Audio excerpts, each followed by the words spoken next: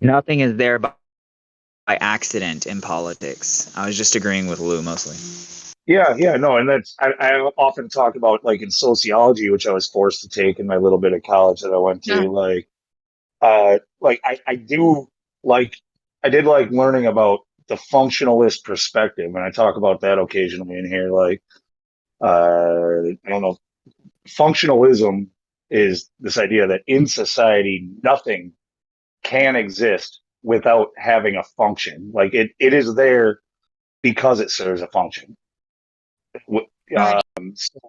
So when you think that way, you look at ourselves here. Like, why have we not been taken down amongst all the censorship? Probably because we serve a function. Mm, I'd say so. So, what is Wait. that function? Like, So, because we're serving that function to whoever the orchestrators of this play are. The people who socially engineer everything, yeah, they allow us to be here. obviously. So there's like a lot of people don't believe in coincidences anymore. I'll say that, and that goes across all topics and politics. Like what who was it that was mentioned that a moment ago? I mean,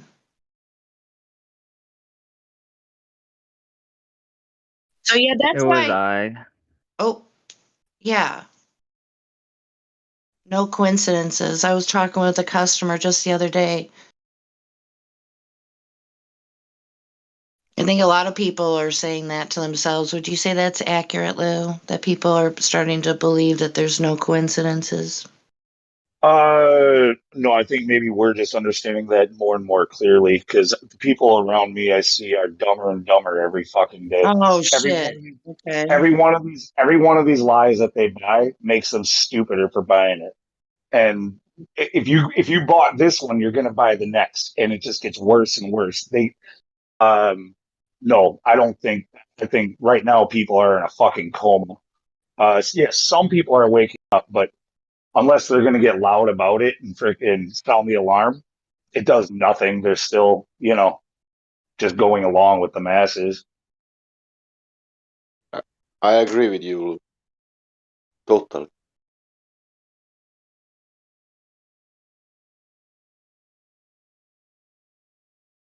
Hey Lou, what you said a little bit ago, I forget what you were referring to exactly, but you said it is there because it serves a function. And that is like the most simplest way to describe irreducible complexity. You just used a ridiculously complex word for describing that. Well, Just irreducible complexity? yeah. No, I'm just kidding. Like it's a Oh yeah, joke. Like yeah. it's a complicated sounding term. Yeah, Uh, exactly. But I like to keep it simple, stupid. You know, KISS. We used to use periods in between the letters, remember? yeah. Yes. So anyway, yeah, if you know something, it doesn't what does it mean if you can't articulate that to someone else? So what you're talking about with people being dumbed down, I mean, I guess you got to meet people where they are, so you got to dumb it down, right? I mean, then after they catch on, you know, maybe it'll be like a seed sprouting up. I'm sick of swimming through the mud just to get to where they're at. I'm Damn it. done with meeting them where they're at. If they're that low down in the mud, they can stay Well, then there. go to a different spot, God rockin', I guess. Jeez. I ain't meeting. Everybody's not all the same. Everybody's different. I ain't meeting them there. That's just me. They can stay there and Oh, drown. well, I guess they'll find you then for a while, huh? That Yep. works too. Yep. They can either pull their head out, come up and meet us where the reality is, or they can stay down there and drown. I don't give a shit. I guess that's a valid point, really. And it kind of makes me think of something I thought a lot of years ago. Like maybe there's some NPCs and they're not meant to know. Anyway, when you said keep it simple, stupid, Kiss, Mm-hmm. that's the theme of the band Kiss. That's why they named their band Kiss. because they were bound and determined to keep their music. No. I remember it being something totally different. Maybe this is a Mandela effect we're experiencing right now. I'm not really sure. Well, I knew But the producer that produced their first two albums, Bill Coyne. He's a that's friend. very interesting because I have to share with you my understanding what it's supposed to mean. That it was knights in Satan's service. That very well could be as well. You never know. There's a lot of duality in when you're talking about Satanism. So True. duality in the definition of Where'd word. you read about that? What you said you knew somebody? I knew Bill Coyne, the producer that produced their first two albums. He told me that that's why they named the band Kiss, because they were bound to keep their music simple, keep it simple. Maybe he was looking at you like a goyim. Maybe that's why he told you that. I don't know. He was a friend of mine. Oh, really? Okay, my bad. I'm not trying to be disrespectful. He used to fly out here and see me. We used to trying to work on some stuff. That's together. so odd. Yeah. That's really odd that and I'm not one to challenge you on what you're saying, and I just find it pretty interesting. Wow, man. It's pretty true though when it comes to Random. That's so random. rock music, that the major hits, they're just real simple 3 or 4 chords. And they Okay, so get this. Okay, so that's kind of random for me because I kind of mentioned that the other day, about how acronyms have changed so much to the point where I talk in acronyms now so I can cuss. It's kind of fun. Like when I check out somebody and they're getting ready to leave, an employee, I'll say, "Hey, so are you GTFO?" Or like, "Are you ready to GTFO?" Which means get the fuck out. But anyway, so I was on my way back. Well, I was on my way back to work from lunch, and you know what I do on lunch? I have a salad. So I'm just had the radio on, and this one station, I guess it's local or something, and they play NPR news. That's my bit of mainstream. But anyway, I'd never heard it before, but I think I maybe had heard it before, and I was just like rocking out, and turns out I looked it up, and it was a song by the Grateful Dead, Casey Jones. So I'm like totally addicted to this song, like big time. So I don't know if you're a fan or not. I have been waiting for Sonny to come back. He must be on a little bit of a hiatus. Hopefully I can see him again because I'm pretty certain he knows that song. Probably does. Have you ever seen the Grateful Dead in concert? I have not. I was always a Metallica girl going through high school and young adult. But I knew the Grateful Dead existed. And of course I heard Truckin'. Everybody's heard that song. But other than that, not really. I didn't know anything about them. I mean, one time in Salt Lake, it was probably like 1985, somewhere around there, or maybe about then. So I don't know how old you were in 1985, but maybe you were too young. Oh, I was born in 71. Because Jerry Garcia died not that long after then.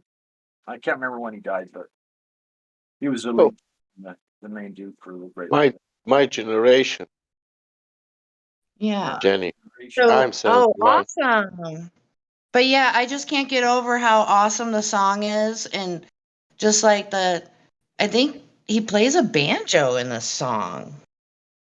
I got to watch a live version of it. If it exists. Oh, I'm sure. Well, hopefully. A lot of good Yep. songs you can find on video. So mostly live. I'm hoping, huh? Mostly live concert stuff they filmed. They didn't make too many videos that I know of, as far as like Yeah. whatever. Right. Yeah. You can find old clips that were made while they were in concert here and there and around. But yeah, so hopefully there's this one lady in town. She's got her own like side hustle. She's like a manager at Subway. So she's got her own side hustle. She does karaoke around town. So I guess she's got like this cult following. It's Partying with Pam. So I got a coworker that likes to sing.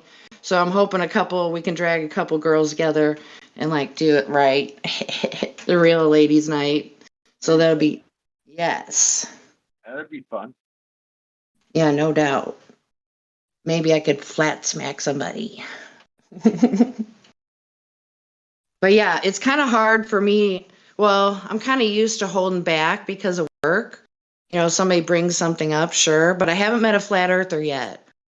haven't From Told at anybody my at work? job. Oh, I don't talk about it at work. No. Mm-mm. People like drama and gossip too much. I keep to myself a lot of times for the most part. So yeah. Well, and then So yeah. you could be the next drama at work. Oh no. Everybody that knows me knows that this homie don't play that. Mm-mm. No. I got better things to do. I can memorize lyrics to a song while I'm standing there waiting for my next customer. Or I can do some kind of anagram puzzle. No, I am not interested in what all y'all's talking about. I don't care. I mean, I talk to people, my coworkers, but when they get weird, I keep to myself.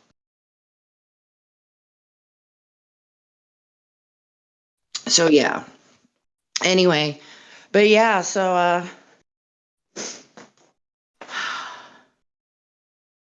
Well, then don't tell them about flat Earth. You don't want to. That's for sure.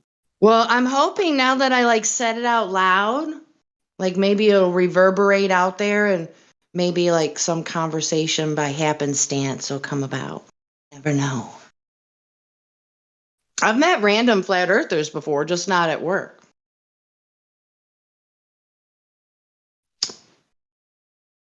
Waiting to meet a flat earther in real life, you know, that I haven't told about it. Ooh. My I got son, a story, but I want to hear yours. my son's got a bunch of friends, and they're all flat earthers, and so like a big, large group of them, and they're like in their Wait, mid-30s or so. wait, who was just talking about saying they knew a flat earther in real life? Yeah, who was that? That's like my wife, you know, my mom. It's like I've told them and they understand, but I've never met someone else who is already a flat earther. Oh, dude, it's the greatest. That's what I'll say. I have a goal. I need to I need to get one of Witsit's t-shirts, the ones that say "Don't make this weird." Yeah, that's really So I love powerful. saying the word. I love saying the word weird. There's good weird. There's bad weird. You just got to get it out of context, which one it is. There's just plain old weird. Yeah, it's almost like the F word. Like the word "fuck" you can enter for any type of word, like an adjective, a verb, a noun, any. Yeah, fuck the fucking fuckers fuckingly. Yes, fuck all the fucking fuckers. Fuckingly. So yeah, Anyways, but yeah, no, my dad always said that when shit gets weird, the weird have fun.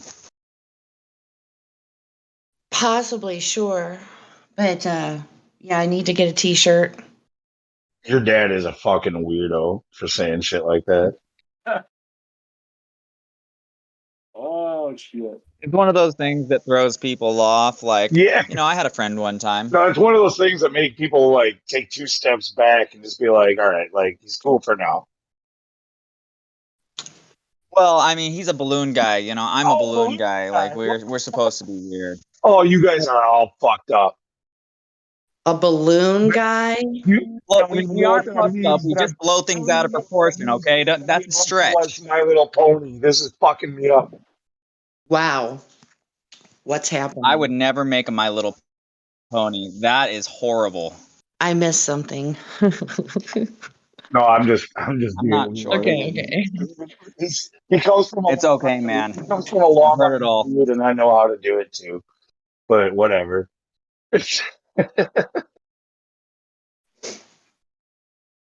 But It's fun. It's my favorite to make the people laugh who have been like mugging the whole time. And then I finally get them to crack even the smallest smile. I call them out like, "Oh, you did it!" You know what? And then the whole table laughs at them and they can't help it. You know what the idea of keeping it simple, stupid? I forget who it was. I think I have it written on a piece of paper. How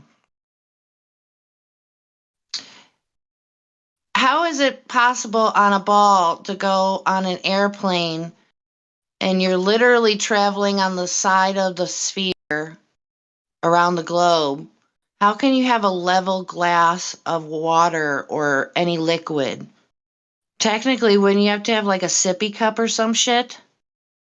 I mean, I'm being stupid at the end here, but I mean, isn't that pretty simple, you guys? I mean, Yeah, you'd have to have your own. Wouldn't you have to be careful drinking water? Because one direction, the momentum would be more, so it'd throw the water in your face a little more. I think that's what you're Jesus, saying. really? No, that's not what I'm saying. Well, I mean, Oh, it makes never it mind. I'm fall. way It could off. happen. My I bad. mean, what? I mean, how could you be in the That's what I'm saying. That's what I thought you were saying from the other Sorry. perspective. I mean, As if, that's why we need sippy cups, according to. technically, when I stand straight up, what I think is upright, I'm standing sideways on a globe. So, No, this, you get to just choose how you perceive it, how you think about it. Like you could think about it that way, or you could think that you're on top of it, or you could think that you're underneath of it, no, and it doesn't really matter in their perspective. Like you can just think of it however you like, but typically a no. standard is to think that you're on top of it. Wow, how convenient. That's convenient, Yeah, isn't it, yeah. Lou? I mean, Everybody's on top of the ball, right? Like that's everybody's like. ridiculous. And think about it that way. Like, think of that phrase. Like, that guy's on the ball. Have you ever thought about that? I Like don't want to be I on the ball. mean, when you're sharp, when you're being sharp, you're on the ball. then we need to come up with better globe models, like physical models, like the one like on the toilet paper roll kind of tilted. That needs to be changed. That's not even accurate. I mean, from what you're saying, if you're always on the top of the ball, I mean, that's How ironically stupid because ugh. you're on the ball and you think that's just stupid. They're even claiming that it's common sense. Yeah, What? there's no on the ball. Yeah. Yeah, they're saying that common sense. I challenge that. They should go out in the street and ask people a question or two, like 3 questions. They're not going to get the answers they think they're going to get. Oh, yeah. No. But that's the thing about common sense is like almost nobody has it. So like, Ironic. It's common. yeah. It's common sense to live on the sphere. That's the common sense. You cannot. You can be only retarded to imagine that Let me water is see if I level. got that paper. I got to have that paper. Everything they think about the globe is retarded. So, common sense, no. Retardation, yes. Common sense to believe you're on a globe. That is just the most retarded thing I think I've heard. Damn it. Oh, okay. It was Sir Vagabond. He said, when you go on an airplane, how does your drink stay level? You're sideways on a ball. It's a self-correcting freaking it like that's their whole idea of gravity is that like it fixes everything magically. They don't have to explain it. They just say the word. But the answer there is the G word. Like it just No. fixes itself like an analog fucking filter that just like fixes everything perfectly. Like Damn. How convenient. How convenient, I say. I think that somebody can explain that in 1 hour of stories. Only a moron would take such a convenient stand. That's fucking just laziness. I think moron would be the technically correct word, right? I mean, without any insult. So, You get the case that people come in here and say the globe makes sense. It makes sense that the Earth is a globe, even though they will have to discard all of their senses to come to this conclusion, because the opposite is being shown by your senses, right? So, Yeah. senseless moron will be the term. Yep. Damn. Exactly. That's really harsh. That's extra. No, that's not. That's being nice. I'm not, yeah, well, I'm not saying it's wrong. I'm not saying that, Being nice. but that's how it How is, stupid kind they of. really are. I mean, if you're But I mean, dude, Damn. we need to point out more clearly how weak of an argument the gravity thing is. When like people still, I mean, that's the unfortunate part is most people think gravity's been proven. Which, Right. if they paid attention in high school, like they would have remembered that they were told it was never proven. Like I know I was anyway. Ye- But if you don't So trust your sense, how you will have I know, common sense? like I remember being in public school and learning in science, one of my science classes, that gravity, this is like I remember the teacher at least throwing it in there that he said, even though it's never been proven, this is, what it is. Like he still was very assertive and sure that this is what it is, but because he was a man of science, he was good with his words, and he said that there wasn't, that it hadn't been proven. That's why it's called a theory, and that was all explained. And like, but I always nowadays all that's remember been to, changed. Like nowadays, that's all been changed. Either he was a bad teacher because he explained that a theory could be proven, um, that it's different. Like because a lot of us, I remember also learning that theory over time, after it went through lots of experimentation, would eventually become law. And a lot of us would yes, learn it. Not thank everybody. you, Lou. Yes, I Not remember that as well. yeah, but that's not the current. That's not the way it works anymore. Right. Not I even always remember it being I thought I remember it being called the law of gravity when I was it younger was in school. it was superseded, and we No, didn't catch the even thing is that. that's one of the lies that they're teaching us in the public school system. Even our teachers probably believed it though. Like that's what they were taught. Like because Kiwi and like he's right. Like natural law just is. It doesn't get experimented on. But even our fucking teachers thought that it was, which means that they don't fully understand how the scientific method works, or they're lying. Yeah. Yeah. I mean, okay, so I remember this is what I remember. One of the simpler things that QE he said before that science is a how why question. The Earth's shape is a what is question. But science has migrated so far off from the scientific method, now known to you as scientism, people don't know what to think. How about that? I mean, even people that have a Actually, specialty. I have to go back and retract something. So, like, what I just said is not exactly correct. If I'm going to be criticizing them like this, then I have to be ultra specific too. So, Okay. like, it's not that they don't understand the scientific method; it's that they don't understand the definition between theory and law. Yeah, I would go with that. That's fair. Yeah. And about the what is, remember that they've been given an image since very early in life of what the earth is, and when they say the word earth, they think about this cartoon in space, and Yeah, that's the what ball. earth is. Yeah, it pops in the mind because it used to happen to me when people said earth. I was thinking about this globe in my mind that I saw when I search earth in Google. Problem with the word theory is they stop it. They're only saying half the word. It's theoretical. It is Hey, not you guys, I just theory. made me think of this. I've been watching the new Lost in Space. It's a series. They're like on season 3.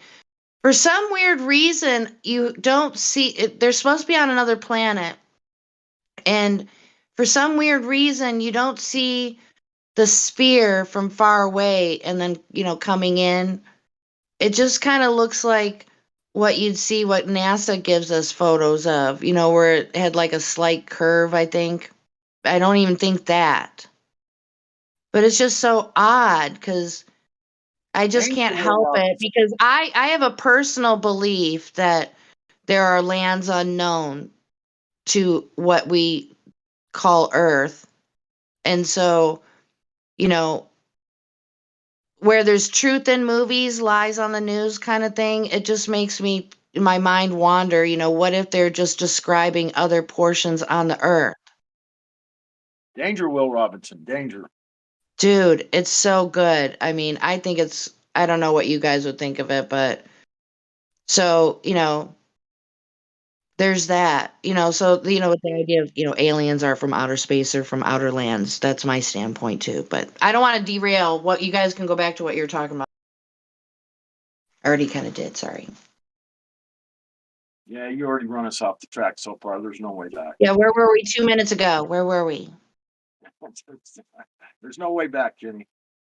Oh, no. Trouble ahead, trouble behind. It's so fun. It's a bug in my ear, you guys. A bug in my ear. There's worse songs that you could have a bug in your ear about.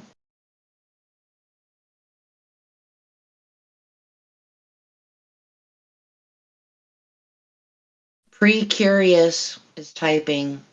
What is pre-curious? Oh, well, he was type. What is that supposed to mean? Pre-curious? I'm curious about your name. Anyone? Bueller? Precarious? That's like kind of strange, like precarious. Oh, nice. All right. Like different, I can. like, precarious situation, like in a strange situation. When you're Or strange. difficult, a little precarious, Yeah, yeah. It could you like where you're sort of on the edge almost, like you could be walking precariously, like or I you could be see. used in a lot of ways. It's Made a up good the word word actually. period. It's a combo of curious and precarious. Peculiar. It's a word I made up. Period. Combo of curious and precarious. Nice.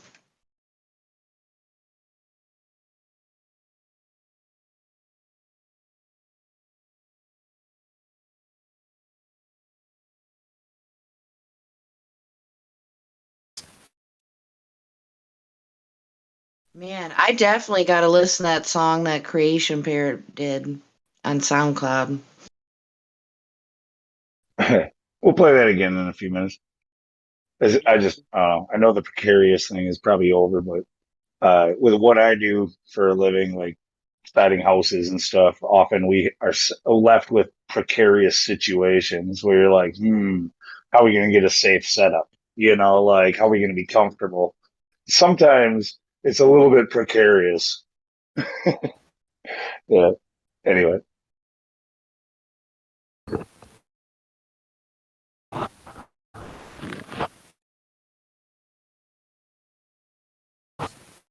All right, I love that gift that you posted, Napalm.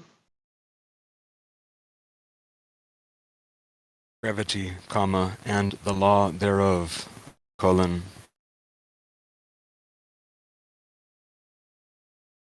Law is the rate of fall, comma, but that says nothing about the reason for the rate. Period.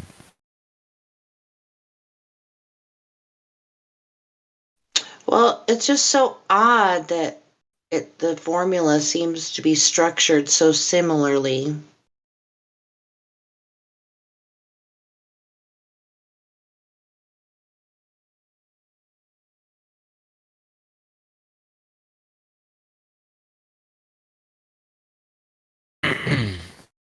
Basically the same equation. It's just Coulomb's law is magnitude greater than the universal law of gravitation, which, like someone had just said, is really just the universal law of the rate of drop. It's not an actual understanding of what is causing the drop itself. Oh, I'm with you. Okay. Picking up what I'm putting down.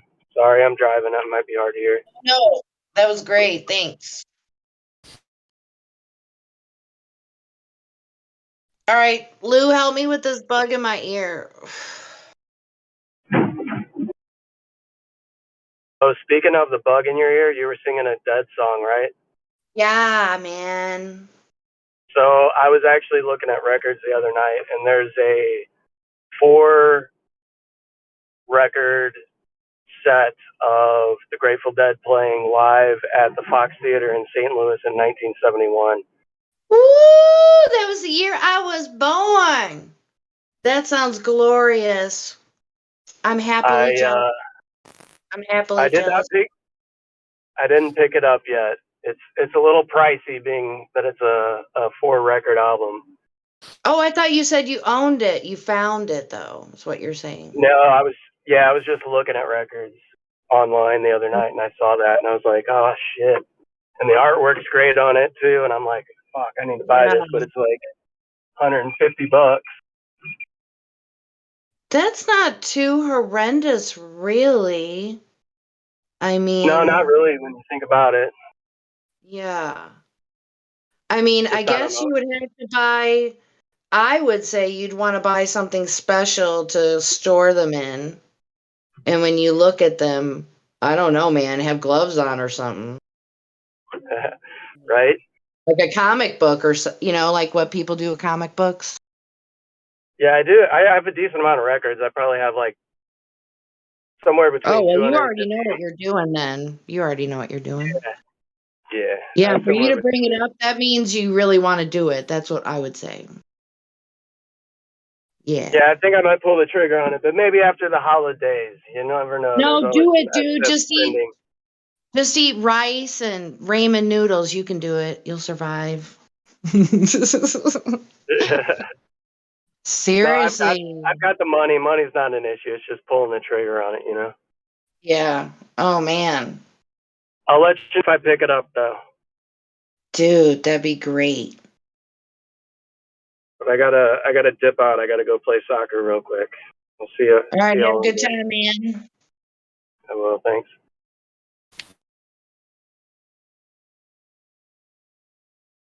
Okay, for some reason, it's making me think about Spiral. He found a globe in some secondhand shop or something, and it's got like in big lettering Tartari on it, and it's like totally weird. It's like, whoa. That would freak me out if I saw something like that. 1, 2, 3, 4, 5, 6, 7, 8, 9. It's the 10 Black Commandments. Yeah. This globe, you can't tell me about this earth. Can't tell me nothing about this curve, this speed. And my real truth is, truth is on the beach. I ain't forget about you, brothers. My Nikon PD shooters. Shout out to the lobby. I've been in this game for years. It made me an animal, it's rules to this.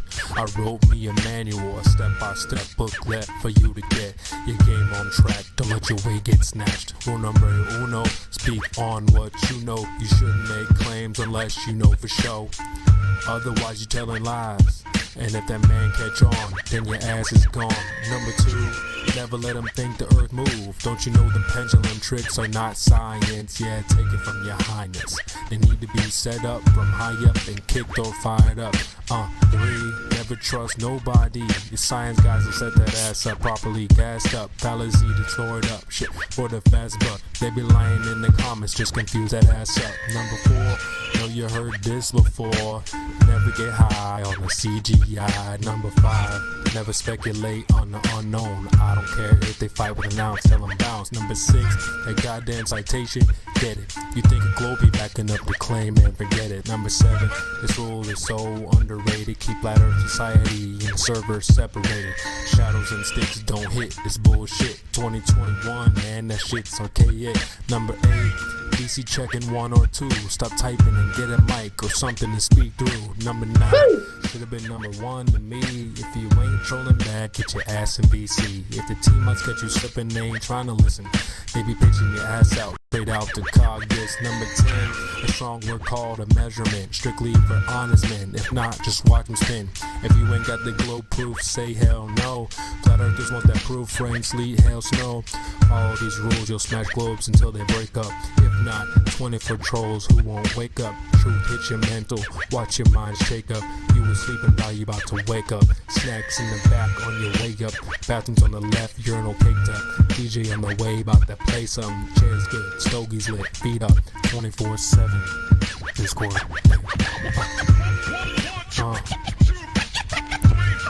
CB, yeah. Shout out to the mods, golds, silvers, values. Lobby gang. Yeah.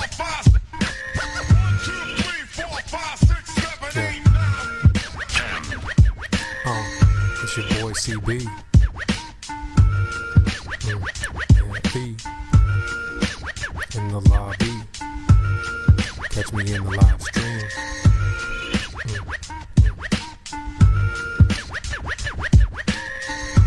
24/7.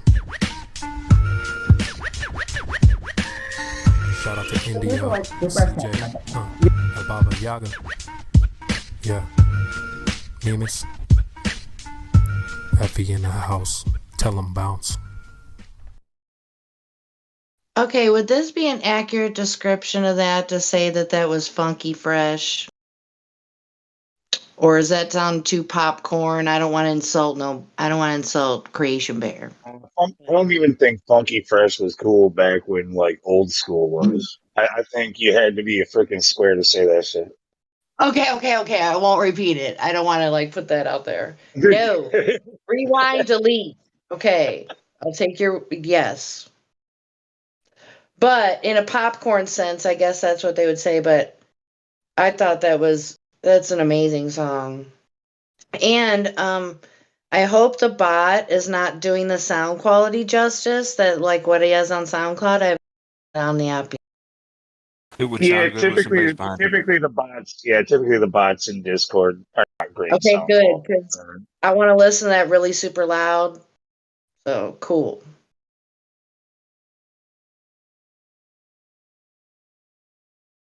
So yeah, I got a really good stereo in my vehicle, but I have a Bluetooth speaker and pretty decent.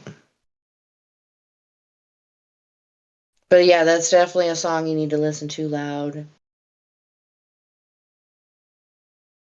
Okay, so if you guys were to name an inspiration that you hear from that song, what would you guys say?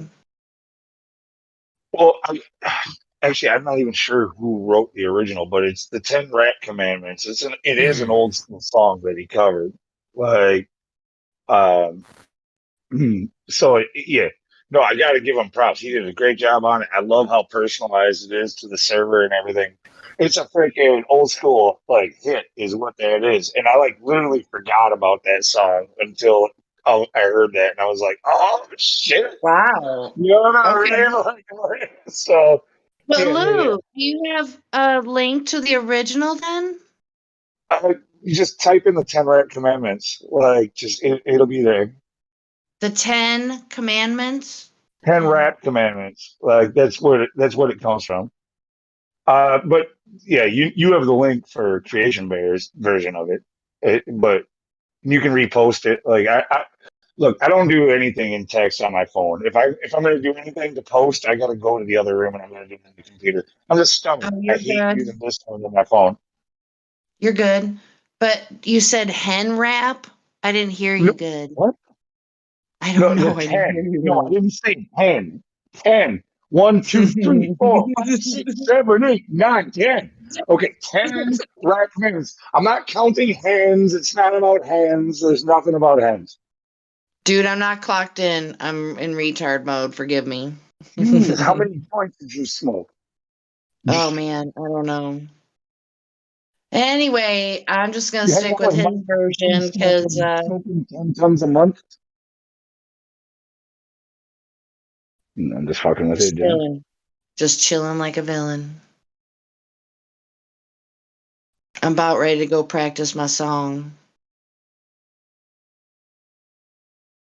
Because the other lady that I work with, she likes to sing Tina Turner, so I'm like, okay, all right. So you think the girl that likes Tina Turner is going to be all over the rap commitments? That seems like stereotyping. Wait, what? Wait, what's Still fucking with you. stereotype? Never mind. Well, Never mind. What I don't know that how went Tina over Turner my has head. to do with it. Okay, I'm gonna go on mute. All right. I should anyway.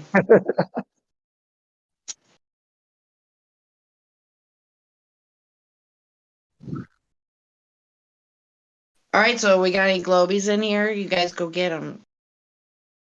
Something all of a sudden I'm hearing static. Whose mic's brought static?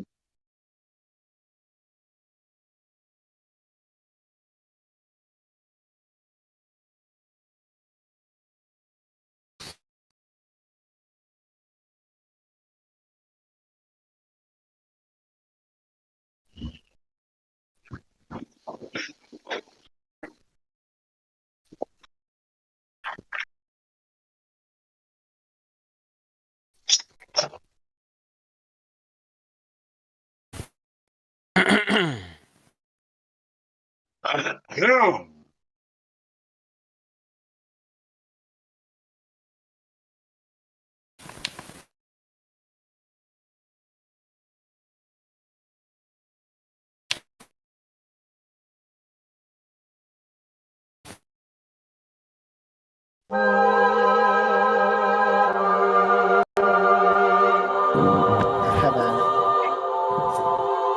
Hey, yo, I only know what I see. I seen enough to know what it means to me. Learned from red dirt and I got degrees. Veered off left turns and wild out east. And we're poor and rich and hold all that class. Still wanna know any signs, still wanna know where you are. Mind made up already, we're not here to wise. We just still wanna fall off the edge and into the dark. So we clench our fists, clutch our pearls to anybody critical about view of the world. Tongue like a slammed door I keep closed just to beat those doubters of these blindfolded free throws. And the channels love a G-up, shoot the heat up, we'll beat up and eat up, and I don't wanna have to read up. Just drop a grenade and put my feet up. I don't wanna fall off the edge of the earth. Don't wanna hear nothing. I wasn't real if it's not what I felt. Does it filter it out? Don't tell me what to believe, or accept what I cannot see. Fuck you and your facts, I'm free. If you don't like it, leave. I didn't even want to walk in your shoes, what about me? Flutter, flutter. Flutter, flutter, flutter. World gone mad and it's too PC, and they're trying to take away the freedom that I want to speak. Click, click, click, cut them off, run them out of town, shut them off. Shh, I don't want to hear another beat, but my gut got this, then my head take note, cause I know when this story's a slippery slope. So stay in your lane, son, stick to your songs. I don't care where you're coming from, just a simple answer to confirm a doubt. And then baseless opinions that come out of my mouth. In a nut, tell me I don't know what I'm talking about. When a so-called experts ever sorted this out. When we're swamped by Muslims, swamped by Asians. Different time, same old station, crowd ovation, whip up hatred. That old chestnut, that vocation. Do anything to truth but face it. I don't wanna fall off the edge of the earth. Don't wanna hear nothing. I wasn't real if it's not what I felt. Cause I filter it out. Don't tell me what to believe. Fuck you and your facts, I'm free. Don't tell me what to believe. Fuck you and your facts, I'm free. Don't tell me what to believe, or accept what I cannot see. Fuck you and your facts, I'm free. If you don't like it, leave. I didn't even want to walk in your shoes, what about me? Flutter, flutter. Flutter, flutter, flutter. Don't tell me what to believe, or accept what I cannot see. Fuck you and your facts, I'm free. If you don't like it, leave. I didn't even want to walk in your shoes, what about me? Flutter, flutter.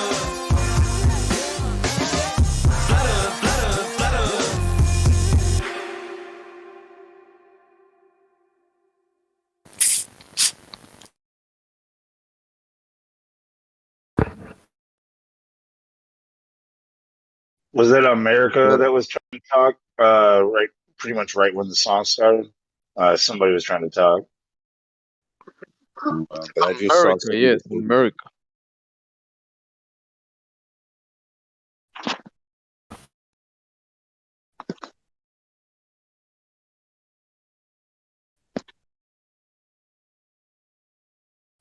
I don't know. I like that song, but like most normies, when they hear "fuck you and your facts, I'm free," they're like gonna laugh and be like, "Yeah, he just doesn't trust facts." You know, you know what I mean? But it's kind of like facts in like air quotes. You know, you throw up the fingers and you're just like, fuck you and your facts. You know, Hey, Mike, hey, bonfire. what's trolling us, America? Yeah, hold on, guy. America, America, how's Holy Mexico?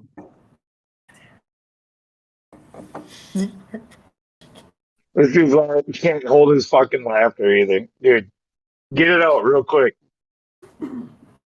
Yeah, get it out, America. Come on, tell us how Mexico is. Dude, you made this too easy. He jumped ship. No, Get he the got wagon. banned. He got Yep. fucking hard banned. That's how that went. I wanted to hear the Mexican guy. No. We're not that bored. We have to let the trolls do their spiel. No, like especially if they can't like do a good job with it. Like if he was doing a good job, I would have let him go. But he couldn't even stop the laughter before he got started. So fuck him. Right? Bro, but remember his first language is Spanish because he's from America, Mexico, and he was just trying I his don't care. best. Look, I don't have the same Mexican pride or flag that you have. I'm not going to just let him go because he can. You gotta be Uh, inclusive. no, you don't. It's not how it works. I mean, you inclusive doesn't mean giving special exception to Mexican trolls. But we just discussed that we barely have any trolls, and also that But I don't there think are he's a kind of troll. nonsensical moronic beings that we gotta help him out a little bit. I think he's a No. chupacabras. Yeah, dude, you let him get with the fucking goat suckers. I mean, come on, remember he believes he lives in a globe, in a cartoon. So give him a chance.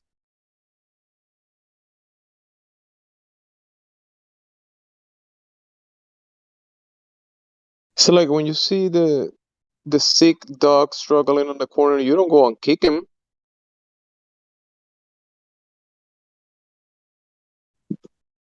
But that's what you do, Lou, huh?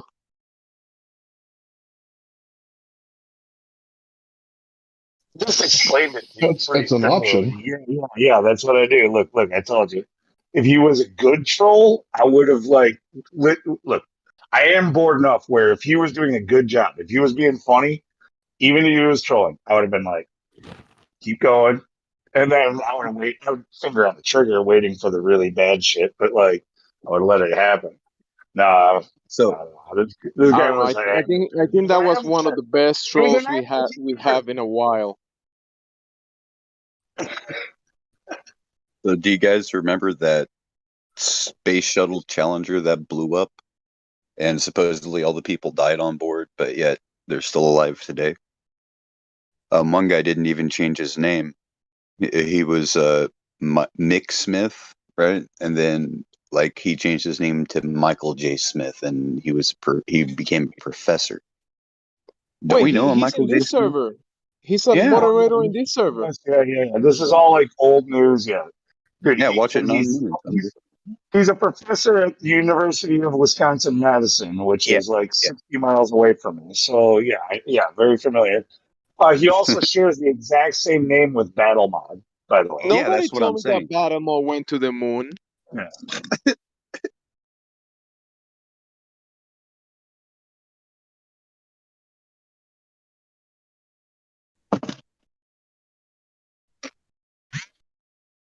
I don't have to ask Michael if this is true what you guys are talking about.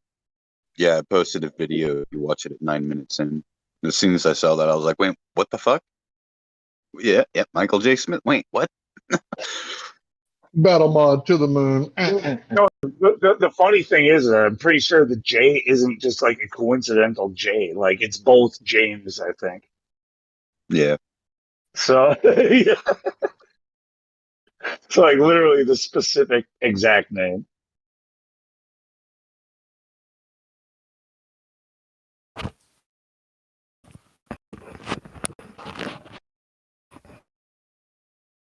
That's what you get though for having the last name Smith. You know what I mean? Like, and Michael is the first name is like most common Michael's the name most- in America. Yeah, Michael's the most common name, and so is Smith. Yeah.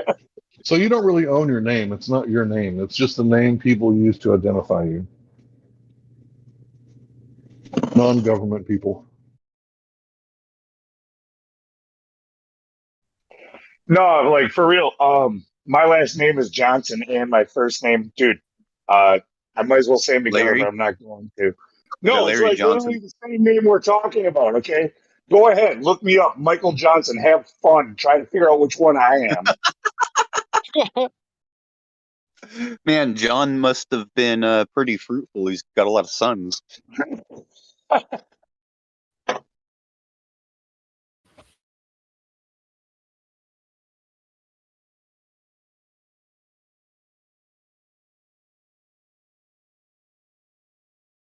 Wait a minute, was that pilot a Marine?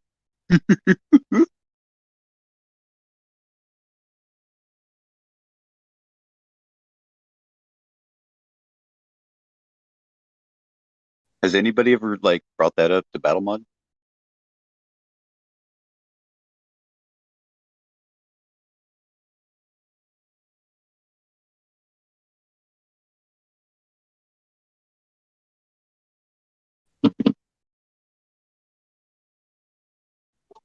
Yeah, I did.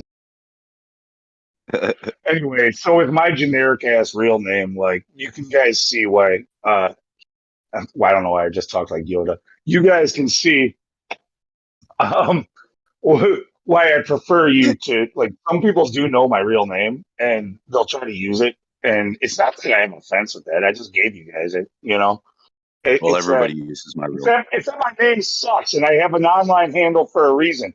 Fucking use it. Mine is awesome. People argue Dude, about how it's pronounced. Dude, it's even worse, man. Like, imagine people using your birthday as like some fucking holiday to go smoke pot. Yeah, okay. Yeah, dude, if I had that with my generic name, that'd be totally fucked. And they go, dude, that's an awesome birthday, man. 420. And I go, why? Because I share my birthday with Hitler? They shut up.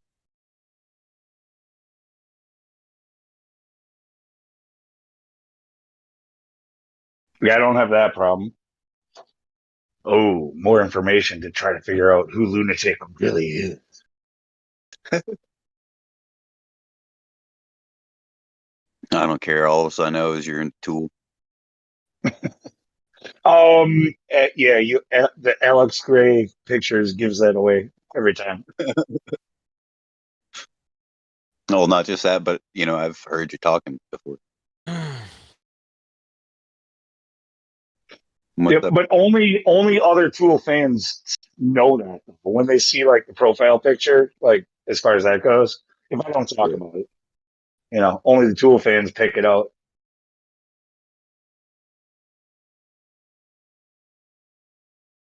Otherwise, people are creeped out. They think it's one eye symbolism and that I'm fucking like a little bit too weird for like maybe Illuminati or something. But they're overly paranoid. Oh, I know. That's like my Facebook picture. It's the picture of a golden eagle, and I just have it zoomed in on his head, and his head is cocked one side, and it looks like he's like, yeah, that's right, you know. And people are all like, you know, what's up with that? You know, because I had it on here, but I had it zoomed in just on his eye. Oh, what is that, Illuminati? No. What Glatflow has is Illuminati. It's like with what I've got there, it's more about transcendence. It's cracking open your third eye and seeing beyond the veil. Yeah.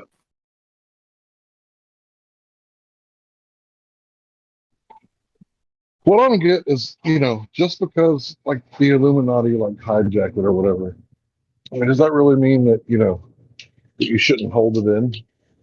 Correct? Because if you think No, about it, actually, if we're supposed to quantum of be, conscience. Oh, I'm sorry. Go ahead, finish. yeah, if we're supposed to be childlike, don't children hold it in? Right? Children never release. So is all this tantric stuff just evil? Yeah. Okay. So I don't know if you watch Quantum of Conscience channel, Matt McKinley, but he talked about this pretty recently. And again, it's not like an original thought. Like I think it's stuff that I've thought about, and I think many others have. But um, like, shit, I'm kind of losing my train. Um, say one more time, just a couple words of what you just said.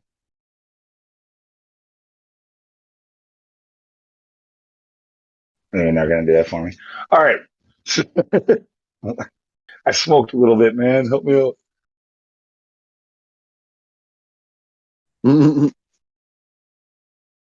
All right. Anyway, what when Matt McKinley talked about?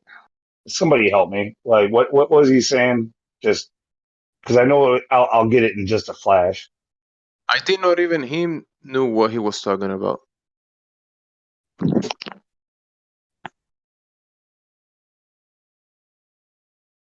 And Lou, you know the rules. You can't be drunk and in the live stream. Come on. I No, just he told said he you I smoked a smoked. little. Yeah, he's drunk. No, he's No. stoned. He's goofy. Yeah, he's drunk. But he's always goofy. Yeah, no, I'm even sober. I'm giving. I don't think that word means what you think it means. Goofy? No, not No, you. drunk. The Spaniard. Drunk. Drunk? I'm going to smoke this joint and I'm going to get super drunk. Get wasted.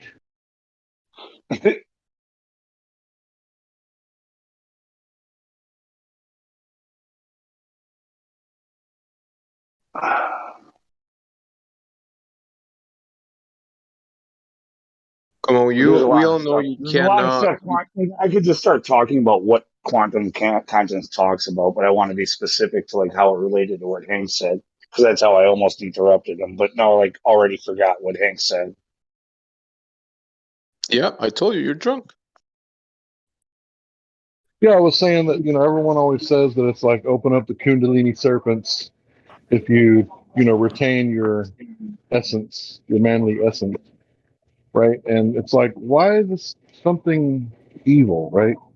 Why is it automatically considered like, like the mystery schools and, practicing witchcraft? But if you're retaining your manly essence, isn't that what you're supposed to do? Because you're not supposed to just. I think it's said in the Bible that it's better to spill your seed in the belly of a whore than to put it on the ground. So if you're Yeah, holding it it and doesn't. you're not, giving it to whores, I mean, isn't that what you're supposed to do? All right, it's better that I forgot because I totally misunderstood you. If that's what you were talking about. Okay, I so what did they not say even think is that related to that. what they All say right, is never mind. you're supposed to transmute your your lower energies into higher energy because you have two ways to create as a man or woman. You Are can you create, sure this is what you said? Because we were not talking at all about that. you're talking about the third eye. No, we just Anyway, mentioned tool like profile pictures, and now you're talking about your manly essence and your seed. yeah, it's not for everybody. Spill it on the ground. Go ahead.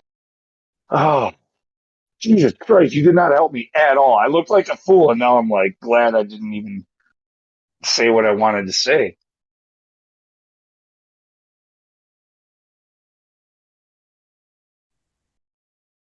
There you go, Lou.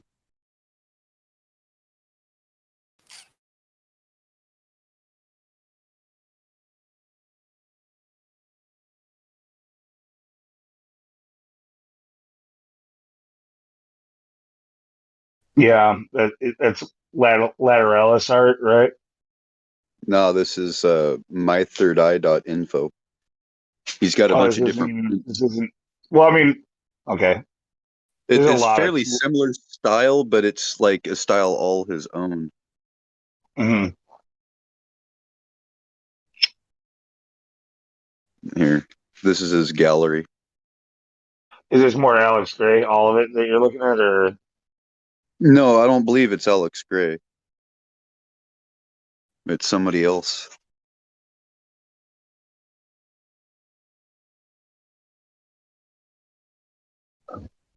Jamie Lee is definitely, yeah, it's like based off of Alex Gray's work, though, it looks like.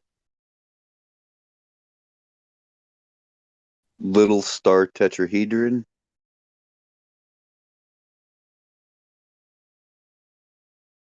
Alien thumbprint. What the fuck? It's all, what do they call it? Tessellations, geometry, fractals, and um, blended with spirituality and chakras and all kinds of that stuff. Like,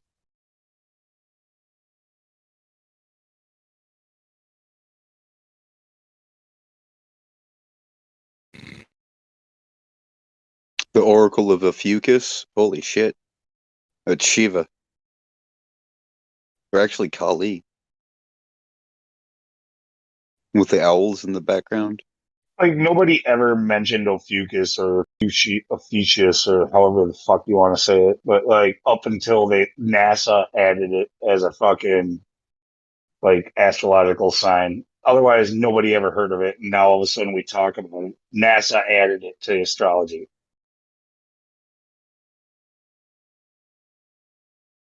People's fucking zodiac sign changed when NASA added it.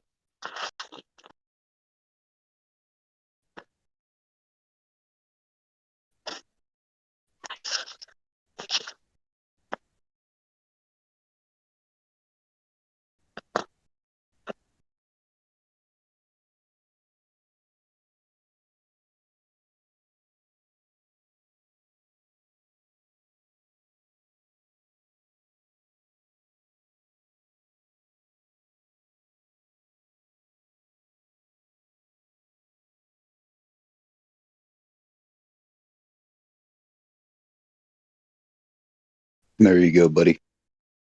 There's a good one for you.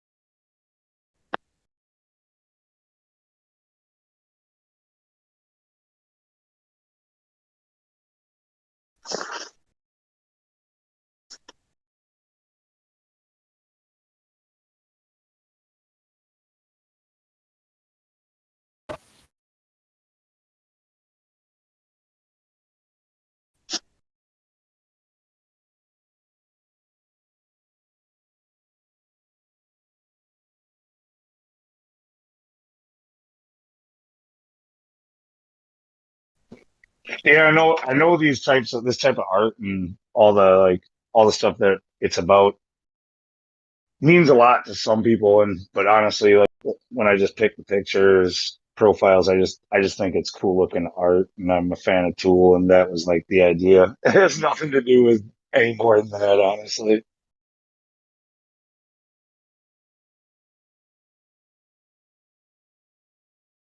I know. The first image I shown is what I chose as my background for Facebook.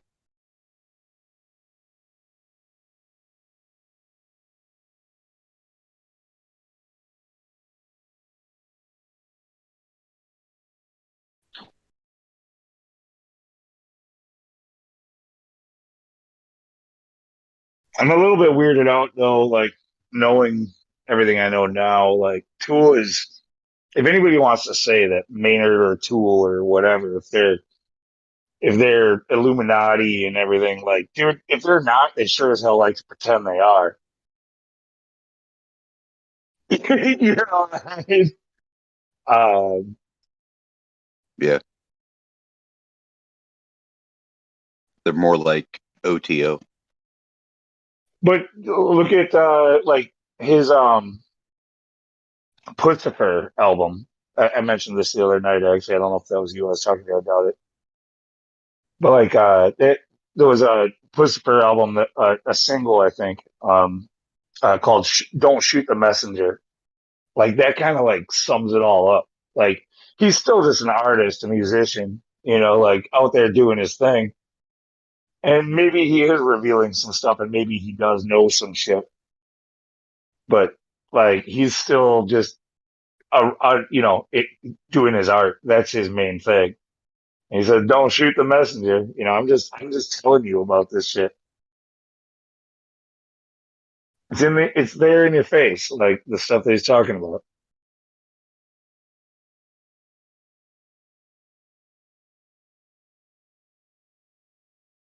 Like Fear Inoculum, the entire theme of the album. And that all came out like 6 months before all of this shit we're dealing with now.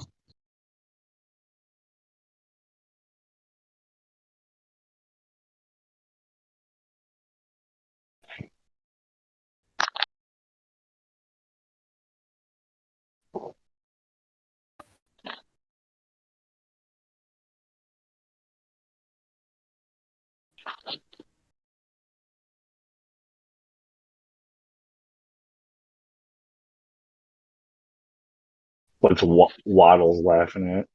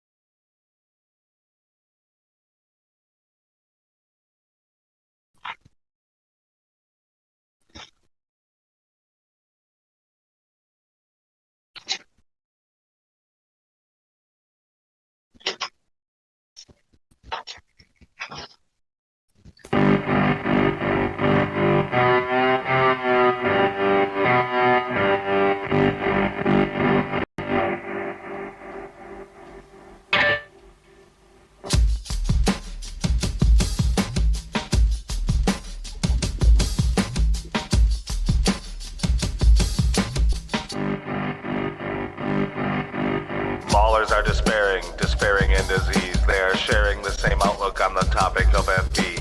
Kiwi faded Panda Star, Miggy Stella's places. Hank Hill knows when they are lying, Crypto throws it in their faces. Sonny plays them like a piano, leaving them in pain. Dave Hinkle shouting out the banner, driving them insane. They are all in love with lying, they are preaching and a shouting. As Platter destroys their globe, ballers run away a pouting. I don't mind the Baltar's lies, the ignorance it shows. We can throw them in cogdis when we destroy their globe. Horizon and entropy, two things Baltars despise. Just one moment of silence for the Grover's demise.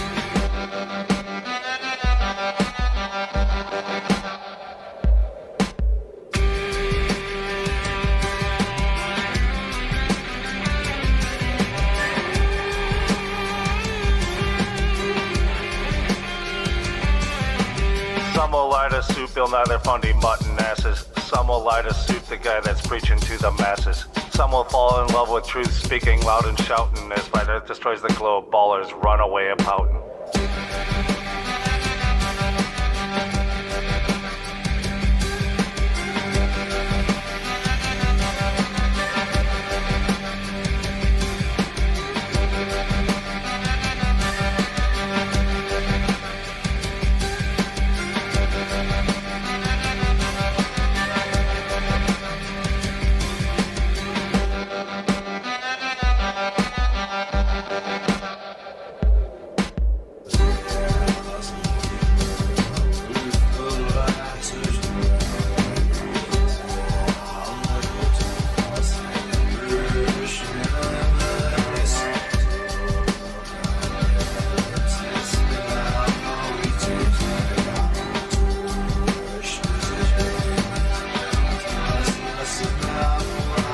Battle Mod took the liars, throttling their asses. Roger from the Netherlands, but smacking as time passes. Then there is the omnipresent Lord above us saying they are all in love with lying. It's a game that he ain't playing. Joby taught a baller, Crit will lovingly explain. Lunatic knows their evil plot, got rockins on the plane. They are all in love with lying, they are preaching and a shouting. As Flat Earth destroys the globe, ballers run away a pouting. I don't mind the Baltards' lies, the ignorance it shows. We can throw them in cactus when we destroy their globe. Horizon and entropy, two things Baltards despise. Just one moment of silence for the globe Earth's demise.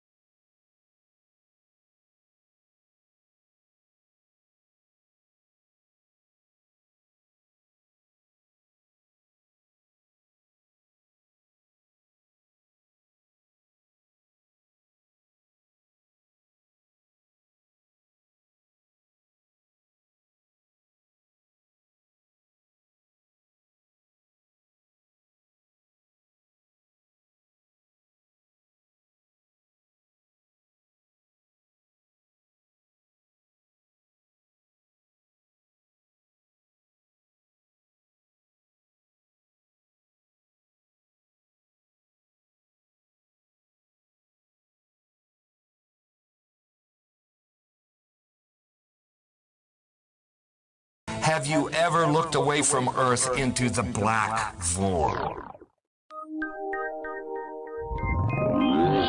Because you can see the stars. Oh, yeah. You know, and we were never able to see stars from the lunar surface or on the daylight side of the moon. It's not black and white. I mean, it's black, but there's all kinds of little polka dots. Space is fake AF. Space is fake AF. There's more than stars. You can see planets. You can see moons. you see the gas. It don't let it. Said the sky was not the limit. We fly to the moon in another second. But we haven't been back since 1972. Destroyed all the papers and blew up the Challenger crew. Except for the twinsies. Space is fake AF.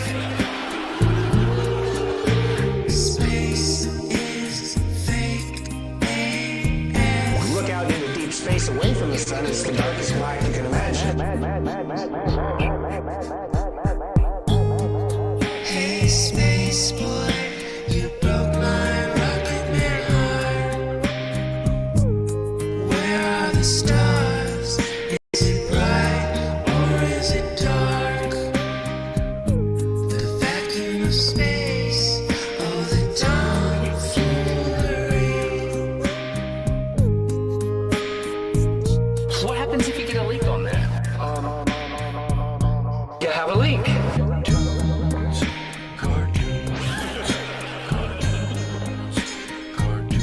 Deep open my bubble.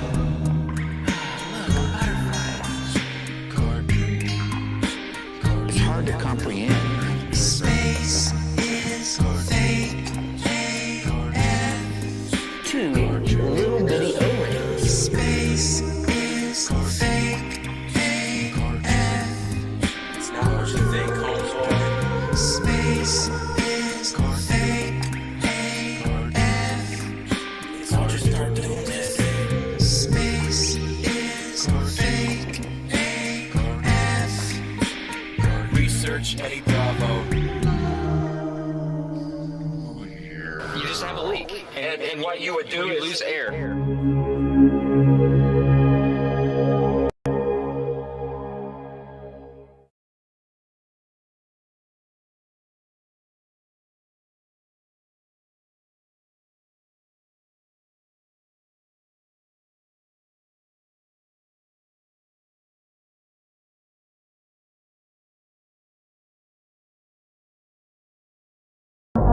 Nobody claims that what you're observing when you're seeing the horizon is the geometric horizon. That's fascinating, but to do geometry you must have one. It is an optic phenomenon. So to do geometry though, you must have one. A tangent point with a straight line to it. Now you're telling me all about what you haven't got. So, which one of you guys can fight? Which one of you thinks you're right? Step up to the mic and see what the people them decide. Who will see his demise when the truth finally come to light? I've been on the globe for my whole life. Something in my nose don't smell right.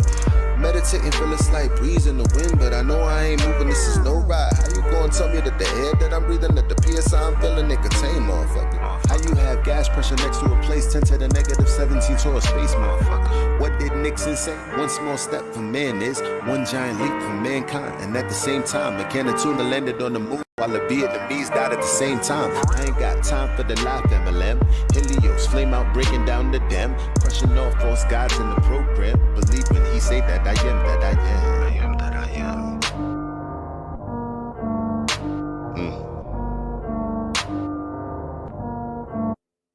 So, which one of you guys can fight? Which one of you dies tonight? Step up to the mic and see what the people them decide. Who will see his demise when the truth finally come to light? should raise them to be free. If not, they might rebel. You are not an educator, you bringing me down like an elevator. Better yet, an escalator. You keep gumming my shoes so that I'll never make it. I'ma put you down like you a tire levitator. Speaking of the elevation, the black swan, why is the horizon 10 times further than the geometry you predicated? Probably cause you never did it. Never did, never will. Now globe, but tell me how you really feel. This is not a globe, this is the appeal. This is not a globe, this is just for real. This is for your soul, something you can feel. Saying you won't change, but I know you will. Here's your Dr. Bill.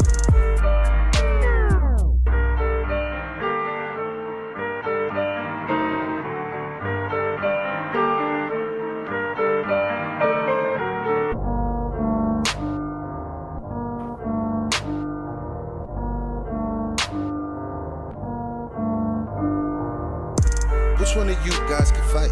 Which one of you thinks you're right? Step up to the mic and see what the people them decide. Who will see his demise when the truth finally come to light?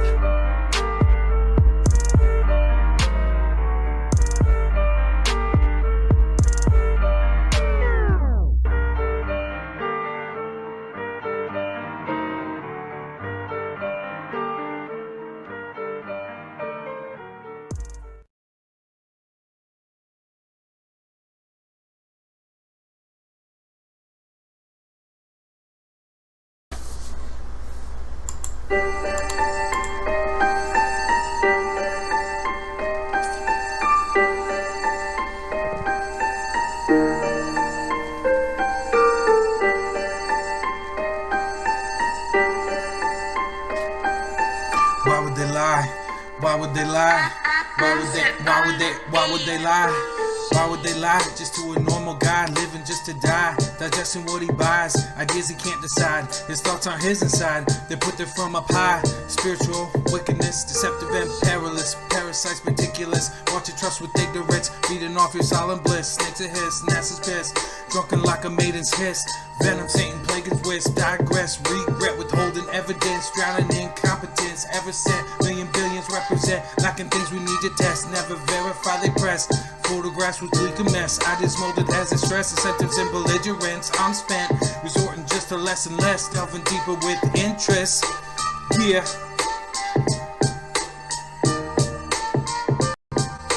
Since a boy, I was told that I'm spinning on a globe. Who we kidding? Now I'm old, and I notice that the whole world folds and can't think freely. What we witness, what we demonstrate clearly. How it's measured flat, imagine that. Water never bending over, and it's facts. Gravity just ain't exact. When two words can replace it simply, so you need to retract. Relative density, perspective and velocity. The sun is closer than it seems. Living in a movie scene, universal pictures gleam. Everything we're fed believed, and I gotta look harder just to find reality. Sitting right in front of me, horizon in the breeze, atmospheric symphony, melancholic naturally. Globers frolic in the sea. Walls of lies just to please, a narrative just to hide a deep freeze for the mind.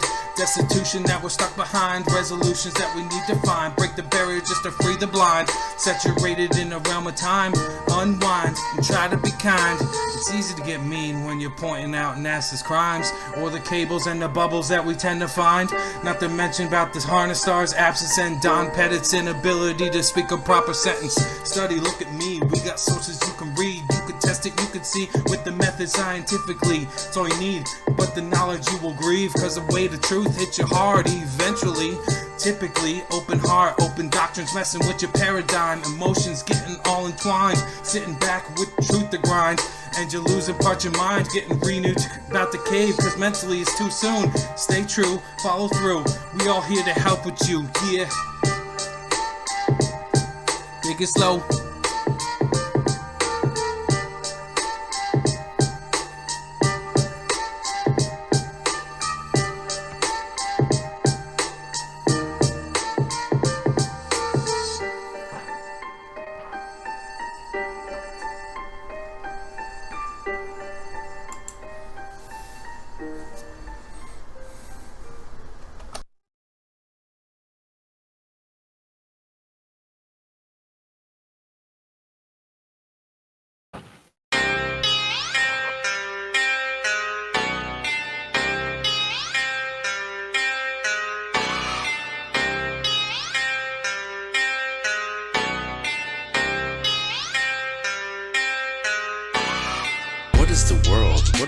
that we're living in now that we know we're not spinning? What is the world? What is the world that we're living in now we know courage is missing? What is the world? What is the world that we're living in now we know flat earth is winning? What is the world? What is the world that we're living? It's like a brand new beginning. We know that most of y'all sitting there wishing, probably just itching for us to go away, completely dismissing things that we say like our minds have gone missing. Meanwhile, you're really the only one shifting reality as if it was switching, like it was some type of fantasy pitching. Next up to bat, but you wind up just whiffing. Nothing but air, you just can't do no hitting. Running around saying that water's sticking to outside the balls, your logic is slipping. I understand that you might think I'm tripping. Pay attention to the words that I'm spitting. Only thing that really needs any fixing, your view of the world and the way that you're thinking. No need to go always screaming and kicking. No reason to think that Earth might be tricking. If it was spinning, then we would see drifting. If it was curving, the ships would be sinking. Logical fallacy, keep on insisting. Probably just listen. How about you try some form of consistence? Ships disappear due to angular distance. Makes a lot more sense that the curve's not existence. Why the persistence? Why the pursuit of unending persistence? Fighting a war like a soldier enlisted. Really seems as though you got it all twisted. Why not just be a bit more optimistic? Lies you've been told, the veil has been lifted. Now you've been gifted, given permission to take a position, not in opposition to the world that we're living. Create ignition, start up the engine. Choose to accept it now, this is your mission. Tell us why the damn curvature's missing. Maybe just call up the mathematician, give him a listen. Have him tell you about his presuppositions. Talking about how it's not superstition, a vacuum and air pressure juxtaposition. Make a decision, tell us how this model came to fruition. You have the right to enact your volition, right up to the day of mental acquisition. All I could do is provide ammunition. Can't take the heat, stay the fuck out the kitchen. Judgment day or to the last demolition. You can see this as an act of attrition, on the condition that after admission, do you a favor and start the forgiving. Then go out and share your newfound position with everybody who's potentially victim, falling for the global prisoner system. So many flaws, no woman can list them. Shout to my beautiful parents, I missed them. Taught me to think for myself, I could kiss them. Now to the day that I'm able to whisk them away in my arms, I will reminisce them. Yeah.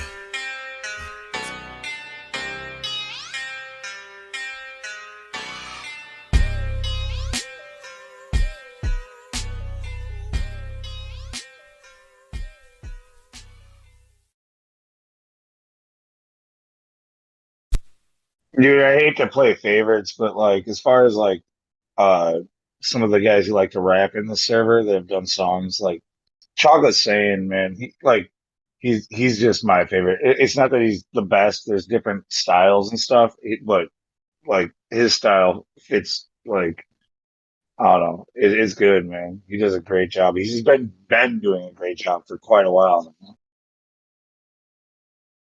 It's been a little bit since he did something though, hasn't it?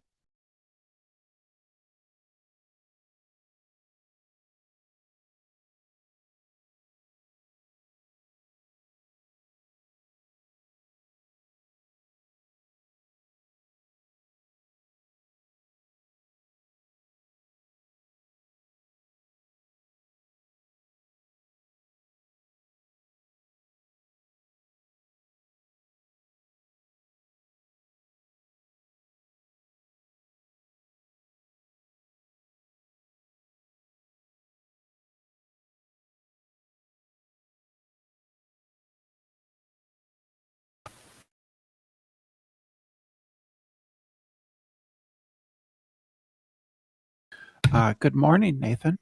Morning, Brenda. How are you? Ready to get destroyed again? Ready to be lit on fire, Mrs. Brahma? You mean you came in ready to be destroyed again? Yeah, we accept that, Brenda. Hi, how are you? We got our torches ready, straw man. I've destroyed your argument every single time. Oh, what a way to start a morning. Yeah. I love this. Here's 2020. It's Chocolate Saiyan. It's coming at you. Yeah. My squad blazing through like low arsonist. Y'all could diss, annihilated off the list of a long line of globals who will just insist we're living on a spinning ball that does not exist. As I sit back and wonder why they persist, like some pissed gorillas living in the missed. Always lacking evidence, they just get dismissed. But here's the twist, they won't cease and desist. Their illegal activities seems all they got are fallacies. Begging the question and never saying please. Claiming flat earth is only archaic, while you sit back and paint mosaics or Aristophanes. Like what the fuck, bro, it seems profound. 2,000 years and still sight 6 to the ground. Meanwhile, Earth's really going 6 feet deep. It's the value of your radius, it's RIP. Rest in peace to your little RADIUS. It's just a fantasy. Can't you see that your little globe theory is about to be in the fucking GRAVE? Come on.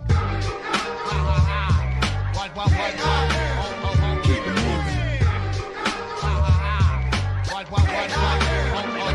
moving. Yo, I'm really trying to ascertain how insane it is to endure the pain that would make a grown man out loud exclaim that a body of water could somehow maintain the outside of a ball. Now that's insane. Even Isaac Newton said that he would not feign a hypothesis for this bullshit campaign of a force that's only a force in your brain. Don't complain, cause I'm not trying to pull your chain. This ain't no game. It's often claimed with thoughts in vain to not go against the grain. It sounds profane. The cartoon world will not sustain. Its reign has been now deemed as inhumane. Me and my fam only want to help you be attained and reclaim your sense of home and your domain. Your life has been spent on the top of a plane, yeah.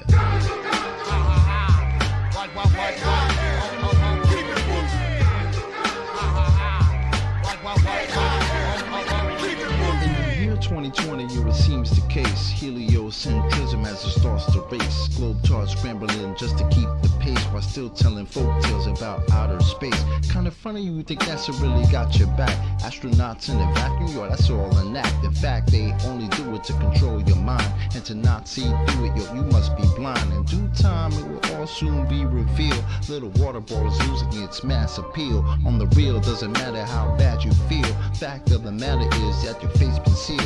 Death of the globe model is now at hand. People seeing through the lies all across the land. From Eli to NY to Jin in Japan. It's a rap time to throw the magic ball in the can. Come on.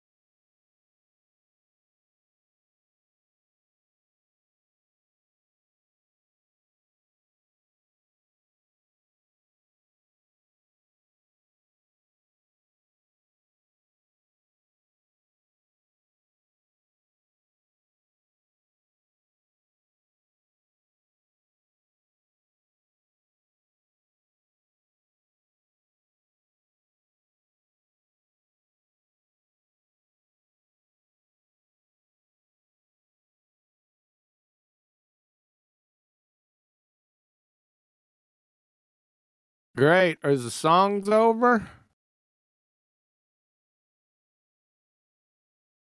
Hello? Loud and clear. Is that QE? Yeah. Thought I... Yeah, You're the talking. I'm songs hearing are you, but over. nothing else is happening. Yeah, there's no Globers, there's no Flat Earthers, there's no music, there's no nothing. Shocking there's no Globetards. They know better now. Their history. Yeah, no, they definitely at least know not to shine around here. I can tell you that. Gotta love it, man. Gotta love it. Cool. All right. Well, hang in there. I'll be Yeah. around. All I'll right. be around looking for that curved adjacent. All right. Hey, if you find out where they're chilling, let us know. I definitely will, man. I All right. don't know. I don't know. All right, brothers. Thanks, man. Out. Later. Bye, QE. I think there's a few Globers in Gem Pandas. I'm not talking about fucking globe tards, globers. Like, there's different levels of this retardedness. You know what I mean? Like, we're looking for, like, where they haven't gone completely globe tarded, right? We don't want the globe tarded people.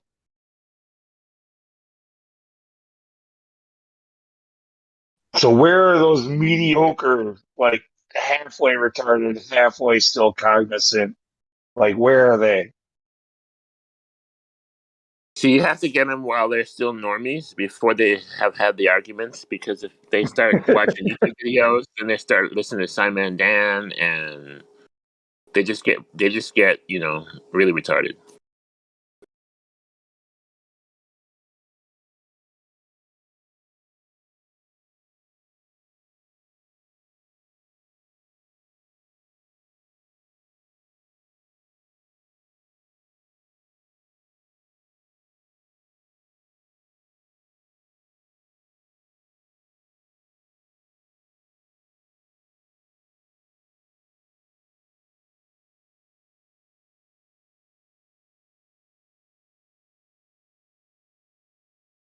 It was much better when Eric Dubay was on the top 10 flat Earth results. Now I think they moved him off and they put debunking videos, Simon Dan and some other guys.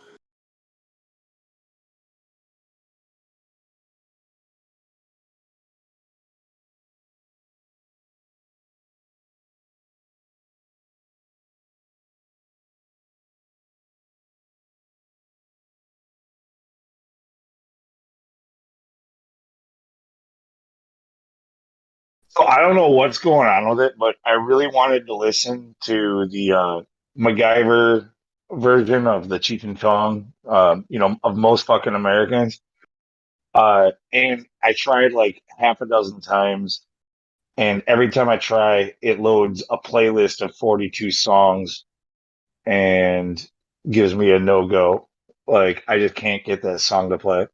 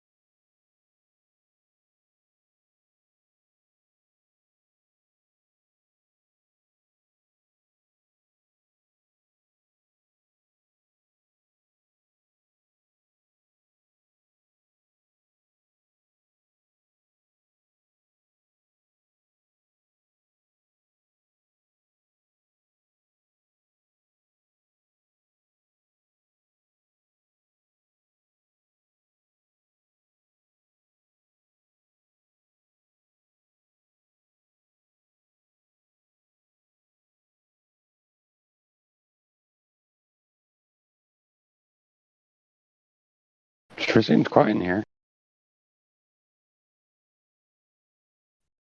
Why don't you tell us about the flat Earth?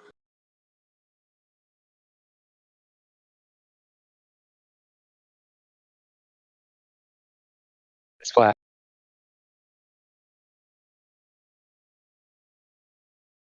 Tell us about satellites. Are they up there or what?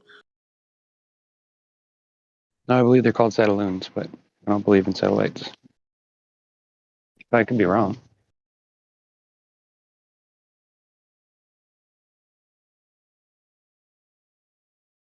People are catching the ISS trajectory. You'll see like these pics of a shadow H-shaped satellite-ish thing crossing the moon. Could that be like a hologram cast by Sophia? No, it's probably more like something suspended from a weather balloon that just tracks in the same spot. I don't know. Dude, If I'm it's a real, sorry. I didn't quite catch. What was it? You were just saying what cast by Sophia? Say that again. it's moving rather quickly, like pretty fast. What is Sophia About doing? that How is it casting? that Casting a what? ISS satellite figure, which is Dude, thought to be a I gotta. satellite. So I have could to it be be a perfectly blunt about this. I have to be perfectly blunt about this. If you talk about ridiculous ideas of extremely fucking advanced holograms being projected in our sky, everybody's gonna write you off as fucking stupid. right? So how do we Well, explain this? This thing crossing the sky, people taking pictures. This ISS figure.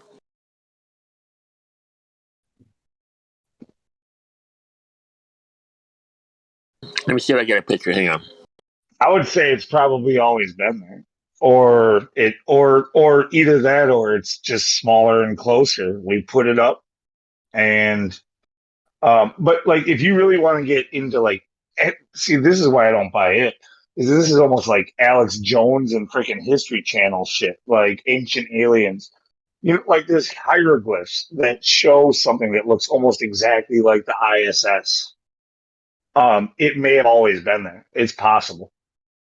But more likely we put something in the sky. Now, is it as big and as far as away as they say it is? Is it in the medium that they say it's in? No. I can pretty confidently say no. It's not doing that. Actually, you make a point. You know, maybe this H-shaped figure has always been there, and they duplicated the idea. They copied it and said it was the ISS satellite afterwards, and we don't know what it is. it's possible. I inserted it could have been a advanced hologram cast by Sophia, but you know that's just me guessing. No, dude, you're never gonna get me with it. As soon as you start talking holograms or Project Bluebeam or anything like this, like I'm gonna freaking stop listening to you. There's nothing you can say that'll get my attention until you shut the fuck up and I'm get to the next guy. Like that's it. That's weird.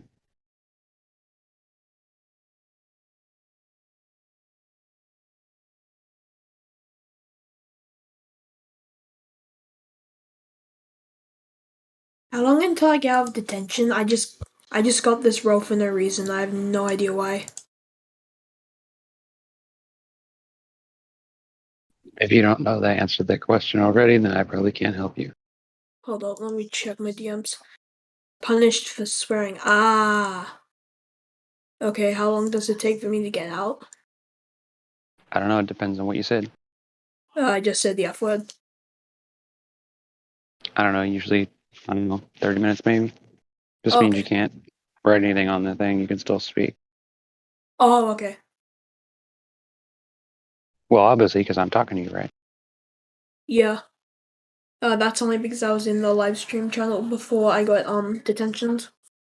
Yeah, it's happened to me, and I'm sure it's happened to pretty much everybody. Just try to be mindful that people read what's on that thread. That's the reason why we try to keep the cursing to a minimum. Okay. That goes right to YouTube 24-hour stream. Oh, okay. Yeah, Because that goes right to like. this wasn't in any of the Yeah, live we don't want to stream get taken channels. off of YouTube. Or... No, it wasn't anything in the live stream channels. It was in the lobby.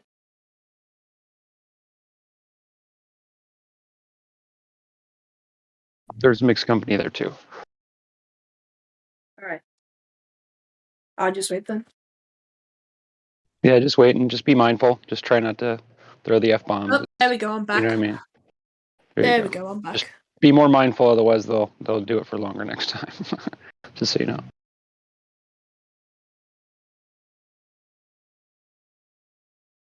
People really think it doesn't matter that the earth is flat, and I find that hilarious because it definitely does matter. It's like your wife is cheating on you, but you really don't give a fuck. Yeah, I know. It's funny you say that, every Cam. time. It's funny you say that. They're Cam, like, 'cause, yeah, I really don't give a fuck, dude. I'm here working, and she's cheating on me. When I get home, I sleep in bed with her, and I really don't care. They think it's a joke, bro. It's so sad.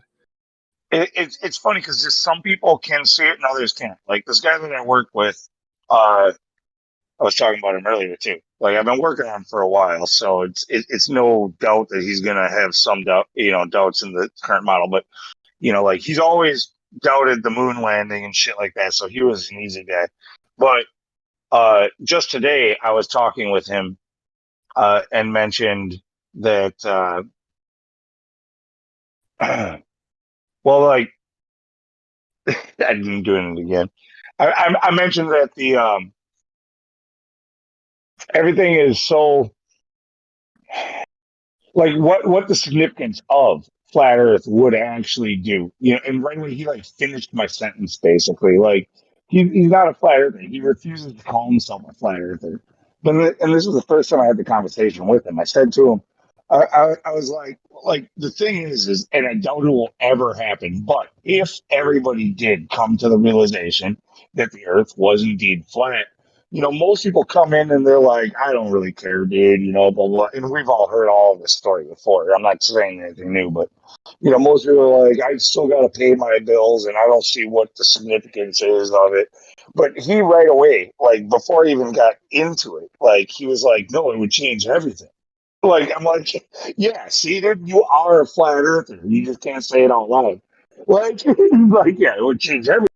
Like, how does he know that?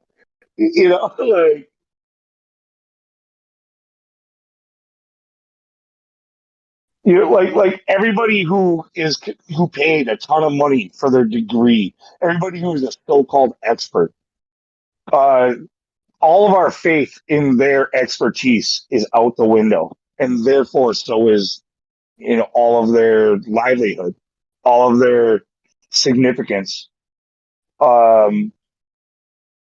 all faith in any government anywhere out the window. Everything that you were taught as a child about dinosaurs and evolution and big bangs, gone. It would turn everything on its face. Like,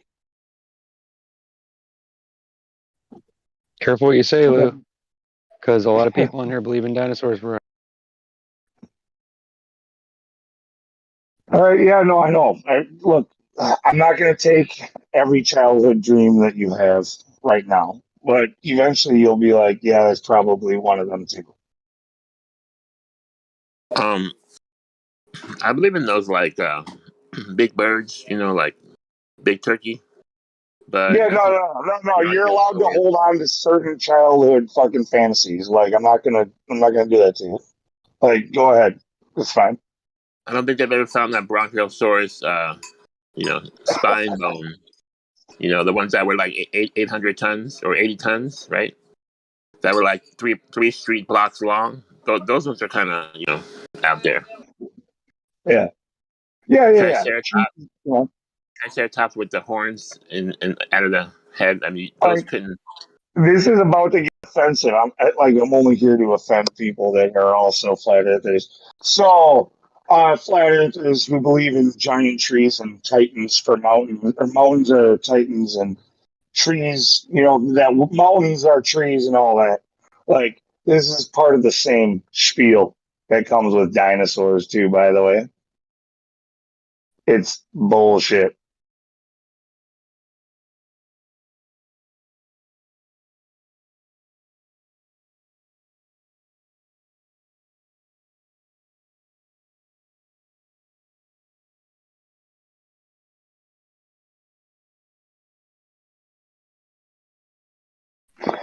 It's one thing that a lot of us are really bad at.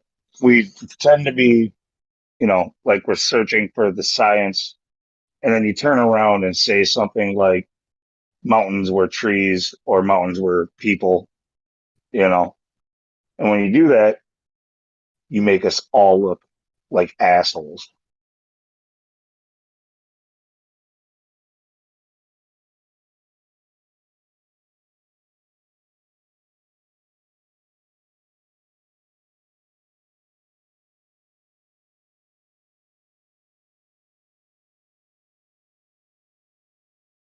Wait a second, Lou. I am an asshole. Me too. Every one of you is entitled to be an asshole, but I don't want you to be an asshole for me. Oh no, you're If plenty I good wasn't at an that on asshole, your I'd be own. dead by now. Me I'm too, serious, actually. bro. I would Yeah, be me dead too. if I wasn't an asshole. There's plenty of Yeah. times where No, me being an I'm asshole gonna saved be. my life. I am gonna be my kind of asshole. But what unfortunately happens is that, like, yes, we are individuals in here, but somebody tuning in or somebody joining, they don't see us that way. They think we're a cult. They think we all think the same. They think that when one of us talks, that it represents all of the others here. Yeah, some of them do think that, don't they? Yes, most of them do, actually. Well, Lou, you can't tell me you buy into the garbage that, volcanoes can form perfect level flat plateaus or columns or any of this other nonsense then, This is a right? straw man before you even finish the fucking question. Well, no, it's a question. I'm saying you can't go along with that then, right? You literally, instead of a straw man, you're building a volcano. I never said anything about a fucking volcano. No, I'm talking about the official narrative because that's the opposite of that. I mean, that's like what they've standardized everything as is, all this formed because lava or, tectonic plates pushed it up, yada, yada, yada. That would only explain rock. That wouldn't explain dirt and sand and all the other stuff. No, That's what dude, I mean, but like, a lot of the mesas and stuff they don't attribute actually to volcanic activity. A lot of it they just say is straight erosion, like wind erosion or water erosion. yeah, but we know that's bunk too.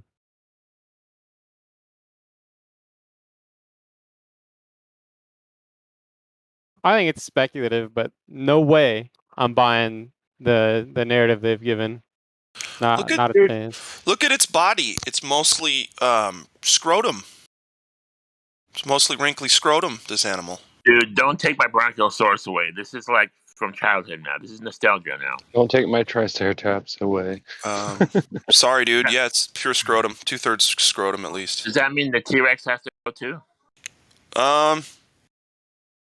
I don't think so. I've always liked the T-Rex. It's pretty cool. It looks a lot less like a scrotum.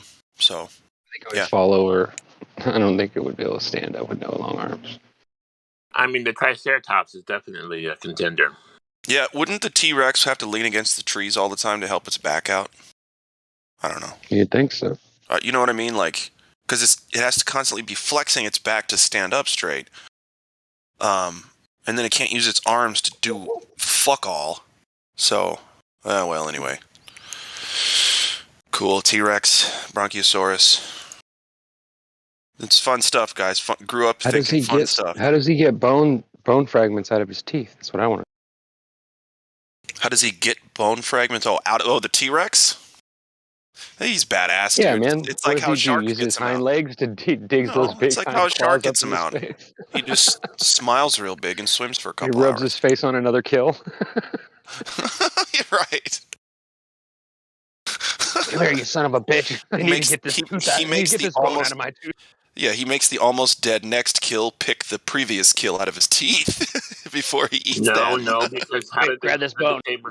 had the saber-toothed tiger clean his teeth, so... Saber-toothed tiger didn't exist because it wouldn't have been able to take 2 bites. With pygmies, I believe. 2 bites. Imagine the saber-toothed tiger taking more than 1 bite. Get it? You see? Big piece of meat, goes down, takes a bite, puts those 2 sabers through, picks it up, done deal. What are you doing from there? But they have fossils. No, they don't. You haven't been to a museum? Well, there's also other animals that have tusks, right? Like wild boars. There's other animals that have tusks, and they can still chew things and bite things and eat things. So I don't think that it would be impossible for a saber-tooth to do much of anything. Probably just use his claws like a cat would. Is he smart enough to? I don't know. Well, that's what I'm saying. I just think those 2 big teeth would get in the way of a lot of shit. Oh, yeah, they would. I can't see that evolution would have done that to anything. Right, but right. Then again, nothing else has those. Evolution's not true, but I'm just saying if it was, that would be a hell of a way to Just one group of cats have this, and nothing else even comes close. It's just this one group of fucking cats that have huge, huge teeth. He gave the woolly mammoth hair, but he didn't give elephant hair, right? Yeah, like, thanks. Fucking ridiculous. Why doesn't the Brachiosaurus have hair?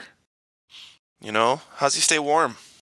Why doesn't he have scales? I mean, supposedly he's scales. That's a what I'm reptile, saying. right? Yeah, How is there where's the something scale? made out of pure scrotum? That's all I want to know. I thought it was moon rock. That's clearly scrotum skin. All right, I'm gonna get you out of this scrotum talk. Yeah, there we go. All right, so all right, going back to what we were saying about mesas and erosion and stuff like that, like I just want to call this, like, you say bullshit on any of that, but what if I were to take it biblical and be like, what about the flood? And then you'd be like, oh, yeah. Like, water erosion is totally plausible. Yeah, but nobody puts it in that kind of situation where they're talking about that much water. When historians talk about the flood, they think it just rained and that was it. Well, so I was going to say, if it just rained until it flooded the whole world, then it would be a slow enough thing. It wouldn't cause catastrophe. What I'm doing is pointing out hypocrisy within our own group. Okay, if I were to have framed it that way, I would have had a whole group of people being like, definitely. See, I think the water level used to be lower because all the civilizations underwater. I don't think that it's a possibility. They sunk. I think the water level just rose higher because older maps showed more land. It just makes more sense that the water just rose up. Well, that could give relevance to that theory that that the whole sun system shifts every 2,000 something years. Oh, I don't know how the water rises. You know, the Mayan clock or whatever it is goes like 2,000 years and then it shifts. It's not you know what I'm talking about? Being a ball, though. No, but I thought that had to do with flipping the magnetic pole or something like that. Something like that. Yeah, I don't know. Supposedly there's an end and then there's a reset, but I don't know. Who knows? I just heard the thing. I don't. There's John Levy featured a guy who just had, I don't even know how long it was, like 6 straight hours of just going over artificial land masses, and buildings, old ruined buildings all over the place, and a bunch of them were underwater too. So I think there's a lot more people, a lot more land used to be around. But just because there's old buildings and things everywhere doesn't necessarily mean any of the stuff that they claim is true. Yeah, big old reset. Like, that's a leap. Maybe it's not that at all. Maybe we just came here. Maybe we've only been here a few thousand years. Who knows? Right. Well, maybe we were brought here from somewhere else. I don't know. I mean, a million things could be true, but we won't know until we can actively escape this realm and figure out what it really is for us standing back and looking at it. You know what I'm saying? We can't even go to Antarctica and look because it's so cold and because people don't want us there. I mean, what makes you think we're going to be able to do any of the other, you know? Have you seen the birth rate calculator? It shows you like your world population and your predicted population within a set amount of years. Can you post that for us? I haven't seen that. Oh, it gets really stupid really fast when you plug some numbers in there. Aren't we like average three people per generation, or 2.5? It's like less than 2 now, I'm pretty sure. No, I mean historically. It's And they less try than to 2 explain it between away by worst. saying that there was more disease back in the day, but I don't believe that at all. They said I don't think you disease had. came until people started moving into cities and being in Well, it clumped wasn't just areas. disease. They said like most of the babies died like right after birth. Also, they're nonsense. Yeah, I don't believe that. Why? Because they were in the middle of nowhere at the time. I mean, well, they didn't have the Cocoa Pebbles, the Cocoa Puffs, or whatever you want to call them. Well, I'm not that old to remember people doing it, but I know that people still to this day have their kids at home, just for that reason. They have them naturally, and they don't want a doctor's help unless there's a breach or something. You know what I mean? That's just the way they are, and they're not necessarily Christian either. It's just how they believe. They believe that a child's birth should be done at home with the family there, not in a hospital with a bunch of strangers. I mean, that makes sense to me. So if you take an initial population of 2 years with a 2% growth rate, wait, is that the rate of growth? I think it's 2, and you do it over. That's correct. If you do it over 2,000 years, you just get ridiculous numbers,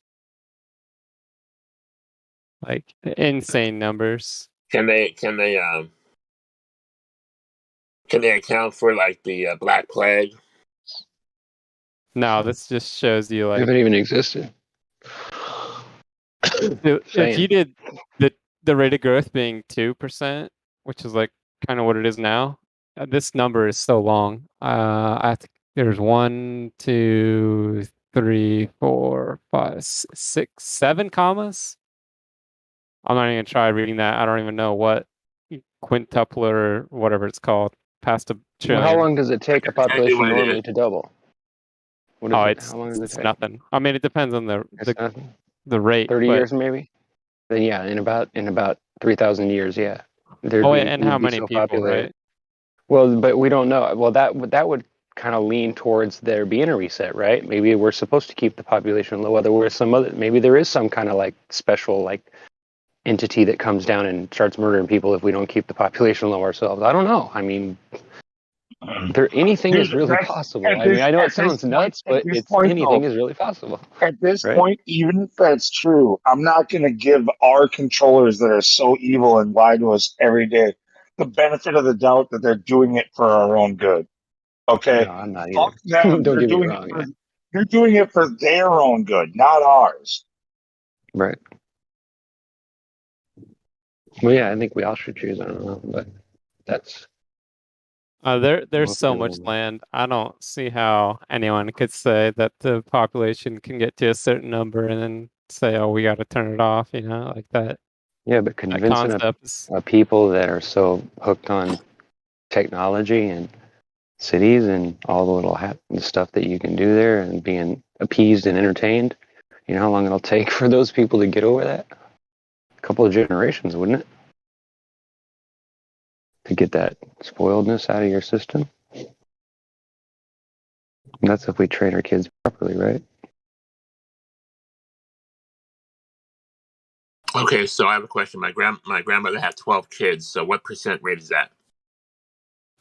Pretty high. Is that like 5%, 10? Well, that's. I mean, before your TV, parents. People had 8 to 12 kids, I think, before television. Yeah, if you did that, like a normal number, over like 100 years, just from 2 people, you get 4,300.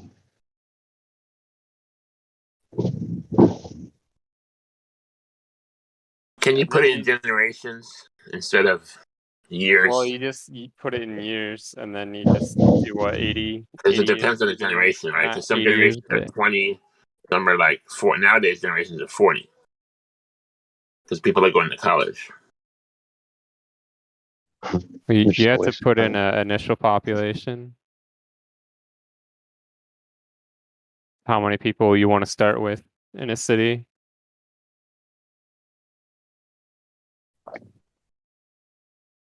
Start with. They were empty. I don't know. Wouldn't it be boring to live in a city that didn't have anything in it? It was just a bunch of buildings.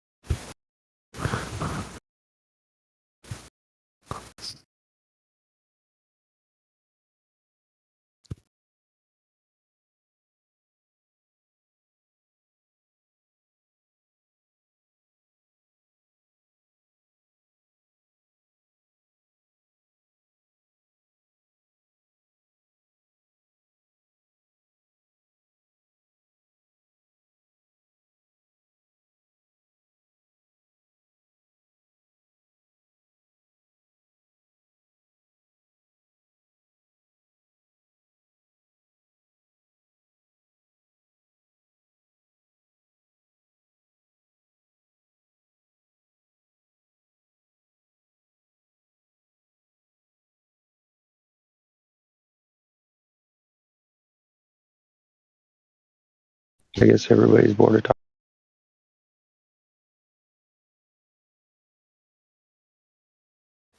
Dude, we can only talk about the same topics with each other so many times. Well, you could change it up a little. I mean, it's not like you're going to get yelled at. I'm looking at the birth rate. That was a joke, by the way. So if you take their birth rate of 30 with their population of San Francisco, which is 342,000 people.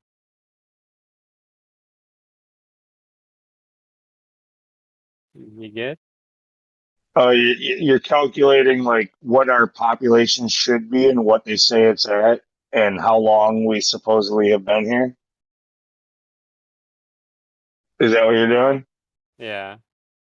So yeah, it doesn't matter. You'd have more people in California born over 100 It's years. going to get you a than number, but it will exist. This is the number. I'll paste it. Dude, I don't even want to read let it. me guess. You can't read it because you don't know we don't know what they call that many number. Yeah. Right now they claim that we're pushing near 8 billion, right? Like, I don't buy it, but the fact we should be at like 100 billion people, no problem. A trillion. Like, a trillion no people. problem. Yeah. Easily. No. Like, yeah. Well, if there's really that many billion people right now, and the growth is 2%, yeah, we would literally be inhabiting the whole Earth and run out of space in no time. Oh, I'll do that number. Let's see what that number comes out to be. Well, if you just double it every year and you get millions and then you get trillions within 3 months, in 3 months you'll be at a number you can't control. The thing is, this was brought up a few years ago by Darrenism, and he talks about like growth rate, like a standard growth rate, going as I've conservative heard him as talking possible. about that. Yeah. Yeah, like as conservative as possible. It's like a 1% growth rate. Okay, so like if you consider a 1% growth rate, it only takes like a handful of generations, and you have shattered our population. Which means either somebody's been killing us off, or I'm just kind of scared when you think about it. Well, it doesn't count any resets. So if we've had resets, that would make an impact. Well, if it was a total like if they killed the whole population of some areas, there wouldn't be a whole lot of people left to talk about it, would there? I mean, yeah, you'd have a lot of relatives that wouldn't know where their family was, but if they repopulated it with people from somewhere else pretty quickly, then people would come to town looking for their friends, but they'd be like, "Oh, they must have moved out. I rented the place years ago." You know what I mean? Did you see those pictures with the empty cities? Yeah, I did. I've seen those, and What do I've you seen a take on few of them? them. Yeah. If I take it for what it looks like, yeah, it looks like somebody built. I don't know. Maybe they built the city there, and then population didn't grow like they thought it did. I mean, maybe that's part of it. Maybe it's who knows. Who knows? I have no idea. I mean, I could think of all kinds of assumptions It to come up with. reminded me of the So I set talked at to the Warner people who invested the money for it. I really couldn't, like come up with an answer for that. It reminded me of the set at Warner Brothers where there's like a ghost town because they're not working, so they're off the clock. So the buildings are empty and the streets are empty at Warner Brothers Studios. Yeah, I know what you mean. Yeah, dude. No, the whole idea. It's funny. Like, so you got to kind of look at conspiracy in general with where it's at right now. Like, and the idea of like the unveiling, like all that Tartaria stuff, all this flat Earth stuff, Mandela effect stuff. Fucking like, you got most of us are in one little camp, right? But I think everybody is onto a part of the bigger picture. I think it's part of the unveiling. I think it's like they may not be on the ball, so to speak. Um, but they're like they have certain aspects to their theories that really do help to paint the larger picture.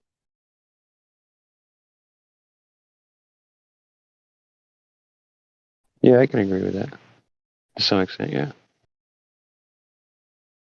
I think we're at a point where like we're starting to see through the shit like it's as a overall like collective consciousness type of a thing. Like the masses are starting to wake up, it and Well, I don't know if I yeah. agree with the masses, but I know that there's Well, a larger group no, of no, people than no. I expect. Like, It's contradictory to even what I said earlier. Like I said, for the most part, people are getting dumber every time they buy a lie. They're getting dumber and they're more susceptible to believing the next one. And it's just like a downward we all spiral. have that threshold of where we draw the line and where we say, "Oh, no, this is conspiracy But and this can't be right." but for those stragglers, because a lot of we did talk about this also, that there are some people who are waking up, even though in my opinion, I think they're waking up too late. I think they're gonna it like they were supposed to wake up 20 years ago, 30 years ago, like probably before I woke up. I woke up. I was already awake to conspiracy before 9/11 happened, and when it happened, the moment while it was happening, watching live, I knew. I was like, this doesn't happen. This is wrong. Something's up with this. I knew that while I was watching it live. Like there's not a lot of us who can say that. I know that. Most people woke up after the fact, you know. But we've had a big opportunity, a big window where we saw a giant conspiracy in our face and didn't sound the alarm. And that's why we're dealing with what's going on today. Yeah. I tried to sound the alarm, bro. Fucking A. I'm still sounding the alarm. Yeah, okay, so check this out real quick. I've said this before. This is a quick story. For those who haven't heard it yet, one Christmas, I think it was 2004, that so 7-Eleven was a part-time job, happened, and then I started researching stuff because I'm not a fucking dummy. So then, of course, I got a hold of some Alex Jones stuff and yada yada yada. Right? We all know where that goes. But I was super obsessed. So in 2004 he came out with a movie called Terror Storm, and it was mostly about 7-Eleven. It was a part-time job, and so anyway, I was obsessed, and so for Christmas that year, I bought everyone in my family, like 15 people, Terror Storm. So I come into family dinner, everybody's drunk and having a good time, and I give them this Debbie fucking Downer conspiracy video for Christmas, and everybody, when they open it up, they look at me and they don't even say thank you. They just go, oh, okay, this is interesting. Or they don't say anything and they just look at me like I just killed their cat. So yeah, for Christmas just one shit year, in their litter box. right? For Christmas one year, I came in saying, "You guys, it's fucking inside jobber," and they didn't like that. So, 15 people, Alex Jones videos for Christmas. I did watch a little bit of Alex Jones, but I always thought he was just too crazy to be real, right? Like, he just has to be. Because he just, out of nowhere, he just starts going crazy and talking crazy. And I'm like, I don't. what the hell is wrong with this guy? Even as like I wanted to believe in him, but it was too quickly that I was just like, this guy is so random with everything. Like, one minute he's trying to say something, the next minute he's going on this complete off-the-wall craziness thing, jumping up and down and like, kind of like a wrestler does, you know? It's like, where did they get this guy, man? He's obviously acting. Right? What's funny with him is like, okay, so like I already said, like early on, before 9/11 happened, I was already a little bit wise to this stuff. After the fact, I did have a common friend with some other people that he was already way into the stuff, like deep into the weeds, though. He was already into, and I'm talking about pre 9/11, he was already into chemtrails. He was already into the Anunnaki, Nibiru bullshit, all that stuff. Like, but he referred me to Alex Jones and David Icke and all this stuff like way before probably most of you were. A lot of you were never born. Some of you definitely never heard of it. Like how old of a guy are you? Well, okay. So I mean, I know most people in here are actually approximately the same age as me, but I'm just talking to like a general audience when I say something like that. I'm around 40. I'm not trying to put you on the spot. I'm just curious. Yeah, no, I'm around 40, but I was into conspiracy when I was like 13. I was already into it myself. Yeah, I was too. I heard people talking about it, and I had all kinds of stories to tell people and stuff. I carried a lot of stuff around with me for a lot of years. Yeah, because when I was like being around 40 and being into it around 13 works out to all of a sudden hearing about Ruby Ridge, Waco, Oklahoma City, fucking like, dude, a lot of shit fucking happened right then, and right away I was watching the news at night. It would just be on the TV. We didn't have that many channels to pick from, and like as a kid, it was like, that smells like bullshit. I know bullshit. My parents give me bullshit all the time. That smells like bullshit. Mm-hmm. And so I started, and all the rest. Yeah. I know it's funny how we really do. We put our kids through this barrage of bullshit. You know what I'm saying? It's like horrible what we really do, and then we wonder why they don't trust us, and we wonder why they believe their school and their teacher, and they just believe whatever they're told. Because they feel like we've abandoned them or we've lied to them and kept them from knowing things and experiencing things. Of course, that's what kids think, and then you grow up and you realize, oh shit, I was wrong. But you know how it goes. It still causes people to err. All this proves, though, is that the propagandists fucked up on a certain generation of people, and that's us. Okay? They made it too obvious what they were doing. They got a little overzealous, and we fucking saw it. And now they have us to contend with. As an add-on to that, in school I was shown Loose Change, and I thought it was normal. I thought that was just something that happened. I thought everybody just watches this movie, and it's just common knowledge that it was a part-time job, and I thought that was just what everybody knew. So I was operating under this notion that I went around, and when people said, "Oh, it was an inside job," I was like, yeah, that's just normal. That's just normal talk. I didn't think they were making fun of it or that it was just a thing. I thought, oh, well, my teacher showed me this in school. This must how it be. Yeah, the scary part for me is that I was into like all that stuff, all that, like aliens and all that kind of stuff when I was a kid. You know, I was always curious, and it's what scared me the most, right? You know, that something from above could come and get you and take you away, and you'd never get to see your family again, right? It's like the most horrible thing that could ever happen to somebody, right? Especially when you're a kid, you just want to be with my mom and dad. But it's crazy. Sorry, motorcycle was going by. They're not quite.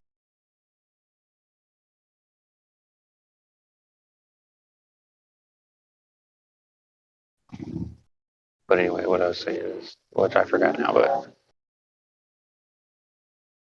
Think about, like, I know, like I said, what was I saying about how most of us are like around 40-ish, give or take, give or take a decade even. But like, we're talking about a certain generation of people that we got put through like a whole lot of psyop, man, like more than any other generation in history. Like, and because of that, this is still new. Like, we are the whistleblowers. We're the ones who are going to say, "Wait a minute, that was a psyop." Nobody else can believe it. Like, you're either pre or post psyop generation, and if you're pre, then you're like, "No, I trust my government. I landed on the moon." Like, I became a fucking astronaut in my spare time. That was my generation, fucking millennial. You know, the boomer, by the way. that That's a reminds me shout. of I don't know what they call. I guess I'm a Gen X. I guess I was born in '73. Yeah, no, I was born. I'm a borderline. I'm technically like the first millennial, like pretty much. So, '80s babies, basically.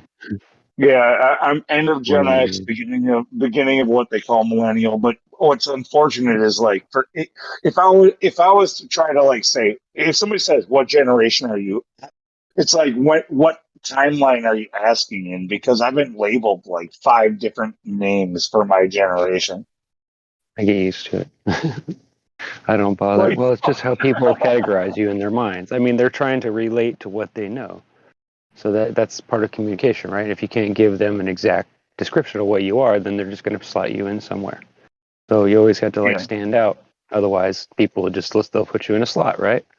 No, yeah, it's just what they're doing is they're asking you to put yourself into a classification, like a pool. Like, okay, so Yes, you're this, settle on somewhere where you think you fit in, right? Which is always a really bad one because people don't self-judge very.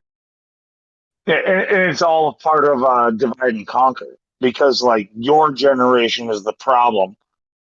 Your my, my parents' generation fucked everything up, and now I have to fix it.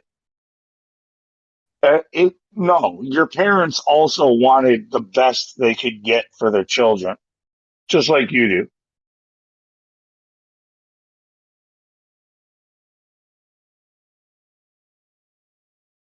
Yeah, I was expecting 9/11 or 7/11.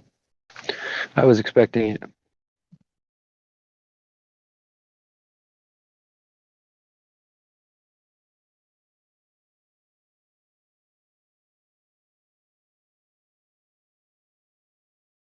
I knew as soon as the 2000 scare didn't nothing happened. I knew it was just abandoned. It was just prolonged for a little bit. Dude, speaking about the generations, we're really screwed. Like, the adults right now, the young adults this day and age, don't have Yeah, a no, house. I Like, we get don't what have you're a saying. house. I We get what don't you're have a. saying. You're contradicting exactly what I said. You're about to come on and say this current upcoming generation is what will be the demise of humanity. That's what No, it you're won't. saying. It won't though. No, we're looking You at a don't know bunch either of way. people. A lot of people are about to be homeless. Like, once this generation loses their parents, it's over for us. Like, Yeah. this generation Really, you is think being homeless stupid, is going to be stupid. that horrible? No, it's Well, gonna it'll be kill a lot bad, of dude. people. Like it's Well, really yeah, a lot of bad. people won't be able to take it mentally. They Probably. won't be able to take it, bro. It's over. Well, Physically or chemtrail, mentally. it's both sides Look, gain I know for a extreme. fact that you live in California, right? You're saying that? Me, yeah, I do. But I was born in Missouri, and I've lived in different places. But But yeah, what about the chemtrail? Where are you from, chemtrail? chemtrail? What do I think about it? Yeah. New Oh, no. Jersey, New Jersey, New I Oh Jersey. think yeah, they you control guys the are weather from with New it, and Jersey. I think that's how Okay, they well you're read the both weather, how from. they know what the weather's going to be, is because they put metallic stuff in the clouds so they can read it, so they can No, I'm track all the systems or whatever. But I'm maybe they're pointing really out. making the weather. I don't know.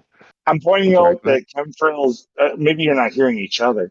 I'm pointing out that chemtrail. What he said seems like more of a coastal big city problem. It's a San Francisco, like Valley, like LA kind of a thing, where there's a lot of homelessness, and also out east, Jersey, New York, blah blah blah.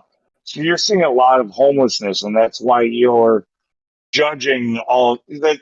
I think that's why Well, your no, I'm just saying, depiction like, of the future is a there's a bunch lot of more homeless people in homelessness. my town, and I know a bunch of them. I've befriended some of them, just so I know who's around in my neighborhood, so I can keep track of them. You know? You're gonna have to listen for a second. What I'm Okay, talking go ahead. about I'm is listening. what I'm talking about is our parents built like a house for themselves and their family and shit like that. They are awesome and they had goals. We live in that parent's basement. That parent that worked really hard to fucking get that house. We live in their basement mooching off of them. So when the time comes to bite the bullet, we don't have anything to fucking fall back on. We didn't fucking work since we were 15. We sat in our fucking parents' basement and played video games till we were 27. You know what I mean? Big difference. That's what I'm talking about. The people who are about to be coming out of their parents' basements don't have any sense of All like right, they're hang on. fucked. We're fucked. What about the current generation? What about them? I have no idea, but I can just See, speak for myself. no, Like, but you guys are doing exactly what I was just saying not to do. Like, don't turn like society's problems into a generational problem. It's not like a. Yeah, It's that not doesn't work. Yeah, somebody's. can't be classified, bro. Well, either way, you can't predict the future. No, but you can be intelligent and smart enough to know what's coming when certain things start happening. You know, Maybe, it's maybe not not. hard to. It's not hard to see what like if you know someone really Look, well and you see them Come get into a on, let's not situation, pretend you it. We all usually know know how they're who that going to it's here? Who here is we all know relying? that it's the white Europeans' fault. We all know that it's their fault. Well, of Every course it mess in the is. world.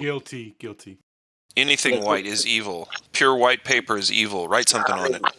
Yeah, they're white, so obviously. White is evil. Devil. Young white American males are the worst things that ever have been created.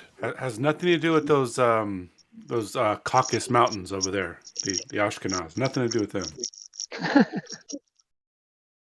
Look, who here is relying on universal income to happen?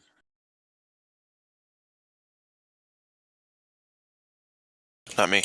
Dude, you're in the wrong group to ask for that. Like, to go to the Glover server and they're going to be like, dude, I can't wait. Over here, we're like, universal. dude, No, oh my God, it's the end of society. I'll admit I didn't make a lot an hour like when I stopped working, but I wouldn't say that. I mean, I started working when I was 8. 7, 8 years old. I was working on a big paper route. Getting up at 2 in the morning and throwing the Kansas City Star. So, and I think that was enough work for a little kid. It really was getting up in the morning and then going to school afterwards. It sucked. But anyway, Dude, I got through it. for your normie, like, science enthusiast, like, and your video gamer and your tech guy who's really proud of his fucking gadgets and you know, just your average person out there these days. They can't wait for the metaverse. They can't wait till we become transhuman. If you say transhumanism is a conspiracy, they laugh at you because they're like, no, that's just a regular out in the open goal. Okay, like that's what they want, and they laugh at you because you don't want it. You're old. You're an old They want to be timer, able and to you're going to sell be you left everything that you're in the buying now fucking without using any resources for it. Yep.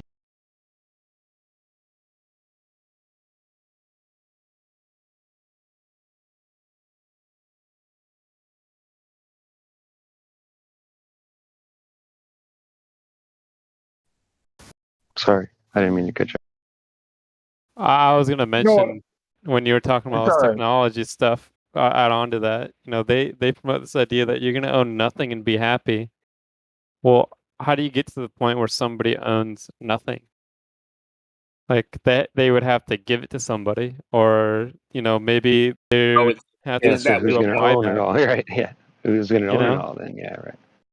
like This how would do you be own nothing all of a sudden? Like where does that stuff go, and how did it go from yours to theirs? yeah. No one ever No talks matter how about you got that it part. right. Yeah, no one. You're right. No one does. All the things that have already been acquired and paid for, why should they be repaid for and well, reacquired? the That's not average necessary. person's getting poorer by the year, right? So it could just be a spiraling downwards like that. Like we're not going to have any assets or money unless you're elite. I guess we'll have to fall back on our natural It'll trade. just be too expensive. Look, it'll be too expensive. That's all. A cup of coffee is $5 now. If it's a gourmet. And it still tastes like shit. If you guys look at what you pay for a meal, if you eat out, it's like $15 for one meal now. So we're all getting poorer, basically. Yeah, they're trying. I'm not talking They about still have that. Like, 99-cent sandwiches, though. Thank God, but they're toxic as hell. you ever seen these estate sales? These older people pass, and they're like 80, 90 years old. You see how much junk they have? Like they own stuff. They go from Yeah, having they all did. this stuff to nothing. How does that transition happen? How does someone willingly give up everything they have and not want it anymore? My grandparents are about to do that. I don't know. Typically, estate sales are because somebody who was rich died, and they're selling off their estate to divvy up between the rest of the family who inherits it. Right, because they're fighting over it, obviously. Yeah. But I mean, the concept's still there. Like they still have all this stuff, and now whether the next generation chooses to keep it or sell it, I mean, what that only happens when someone dies. So if up until the point where they're not dead, how would that person go from having all this stuff to nothing?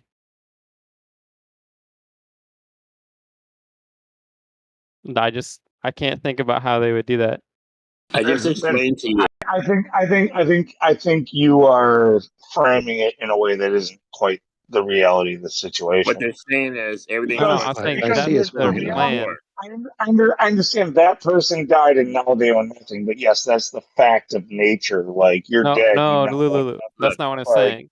That's the concept. That's the only way that people go from having everything to nothing is usually just when they die or they go homeless. But that's not. Come to LA and go to Skid Row, and then you'll see your answer. No, I'm talking about your everything has a average price. everyday person. I'm not talking about everybody else. No. Rich people don't hold estate sales. Dead people hold estate sales. Okay. You don't understand what I'm saying. I'm saying your average everyday person. Let's say right now, they want to make you have nothing. How does that happen? All the things you have right now, they want to make it all gone. How would that transition even work? It's called inflation. It's happening right now. There's other techniques being used as well, though. They make it increasingly difficult for inheritance. Okay, there's one way, and then the other way is to taxation. To increase property taxes. They're going to make it so you can't own your own houses anymore, and they're. I'm talking right now, though. Right now, yeah, I know. If they wanted to strip it from you right now, how would they even do that? Well, they can't. You're thinking that a snap of a finger and everybody's just going to be poor. It's not exactly how it's going to work. That's why it's called Agenda 2021, Agenda 2030, Agenda 2050. It's not going to happen overnight, bro. Oh no, I get that, but when do you think that would happen then? Because I don't see that happening like till 80, 100 years go by. I don't think that's a 2030. I don't think in 10 years I'm going to go down the street and no one's going to own any of their. One of the guys just said that their generation is not going to make it once their parents pass because they have nothing. Do you hear that? Yeah, no. Everybody though? That's actually probably true. Like the millennial generation is actually probably that generation. His generation is the one after that. So like we're actually 2 generations deep on really having nothing. But you wouldn't say 9 years though, right? Because I mean that's what they're pushing. They're saying 9 years from now, or was it a little further than that? Even still, 20 years from now, I still think people are going to own too much stuff. That to make someone give up everything they own, that sounds insane to me. I don't think that's possible. No. Here's the way they're going to do it. Like, okay, so everybody needs transportation. Everybody needs housing. Everybody needs entertainment. You will not own any of those things. Okay, like and it's going to be. This is when they say, and you will. You're going to be happy. Like, I can actually get on board with like the idea of with transportation. Like, I don't really want to own a car. Like, as long as it's affordable, as long as I'm not being gouged, my car is going to sit in its garage over 90% of its life. Well, it's going to just deteriorate. That's already a thing, though. People already lease cars. Right. I'm talking about, they're saying you're going to rent a pot and a pan to cook, and then you're going to put it on a drone and give it to someone else. I'm talking about stupid stuff like that. Nobody's going to own a house, and nobody's going to own a car, and nobody's going to own anything. But on the other side of that, it will always be updated, and it's not up to you to do it. You don't have to pay for it. There's no maintenance. There's no insurance. There's no stopping at the gas pump. Like, this shit gets taken care of for you. So if you're willing to embrace the nanny state, like, this makes things really fucking easy. Yeah, for people that don't want to work enough to get a luxury car. I have an example for you, but I don't know if it's going to answer your question. I grew up with a guy that was he lost his house, and he put his shit in storage, and then after some point he couldn't afford his storage, so he lost basically everything he had.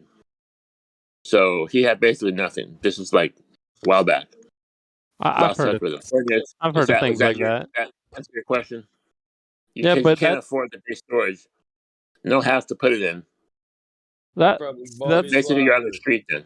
That can't be applied on a larger scale, though, right? Unless, I don't know, you'd have to thin out everybody over a long period of time. It's happening over on a large scale. What's happening? People losing their lockers? You're damn right. I go to storage locker auctions all the time. People are getting broke. They're getting more poor. They are. There's a larger gap between the richest, and the poorest. There's a large gap. They're making it wider. And the rich are buying up all the land, so the land's not going to be affordable to anybody that's not also rich. So you can't have land, can't have storage, can't have stuff, you have to pay for everything. Back in the day, we used to have a VCR to watch movies. Now we have to buy Netflix. But if we don't pay for Netflix, we don't have that. I still got my VCR. It's somewhere in the barn. Can you fix mine? Mine's broken.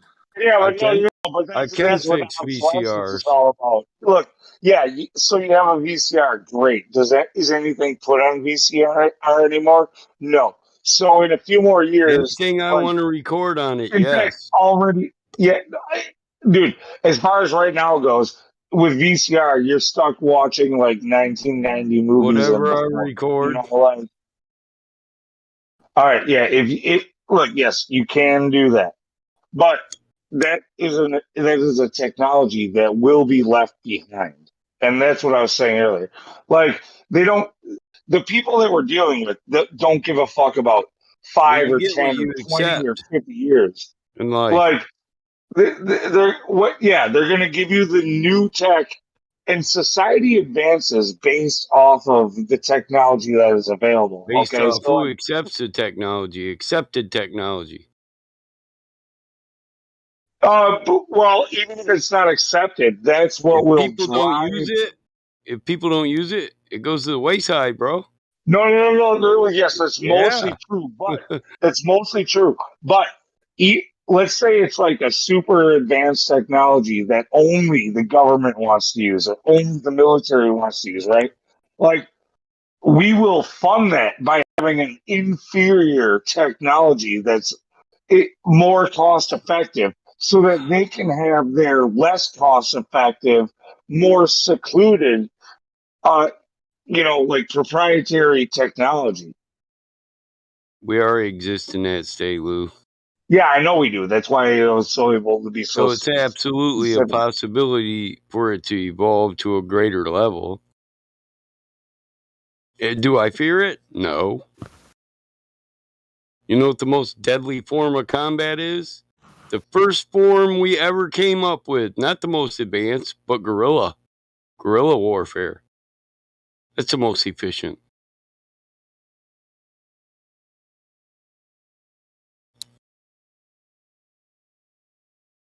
You can do a lot with a little.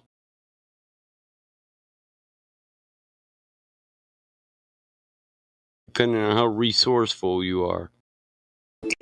Rambo, the most powerful weapon is the mind. That's right.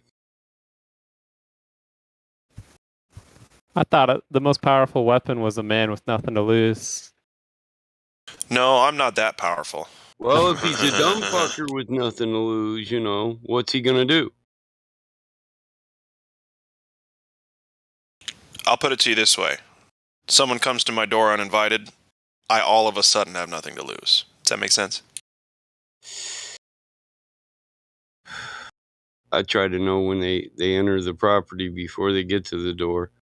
Yeah, well, I live in an apartment, okay? Yeah, I hear you. I'd have to have the older people downstairs warn me. You can put a camera in the hallway. They won't let me do that. Resourceful. Remember that word. Yeah. I'll get a tiny little camera, put it in one of the vents. Yeah, they don't let you put the camera there because of your creepy face. I don't need a camera. They can come right up to the door because they have no chance.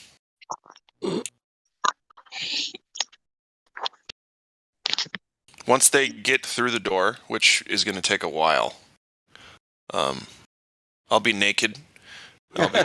I'll have Chris all over me so they can't snatch me up. Oh my God, you sound like my friend, man. Are you a Mouskowski? You gonna duct tape knives to your hands too? Yep. Oh my God, you guys are brothers. Your feet too? They better not fucking come here is all I'm saying, you know what I mean? You and my Slippery. boy Eric, listen, you and my boy Eric could be best friends, just don't bump nuts when you're going melee. You'll have to fight then. Oh, I can fight. Are you talking about he and I fight? No, he talks the same shit. He's like, I'm going to Vaseline my whole body up. Whole body. I'm going to be the greased up deaf guy with blades taped to my elbows, my hands, my knees, dude, I love ankles. It. I can't wait. I'm like, damn, dude. Can't wait. How about we just dig a hole and hide in it with a rifle?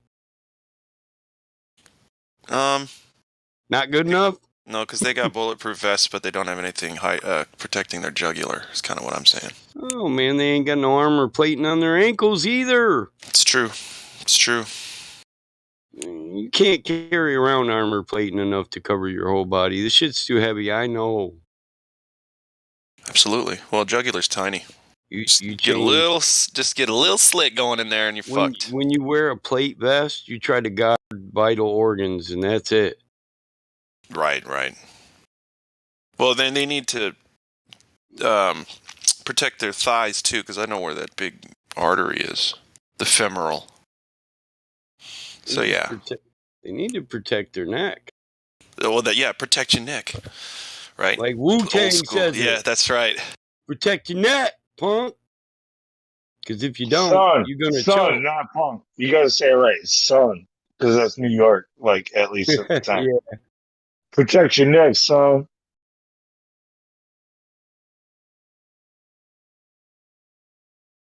Yeah, I like Wu-Tang. Yeah, so does every other white guy from middle America. Well, every white guy. That's fucked up. That's fucked up, Lou. I know I But said that. also true. I It's said also that true. I smoke on the mic like smoking Joe Frazier, the Hellraiser, raising hell with that flavor. Terrorize the jam like troops in Pakistan, swinging through your town like your neighborhood Spider-Man. Who's that? I think I'm above every other white boy. So, tick tock and keep ticking. When I get you flipping off the shit, I'm kicking. The Lone Ranger, Code Red Changer, Danger, deep in the dark with the art to rip charts apart. Wu-Tang, I'm coming for your heart, protect your neck. Just lay your nuts on a fucking dresser, right? And I'm bang them shits with a spiked fucking bat. What's up? Blah! Remember that part? Yeah. And it's like, I'm gonna sew your asshole clothes and keep feeding you and feeding you and feeding you. That's so fucked up, dude. But that's Wu-Tang. That's protect your neck. Yeah, for sure. I'll be right back. Old Dirty Bastard, man, rest in peace, man. That's He right, had that's the right. foulest lyrics ever in history. Yeah. Dog shit, dude. Like, oh my god, bitch, you walk around with your ass checked. I'm gonna It's get all right. mad You're deep still like gonna a get threat, fucked blow up, up your project shaking and take all your assholes. assets. That's a bitch don't appreciate shit. Never had shit, so you won't be shit. That pussy hair wouldn't satisfy hair on my body. Treat me like a lion, slap me down. Bro! Toss salad. Fuck yeah. Oh my god, dude, fucking old baby man.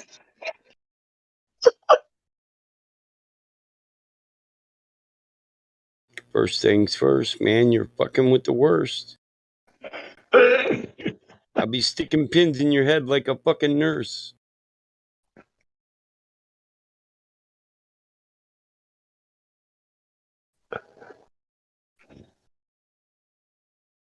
Oh, dirty bastard. Live and uncut. Lou had to go to fucking tossing salad and shit.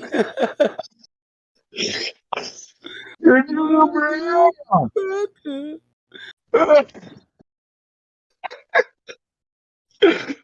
shit. I didn't do it. Old ODB did it. I know. Hey, that was the dirtiest. Listen, his rap name was perfect. He was the dirtiest rapping motherfucker to ever hit the mic. I was scared. I couldn't rap after him. I'd be scared that motherfucker's leaving shit on the microphone stand. Yeah.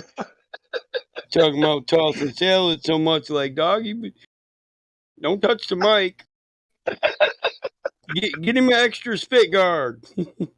I ain't using that shit. You can keep that mic. Dude, I like the silence. It's like I never heard that Wu-Tang song. Shit. Yeah, I know. They were all wondering who the fuck's that? That's ODB, bro. Wu-Tang. Fucking with the Poo-Tang. Make the whole crew sing. Do that who thing.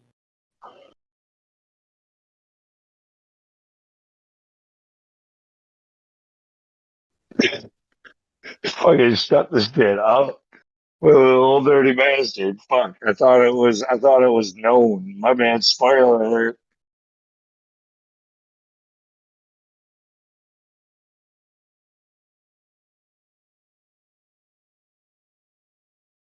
Oh, we done killed the lobby. Like that's uncalled for. That was just righteous disgusting.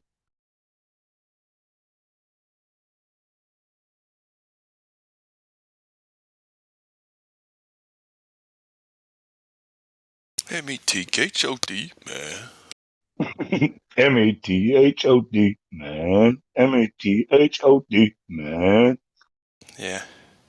You don't know me and you don't know my style. Who be getting gone when I come to the jam? Here I am, the method man. Patty cake, hey, the method man. Yeah, it's good stuff. Dude, Method did have a fucking smooth ass voice and flow, dude. Like different from everybody else. Like He's my favorite. Yep.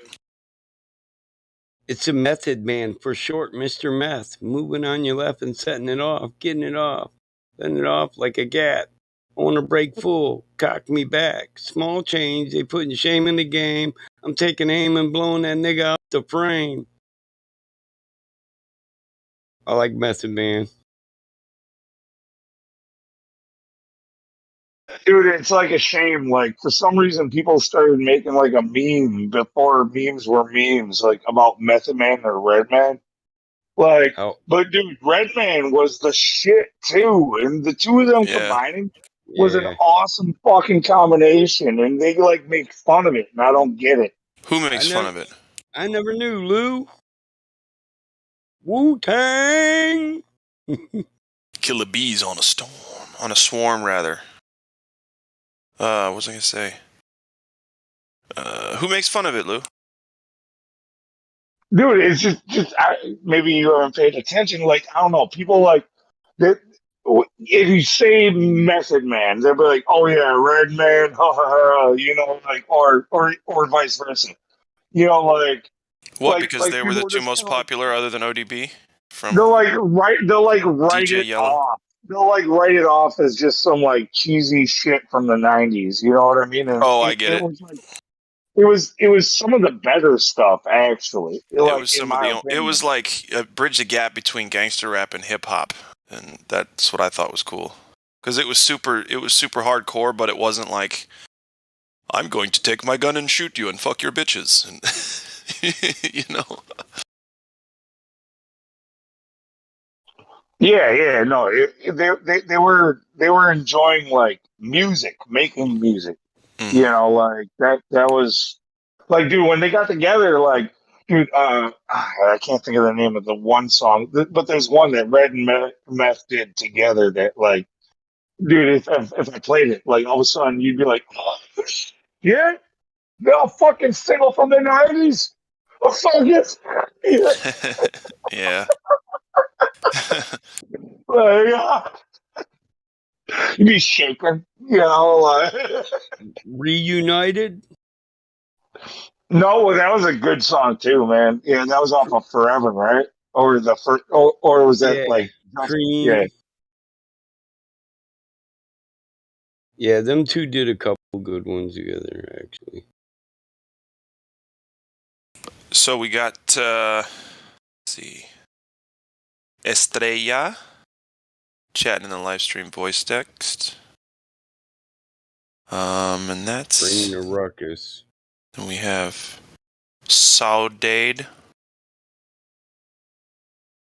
who says the wicked will be judged by Yahuwah. It's always nice. Yeah, and that's, I think, it for now. Where's he saying that? Not in my science lobby, is he? Who's he? Whoever said that. He who said that. He who said what, dude? What the fuck did you just say? I said we have Estrella in the live stream voice text, and it looks like a girl, and she is on the fence.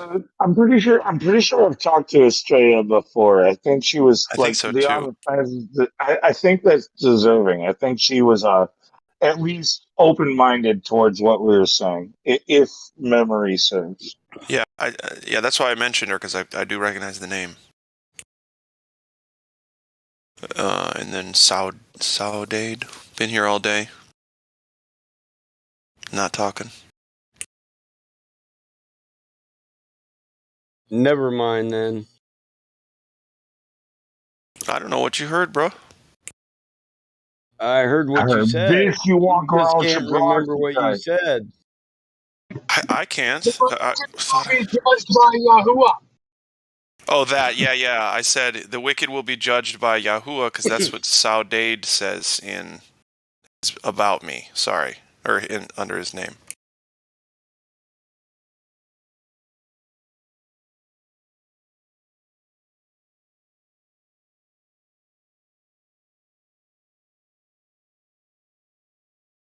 Yahoo! Remember that? You think your Wu-Tang sword can beat mine?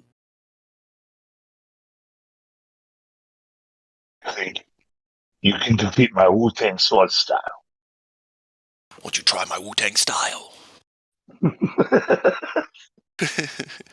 You think your sword can defeat me? I'll try your Kung Fu style.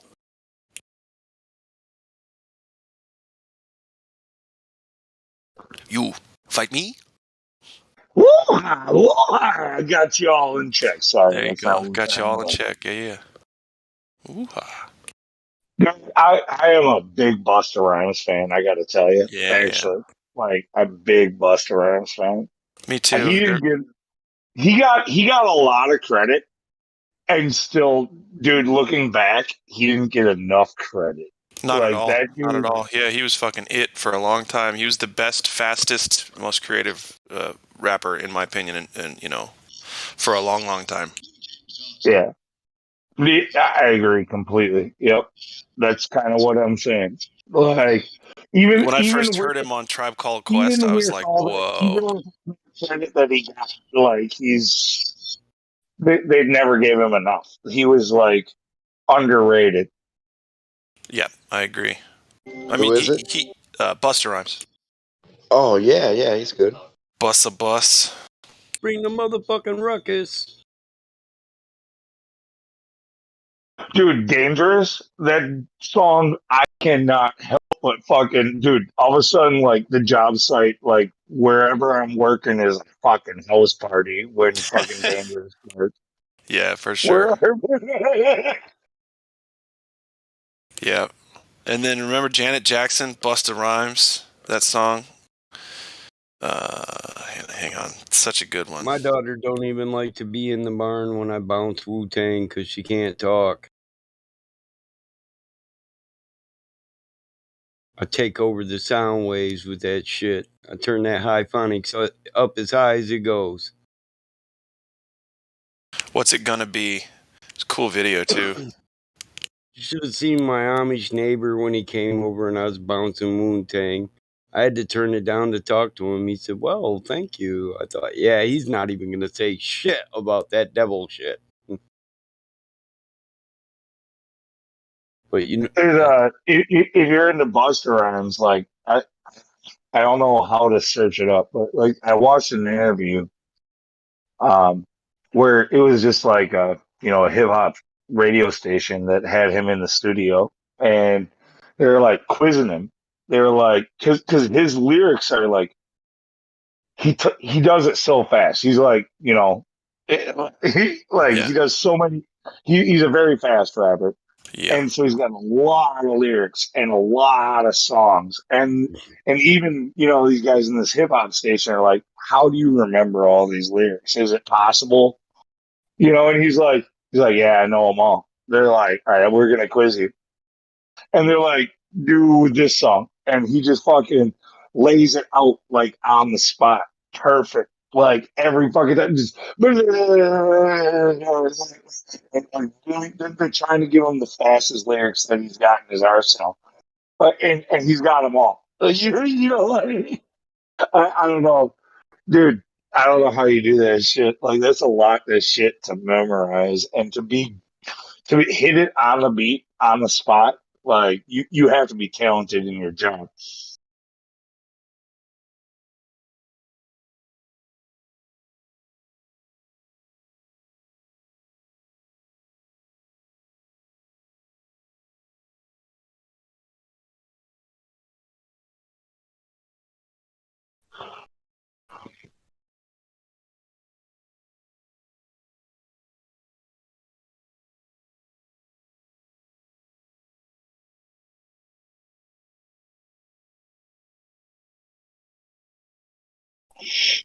And what I really like about Bus is that he's a fucking psycho, man, dude. He totally breaks the mold of your like black rapper. He's like I'm gonna be goofy in like the way that white boys like. Yeah. Yeah, dude, for sure.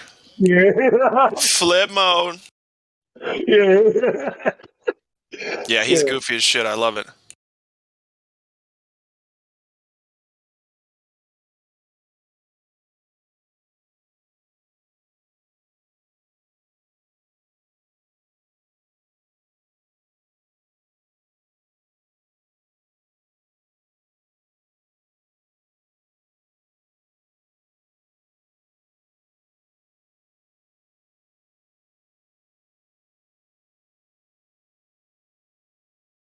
I don't know what he looks like right now either, but like I know maybe a decade ago, like I saw him in that interview, and dude was ripped as fuck. I'm like, dude, don't fuck with that nigga. Who? Busta? Yeah, Yeah. yeah. He got big, and so did Dr. Dre. Dre got fucking just huge shithouse. Yeah. No, Busta's still big. Actually, Busta's probably still big. Huge. Yeah. Yeah, and he's bass too. He's talking about the old jabby jab on stage. Yeah. Good. All right. Nice. Yeah, that Good was for recently. Buzz. I saw that probably like 9 months ago, a year ago, maybe. Crazy. Fuck yeah. Good for Buzz. Did y'all watch that video I posted? Great. We went from Wu-Tang Protect Your Neck to Busta Rhymes Break Your Neck. That's right. Break your neck. Come on. Nod your motherfucking head. Nod your head until you start to break your neck. Come on. Yep. Yeah, for sure. Break your neck, bitches. Yeah. Here we go now. Here we go now. Give it away. Give it away. Give it away now. Yep. Tell me what you really want to do. Talk to a motherfucker. You look like you could really give it to a nigga. From the way you talk, the way you try to walk for me, the way you really try to put it on a dog. Don't it like you never did it before? The way you break a neck, and I break your neck. Break your motherfucking neck and your motherfucking back. For me. Yeah, he does it quicker though. Oh yeah. Dude, yeah, Busta does shit quick, but even when he does it, it seems slow for him because he's just so able, good. He's able to put like a certain effect on the sound, like do voices and shit, like while doing it really, like. Okay, so I listened to Creation Bear's song again, the 10 Commandments one, and I have to stand corrected on my opinion. The description I gave, funky fresh. I meant that more like in a digital underground way, if that makes any sense. I didn't mean to make you.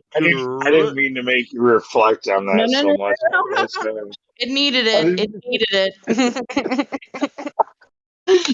it. I concurred on that for sure. Yeah, no, like I said, yeah, like Funky Fresh was like adopted like a decade after it was maybe cool for a minute. For a minute, yes, that's the correct terminology for that. Yes. Yeah. But dude, man, that song is just the shit. I loves it. I'm darn near ready to go out to my vehicle and listen to it. Because just one Bluetooth speaker doesn't do it. Oh man, you gotta get okay. So check this out. I recently got my Battlemon knows. I got my old 1978 Pioneer old school tube stereo that's like a hardcore fucking good collector. I got it restored to new condition. And it is a gorgeous piece of fucking machinery. Dude, I used to have. Okay, go ahead. So I also bought it's actually kind of cheap. It was like $70, but like a Bluetooth thing. But it uses it. I did my research, and it uses a chip that is used in like $300, $600 digital to audio converters. It's called a DAC, digital audio converter. I bought a kind of a generic version of a very expensive DAC. Nice. And because it's got the same chip, it does the same work. It's just, it's not like it doesn't have all the frills. Yeah. But anyway, so I'm able to pick high definition audio and Bluetooth stream it to my 1978 Pioneer tube stereo. And fucking blast that shit. And it is fucking gorgeous. It's fucking so nice. I am happily jealous for you. I will tell you because back in the day after I graduated, my graduation present was the perfect like I'm not trying to offend anybody, but this is just the way I'm going to say it. Female nigga ride. Okay, so this was like a 78 Olds 98 sedan, white top, baby blue, and there's white leather interior, and I had the perfect Alpine stereo in it. And I had like all the like latest rap and So when I are had you and all Battlemon going to the- just get married then? Because you know what I'm saying. That sounds like y'all would get along. That's what I mean. dude, I know me some Easy E. You guys Right. already know. That was back in the real day. Clocking the bitches, jocking the hoes. Okay, but who was it that blew my damn mind? I think it was India, was it? Somebody correct me, please. That all the rappers back in the day slowly, gradually started playing cops on TV. It's like Yeah. WTF. Ice Was that, Cube, Ice T. yes, was that Yeah. India that said that? I think so. Yeah. Oh my God, that was I don't like, know. wow, talk about it Yeah. right in your face. I, Well, here's of one. course, knew about that, but never put it together like that. Here's one. So Ice T is my favorite one because when I was growing up, I got in trouble. I stole this album from my older stepbrother. It's called Body Count. Body Count is the name of the band, and the album name was Cop Killer. Okay. Yeah. Cop Killer. Cop Killer. Wow. Okay, And so it was my the fucking. favorite. So listen. Yeah, So I got in trouble for having that record, right? 10 years later, I start to see Ice-T play a fucking detective talking about, like, it's just the weirdest. Imagine, Cop Killer to I'm going to play detective on TV. Oh yeah. What? Yeah, yes. Like Yes. people like Ice-T, Oh, yeah. people like Ice-T, like yeah, when he was so ridiculed for playing Cop Killer, right after it was right Rodney after King, wasn't the it? LA riots, the Rodney King Oh, riots. yeah. He did that and then went to being a fucking star on like a cop show like that lasted for like over a decade. Right. It's like That's that the was biggest cuck move you could ever do. in your face hypocrisy and showing you that entertainment is what they present to you. It is scripted and it is all acting and it is a stage. And no matter what they show you, you can't. Whatever you see on TV, I don't care how real they present it to be. It is scripted. It's TV. It's the way it was designed. Okay, Like all right. I got a trivia question for those. All right, so far as Ice-T, this is way back in the day when shit was on cassette. Okay, so the name of the song is an acronym. Okay, and the acronym is LGBNAF. Does anybody know what that means? No. Lesbian, Michael? gay. I don't know what else. Michael, are you there? Say the acronym again. Hold on, I want to see if Michael's around. Hold on, guys. It's LG something. She said that was so. It's L. Okay, it's LG. LGBNAF. Lesbian, gay, bisexual. No, dude. This is like decades ago. Let's get nasty, buck naked and fuck. Yeah. There used to be lesbians and gays back then too. No. That wasn't one more a thing. time. It's let's get naked. Let's get naked and fuck. Let's Buck get naked. butt naked and fuck. Now, is it buck naked or butt naked? Which one is it, buck or butt? Buck naked. So why not butt naked? Because when I get naked, it's my butt that I reveal Maybe last. it's butt naked. That would be a regional. That would be a regional thing. You might I think say you're right. butt or you might say butt. Yeah. Yeah. Well, they say buck naked here, but when I was growing up, I was like, buck? I'm not a fucking deer. Shut up. I want you to see my butt. I'll get butt naked. Great conversation, rarely intellectual. Okay. And what better person to come in and interrupt than our favorite? You know what? Kieran? I think you waited your turn to jump in at just the wrong opportunity. And degeneracy is what we were talking about. No, actually, we were talking about I spent so like tell us all about. night trying. I spent all night trying to keep it on topic, and now he comes in again, being like, "What the fuck's I going did it. on It here?" was my fault. It was me. It was me. Yeah, it was Jen's fault. Yep. Yeah, it sure was. Trouble ahead, trouble behind. Don't you know that notion just crossed Just my cross your mind. mind? Okay, yes, dude. That is a bug in my ear. That is a new bug in my ear. So that's what I. Hey, Q, one of the topics that came up tonight while I was trying to keep it on topic was about like flat earthers who are doing disservice to the rest of the flat earth community. What do you have to think about that or say about that? Told this about 3.5, maybe it was 4 years ago now. I said that if you listen on Adam Meekin, well, when he was with whatever channel he was with, I can't even remember. It was so long ago. He invited me on, and he asked me not that question, but I offered it. I said the greatest enemy to flat Earth is pretender clown flat earthers. No. Yeah, and unfortunately, like, I mean, I knew it before, but I just guess I didn't really see how obvious and how bad it was, like how the seriousness of it.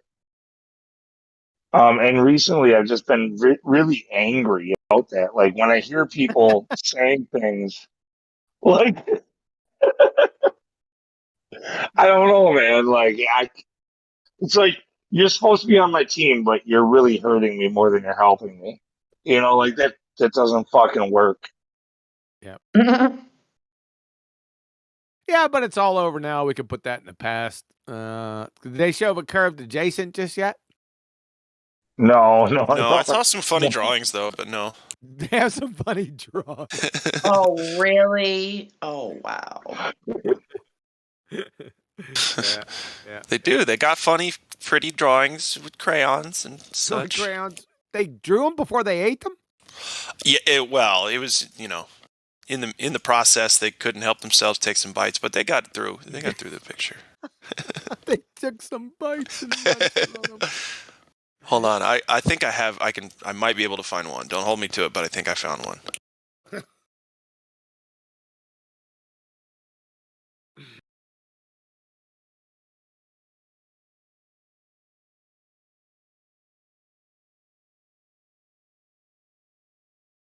Oh, okay. Someone just made a funny. Yeah, here it is. Sorry, I'll stop being like, so this is what it looks like. Here. Check the voice text. Thanks, Jenny. I really needed that. Oh, I seen that one. Yeah. So funny. That one's good. But it's like the simplest way to put it, I'd say. What the was this from Matthew Learns or something? Oh, yeah. I don't know. It was. What I was here. is Was it Learns?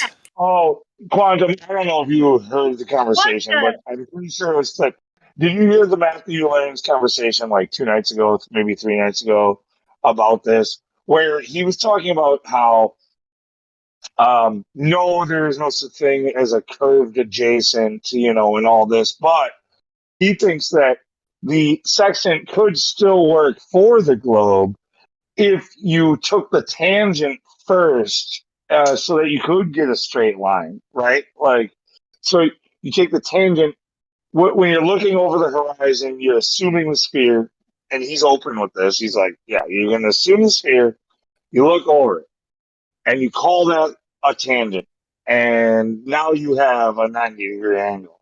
So I was in here the other night with Learns and just drug him around by his short hairs for about 2 or 3 hours. Then I got bored and left.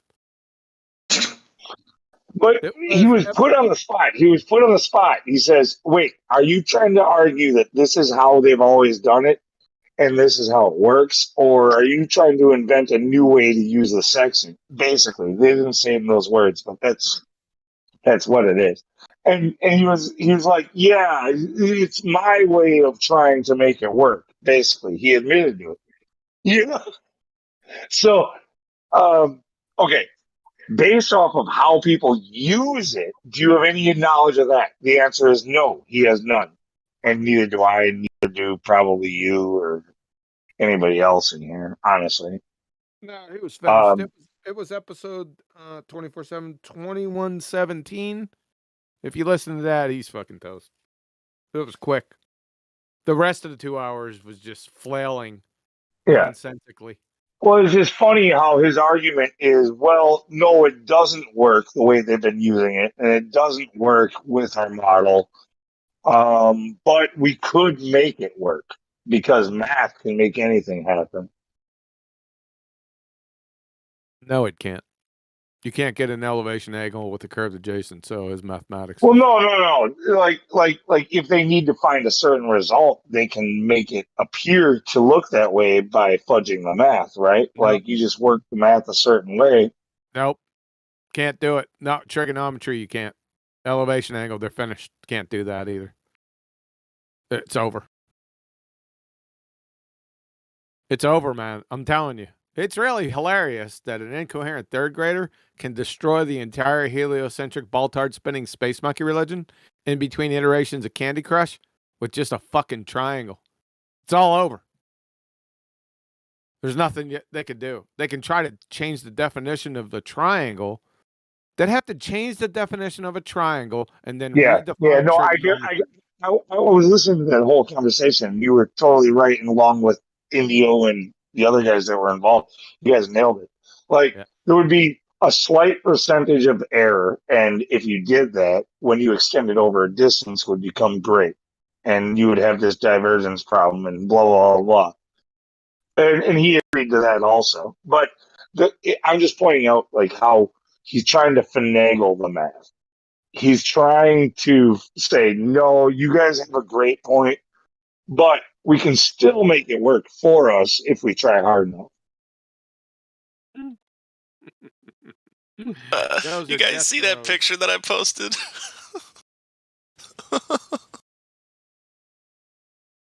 I think Lou is making a better argument for Matthew than himself. Yeah, that's what I was going to say. So we crushed Matthew on this, and now we have to revisit it the next day. I don't want to hear your feelings, Mike. Maybe we should. This isn't feelings. I'm stating facts. Maybe we should have made an audio clip of it so we could just fucking replay it. Well, what do you mean? You think I'm doing a disservice right now by restating it that way? No, I don't think you did a disservice. I'm just bored with it. I was bored before we were done with Matthew. He just kept on with the, I'm just trying to make it work. In other words, just give a benefit of a doubt for people, even though it was already crushed. Yeah, I'm just pointing out like how ridiculous it is. Like how just like his global charts. He said navigation charts were globe charts. He's just desperate. Like they're desperate. He got crushed on that too. Yeah, like no matter how good an argument is, if they're gonna be honest, they have to agree with you, but then they have to give you a but I could see a way that this could happen. You know, they gotta give you he's an apologist. Give themselves an out.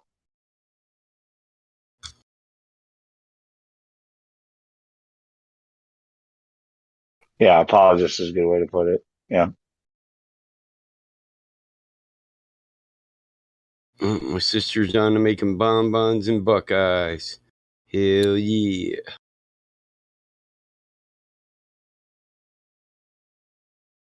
Got white chocolate almond bark earlier. Feeling like you can't. How do you win? How do you win against a group of people who think that as long as there's another possibility that they still win? For me, it's you mean not that about... adjacent, you zipperhead baltard? For me, it's not about winning. It's about the realization it was over before it started. Yep. Exactly. You got it, Mike. Yep. I don't know if I've heard that question. How can you win? How can you win a debate that shouldn't exist? Yep. You're right. You're all over it. Yeah, it's like literally we're just trying to bitch slap them back to reality. You know, wake the fuck up, motherfucker. You're daydreaming. We're not trying to win. We're just trying to get them to wake the fuck up. That's what debate is about. Debate is about to win. Debate about who's right and who's wrong. We knew who was right from the get-go. Yeah, but Matthew's argument is like, but I feel my dreams are better than reality. Oh, I'm getting frustrated now. QE, can you do it any better? No, that was perfect. That you got it. You're all over it. You've been around for too long to not get it like that. Yeah, fuck it. It was over a long time ago. Most of y'all need to realize it. I'm not a fan of like the hostility that comes out of XO, but his argument, like when somebody says, "Give me the flat Earth proof," when he says, "What do you mean, give me the flat Earth proof?" Everybody already admits to the flat Earth. Dude, that is so direct in your face, but it's fucking true. Like everybody who has a profession in which they have to do a job where they would possibly have to calculate for a globe or for rotation or for any of that stuff. They have to exit out. They have to pretend it doesn't exist in order to do their job. They already admit this shit. Surveyors. Oh yeah, it says that. It says that for navigation, naval navigation, you have to ignore the assumed curvature of the Earth. For this That's to work. crazy. Crazy. Yeah, so it's he's right when he says that. Like I said, I don't necessarily like the way he talks to people because I think a lot of people are turned off and they just don't listen if they hear it that way. But his point remains, like it's already admitted. That's a great point. We don't It deserve. We don't owe you any proof. You guys already are dealing with what we're claiming.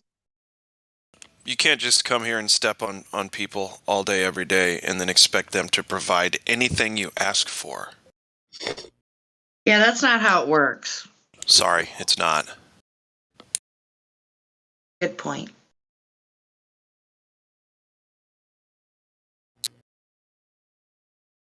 Well said, gentlemen. Bravo.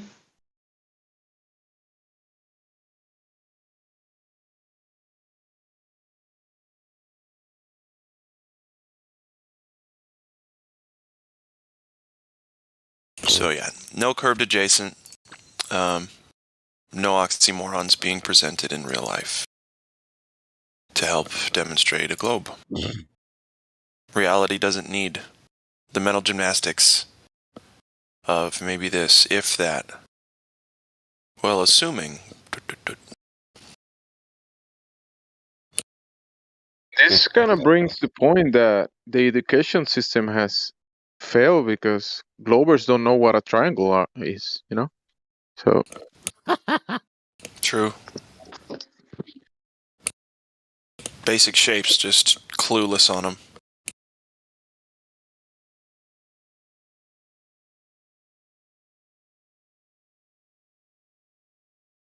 Or level, or flat, or sloped, or like sine or anyway. cosine. Yeah.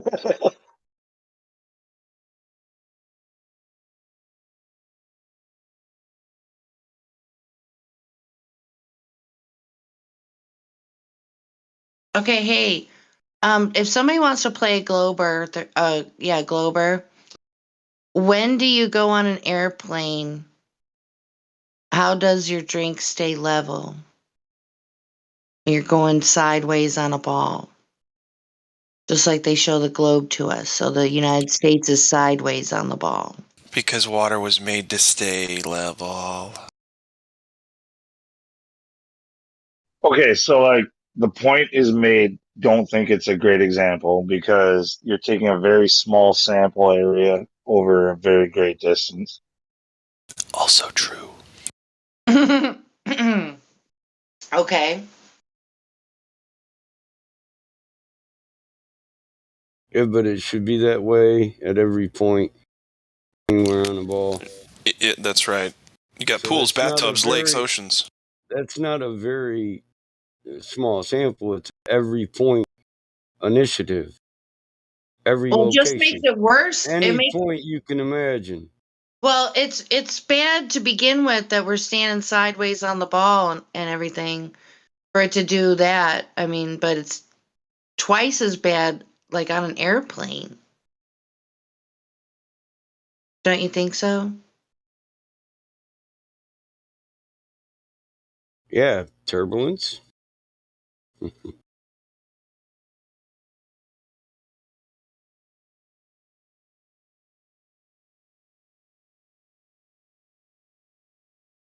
I mean, I've heard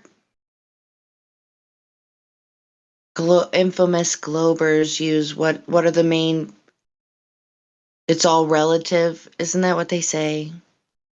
Yep.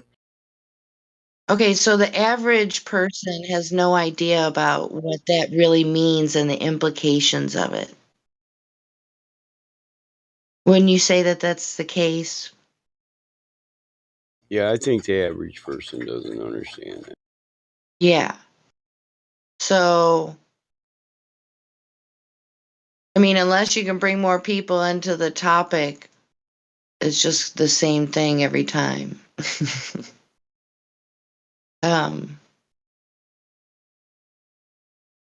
So, I mean, it's a justification,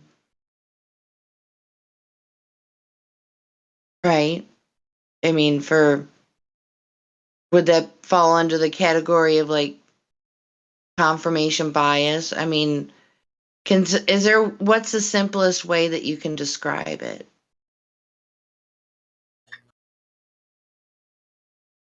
I mean, I've heard you guys talk about it who knows how many times, but it just seems like it's Claiming everything to be relative is it's actually an obfuscation of the point, actually.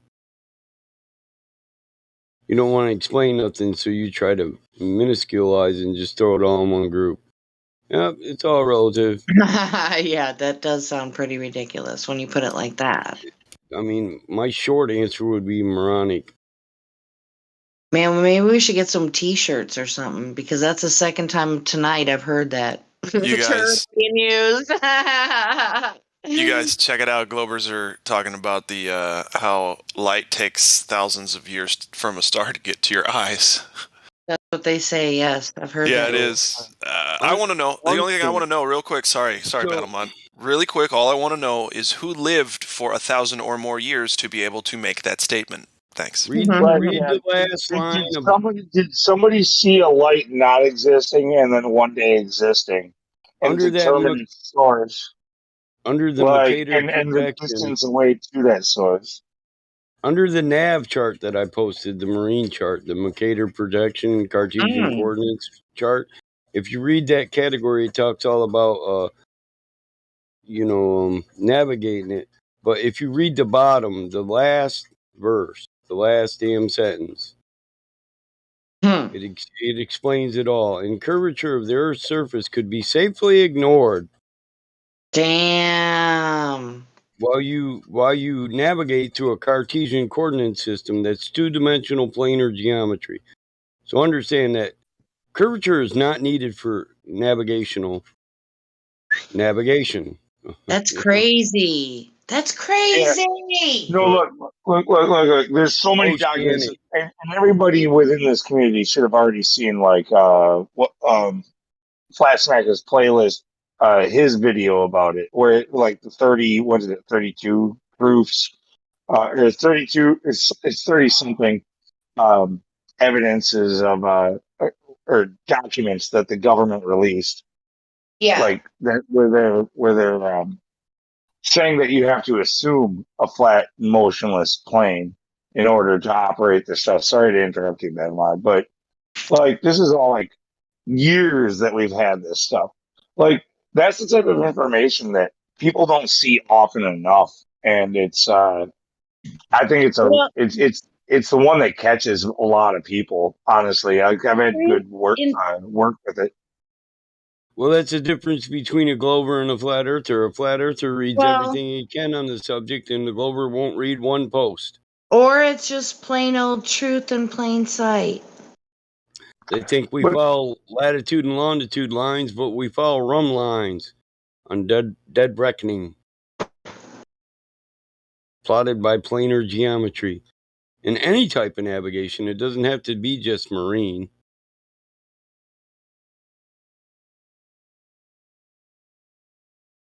Ben Delight thinks that laser measuring devices can tell us the distance between Earth and a star. There's one thing. There's one thing about those documents where they do admit to having to assume a flat and motionless plane. We have to be really specific about using those words, like that the document says that we have to assume, because if we don't include that, we're going to appear to be like we're deceiving them. Disingenuous. But yeah, this one Yeah. doesn't say assume. This just says ignore curvature. Because your charts are two-dimensional and your courses, your run lines are plotted two-dimensionally, and your dead reckoning is acquired two-dimensionally, all with planar geometry. So you just ignore curvature. Yeah, I just always, I'm trying to, like, especially these days, I'm just trying to view it from the guy who's coming in. You know, they think we're making it up. They think we're liars. They think we're a cult. They think we're all the same. They think we're a bunch of assholes. They think, you know, there's a lot of I am things an that they asshole. You, I ain't got time to dick around. I'm not telling fairy tales. I'm an asshole. I ain't got time for these idiots who won't read one fucking post, one citation. I mean, if you can't accept what you read on the internet, it's because you don't understand the difference between an accredited source and a non-accredited source. So the quality information, if you can't discern which is quality and which is not, then you shouldn't fucking be here anyway. Go play with your fucking Legos. Yeah, no, totally. Like it. Sorry, we appear to be assholes, but we're laying down the blunt truth, and you can take it or leave it. You know, like, or that's what we're trying to do. And that's my main frustration, though, is that a lot of us are trying to do that while others come in here and destroy what we've been working on.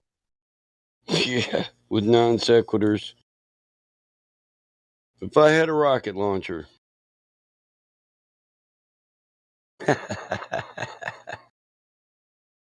M203? Shit, you give me any version you want, I'll still hit them, bro. This is fucking, I'd get rid of them all. Shit.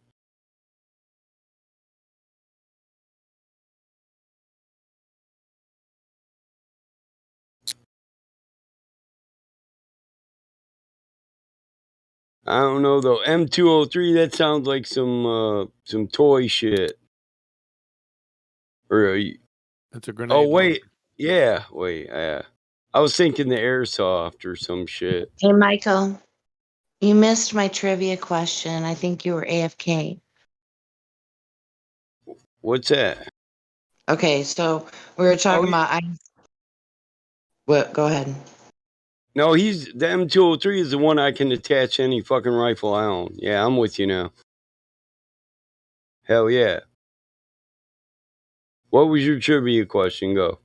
All right, so we were talking about how NDO came in the other day and blew my mind.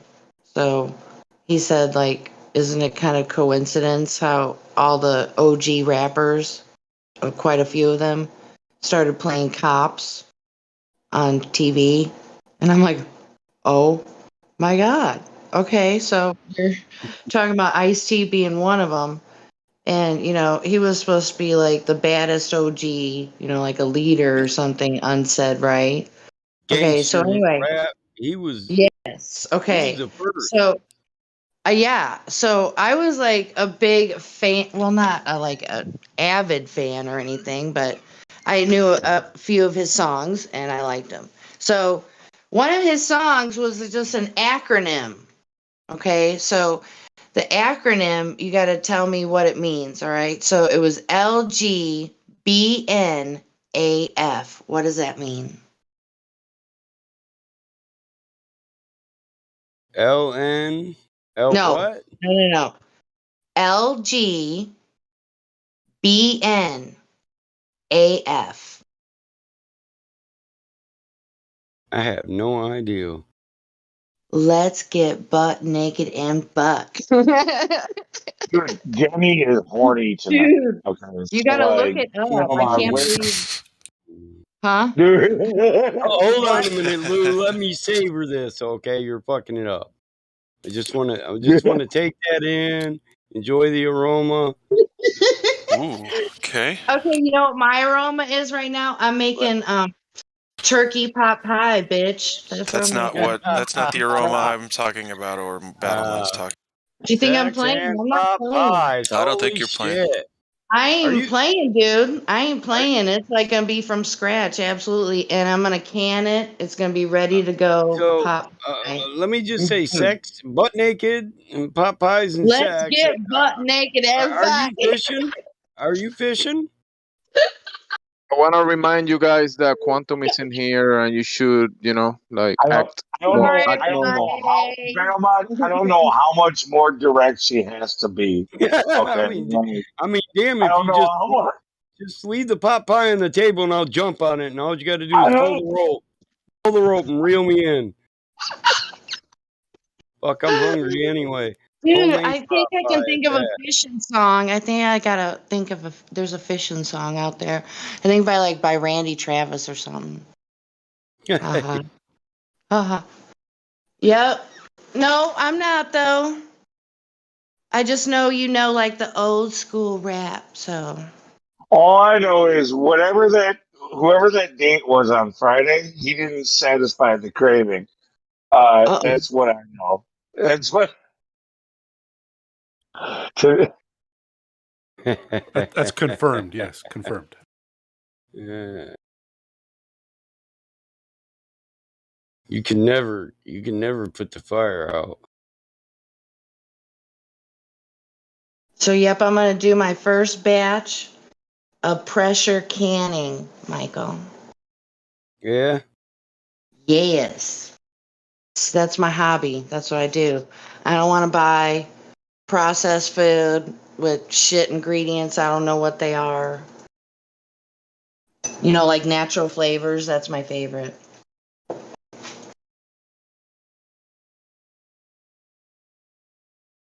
Oh, did you guys know you can can butter? Yeah, I knew that. That's crazy. I was like, wait, what? Why did you think you couldn't can butter? Well, because most people know it as being refrigerated and you have to use heat. Well, I get it. Yeah. No, I leave butter out just sitting out and Well, so do I. okay. Okay. I don't know what I'm talking about because I've never tried to can anything. There's two different ways to can. You have just like a hot water bath can, you know, like for jelly. And then things that are not acidic, you got to use pressure to cook it. Or to can it, rather. To can it. Yeah. Okay. Yeah. See, you already know more than I do. Oh, NASA live in 30 minutes, guys. The IXPE observatory launch. So apparently they're putting yet another piece of trash into a second law of thermodynamics violation. Sure. Oh, wait. We got to do a slow clap for NASA. Yeah. Nope, didn't even get past the one. Didn't even get past the one clap. No, yeah. I kind of have to. My wrists hit each other. That's about it.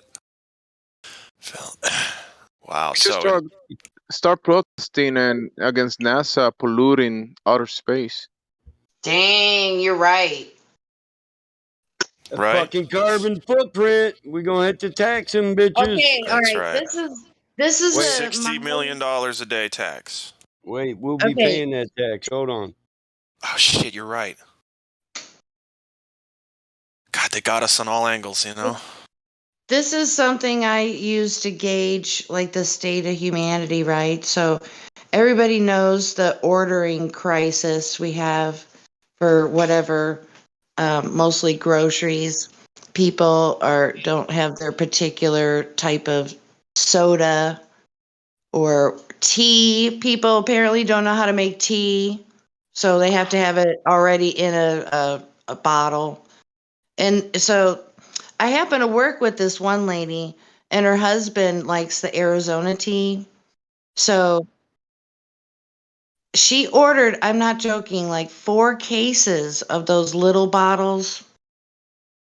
And it just, to me, is just absolutely crazy and irresponsible, because you really can, as far as I know, I could be stand corrected, but you cannot actually recycle any and all plastics. Yeah, I don't think you can.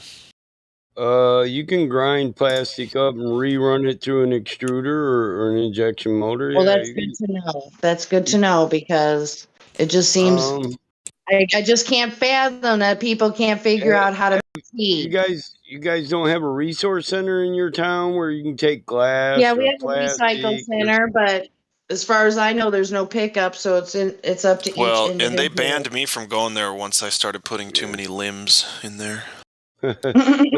Well, you can drop glass, They don't like that much. cardboard, plastic, all kinds of shit. Well, I just thought that Foams. was really, I don't know. I didn't ask any questions. Hey, Sorry. do you recycle? Do you recycle? That's not something you, I don't know, that's not politically correct, I don't think. Well, we used to have next to our, we had a place called Canfields. It was a outdoorsman store, but it was also like, well, anyway, and at Canfields, outside there was a recycle bin thing that they had there as well. They like worked with the city, and you could drop off your metals and your plastics and such. Yeah, metals you should never give away. You can just take that to the scrapyard and get paid. You know how people scrap metal nowadays, right? When I was a kid, you could sell everything by the ton. Old cardboard, you could sell it by the ton to the cardboard companies. Old newspapers, you could sell to the paper company by the ton. Old plastic, you could sell it by the ton, just like you do scrap metal. And of course, every ferrous and non-ferrous metal could also be sorted and sold. Metal is worth a lot of. It's $250 a ton right now. You shouldn't give anybody a free washer. Refrigerator. Refrigerator's fucking $30. Right. Drop it off yourself. Get the freon out of there. I don't really have a lot of information on it, but just with the industry I'm in, scrap aluminum. This is really weird. It seems like it might be a big indicator of like how something is going. Scrap aluminum was dirt cheap only a few months ago. Like it wasn't worth when you ripped off a house. When you ripped off a house, it wasn't worth like separating it to take it in for the scrap value. And now all of a sudden it's through the roof. Listen, clean aluminum siding has always been like 35 cents to 50 cents a pound, where dirty is only 15 cents a pound. If you take it in and get dirty, I'm sure it's not worth it. Yeah, no. That's what I'm talking about. It was never worth it to take it in dirty. You had to separate. Aluminum's always been worth it, dude. No, not for us. Like for us to take the time to separate, because like with siding, it comes with. Oh, it depends on what it's backed with. Yeah, I know. I covered that. You'll have irony. You'll have dirty aluminum and clean aluminum. Yeah. No, the dirty aluminum we just threw in the garbage. We didn't take it in. Well, yeah, that's what just fascia and all that shit. If you had a complete house with aluminum siding in it, an average size house, it'd be $350, $400. It'd be worth taking in. Yeah. No, we've never taken in dirty aluminum. Like it's either separated or it goes in the garbage. I clean all my aluminum and I scrap shit all the time, but I run a salvage yard out here, so. Right. Well, you run a salvage yard, of course. So this is a little different. Like for us, we pay $400 a dumpster, and like it's we have a dump trailer for separating aluminum if it's of a decent gauge and depending on what I'd have it's a pile going at for. home. I'd keep every piece of soffit, fascia. Yeah, you have acre upon acre upon acre to throw the shit in piles. Like, dude, that's not how it works. Like for most people. Most that shit that you're taking off, that little bit of aluminum, you can stomp that shit down and fold it up to squares and put it in a 30-gallon drum. No, you're right. We've done it before. Like up until recent, that was kind of the case. Like we always held Bag everything. of weed, shit, a bag of weed every 3 months. That was the case. We always held everything, and if the price was low at the time, we would just like hold it until the price went back up. Wait, somebody in here takes weed? That's not right. But now, more recently, like literally, aluminum recently, like 6 months ago, literally was at a lower price than what you would get in 1950. Yeah, So 13 cents a pound. Yeah. like it was not worth it. Like it was the same as scrapping mild steel, which is Lou, 13 cents a pound equals out to about $250 for a ton. Yeah, so it's almost the exact same. Yeah. Aluminum, it was down. It was down. I keep track of that when it's highest, as when I take my stuff in. My aluminum radiators, aluminum, copper. Brass is always high. Copper is always high. Yeah. And it stayed down for quite a while. It was down for like a year. And then all of a sudden it just rebounded very recently. Yeah. I like it when it's so high that dirty aluminum is 32 cents a pound. Then clean aluminum's like fucking 80 cents a pound. $1.20, you're getting paid then. Yeah. No, but dude, it just didn't make sense because, dude, like labor is so expensive now. To get somebody to tear off a house and separate the aluminum and make sure that it's like, dude, it just Bro, I'll do anything for an extra large pizza. $16 an hour to get the nails out the aluminum, but you only made $30. And it wasn't cost effective. Yeah. Hey, Mike, I got a question for you. What? Have you ever flown the space shuttle for NASA? Hell no. I'm not that Michael J. Smith. Michael J. Smith. I was like, what the hell? Yeah, dude, I saw that too. I was thinking to myself, oh, now I know what battle mod be doing. No, he's Michael James Smith, and I'm Michael Jonathan Smith. Yours is cooler. And good luck I'm finding me if your bitch ass wants to dox me. There's probably 5 million Michael Jonathan Smiths. Yeah, and there's at least 2,000 in your area. I've checked. I'm sure there's at least one in every town. Oh, yeah.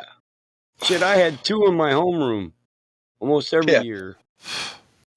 I had a yes, you did. A guy because I checked. No, I'm Michael in my class. His last name was Hunt, and instead of going by Michael, he went by Mike. Mike. So bad, so bad. This poor Mike Hunt guy. See, I can say it because it's Mike. Okay, that's a nice homage to Porky's. That was like one of the first like racy teenager coming of age. Yeah, Porky's, man, that was racy. And then Stripes there's a hole. Stripes there's when a the hole. guy's put your thing in there. I didn't know they had those kinds of muscles. So messed up. Well, I thought if we were gonna go there, you might as well put your thing through the hole. Ooh. You're gonna go to Porky's. What was that big bitch's name that grabbed a hold of it? Holy cow! I don't even remember. Beulah Ballbreaker. Beulah. Good Lord. Bueller. Yeah. She damn near pulled his whole ass through that little hole. That's great. Porky's was the funniest movie. Come on. It's funny as shit. Wet Hot American Summer was kind of funny. Yeah. Stripes was good. I like the Stripes is my favorite out of all of them. Only training, sir. Right. What about Meatballs? That's good. I didn't grow up watching it. I also didn't grow up watching Goonies, although I do like it. Do it, Chunk. Do it. I grew up with the Goonies. I have to say, I probably watched Goonies probably more than a dozen times. I'm pretty sure. I've seen it a lot. I didn't start watching it until I was like after Goonies 20. Never say die. Hey, you guys! Oh my God. Ruth, baby, Ruth. Yeah, it does. It just a turd in the water looks like a baby Ruth. There's no way around that. Caddyshack. He got done Yeah, killing what I was the talking about. pool out. He picked it up and ate it. I don't know. Caddyshack was a little bit before me. I was definitely Vacation all the way for Chevy Chase. I mean, awesome actor, my opinion. Can't see the line, can you, Russ? Hey, Sorry. anyone know where I can get some damn bait so I can catch some damn fish at this dam? Is this a goddamn? Yeah. I am Cornholio. I need TP for my bunghole. Oh my God. You got Hey, baby. Oh, that was a good Beavis. Bravo. Hey, baby. Let's like get out of here. No, wait. You got to say, like, what's happening, baby? How he says it. What's happening, baby? Baby. Oh, my favorite term they used was dillweed. That was the best, in my opinion. Shut up, dillweed. Yeah, that's pretty good. Dillweed. And that friend that they had a Wanger shirt. Winger, yeah. Oh my God. She's only 17. 17. Was his name? She's too young, but she's old enough for me. Sorry, go ahead. Was it Stewart? Yeah, Stewart. I think it. No. Yeah, you're right, Stewart. I was thinking of the art teacher, but yeah, Stewart. And then they did the spin-off. They did Daria. Yeah, Daria. Sick Sad World. It's the show she was always watching. Watched the whole series of Daria like at least 3 times. Yeah, I liked it. I thought Daria was a great show. Yep. It like had all of the dark elements that things like even Ren and Stimpy didn't have. Although Ren and Stimpy's still my number one favorite cartoon. But comedy cartoon. Seriously though, I was Beavis and Butthead. Ren are selling rubber nipples. I would give anything to have the original videos that were with the Beavis and Butthead show.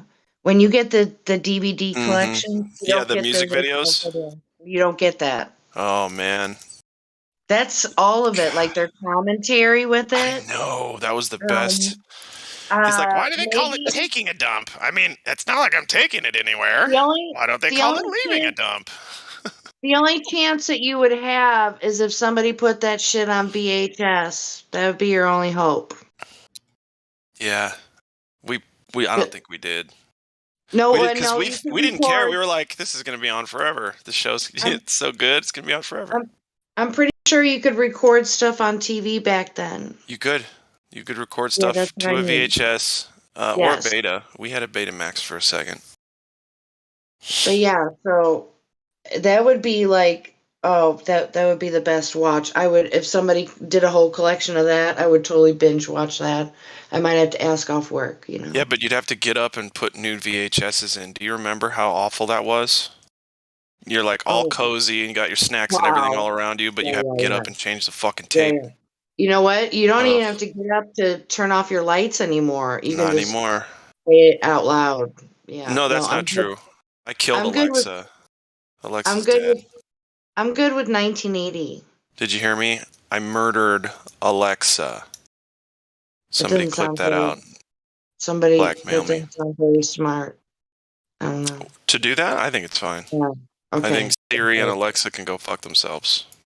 All right, that's enough catchphrases to try to get a reaction for tonight. Okay. Sorry. Wow. There is this one chick. There's this one chick on YouTube that does a great Siri impression. It's hilarious. Oh yeah, those are good. They interviewed a woman who did the Siri voice too. Or at least the original Siri one. Yeah, you'll be able, if you search the YouTube, you'll find it. It's the voice of Siri, something like that. It's creepy though. It's creepy if you ask me. All right, back it up like 5 minutes. Anybody pick it up? Pick what up? Oh. Whatever. Yeah. You ever seen this one? Got the creator fired. Mm-hmm. Interesting. You ever seen that? That's the Call the Police one where they tried to sell the horse rubber nipples. He says, I ain't got no use. I don't think I got no use for rubber nipples. And then No, sir. I didn't like it. He pulls a walrus out the closet and he said, you got any rubber walrus protectors? And the walrus is like, call the police. Yeah. So fucking funny. Yeah. That's my favorite too, Yeah, bro. I'll have to look that up. I hit my son to that. We were getting stoned and drunk one night, and he's like, he said, get the fuck out of here, Dad. I said, yeah, this is better than Bart Simpson, isn't it? Right? For Yeah, sure. Ren and Stimpy was it, bro. That was it. It was. Log rolls on the stairs and nobody cares. It's log, log, log. Big, it's heavy, it's wood. It's log, log. It's better than bad, it's good. Yeah. I got seasons of that on DVA. Wow. And you guys are way into Ren and Stimpy. Oh, dude, it was the best show. Oh yes, we were. Hello, we are wiener inspectors.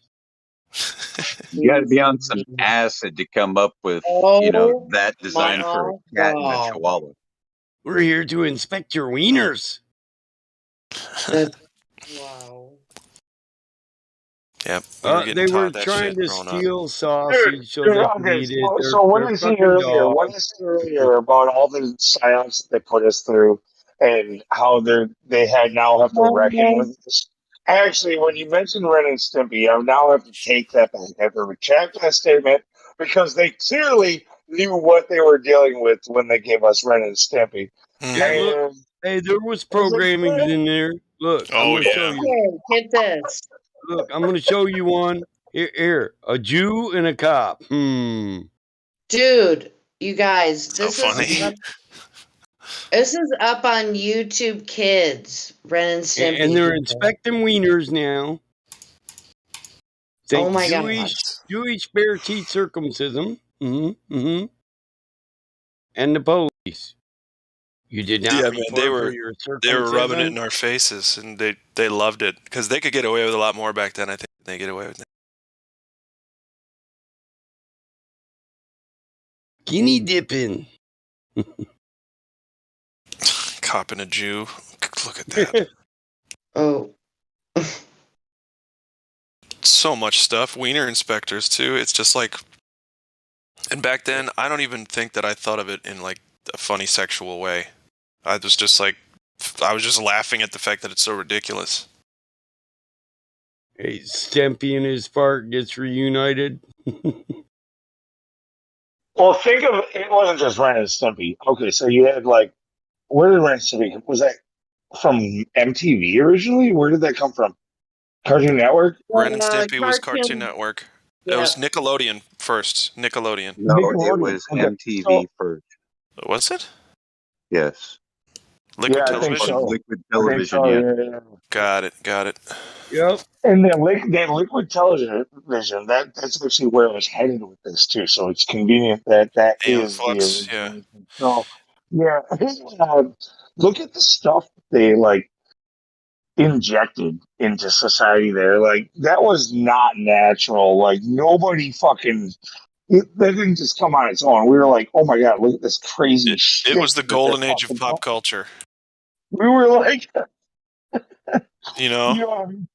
running around talking about bungholes, screaming about bungholes. It was different, and it was edgy, but that's where they injected all of the solipsism and nihilism and all of it. They made racism funny. They made all the cartoon characters that were black purple. It's horrible. Horrible. Remember that shit? Yeah, no, Grape Ape. So bad.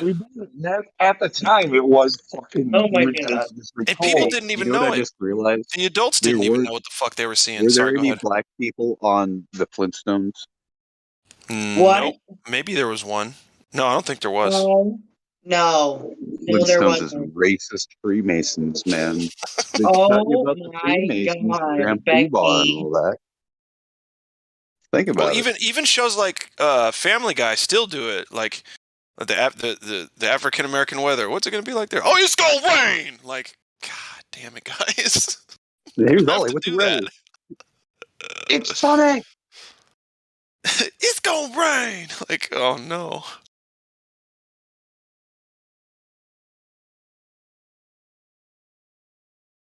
Oh yeah, Jenny he's laughing at the drill sergeant. He can't. That's so good. Do you remember? Oh, what the fuck was it?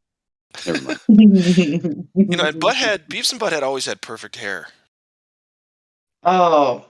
You know what I mean? Look how slick back and just sexy. Big noses, Yeah. fucked up brace teeth. Yeah, that's a great show. Well, it was big hair in the 80s, you know. Well, this was 90s.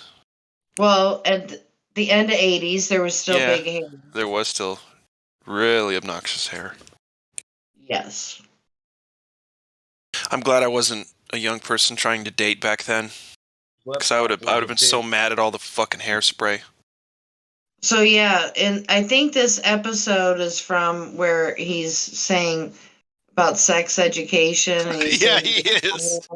He's saying vagina and penis, and he's not allowed to laugh, otherwise he gets suspended or something like that.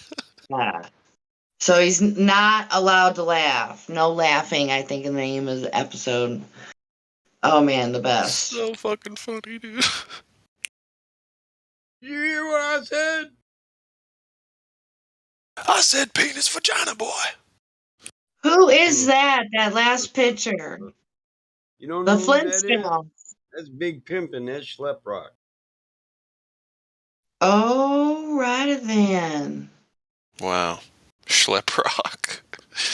That's pretty crazy. Smoking on that Sherm. I don't remember that. Me neither. But it looks like it's real. I remember me and my sister wanted to stay home from school so we could watch don't the remember Flintstones. Schleprock? I'd have to. Did he sound like this? Yes, he did. Yeah, You're like always okay. me. Yeah, I remember that. I don't. Schleprock, my motherfucker. Mm-hmm. Big Pimpin' in the Stone Age. Up in this motherfucker.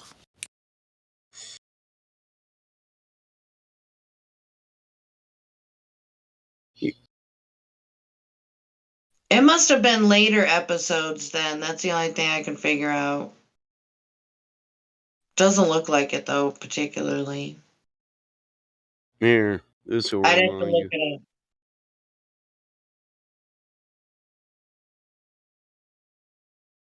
I got to hook up on all them cartoons. I don't know if I want to go down that rabbit hole. I make my kids check out all that shit I used to watch. They think their cartoons are better than ours. I remember watching the black and white first, though. I like Chili Willy and Woody Woodpecker too. Oh my gosh. Ha, ha, You gonna eat that? You gonna eat that? Woody Woodpecker. And I remember what was the watching name that. of that dog where he's like, "I'm so happy"? I'm so happy. Not Deputy Dog, but It was part of Woody the Woodpecker crew. yeah. The Penguin. I'm so happy I could cry. You're Because talking they had a walrus Ford. character too. Dopey Dog, or what was it? Droopy Dog. Yeah. That was like 4.5 decades ago or more. Why did the young man wear a fucking turtle shell on his head? Like, she's got the bone all tied up nice and cute, and he's got a fucking turtle shell on his head. Shed. Yeah. Might be time to shut the fuck up. STFU, man.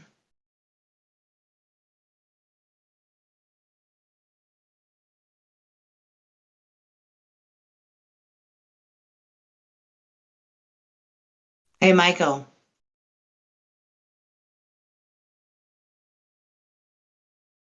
Might be time to quit drinking. Huh? IJS, you need to look up LGBNAF.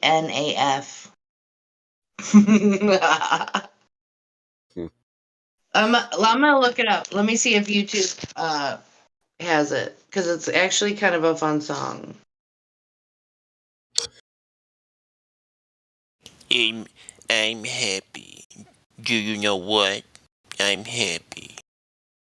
Sounds like somebody from South Park. Droopy dog. Yeah. I can kind of do it. It really just sounds like a tired Jewish woman.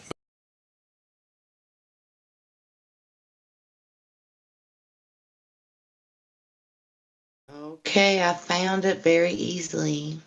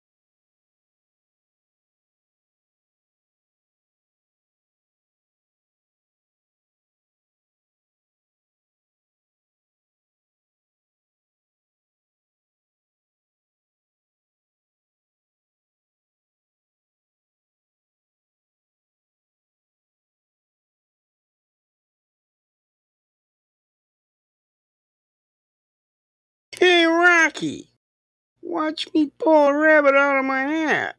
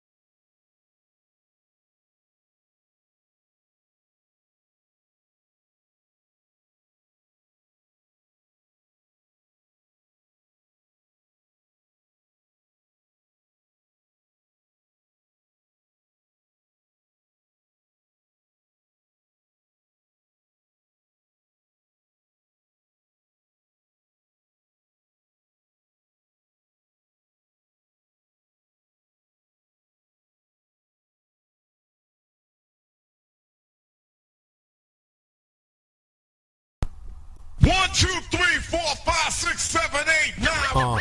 It's the 10 Black Commandments. Yeah.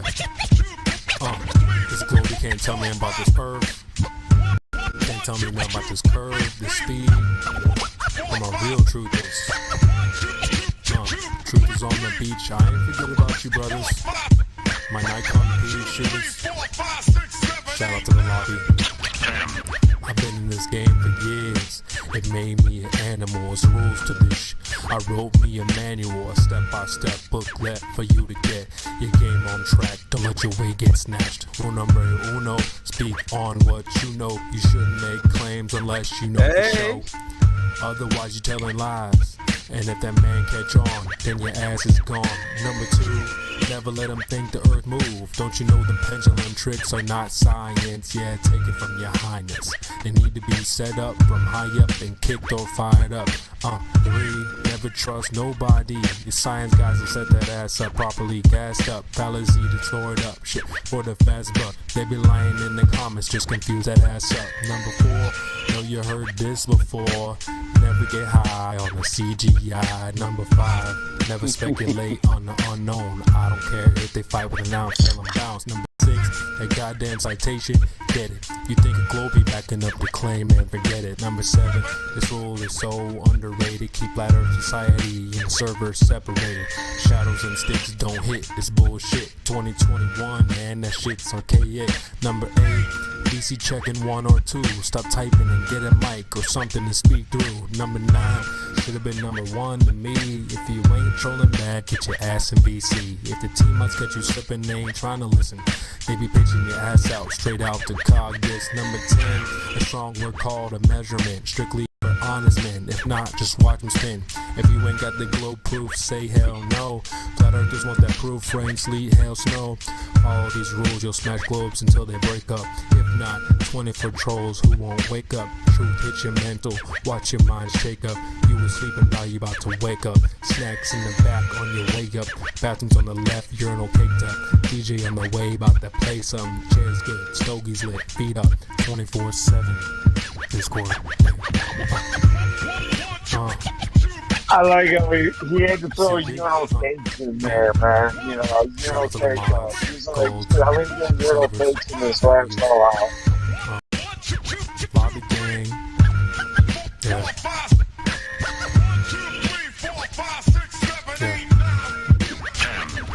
Sounds like Boogie Down Productions. Michael, I thought of Digital Underground. Catch me in the live stream. Like a little bit, like in the background.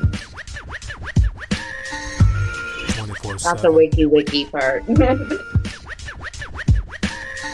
Shout out to India. Dude, it's so old school. Like, nobody can actually tell you where the 10 Right Commandments comes from.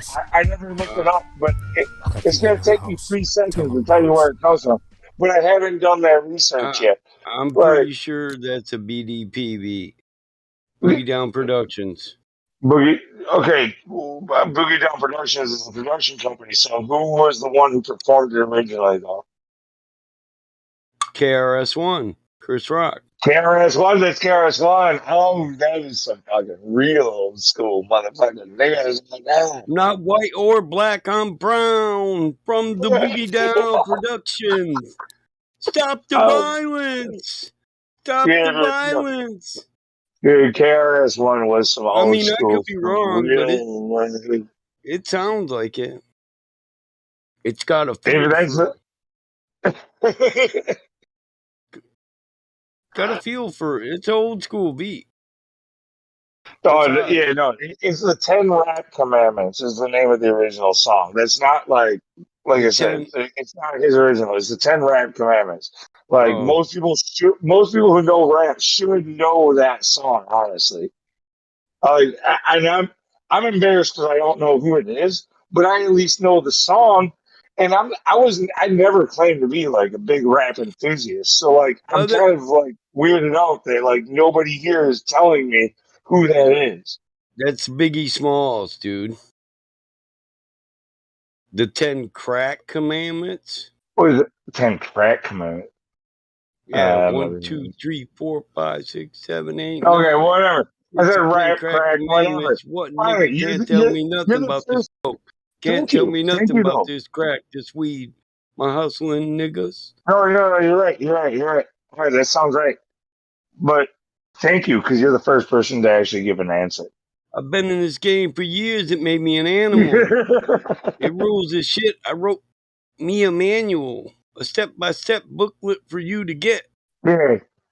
I'm just wondering where food comes in. I'm just wondering where food comes in now. Where in the original does he talk about Your food? name Because I got a know he track. does. If not, your wig got pushed back. Rule number one: Uno, never let no one know how much dough you had, 'cause you know the cheddar beard, jealousy, especially if the man fucked up, get your ass stuck up. Number two, never let them know your next move. That was like early Biggie Smalls too. That was like old Yeah, school. yeah. I Biggie. don't Yeah. know the whole song, but yeah. No, you know it. Yeah, you just proved you know it more than most people do. In fact, you were able to answer. Like I said, you were able to answer my question because, like, I didn't claim to be a like rap freaking. I don't know all of it. Like I heard a lot of it. I don't know like necessarily who did what and all that shit. But that's an old school like that Yeah, song is I an should have old guessed it. school. Yeah. Cause every Biggie beat I ever heard, it had an old school boogie down production flavor to it. It could have been Puffy or the guy that was mixing in the studio, but I always thought they had the same stop. They moved and stopped, moved and stopped, you know? Yeah. Not too many people put a pause in their track. And it's a repetitious pause. The pause Dude, is the beat. yeah, there's a definite delivery method that's not been used like before or since, like with that song, like the where where you would expect the sentence to end. He kind of like instead of stopping, continues on with the next one. Like maybe it's been used, but it hasn't been used well. Like that was the one that set the benchmark for that. I would say. Do you get what I'm saying? Like the way I do. when he goes from number one to number two or to number three, he makes sure that the break is actually halfway between instead of at the number.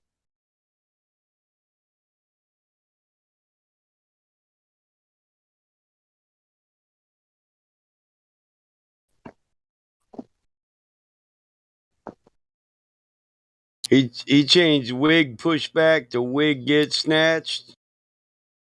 It's hot though. I'm not talking about Crazy Bear. He did.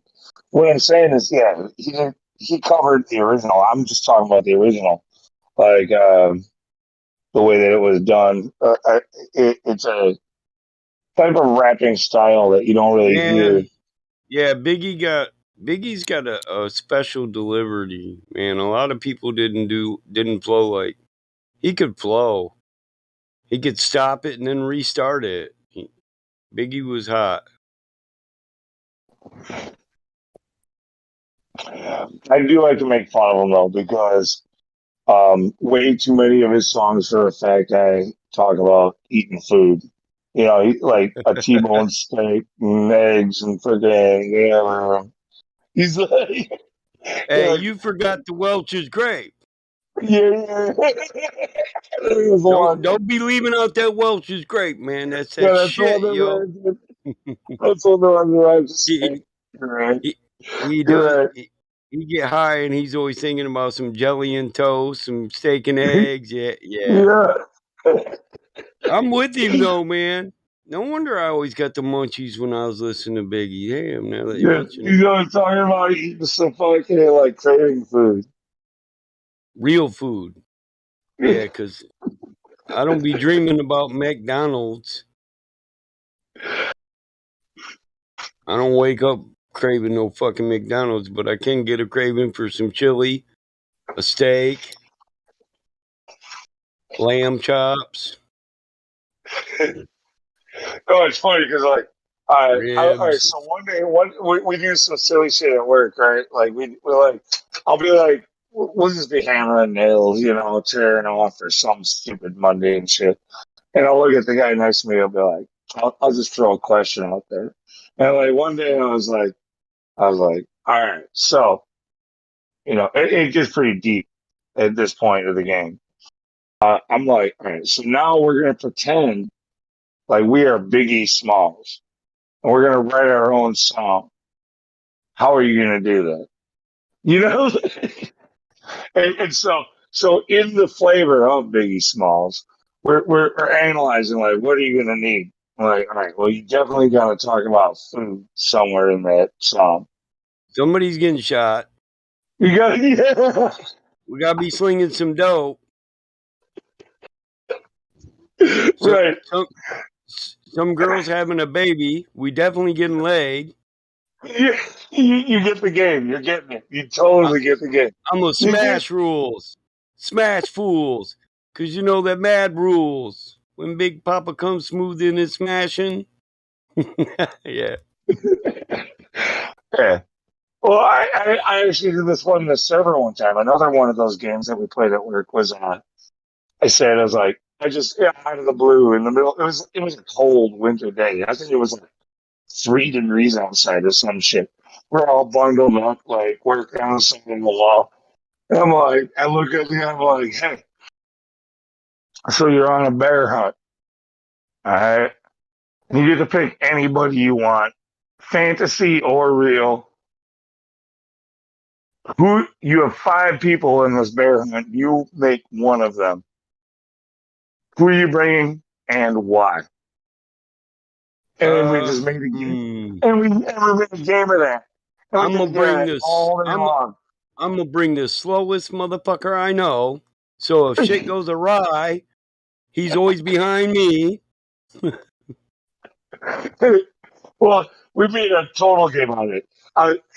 We started making like a rhyming game or an alliteration game. I was like, all right, I'm bringing Yogi Bear, Bear Grylls, and you know, like or whatever. Like that's kind of how it started. So we made a joke out of it, and then it became like, all right, well, I'm bringing Ted Nugent because he's going to get all my food, and I'm bringing Snoop Dogg because he's going to bring the weed, and I'm bringing the Dos Equis guy because he's the most interesting man in the world, and he's going to tell stories. You know, well, let's see then. I might want to bring, the science guy. Yeah. Oh, you're bringing Bill Nye? Yeah, Bill Nye, Neil deGrasse, Elon Musk. I'm going to smoke all Elon's weed and trip that bitch and not even shoot at the bear. Bring a little 22 just so I just piss the bear off, shoot him a couple times and then trip Elon. And that weed, bitch. Yeah. So this is the shit that we play at work. We fucking do this shit all the time. It's fucking hysterical. But it's funny because we get to revisit it all the time and give different answers. Or like, you know, like, all right, so we're doing the game again. Here's who I'm bringing. You know, like, and then it becomes the conversation for the day.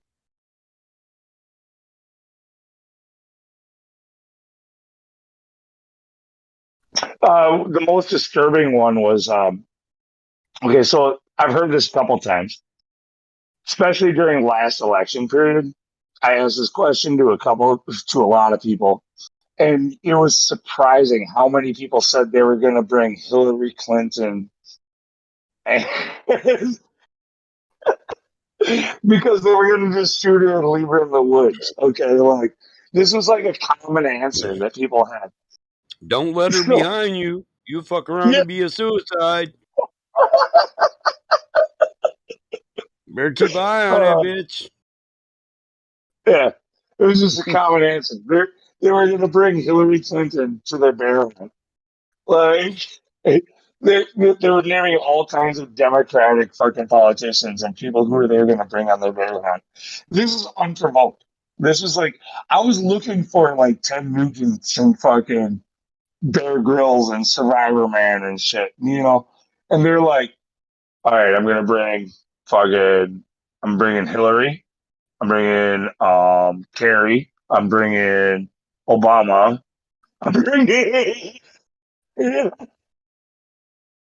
Like, I don't understand how people fucking think like that. Nobody No, ever he's brings Superman. What the fuck? well, dude. The psychopath is like, I'm talking about an excursion into the woods, and they're like, "Who can I kill?" That's fucked up. Like when I'm asking people like a simple question like that, just hypothetical, and they're like, "Who do I get to kill in this hypothetical?"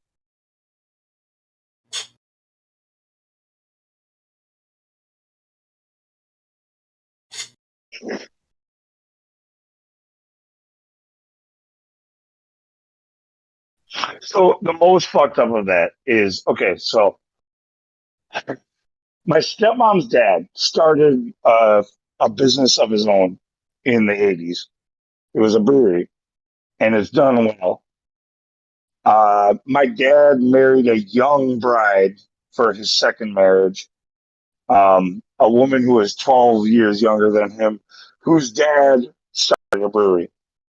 Uh, my dad, I asked him that question, and his answer for who he would bring was his wife's father and his wife. And the reason was because then they would be out of the will. Openly fucking answered this.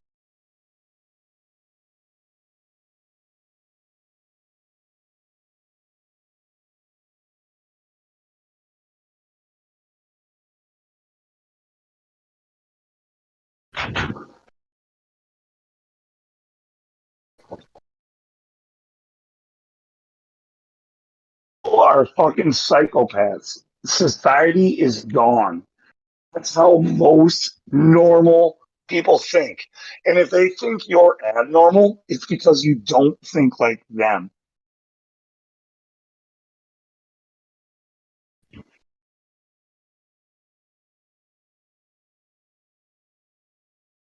That could be an infinite, never-ending game.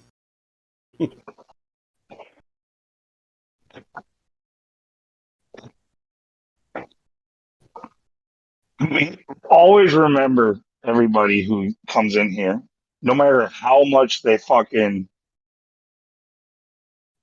what's the right term for it? That the type of abuse, um, lighting, gaslighting. Even if they're gaslighting you, like here's the thing about being gaslighted is that you don't realize you're being gaslighted. No matter how abnormal they try to make you feel for asking the questions you ask and for demanding proof to the claims that are made, like you are the sane one. They are insane. And this is the world that we live in.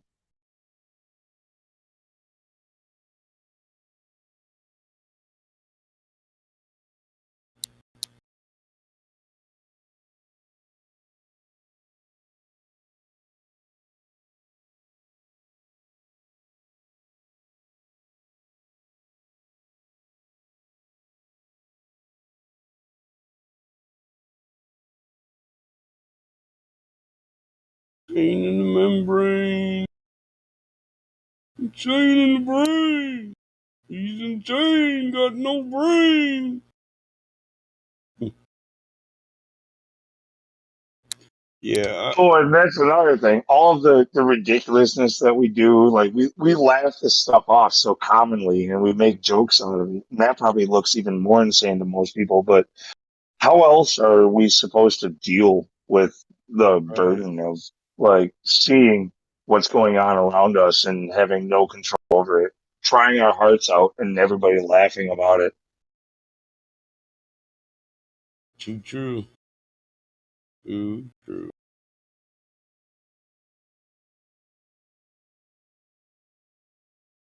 And then for those of us who are here pretending to be flat earthers and truthers and shit like that, because they're there too, who are doing this for a form of entertainment, like you're probably the worst of all of them, honestly.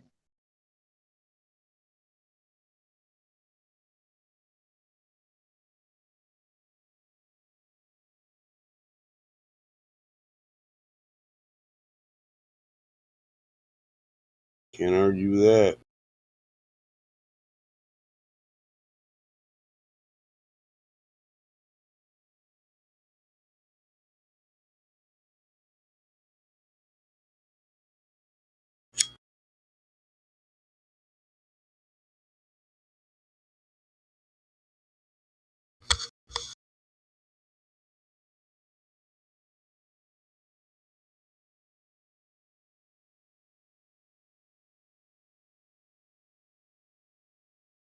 You know what? I blame Barney for making me believe if I love you, you love me. I know you're being a liar. You're disingenuous. Barney was way after your time as a child. Well, I had to watch it with my daughter. It was all high. You didn't, dude? Did you believe in cartoons at that time, or I had to people in believe him. fucking He said, outfits? I love you, you love me. I said, I do. I love you, Barney, you little purple fat bastard.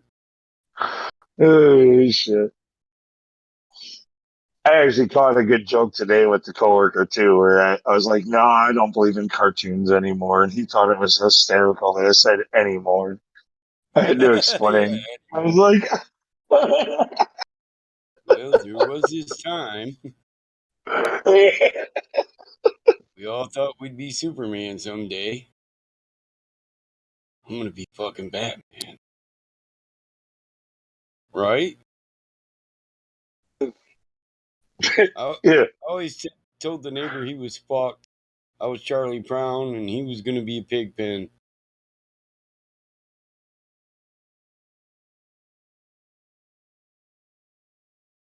I used to love the Charlie Brown. Peanuts.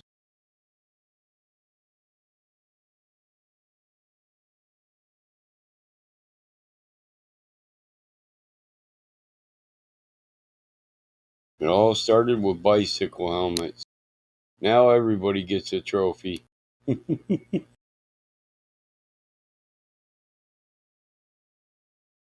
Next, they'll be wearing flotation devices to eat soup.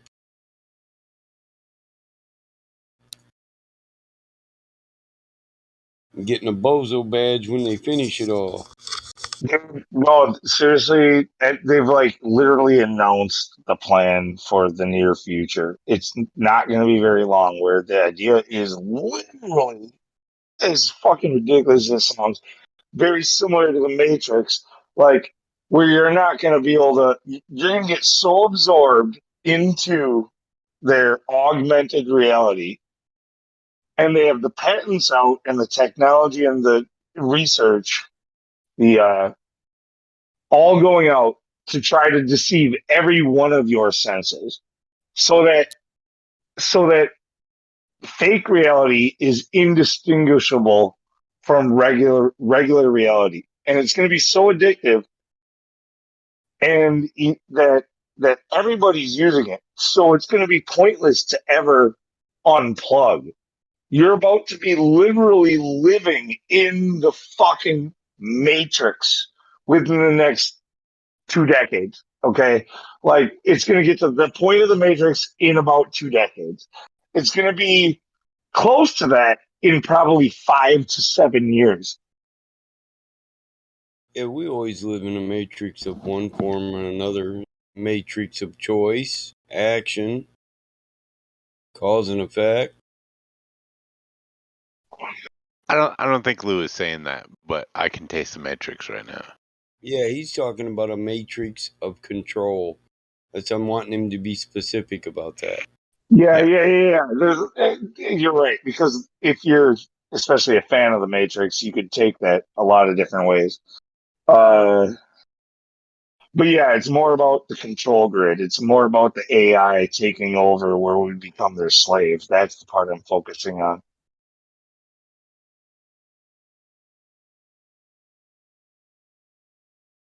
And your retort, Mike? I don't have one. Oh, well, there you go. You're good to go. Yeah. All right, so I win. It's settled. It's settled. Well, you're right. It's just be specific about it. It's a matrix of control and illusion, where your choice doesn't matter anymore. I think it's a little more specific than that. Yeah, I think what he's talking about is more specific than esoteric. No, I'm talking about like a literal reality, like where people don't know. It's more like, dude, have you ever actually watched the movie of 1984? Like or read the book, but I haven't actually read the book. I watched the movie, but like I read the know book. I couldn't gets watch the much fucking credit. movie. It was a goddamn slog. I'm sure it is, but the part that the movie sucked, but at the very end, the part that like I couldn't help but look away from because it was like a train wreck was where he like the entire time had been like strapped to a fucking table and all of it was a delusion inside of his fucking head. And his teeth were falling out of his face and he didn't know what he was. And like during the movie they gave him like mentions about what his reality was on the outside that he wasn't even aware of. And you didn't become aware of it until you saw the ending. And like, dude, that's the type of control, like, where everybody is so lost inside the grid or whatever you want to call it, the matrix, that that that they lose connection with their actual self, like their body. And this is where that infinite regression fallacy comes into play too. Like, how do we know we're not already in that? How do we know, that this isn't, we didn't build this own personal hell for ourselves? We had a part.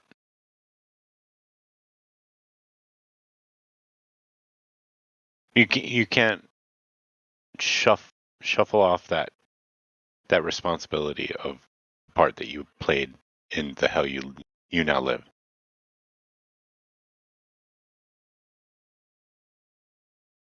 Quarters in session. The verdict is in. Am I right, Mike? No, yeah. No appeal on the docket today, just my own sin. Yeah, we had a part. My father used to put it simply like you get what you accept. Lou, are you talking about Room 101? Roger, what do you mean? In the book, Winston is taken to the Ministry of, I think, Love, right? And is been held there to love Big Brother again. So they break his mind, so he will love Big Brother again. Wants to love Big Brother again. He loved Julia. Then at the end, they take him to room 101 and they put a cage over his head with the rats. And he deceives Julia because then he shouts, "No, do it to somebody else, do it to Julia," right? And then from that moment, they break him. Yeah, And then there's the clip. Yeah. 1984, room 101. It's beginning to look a lot like fuck this. So the goal is not to kill somebody, but to make them love the party again, right? To want to be with the party again and then kill them. So so the mind needs to be broken. So they need to love the party and then kill them. Yeah, they want you to die in ignorance, not freedom, where you could repent.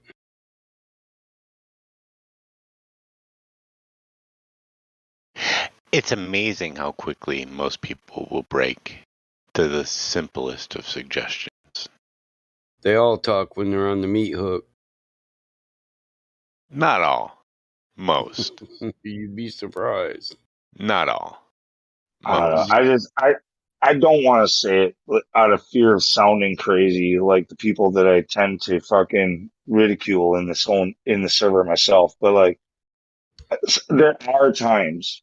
I'm not saying it happens all the time, and I'm not saying I'm the one or anything like that. But it feels like the things that I suggest could happen as a worst case scenario are already happening. They're just like, what a great idea. What a great idea. Like, thank you, lunatic, for your suggestion of how to enslave me. We're going to What a implement great that shit. But never thought of that. Lou, I'm not being hyperbolic here when I'm saying you are the one. That was the whole point. You are the one. I know. Thank you. At least somebody agrees. Oh, fuck.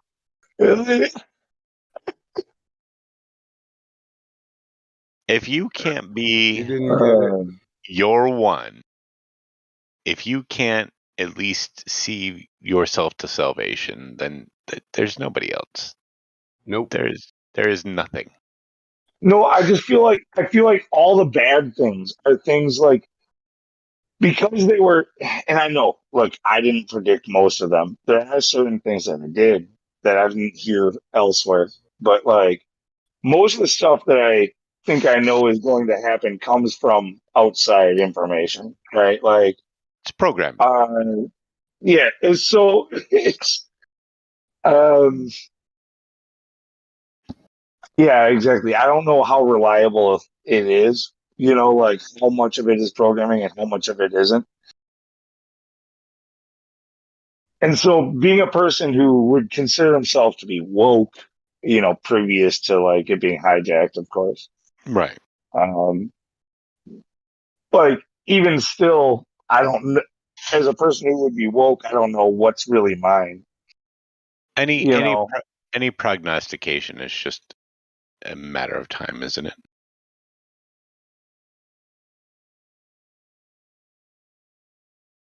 Yeah.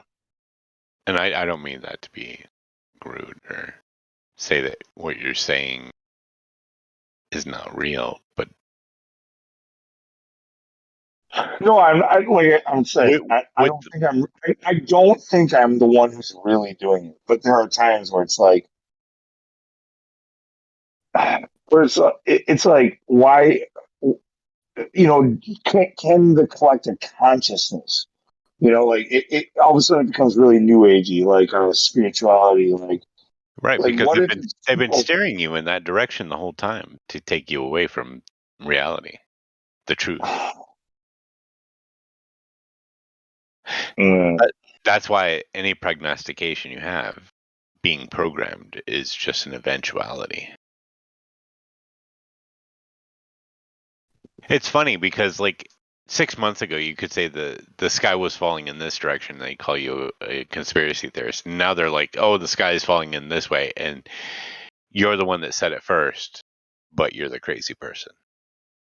So yeah. It's another form of gaslighting that I talk about. Like just because you have a better foresight and you're able to see patterns and stuff like that, make all of a sudden you're a witch and you're gonna be burned at the stake. Yeah. But months later they'll realize you were right, but they won't ever credit you. They'll be like, he's still crazy, but he was right in this one thing, even though everything else he said proved to be true. Yeah, that's more trying to stick with. But okay, so for a lot of people in this type of realm of thinking, though, like when you say that, that's like a way of coping. That's a way of trying to make reality comport with the observations we're seeing. Like when you see too much of that, do you have to question if it's just coincidence? Like, and that everybody feels that way, and that it's just part of nature. Like, I don't know, man. It's a fucking tough situation right there. No. That's the thing is you're following the script, and you're like, oh, he's going to say this next, and they say this next, and then they're like, he's still crazy. It's a game. They have you coming or going. Obviously they got, but okay. What about like people like my boomer father who, thinks obviously the government is just so inept at doing anything that any conspiracy would be impossible.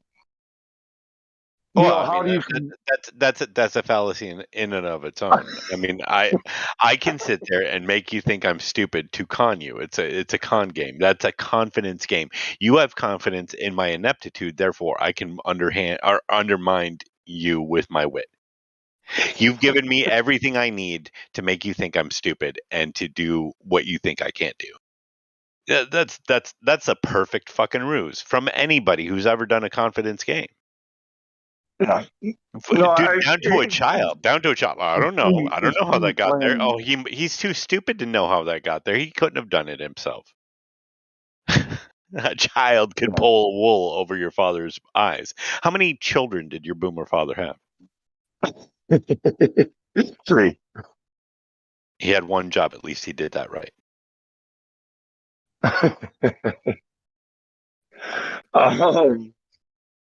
So, but yeah, like I literally had this conversation. Well, You can tell him that. You can tell him I said that. Just be like Deucefall said. At least you did your one job right. No, his greatest fucking attribute as a father is he showed all of us how never to be. Well, I mean that's all parent. You could say that about any parent. Yeah, no, you can. It's actually probably the biggest part of a parenting job, honestly. Even because everybody's at fault of being fallen. Everybody has problems. Like where you have qualities and you have faults, and your children will see your faults, and they'll never attribute your qualities to your true being. Yeah. So it doesn't matter. Only your faults do, not your heart. Thank goodness there's somebody out there willing to look at your heart. But nonetheless, we could sit there and fault our parents as long as he did his one job. I have nothing to say bad about him. But I mean, obviously, he's easily dupable if he thinks that everybody else is too stupid to run a gambit on him. That's the easiest thing in the world.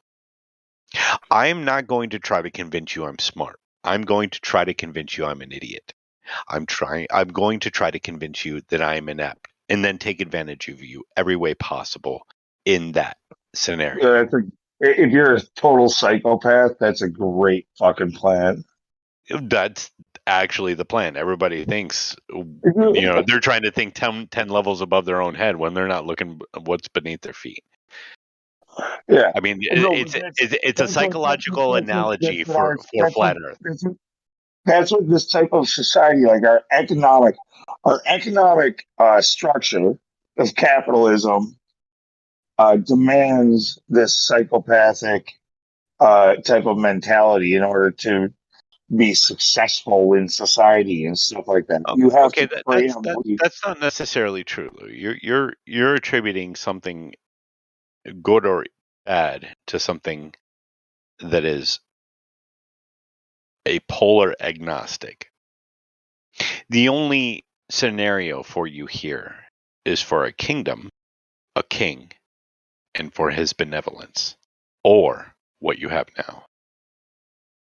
Now, what you have now has been ponified by psychopaths. I agree. But that doesn't mean in its root form it's not good. It's still pretty good. All right. If you want to go to roots, then I will have to. I'll have to retract that then, because true capitalism, right, is me doing a deal with you and nobody getting in between. Right.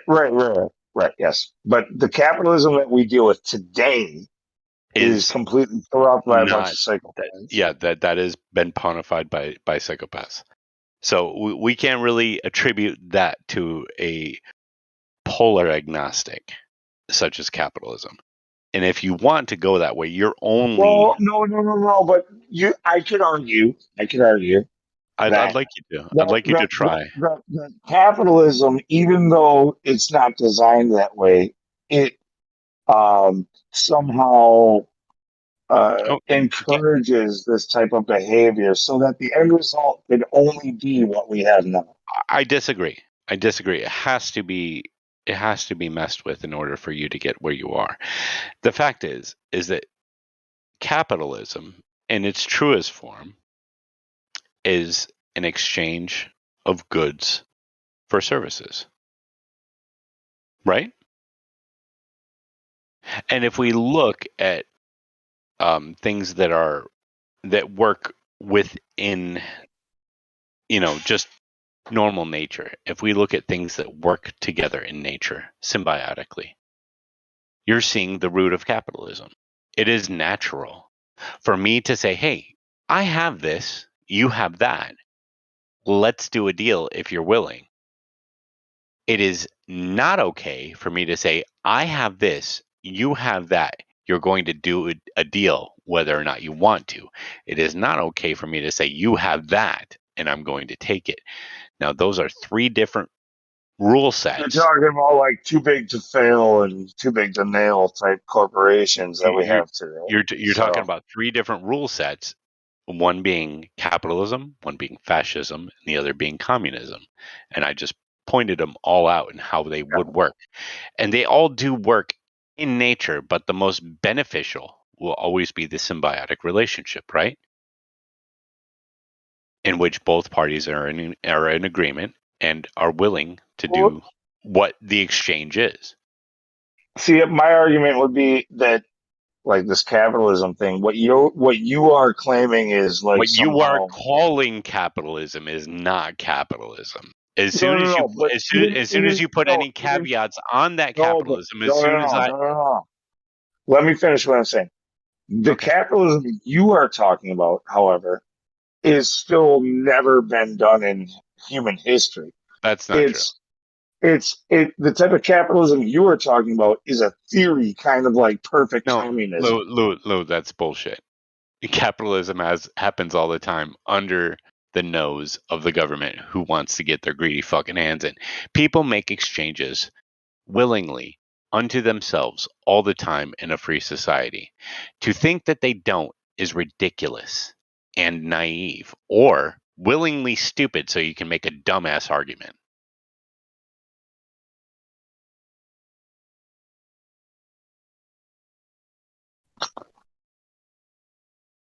All right. So communism on paper. No, listen. Communism on paper works out great, right? It sounds communism works. Communism happens in a free society within small sects. It always happens. It's called family. Capitalism happens with strangers. It's how we deal with each other. And if you want to put labels on it, that's fine. But as soon as contrivances are made to put these strict rules on what we can and cannot do with each other, like, okay, now when it comes to sex, nobody can tell you what to do. But when it comes to commerce, you got to pay this person, that person. You can't do it this way, but you can do it this way, but you can't do it this way with this thing. It's bullshit. I can have communism in my family and capitalism outside my door. It's perfectly fine. It's perfectly fine, and there's nothing wrong with it. There's nothing innately unnatural about it. I will give freely to my family and charge the person who's willing to pay. Comes to my door. Maybe I need to be a little bit more specific about how capitalism will eventually lead to greed and waste. Okay, greed, avarice, all of these things are a natural progression of the human soul as it falls down into despotism. We'll do it to ourselves, regardless, if there's no check. And that's the whole. Right now, you're trying to shut down this argument before it starts because of the fact that you think that it's impossible. I don't think it's impossible. I think there are upright people, and I think there are people who are fallen. I think there are people who are fallen who are upright, who will vacillate between the two. I don't think there's one fit for one person, Lou. I think that's ridiculous to assume. Capitalism inherently is going to create a rat race where somebody wants to be at the top, correct?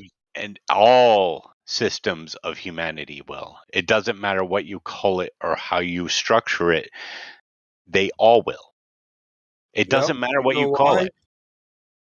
Because you'll never get rid of dumb people or lazy people. I was No pointing matter this what out before. system, Yeah, no I matter was. what system you build, there'll be people who can't exist within it.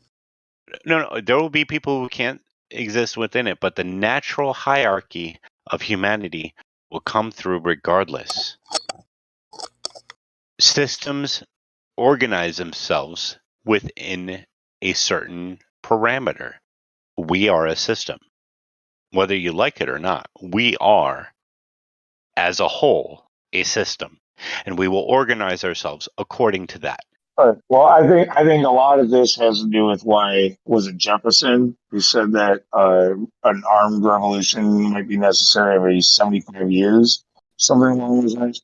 Yeah, Like, you have to continually reset because people will forget the point of their existence, which you see now. But he's pointing out like that this shit is designed in a way where it will get out of control. No. You have That is not true. It is not designed so that it will get out of Complacency. control.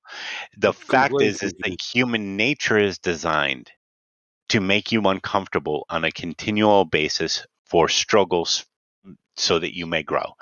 You specifically will go through every step and stage of a falling and rising country.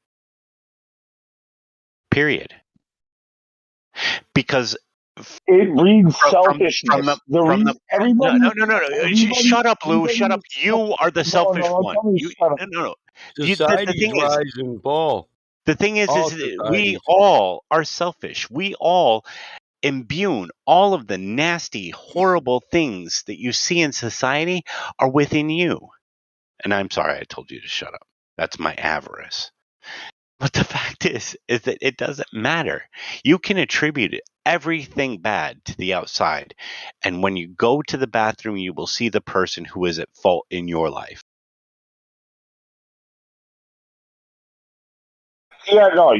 Every person is in control of their own life, and so if that's the fact, then you only need to worry about you. I think that's kind of what you're saying, right?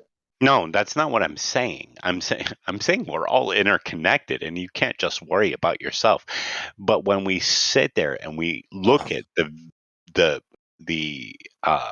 fulcrums and the levers of our victimhood, you have nothing more to do but go to the bathroom and look at the person pulling the levers and using the fulcrums against you, because that's where that person is.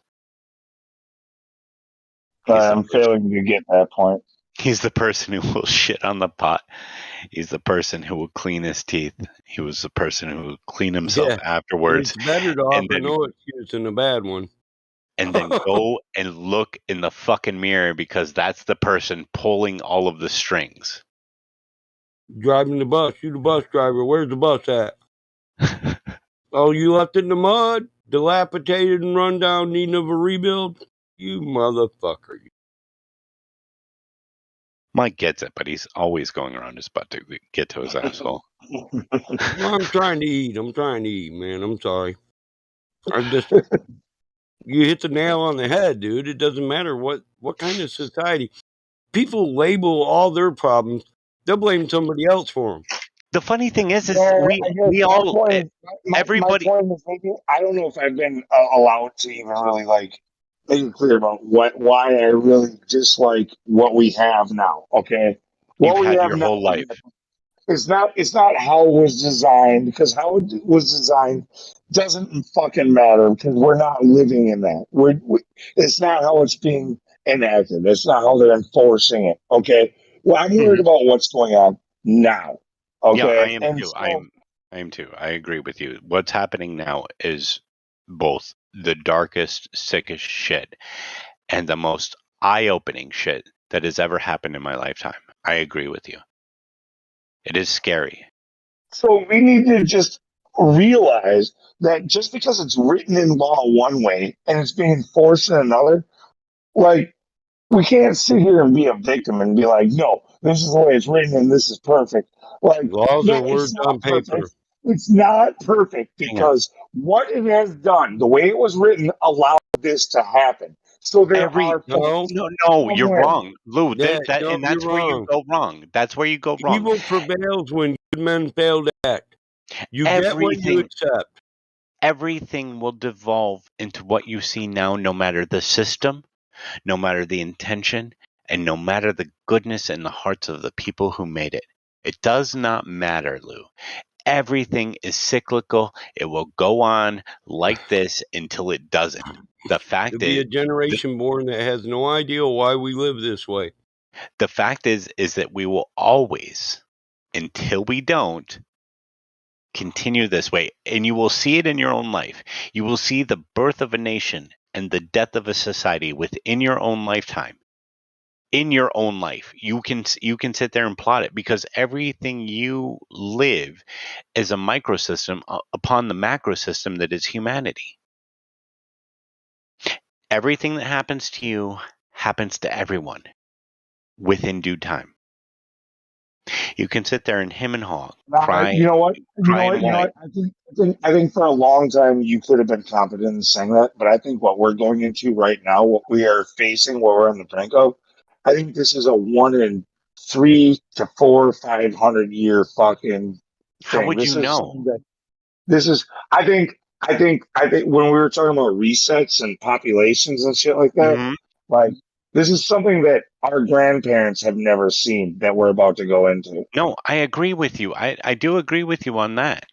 What I'm saying is, in your lifetime, whether it be small or great, the rise and fall of man lives within all of us. Everything that goes wrong, we can attribute to something in our own lives. That's why you'll hear somebody tell a story and somebody will be like, I had something like that. Of course you did. Of course you did. What's happening in society? Great upheaval. What's happening in society? I agree with you. It's nothing like I've ever seen, and it's nothing. Either way, this is actually detracted from the actual point. When it comes to capitalism, the thing is that capitalism does. When it comes to capitalism, it's all about who can be considered the most successful, who can die with the most money, who can, Not really.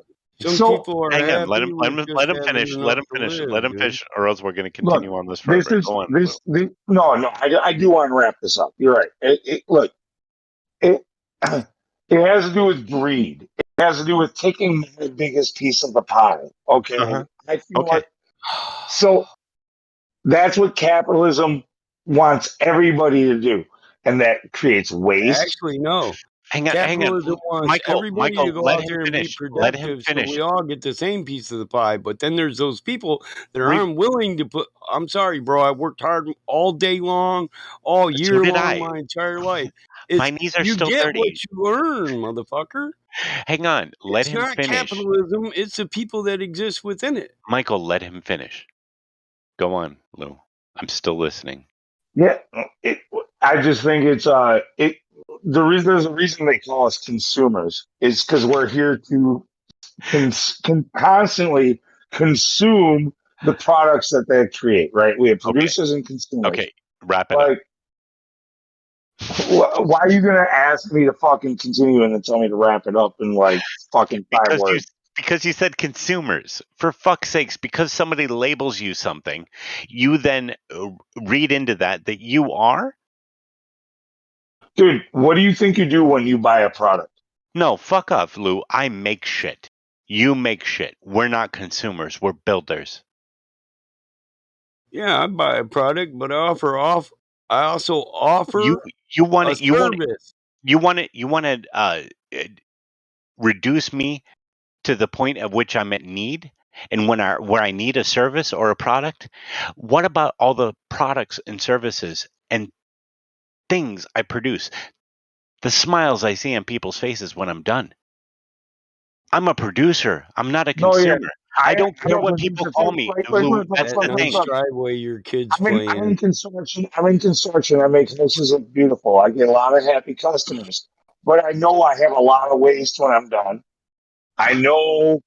I'm not trying to be all green about this, but like you what sound I'm saying green is, as fuck. no. Look. Jolly Green Giant green. It is true. All of the stuff that you buy is made to be disposable. It's made to be thrown out. Right. Look what you're doing, All of the Lou. stuff that you Lou, buy just stop for a second. Look what you're doing. I want to point is this by out the to you. producers. No. You're Do you know how assuming many? I'm talking about, Hang on, Lou. Hang on. Let you're me make my assuming I'm point. talking about it being the consumer's fault. We are still consumers, but Go we're ahead. only Go allowed ahead. to buy. Point to We're the point at which I need something. We're only consumers to the people that's selling We're forced products to buy. to us. Yes, we're forced to buy, and Stop for we're a for second. the producers. I'm not forced to Stop for buy a second. anything. Michael, I buy hang what I want. on. Okay. Now the fact is that you want to look at me when I need something, but not when I make something. Do you know how many times a day I get called a consumer? Well, everybody's a consumer. This is the first time I've been called a consumer in over 2 months. In over 2 months at least. The fact is that most of the time people are praising me about my production, not about my consumption. You want to reduce me to the point in which I am in need. Sure. No, but listen. You're not listening to me, Lou. production- Don't interrupt me. I didn't interrupt you. Yeah, you did. Absolutely. The entire time I was trying Because to you talk. wouldn't shut up. Because you let me talk for 5 words. Did I? You know, the word etymology of consumer is just one who squanders or wastes things. Do you squander and waste everything you buy? Answer him, Lou. I didn't know he was talking to me. I was talking to you. Hell, Are I we can be fighting right now? asking the entire lobby. If you follow the word all the way back to its origin, it's about petty people who squander and waste their shit. You're a consumer when all you do is consume. You squander and waste everything you get, and you need more. To me, that sounds like you're talking about semantics, about like what the word It's not consuming. semantics. There's motherfuckers out there still driving 1990 trucks, dude, because they don't squander and waste their shit. You can't call them a consumer because they bought a Ford once. No, but when you every Michael, time you put gas in your tank, you're a consumer of capitalism. some type of you're a consumer of some type of natural resource. Yeah, and every time I fix somebody's car, I'm not a consumer. Capitalism, Michael. It's bad. But what did you use to fix water, every time you buy a bottle of water, Listen, you know who talks like this? People who don't want to work for what they get. Dude, I'm sorry, motherfucker. I work my ass off my entire fucking life. I can't stand lazy people who don't want to play their part. I know for a fact that I produce more than And I that's consume. what we got. We got a nation of people who don't want to fucking work. That I also consume. And the stuff that I consume if you is was in not the caveman days, You're not you'd have to listening work to to me get at your all. own shit and build your own shelter. Hang on. I think we got to something here while you guys were sitting there talking. The stuff that I consume, because we're all consumers. I'm not done yet. The stuff I consume is not out of choice in most cases. It's out of necessity. Right. It's out of necessity. It's out of necessity. So you're talking about breaths of air, Lou. You're calling yourself a waste of life because you have to breathe. I'm not done. No, hang on. Yes, it is. You're weighing your consumption over your production. You're saying you're a waste of life. Your waste of life is your breath of air. No, look. Every breath that you take consumes oxygen, okay? But then it fucking gets put out as carbon dioxide and then rebreathed out supposedly by plants as oxygen again. It's part of a cycle. Everything is still in a cycle. But yes, That's right. we are all consumers. We are all consumers of something.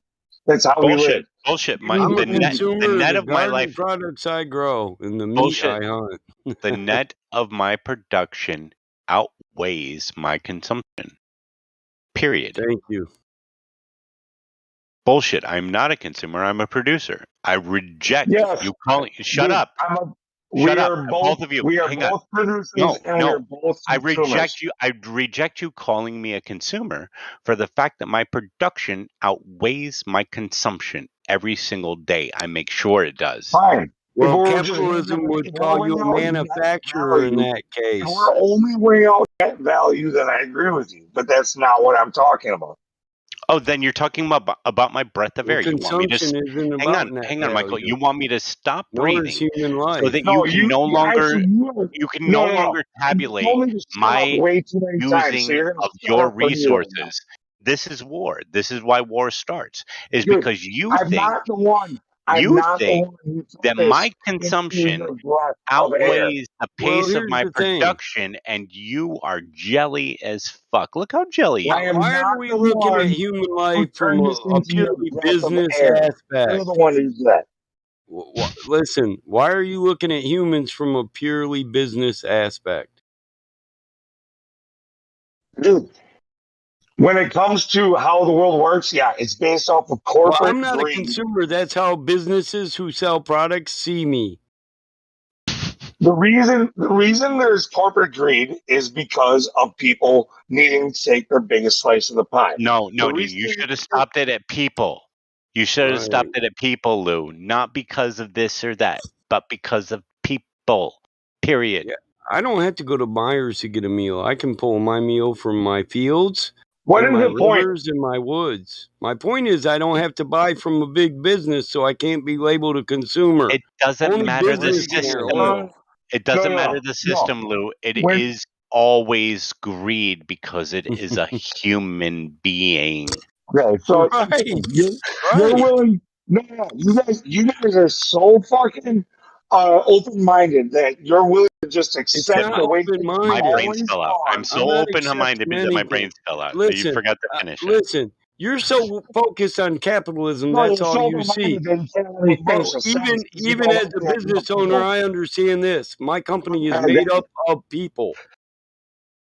People, humans. Why I would will I have, continue this I will conversation? I have, didn't finish the sentence I in will 20 have minutes. human error in every process I do because I work with humans. Do you know how selfish you sound right now, Michael? Where did this conversation go? Seriously. Well, I'm not worried about the human error. We're not perfect. Oh my God, greed! I can see it on him. Look how greedy he's being. You want a melon, bro? Come on. I got All right, canned melon. I'm glad you guys love how the world is right now. No, I'm letting you know how the world is and why it is what it is. Yeah, It's it because is what it is. Listen, bro. You That's can a label fucking me and put me in whatever fucking file you want to, but what? I Listen, can I accept am not. it is what it I am is. not the And sum of there, your fucking words or go fuck opinions. yourself with acceptance of this bullshit. Did It you just is what tell me it to is go because fuck it is what myself? it is. But you're You know, wrong. that's a two-way street, bro. You can go fuck yourself too. I wasn't talking to you. You were trying to talk over me when I was talking to him. But Lou, you're I get wrong. lunatic. I mean, Dave I is get- saying that he's better because he's a producer. No. He's not a consumer like the rest of us. No, I get If what it weren't Lunatic's saying. economics, you bitches would want to come out here and take a portion of everything I fucking grow. I do. Well, no, I get what Lunatic is give saying. me. I've been trying to hop in here for a little bit. Sorry, Jenkins. You know, where do you... That's all right. But Lunatic is saying, you got to get oil for your car. You got to buy the tools so you can work. Right. You still have to buy these things. You can't just make everything. We're all a community. Everyone has to help each other. And big corporations call people who purchase things consumers. You It doesn't can mean make it's a fuel. bad thing. You It can just make means that oil. there's always something they want to produce that it'll break, so you have to buy it again. It's designed obsolescence, and that's where the consumer thing comes into. But we all have to buy oil. We have to buy gas. We got to get milk unless we have our own cows. Right, So right. we're all still part of the community. My whole point, Jenkins, is that as long as you're a net producer, is what matters by your metal. Like if you were to measure your metal and what it matters in your life, as long as you're a producer net, that's what matters. Yeah, this No, is but only applies. My point, though, is that as long as you're concerned about netting bigger next quarter, then you're always going to be adding to even more consumption. Consumption, which the word consumer, the word it consumer only applies to commodities. Period. Consumer consumption. Those are when we're talking about commodities that all people use every day. things people use every day for their everyday life. If I work harder, do I eat No, more? but no. Most of the things that we buy are not needed. They're not necessities. Most of the things we buy are luxuries. Oh, fuck. So Commodities. That's where consumption matters, and it's only in the business aspect. Let me talk to Deus for a second. Look, Go ahead. And you know, people say people Hang on. constantly say we can't make this and we can't make that. The truth is, you can make oil, you can make fuel, you can make your own furniture, you can make your own clothes, you can grow your own food, you can hunt your own meat. It's you don't fairly want easy. to. You're fucking lazy. Go ahead, Godric. production and consumption are both equal. It's a balance. No, whatever no. you think you produce, hang on. Whatever you think you produce, will Yeah. be put on the sidelines if nobody's going to consume it or buy it. So you'll have to No. slow down. That's all. You're Okay. not better. You're not better because you. I'm definitely better. I'm better because of my Look, we're reaction. not going to be better. We're not going to be better if we No. take more and more. I'm so much better, Lou. You didn't let me finish of why I'm better. Let me point out why I am so much better. Because people seek me out to do the work. People appreciate when I do the work in less time for less money. Period. Yeah, but that's a short-time greedy gain. It's No. bad for the world For in whom? general. It's bad For for future whom? generations. For You know whom? what's important? You know what's important, It's Deus? bad for your grandchildren. It's bad for your grandchildren. Hang on, Deus. Do you tip your waiter at the restaurant? I don't eat at restaurants. I'm not a degenerate. Then you're Good no value answer. to society. I'm not a fucking degenerate. Good I don't answer. eat at fucking restaurants. Then you're a selfish prick. Why? Because I make my own food. Yeah, that's what I was gonna say. I make my own food. My You daughter don't don't help tip. society at all. I mean, My I daughter do. don't tip me. I absolutely do. Just because you don't Give me like me one doesn't good mean I'm a reason selfish why. prick. For God's sake. I'm just kidding with you. But what do you Okay. produce? And by the way, Judas, like, even though we've been here with each other, I just want you to know, I still have no hard feelings for you. I just want you to know the type of character I am. Like, we can Lou. disagree and we can get heated. Like, I don't give a fuck. Like, it's we disagree on this, obviously, but it's not I a have problem. nothing but love for you.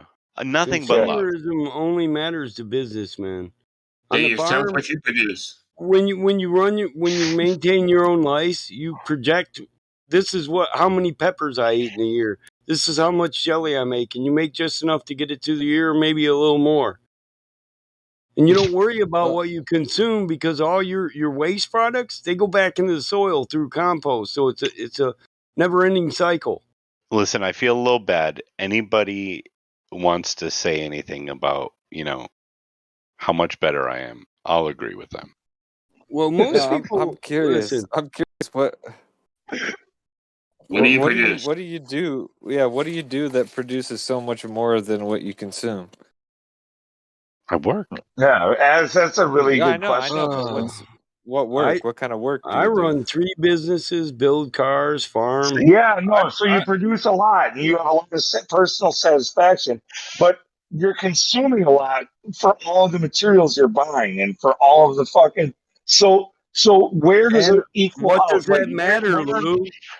All that consumption keeps other people in work, and it feeds their families, and it keeps their heat on and their electric on, and their car gassed up. What's your point? You guys want to That's the throw away point. you guys want to throw away You're looking at one aspect of economics and acting Hang like on. it's the fucking problem.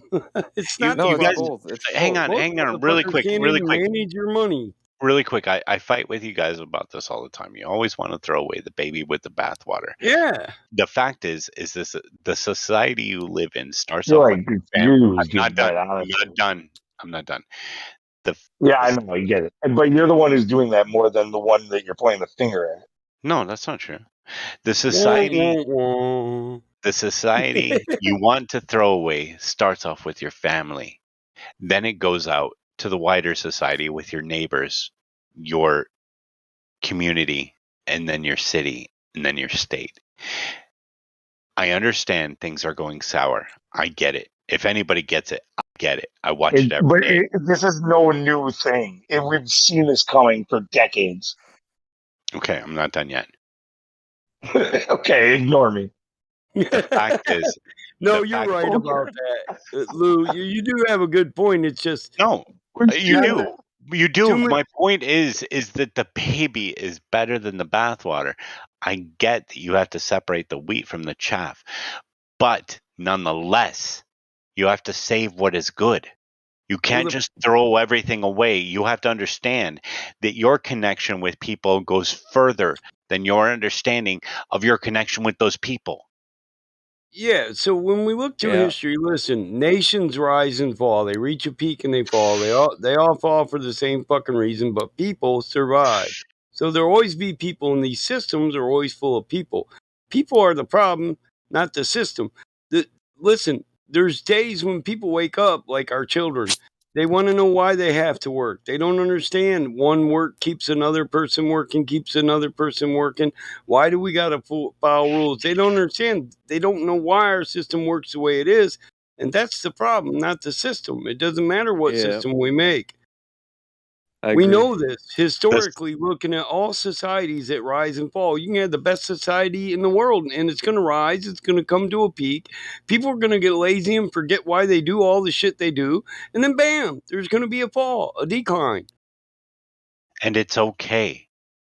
It's perfectly okay. It's okay to be the strong one in your family, for your community, for your neighbors. It's okay, because you need to have those moments in which you can arise and be the one to lead. And that's what the situation is giving you. Not a moment to bitch about your circumstances, but to figure out what the best course of action in these circumstances is. Right. People Well, if that's the case, if you want to play it that way, then the best answer is to just fall in line and assimilate. No. What? I didn't say that. I did not say that at all. But this is what I'm saying. When you no longer have running water in a toilet you can flush, you'll remember why we maintain the sewer system. So you can take a shit in your house and it doesn't end up in your water supply. Yeah. I honestly would never say that, Lou. The fact is that I think that our system... No, I know you wouldn't say it that way. I had to say it for you because that's the case. I think our system is rotten. You're not listening. Yeah, our system's on the downfall right now. We're at a decline. I'm telling you, this is an opportunity. Lou, At this I'm point, if telling you want to do best for yourself, you have to just play by the rules and try to make the best personal. I'm not saying that at all, Lou. I'm not saying that at all. I'm saying this is an opportunity for good men to come out and say, this is what we're going to do as a community, and be the leader you want to see in your life. Yeah, you can't wait for somebody to save you. Your savior is already there. The fact I'm telling you that falling back on fucking laws that went into place in the 1700s isn't going to save you, because that was what got you here. Is that capitalism, Lou? You're so off the mark. The only law I fall back on is God's law. He gave me exactly right. That's he exactly gave me right. free will and dominion over earth. Do you think God is the one ruling this realm right now? Excuse me, but I'm not worried about if God's ruling this world. He gave me the authority to make a change here myself, and dominion to do it, and free will to choose it. Do I choose it? That's the question. It starts off with the family, goes to the wider community. You are the leader that you need to save. Period. I mean, war is never the answer. War is always the answer. When it comes to your door, it is war. Period. Well, it is, but I mean, war is always the answer, Michael. It's just not always the first choice. It's not your first choice, but it's your last choice. But it's always the answer. It's always going to be the answer. Well, it's a natural state of man. Why? Because men can never agree. Men can never agree. I'm agreeing with you right now. I'm glad you guys are both in agreement. So that makes you right, apparently, because it's 2 against 1. But if you let Jenkins talk, he's on your side. Let Jenkins talk. Bro. We feel the same. We feel the same way about society and the state we're in right now. What we don't do is let it crush our soul and our spirit. so that you could tell in every word we speak. At least that's where I stand.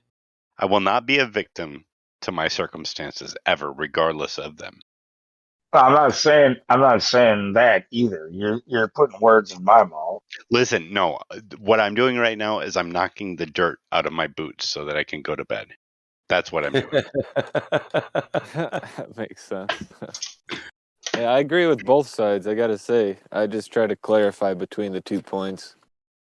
All I see in my you're making good is points. war. I think But my I'm main looking point at is my that president for a different they're so way. set in their ways. They're so set in their ways. I'm just trying to fucking tell them like it's not that simple. It's not like if we just go back to like 1850 law that will be saved. Which It's one not of us said go back to 1850 law? I would like to know. Which one of us said that?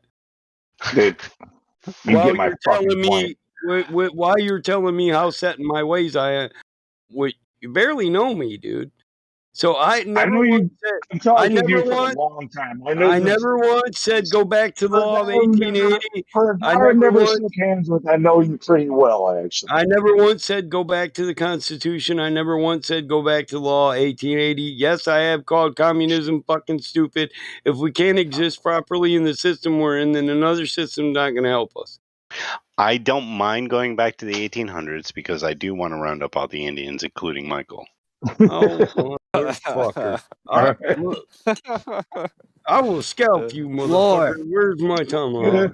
There comes out his nature. I knew it was going to come sometime. Where's the answer, I guess? Well, listen, that's all I see in my future, but in my present, I'm trying to look for a better way.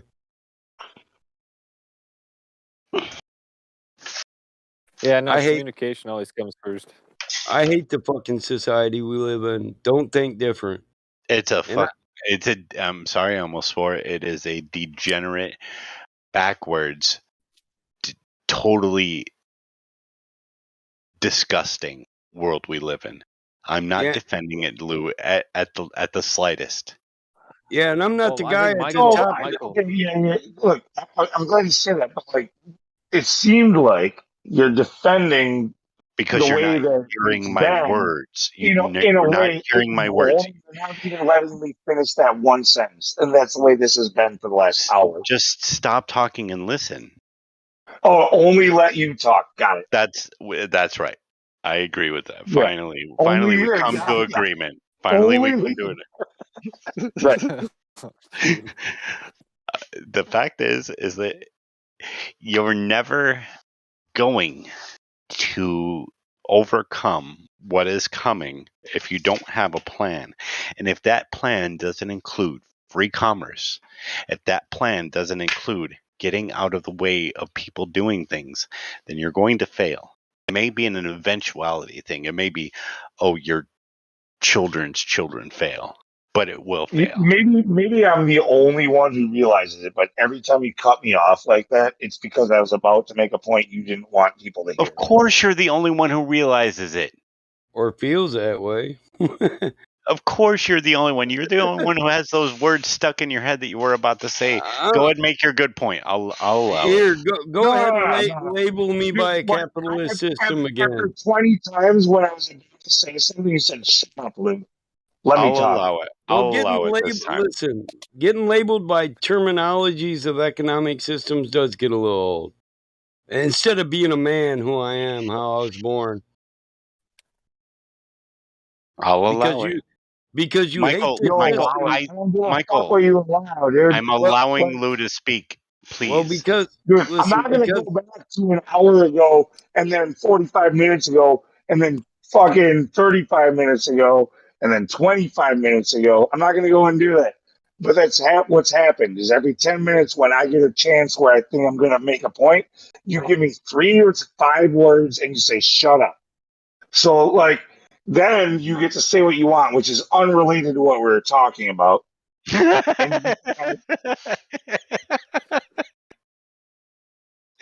You think whatever I said was unrelated with what we're talking in certain cases. Yeah, you misconstrued what we were talking about and then took it to another aspect. So was it related or was it not? Well, related and but yeah, okay, related. Sure, I'll give you related, but it wasn't what we were talking about at the given moment. It wasn't what you were talking about, is what you're saying. No.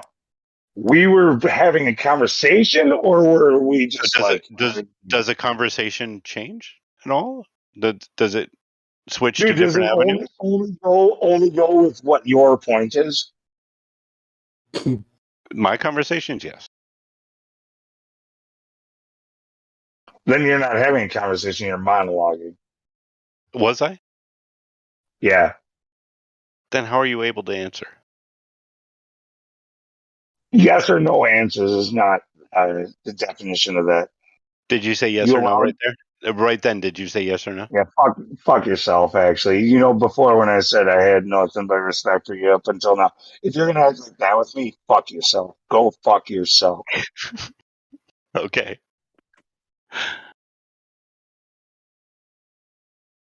I think Michael had a good point, though. It's not the system, it's the people within the system that is the problem. Jenkins, was that Michael's point? Because that was the point I was making the whole fucking time. Yeah, I was going to say that. That's what he said earlier. He was just accentuating my point. Yeah, it's not pool that sucks. It's a guy that keeps kicking your ass on the pool table. He sucks. It's not your car that sucks. It's the fucking mechanic that sucks. And how much he charges your ass. Dude, the system stinks, and everybody knows it. No, they don't. Yeah, pretty much everybody knows it. No, they don't. I'm not a label that exists within the system. That's all I know. I'm a man trying to do the best I can within this crappy system. Are you going to start singing, Michael? I would like to. It'd be better than this fucking combo.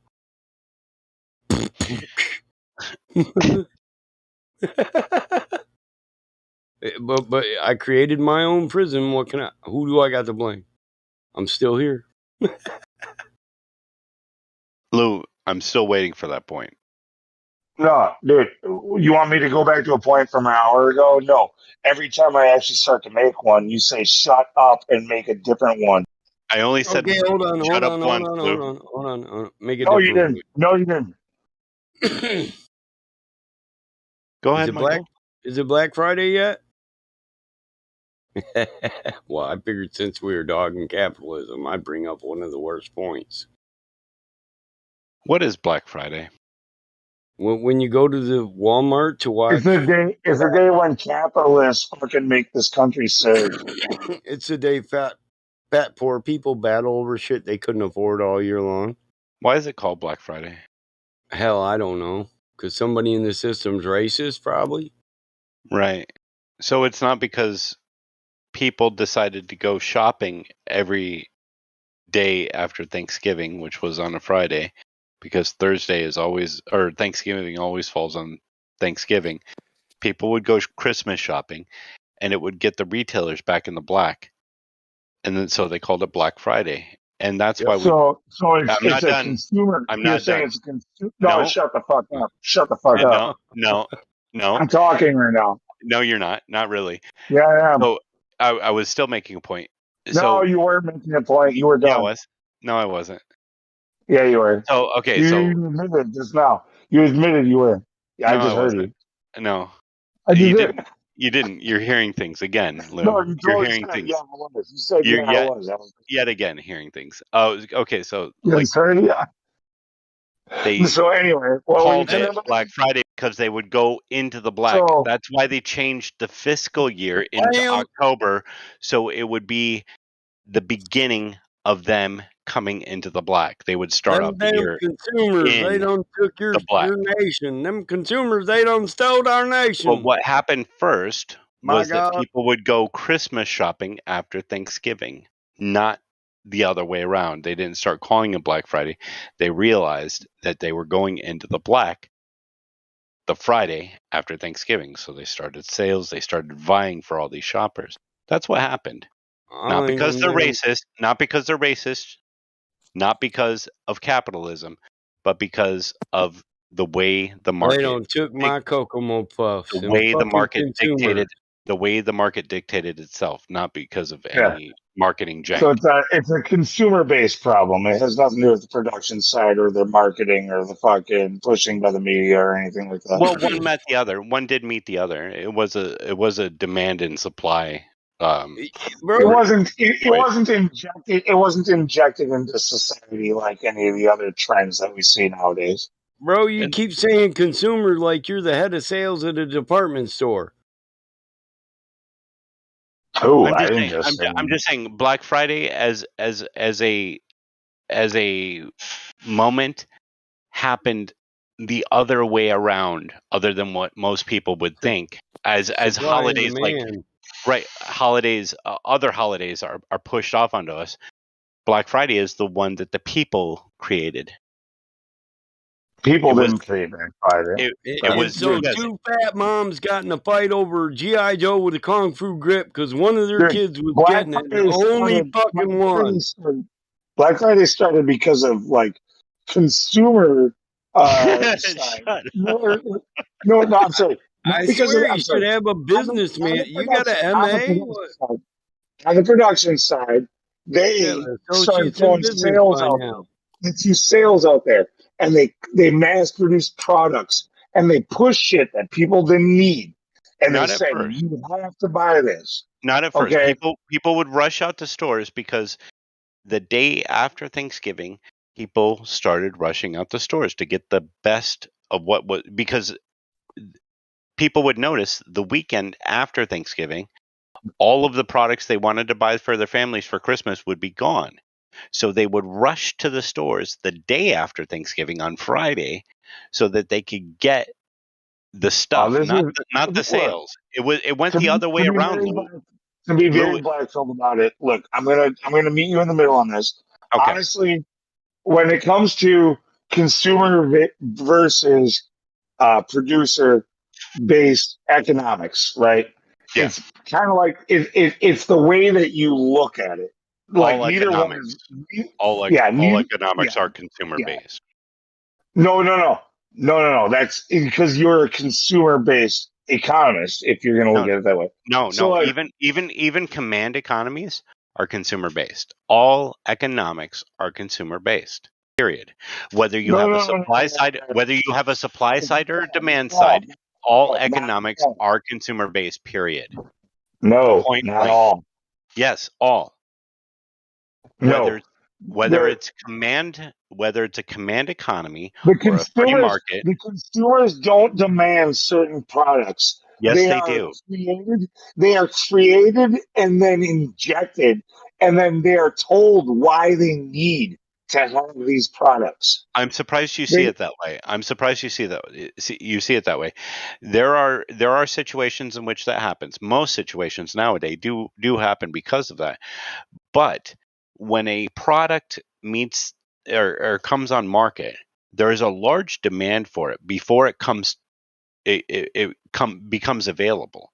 There's a huge demand for it before it becomes available. That sounds like the 50s and shit. Like that's not the way it is. This sounds like a rabbi versus a priest versus a father, man. The spiritual side just wrecking her hit it. We got the spiritual side, my point, the intellectual side, yet again, and the practical down to earth. I gotta buy this shit side. Yet again, I was unable to finish my point. Nobody was talking when I started. No, I was still talking before I got interrupted again by Judas. So, when it comes to consumer versus production-based economics, like you can decide who drives the economy. You can say that the producers do, or you can say the consumers do, and neither one is exactly wrong because both are necessary. Like, and it's like looking at a phase of a sine wave. Okay, like you can say that the electrons are moving this way, or you can say that they're moving that way, like polarity. Yeah, it doesn't really matter. Excuse me.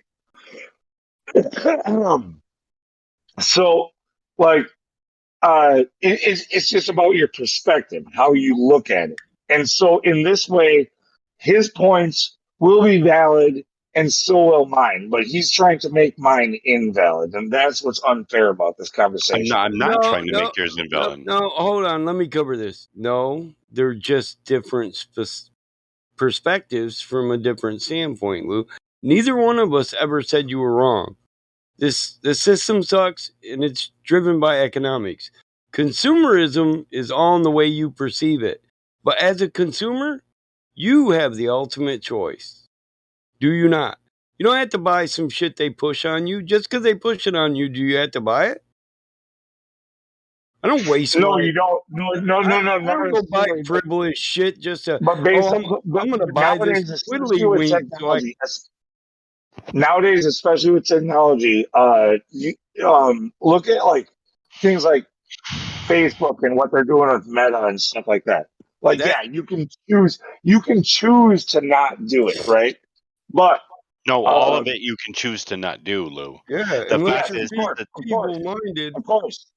But the you fact, will be I'm not. you'll be left behind in society if you do. Okay, really quick. While you're saying that, I was about to use the Model T as an example. The Model T, people were clamoring for before it ever hit production. People wanted a production car. Just like, if you want a modern times example, the iPhone. People were lining up weeks before it was available. Not because they were marketed to, PlayStation. but even more recent, the PlayStation 5.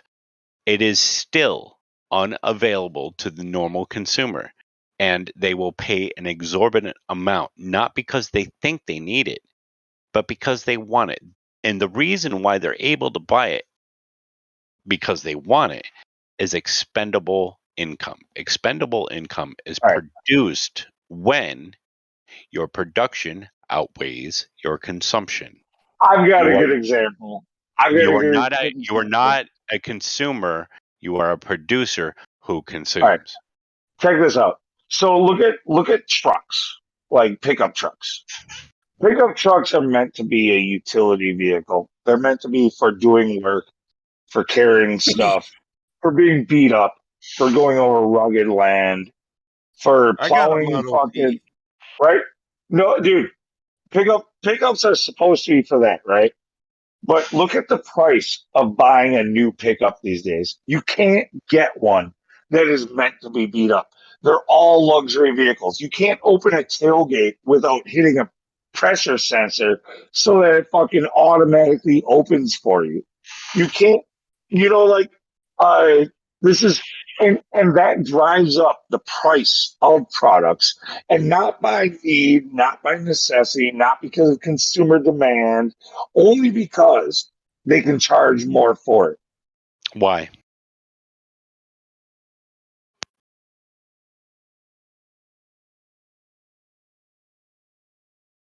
I don't know how why is a question to what I just said. Because they are the only ones producing it.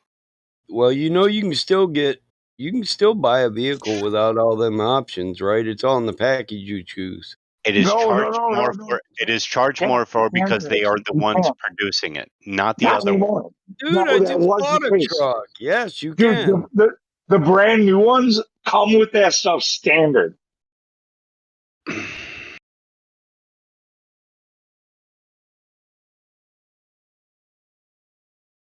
Are you talking about inflation, Lou? Oh, because trucks now are ridiculous because of inflation. No, yeah. No. They're ridiculous because they purposely inflated them, because they put way too much technology, because they're supposedly. That's not why they're inflated. They're inflated because of contrived. There's many reasons why. There's many reasons. Buy the bare bones F-150. You can buy the XLT F-150. Intentional. Or you can buy the Raptor. Intentional induced scarcity has caused inflation in that specific area. More generally, they have injected a ton of fiat currency into the already fiat currency. So you're getting a general inflation. So both of those are adding to the cost of that truck.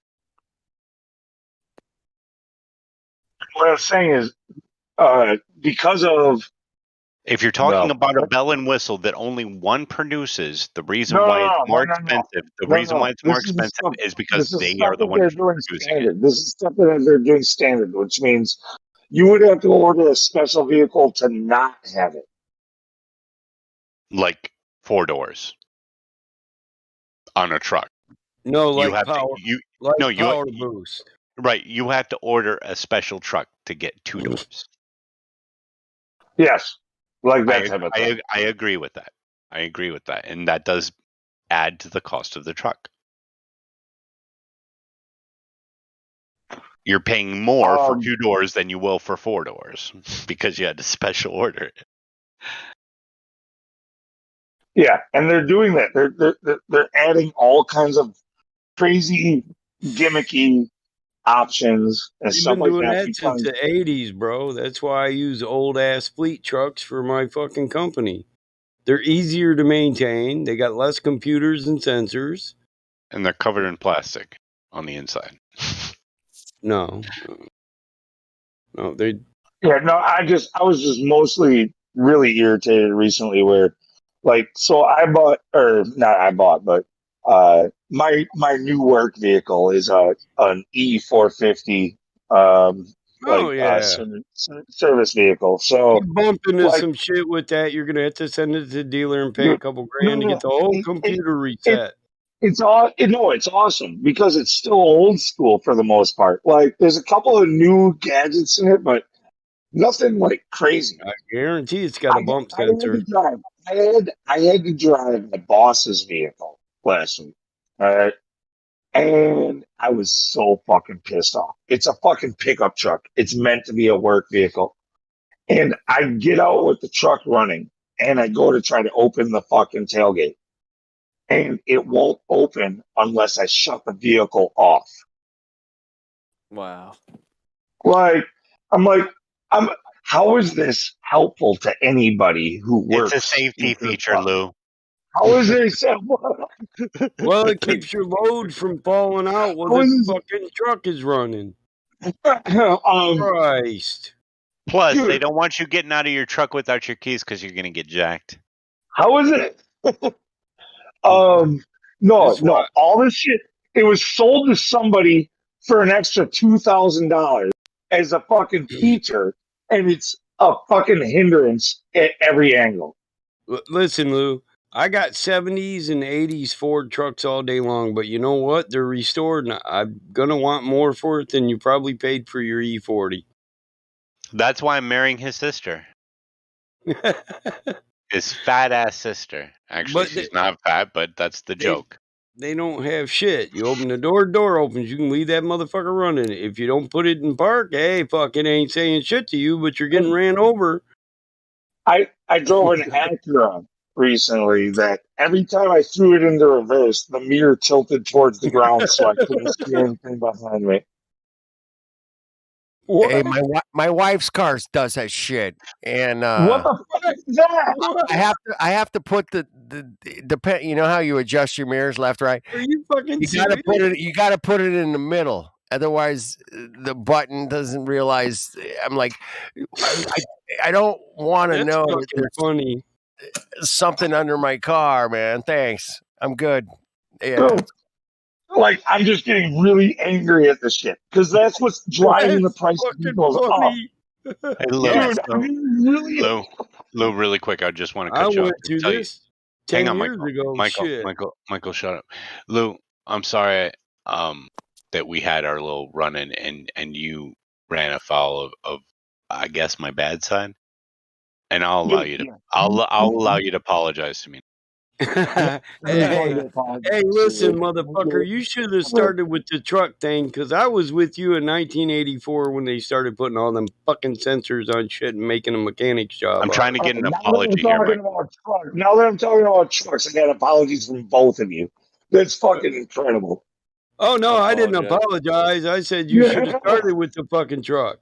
I And said I was listen, sorry that you ran on my bad side. How I did was I get it? hoping none of us was butthurt because I thought we all still loved each other. We were just having I'm a just heated waiting combo. I'm waiting for that do apology. except for me and Judas until tomorrow. Fuck Well, him. Judas is a prick. Fuck him. But I really hate all the new shit on man, your truck breaks down, it can be fucking computer bullshit, and you're What did stuck on you the just say side of the about me, road. Michael? What did you just say about me? I said I love you, bro, but with a 70s truck, I can make it home with a paper clip if my linkage breaks. I'm now going to read the message you just sent If me. my ignition Oh, fucks by the up, I way, can drive on 6 cylinders and still make it home in a 70s truck. I'm also already done with these fucking vehicles that shut off every time you hit the brakes. Fuck Oh, that too. the fucking Tornado, every time you open the door, the fucking stereo shut off. I hated Whoa, that whoa, shit. whoa, whoa! What do you mean? Hit the brakes, it shuts off. What the fuck are you talking about? Dude, okay, so It's like an all the new ecosystem. vehicles, if they're gasoline, like it's a mandated thing. Like they're supposed to have this option where like uh, as you're approaching a stop, it shuts off the engine and then it restarts when you let off the Yeah, yeah, brakes. Okay, yeah. I've seen a lot of cars, man. I hear this little, and the yeah. car starts. When the light turns green, I'm like, so it Dude, shuts off, okay. so it doesn't idle, and they don't want it to idle. It's supposed to save gas, but On one morning, I got done dealing with this Acura that had the windows pointed at the fucking ground. You need to get And rid of then I that jumped fucking in, and then I Acura. jumped, and then I jumped into a fucking Ford truck that the tailgate wouldn't let me open it unless I shut off the vehicle. And then I drove to the job, and the fucking Tesla drove past me, and I started screaming to myself. I was like, Like my new truck. And that's when you were like, I love communism. I love it. This is awesome. Listen, I was pissed off when the windshield wiper fluid got low and the shit started with the ding, ding, ding, ding, and I drove for 5 fucking hours before I figured out what the fuck is fucking wrong. Hey, Mike, your door is ajar. Okay. Yeah, that's what I thought. You're funny, What the man. The door is That's where that shit started. That's I where checked that the door shit started, 5 man. fucking times. My kid said, "You need windshield wiper fluid, Dad." I said, "Oh, what the fuck is the light burn out on that shit?" And it was. The door ain't ajar. Fuck off. Your door is not ajar, man. You're fucking funny, truck. Fuck. That's why I didn't like Cadillac. Now all cars are just as computerized as Cadillac. I'm What do you mean with my you on that. fucking door's ajar? It's a fucking door. You're a door. You're a fucking door, you bitch. It's fucking shut. It's fucking shut. It's fucking shut. Shut the fuck off. You've been a door your whole life. You got to. I swear to God, we had this Tornado Trufeo, bro, and I would keep my scanner hooked up to the motherfucker while I drive it. So if alarms kicked on, I could just pick the scanner up and reset the fucking alarm, and then it shut off. Are we done with your truck story? No. I'm not the one that couldn't manage the tailgate, bro. I was expecting you to correct me about your Tornado not being a truck, but that's okay. Awesome comeback, bro. No, I already know I gotta shut my truck off. That's my Ford's like that. I gotta shut the truck off, or I ain't opening shit. I'm just glad the truck's now shut off as I'm coming to a stop, because I used to do that automatically because I was afraid it wouldn't stop. Mine don't do that. I don't have that. It's the ridiculousness of this fucking place, huh? I won't buy brand new though either. I don't buy a 2021 and 2021. They're too fucking not expensive. this place, but the world we're living in. It's fucking ridiculous. You don't have money by pissing it away. Hey, some people do, man. Come on. Well, some people do, but I don't. Shit. No, you and I don't, but some people do. Diamond hands. They just piss that money like they own the house, man. Damn. They should just keep the button to open the trunks or the tailgates inside, like something like open this little thing. Let me ask the you this, Luke, man. Luke, hey, if you have the tailgate open, right, and like laid down and you're driving, because you want to save a little gas because of the wind resistance and all that. Probably won't start. Yeah, it's won't gonna even say fucking it's gonna start, say right? the doors. Tell It's me gonna it say the won't doors fucking start the with the entire fucking time. tailgate open, and I'm gonna fucking snap my fucking head off right here. Live. It'll probably keep beeping at you every fucking like 30 seconds. It'll probably keep beeping. Oh, this is so wrong, man. This door is ajar. Your tailgate's ajar. What? Fuck off. That's funny. Uh, I leave the tailgate down when I drive north, man. yeah, so, everybody used to leave yeah. the tailgates down, dude. Man, you save a lot of money on the gas because you don't have that big fucking wall blocking fucking air from flowing through the back of the pickup. Ah, these cocks, man. Look, Yeah. here's my theory on it too. I think they're trying to make these new vehicles so much of a pain in the ass with all these mandates that nobody wants to drive their own vehicle. That way, when they introduce the fucking self-driving vehicles for real, everybody's Yeah. like, "Finally, thank God, fucking do it for me." Thank God that most people vehicle's going to come to my house and move that refrigerator for me. That's Most awesome. most people can't drive cars already. If you can't drive a stick, you Are they can't going to drive. have robots that are going to move my refrigerator, put it in the truck, and drive it over to my new place? Well, they should have an automatic. They should have an automatic thing in there, a person that says first, and like just gives you the little shit, like a little voice, like clutch, gas, neutral, go first. Yeah, You know and I what I'm want saying? a robot at the bathroom at Myers that says, "Sir, can I shake for you?" Right. So Here's a handy wipe, sir. Wipe your hands. right. So when you're going, it's like first gear, second, third, switch back. You know what I mean? It like tells you, like Hey, teaches you how. Your and voice. when it stops, bitch, you are at your destination. Get the fuck out. Right. Well, I mean, just like a teacher, like you know what I mean. You That's why I like enable my old Oh, trucks, dude. dude, you're Hey, not Mike. supposed to want Hey, one of Mike. these be a things. teacher, stick out. Mike, you made me like spit, laughing, coughing. Oh my God! That's what. Can Put I it in first gear, you can son I of a shake bitch. for you, sir? First gear. We're gonna find the cue. Excuse me, sir. You are pissing on my knee. That's extra runny. Will that be 4 squares or 7? Dude, I just watched the robot videos tonight about robots that cook food. It's hilarious. Damn fucking robot made an omelet, man. I was like, oh boy, robot You- eggs, Ugh. robot pancakes, You know, Yeah. robot. Why can't they have the Shaker Rooney robot, man? Why not? You know, in 1970, my grandfather bought a brand new refrigerator, outlived him and my dad. I still got it. I still got it in the barn. It still works, man. It's a 73 fridge. Dude. When you pull the handle and it goes cha-chink, you can hear it on latch. Yep.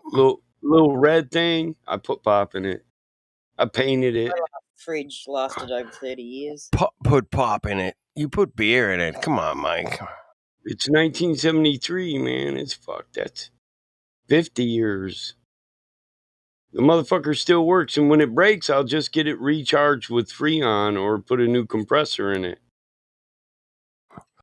I knew guys that rebuilt refrigerators, Coke machines, old Coke machines and shit. Yeah, Yeah, that shit was so solid, man. But to obsolescence. It's not that hard. I got a friend with me, man, tonight. Here she's hanging out. Her name's know how to raise well. Her name's Julian. Julie. Hey, Jillian. Julian. Jillian. Julian. Anyway, she's hanging out with me. So, anyway, correct him 1,000 times, he'll get it. He'll figure it out one of them times. Yeah, crack me in the head. Come on. I used to go to school with this girl named Jill, and her name was Gillian. Gillin. Mine's with And a J, thank God. We always called her Jill, and she's like, my name's not really Jill. One day, like in high school, I thought, yeah, 16 years later, you tell us. Yeah. That's one of those names where it could be Jill or Gil for sure. And Yeah, it could be if she was Right. unwilling to tell you, that's unfortunate. Have you guys seen these automated things that deliver shit to your house? Little Nope. robots. I've been waiting to run one over with my big truck. Nope. It's not going to go well. I have a What feeling. about all the water that drips out of the dual exhaust in front of you? When you look at the cars and you look at the tailpipes and you see all the water dripping out. That's a hydrogen car. No. You know, Yeah. when the automated cars come, we won't have motorbikes. Or it's got a blowed head gasket. It's a regular car. Yeah. Dude, I was behind a hydrogen car not too long ago, and it was just dripping water. Regular cars get a lot of condensation when they got straight pipes. Dual exhaust straight pipes. Drip, drip, drip, drip, drip, drip. Well, you guys live in the fucking cold fuck all places, and out here on the coast, man, it's a little Well, warm. if it's a hydrogen car and hydrogen is produced out the back of it. People who think that like living in a place where it snows is an exception are freaking prima donnas. Like, if your shit can't make it through the snow, it's no good. Yep. Yeah, I love. I'm I saying, why love don't they this hook up a little like water pump and pump the fucking water back into the like. That's why I set my trucks up the way I do, Lou. If I can't pull out in the middle of a field with fucking 8 inches of snow, then it's not a fucking truck. But I've only seen snow 8 times in my life. Really? I could show you some pictures. Lots of I snow. only see snow when I want to go snow skiing. You follow me? Yeah, no, I follow you. So your truck is basically because you like to have an image. It's like, I gotta have a truck because I'm a dude. I don't have a fucking. I got Who, me? I got a No, not you. Are you Helio tonight? No, not you. fucking truck. I ain't got a When fucking you wake truck. up in a town covered in snow, there's nothing prettier. Never seen anything. That's true. Snow is pretty, man. I got to give you that. I was going to say, my truck is purely functional. I got to be able to get through the snow. Dude, And trust I me, live dude, in the country. Well, I can see your truck. I can see a truck. They don't plow roads. No. I'm not talking to the guy who lives in Michigan and has a big ass farm and loves to pull women out of the ditch in muddy conditions. No, I'm not talking to him. I got I'm you. not talking to him. Yeah. Hey, the red one, that was my dad's. That's why I keep that running. Sweet, baby. My dad, I grew up with a 357 on the dash and a beer. My buddy had an international. My buddy had the international. It kind of looked like that. Yeah. Fucking thing was like a tank, dude. I'm like, those you gotta be kidding me. This those is such old trucks are beasts, man. I'll still buy them if they're in good condition because they can sit in a field for 40 years and you can go out there and work on them for 2-3 hours and drive them out the field. I like the bench seat, man. Yeah, bench seat. Bench seat, yeah. The bench seat, baby. That's what I'm talking about. You know what I mean? Yep. You can do a lot of fun in the bench seat. You know what I mean? I had a friend that actually a good friend from high school who was a car guy that ended up moving in for a little while as a roommate. Lived upstairs here for years, but he had an old Chevy. I think I want to say it was like a '57 Chevy pickup. Like it was like classic blue color. Yeah. Dude, yeah, and it had the bench seats in the back. Like that thing was fucking cool, man. Like, yeah, man. That's American steel, bitch. You know what I'm saying? Listen, we could talk about the 70s shag bands. What's up? Ooh, hey man, I liked it when they like put the big fat tires on the back. Yeah, with the bubble windows and shit. And the bubble windows, and yeah, the big, it kind of like leaned forward, jacking up the back end. That looked cool, man. Yeah. Got shag carpeting throughout. Are you kidding me? Yeah, We had these shaggin' wagons. The shaggin' wagon Yeah. band. Yeah, if the band's a rockin', don't come knocking. That's the one. Sandman. Mm-hmm. Yeah, there's a little bit of the snow. Yep, There's a view. it's literally written on the back of these cars on these vans. It It was was- hilarious. They put And they'd be all bumper velvet stickers that crusted said that, velvet. right? And have an awesome stereo Yeah. system in them. They'd have a bed in the back, and you were allowed to lay in them while you were driving around back in those days. They were heaps of fun. But you got gassed out from all the fucking fumes coming back in the car from having the backup. Yep. My good. brother used to cruise one of them when I was a kid. Jillian, I had no idea. You Oh, were my used to love girlfriend's boyfriend had one. Oh. I used to ride home with him from school. I love that shit. Democ, do a service announcements for us. Could you do that? The same friend, that same friend that had that '57 Chevy pickup, like he also had a. It wasn't like a classic Cadillac, but it was a nice, really good condition, low miles Cadillac that he inherited off his grandpa. It was like kind of, I don't know, early '80s or mid '80s. Did you just Cadillac? say Cadillac? Did you just say Cadillac? Yeah, I did. Oh my! Anyway, no, I was just gonna tell a story about drifting in the snow in a Cadillac. So he was showing off with the Cadillac. He was just having a good time as we were like heading home from the bar or whatever, and like he was like drifting the corners because we had some like light powdery snow on the roads, and he was having fun with it. And we freaking came up to the road that I lived on where he was going to drop me off. And I lived on like this big ass hill. So it was like an uphill. And that heavy ass car, even though he was so good at drifting it, it just wouldn't go uphill, you know? Yeah. Yeah. Oh. No traction, man. No traction. Oh, and he just drifted for like 30 feet at like 5 miles per hour into the sideways into a stop sign. Yeah, driving in snow and icy roads, man, is a fucking adventure.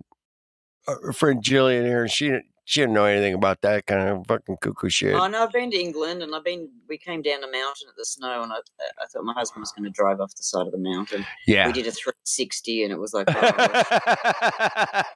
Did a 360, man. That's kind of normal. I mean, road coming down a fucking snowy mountain. fucking Mike does 360s every winter, guaranteed. Every winter, right?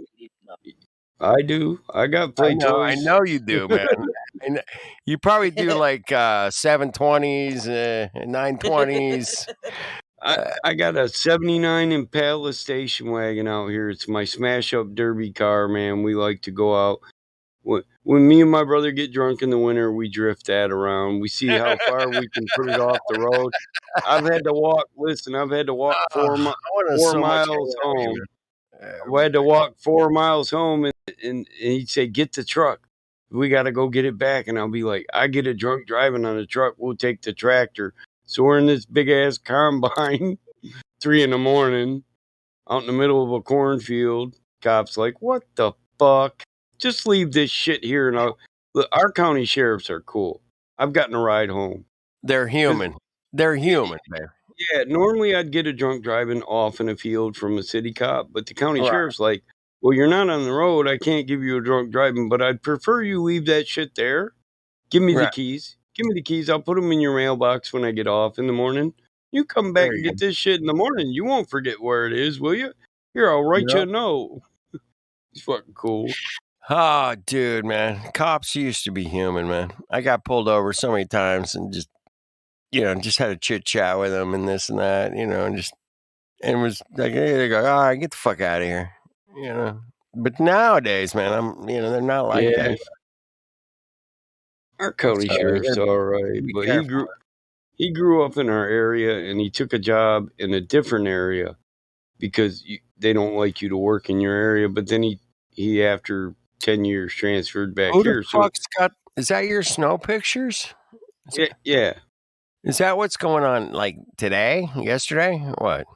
We get a yesterday. Yesterday. The last picture I took was yesterday. That is yesterday? The first picture I showed is where we are. What'd you guys get? 6 inches? Yeah, we're up to about 8 right now. Yeah. We're supposed to get a little more. I'm hoping. I want to ride the snowmobile. I won't slay. I'm like partially jealous and also envious that you have all that snow right now and I don't. Like I'm like you're like on the other side of the lake. I know all that snow came from the lake. I'm like, dude, that fucking front went over the top of me and dumped shit on you. But like at the same time, blew your way, motherfucker. yeah. could At the have. same time, I'm like, I mean, I like the winter. I like that pretty snow cover. I like the way it looks, but I hate working in the shit. So like, yeah. Hey, come on over to my place, man. We'll sit out back and have a beer on the What table. I like, what I like is it covers up all the garbage and all the shit that makes it. You wonder why people leave shit up. It just covers everything up. I love Why do you got that pile of junk in the middle of your beautiful field? You know, I don't like seeing that. It covers up the stuff you hoarded over the summer that you didn't get put away before winter. Yeah, and the sons of bitches won't sell it. They won't sell it. Well, what are you doing with that fucking car that's melting into the dirt? I'm gonna restore that one. Oh bullshit! It's fast restoring, motherfucker. I wouldn't restore that. It's got a good rear end on it. The rest of it, Hey man, dude. Hey, I just a little advice. If there's something that you're waiting for the snow to cover because it's an eyesore, maybe because like maybe when the snow melts, you like dig that shit out and get it out of there. Yeah, that's none of the shit on my property needs to be fucking covered by snow. You're good. You're good, man. You're Some good. and not the Amish people. Don't get me wrong. My close vicinity neighbors, they're all Amish. Their shit's beautiful. Is anybody shouting out the chat? Anybody? You don't see shit in their front yard unless they're using it. But when you start to I get to certain areas, man, it's like this motherfucker is saving 5 blown down sheds, an old mobile home. I live on like a 1 acre place. Like you've got like a 250, 350 acre or something like that. Like the big difference. But like I'm just saying, like I can see how it can get out of control quick too. Like you could easily let shit just get put back there. I'm saying that, hey, you know. Your buddy, hey, can I store this house trailer behind your house? Sure. 10 years later, it's falling apart. Yeah. Yeah, that's the shit I look at. Now you're 80 years old and there's no fucking way in hell you're getting that piece of shit out of there. Yep. I try to help them people out. Like, hey, you know, I'll drag that out in the middle of the field and set a blaze at. We get a fire permit, we can burn it. Shout out to A12. What's left, we can scrap. Hey, man. Hey, man. A12 out there tearing it up. A-Man and A12. Shout out YouTube chat. Shout out. Carry on, boys. Hey, snow is fun. Fun is snow. Yeah, it's cold. Hey, snow is dangerous though. Dude, the white, like as a northerner, like there's a term that we give it. It's the white death. Like it's like inviting. It's fun, but it's also can be easily the death of you. It's dangerous. It's fucking yeah. You don't want to fuck around with freezing. Don't fuck around with. Carry on my wayward son. There'll be peace when you are done. Lay your weary head to rest. Don't you cry no more. Don't you cry no more, you Globers. Don't the death rate. The death rate goes up every year in the winter here. Like motherfuckers forgotten 1 year how to drive on snow. I hate that shit. One summer, Oh, you dude, forgot. the first snowfall of every year, even in the northern environments, yeah, like Yeah. all of a sudden, 2 or 3 times the amount of accidents that you normally would get, and The first 10 dumbasses you meet on the road on your way to work, they forgot how to drive on snow in 6 fucking months. well, a lot of them are like 16-year-old girls that didn't even know how to drive in the first place. So, Yeah, I know. yeah, I know. I know. So, speaking of 16-year-old girls, man, My daughter just got her license. My niece is 16. She's gonna be 16 in a couple weeks. Just had her first heartbreak, man. Oh, that sucks. Doesn't it suck? You know, I'm, you know, I haven't talked to her yet, but I heard about it, and I'm like, I My know daughter's 16. I know what she's kind of going I'm through. glad You know, she's breaking them. that first heartbreak's a motherfucking beach. You know what I mean? Yes, I do. And she was digging this guy, and he's like, I need a break. You talk too much. She's a talker too, man. She's great vocabulary. She's smart. He's probably a gamer. You know, she's you know. It's like, Anyway, I'm trying to play this fucking video game. Shut up. You know. Anyway, That's actually really ironic too. What you're saying is like, I know a lot of us. The reason why we're in DC is because we talk too much, probably. But like, this happens over and over again. Like, people who say you talk too much typically like to talk more than you do. That's hilarious. That's a good observation, man. I've noticed that too. Everybody that tells somebody else to be quiet in here, it's just because they want a monologue. Yeah, that's I'm exactly with you, right. Lou. I'm fucking with you. Dude, I just say it like it is, dude. Dude, when Mike, can I monologue? Mike, It's my turn. Oh fuck, Mike! Are you kidding me? I'm joking. I know you are, because that you're almost being like ridiculous, almost, not quite, but no. There is I call it epiphany, or you can call it a piff, but people get on in here and want to piff out, man. I'm cool with that, man. Piff out, man. There was some great piffing going on this afternoon, by the way. Yeah, I was listening to it. There was some great piffing going on. There was a dialogue of, it might have been, a bit religious in aspects, but it was interesting. It was also correlating flat Earth and sun, moon, Christmas, all this shit, man, with what's going on in the world. And it was a great piff. Witsit was there. I think EXO, Josh. It was a good afternoon. Fucking people piffing, man. Go ahead Hey, and piff. Lou, when you get tired of them new trucks, man, I build them old trucks real quick, man. I build some Dude, nice I'm ones. telling you, man, like, for a personal Ton, vehicle, like, 4-wheel drive, cow no, inducted hoods.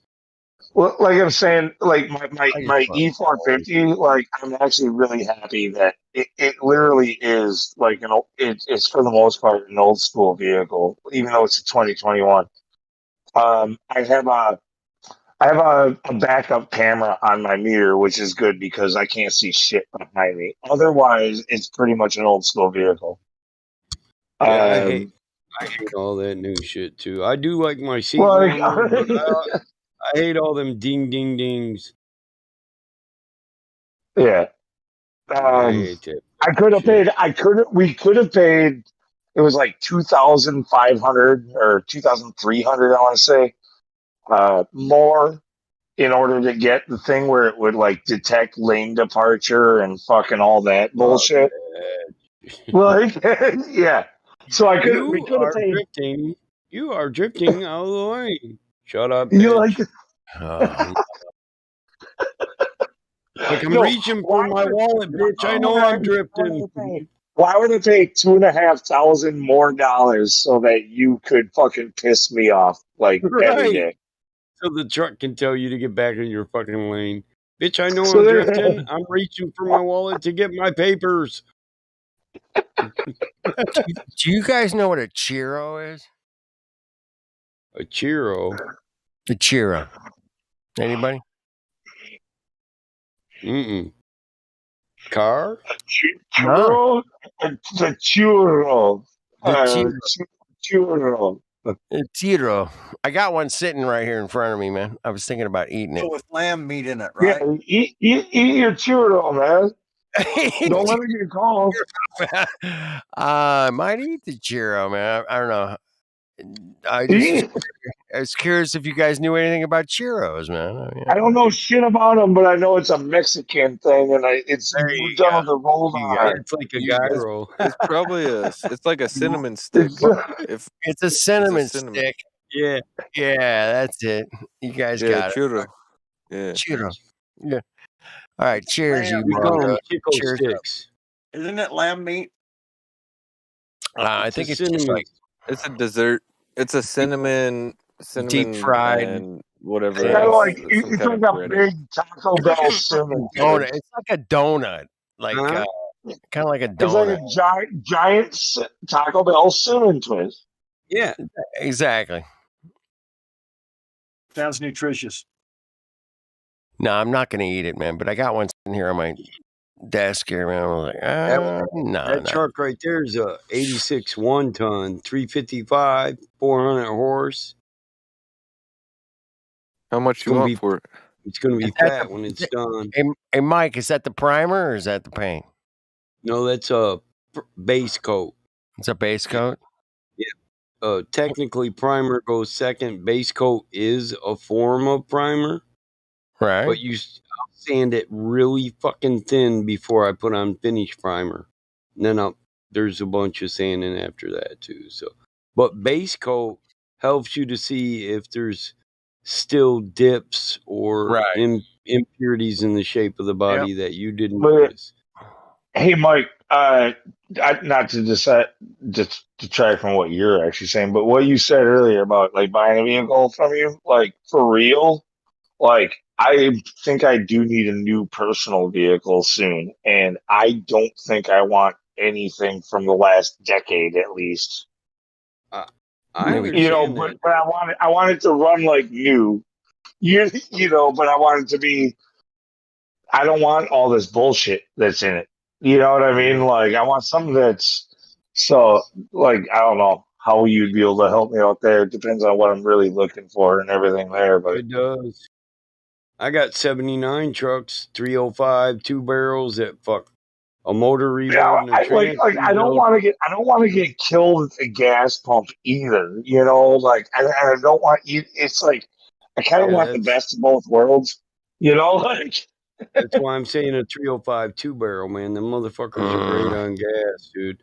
Dude, my plow truck that I plow my driveway with, it's a 77. It's got the original motor and 80,000 miles, and it's done nothing but plow. Nothing but plow. It was bought to plow, and it plows. And I don't use the bitch all year long. When I go out there to use it, I pump it 3 times, turn it over, and it fires right up. And it's still stock. I haven't done shit to it. Them 70s trucks are beasts. So the 305 is a 305 SHO 79 super high output. Yeah, dude, those shows everybody loves the show. Yeah.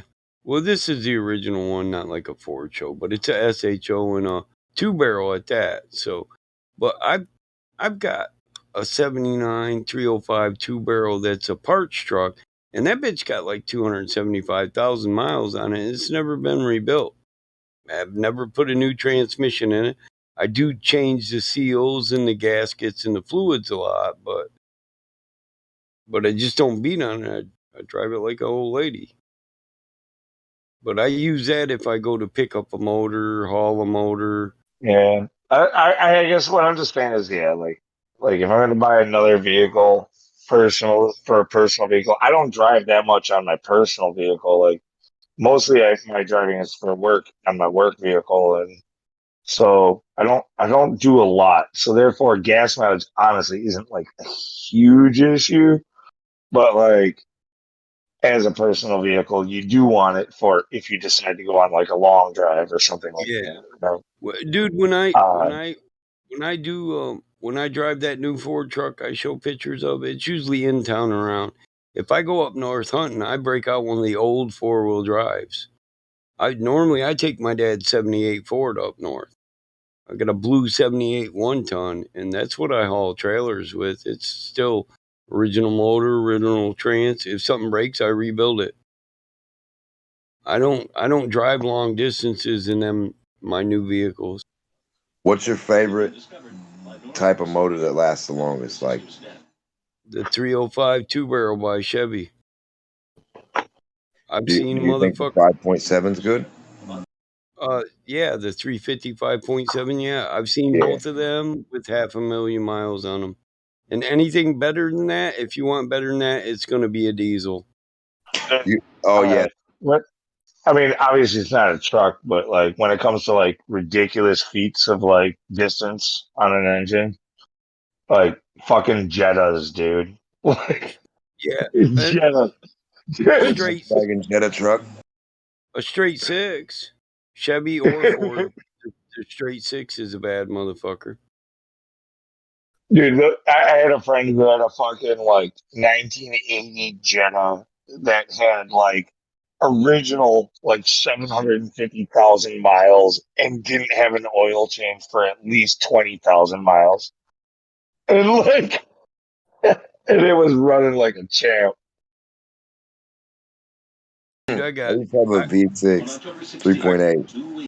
I got a 262 Nova 4-door 76 out there that we beat on. We just beat on it. We haven't put oil in that motherfucker in 2 summers and it just ticks. It's a straight 6. We just throw this bitch and drive. It's a 2-speed power glide, straight 6. We just beat on it in the field. This is what I use to teach my daughter to drive. One day she said, fire this up, Dad. I want to drive this around to learn to drive. So it only took me about 20 minutes and it was running. I was like, well, does it have brakes? Pump it. She said, yeah, it's got brakes. I said, well, do it. She's hit trees and fucking slid sideways into trees and just keeps on beating it. I say It just we, chug, but chug, chug. yeah, I say It's we, but it's like NASA coffee. It just keeps chugging. it's really, yeah, I say we, but it's really my daughter beats on it, because I planned on giving her an 81 Trans Am for her 16th birthday, which I did. And she drove during the summer. But now that it's winter, I make her drive a Blazer. It's an 84 Jimmy Blazer, but it's totally restored.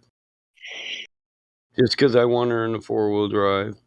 And I don't want this new shit that's all fucking computerized. Just a nice 2.8 4-wheel drive Jimmy Blazer. It's a S15 Sierra. Something like But computerized stuff's nice for looks and everything, but I'd rather have the tax. Yeah. And them little Jimmys, what I like about them, they're like a Jeep. You put the right tires on them, man, they'll go through anything. And if she beats it up, Oh, I yeah. don't give a fuck. It's an 84, The Volvos are a vehicle that I think it's unfortunate that they just really have Yeah. no style. Like The they have no Volvo style. wagon? But Yeah. like Dude, four-wheel but drive Volvo wagon, you'll drive the bitch forever. yeah, exactly. Dude, like people would accept them if they looked halfway decent, but they look just terrible for the Ugly as most part. fuck. Ugly as fuck. But it'll run on 3 cylinders and go. I know a couple people that drive them Volvo wagons out here in the country just because they're four-wheel drive, all-wheel drive. Well, and they're made in aren't they made in like Finland or something? I'm not So, sure. but they're designed for an environment that's extremely cold most of the year, and they do start up always in extremely cold temperatures. Like they're the most reliable that way. I've seen them red ones. I always see them red ones and the blue ones. Dude, I just thought the only reason I actually brought Volos up was it's been a while. Like you used to see a lot of like old hippies driving around like rusted out freaking old ass Volvos and shit, right? Oh. Well, I just saw one of those. Like, dude, like old school, like bumper sticker, deadhead bumper stickers, totally rusted out on every side, freaking. But this thing's like I'm talking about like an early '80s Volvo, just fucking kicking ass. Yeah. Probably had like zero maintenance other than tires and oil changes. I've seen the pickup truck Volvo too that should have been a station wagon but ended up a pickup. Kind of like El Camino. You ever seen them? Yeah.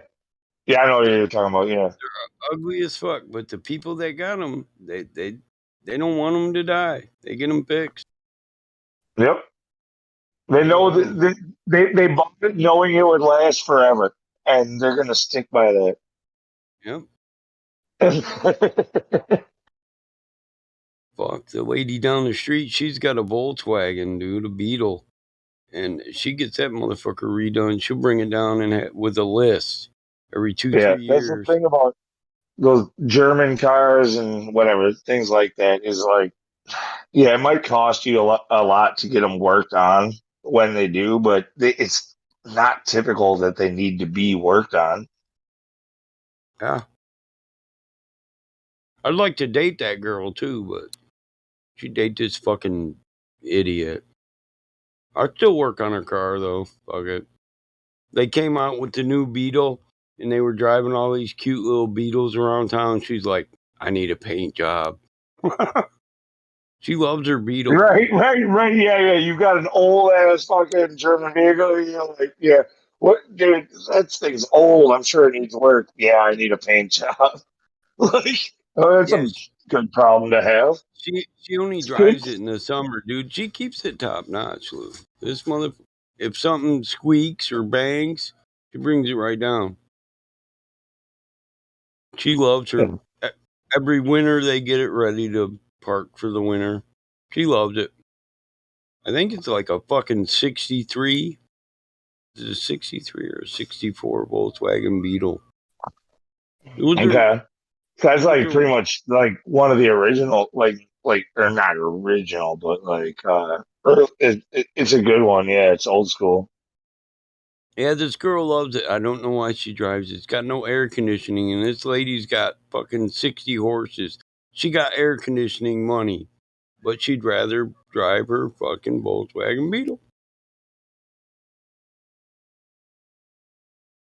Especially when the Turbo Beetle of the new generation ones came out, all of a sudden that became like a craze. Yep.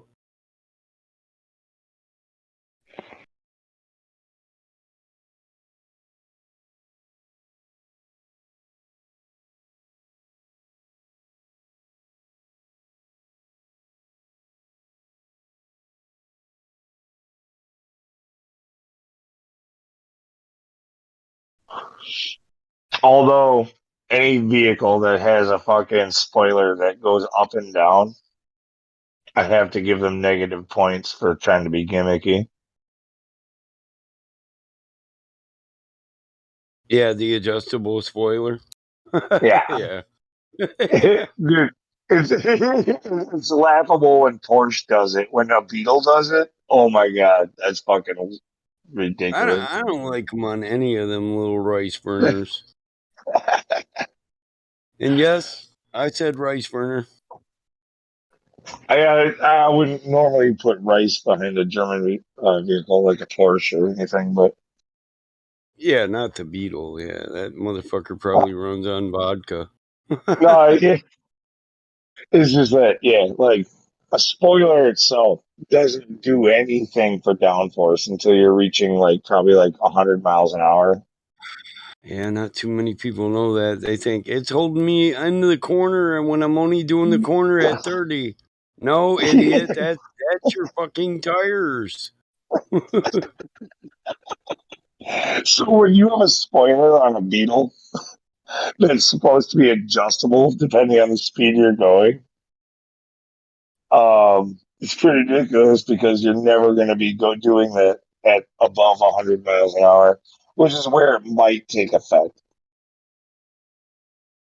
Yeah, you got to have enough wind force, dude, to fucking push down on the damn spoiler. And imagine your most people put that spoiler on thinking it's giving them up force, like they're going to fly.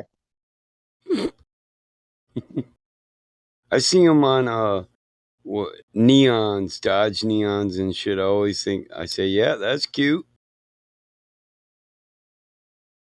Ain't doing shit. What's your neon go? $130 at top speed? Yeah, this girl you talking about funny cars and station wagons. There's a old lady that lives down the road. She's got an AMC Jeep Eagle from 77. And that motherfucker is still in brand new condition, dude. 4-wheel drive station wagon. You see, I'll be coming home from work in this, so she drives 40 on a 50-mile-an-hour road. She drives 40. It'll be snowstorm. She's doing 40 in her Jeep AMC. But hey, that old lady don't ever get stuck, man. You remember them Eagle AMC Jeep wagons? I know what you're talking about, but not so much. I mean, like, you're a little bit older than me, and so I'm guessing that's something that you remember from your childhood that I don't really remember so much. Yeah, here, I'll show you a picture of one. Give me a second.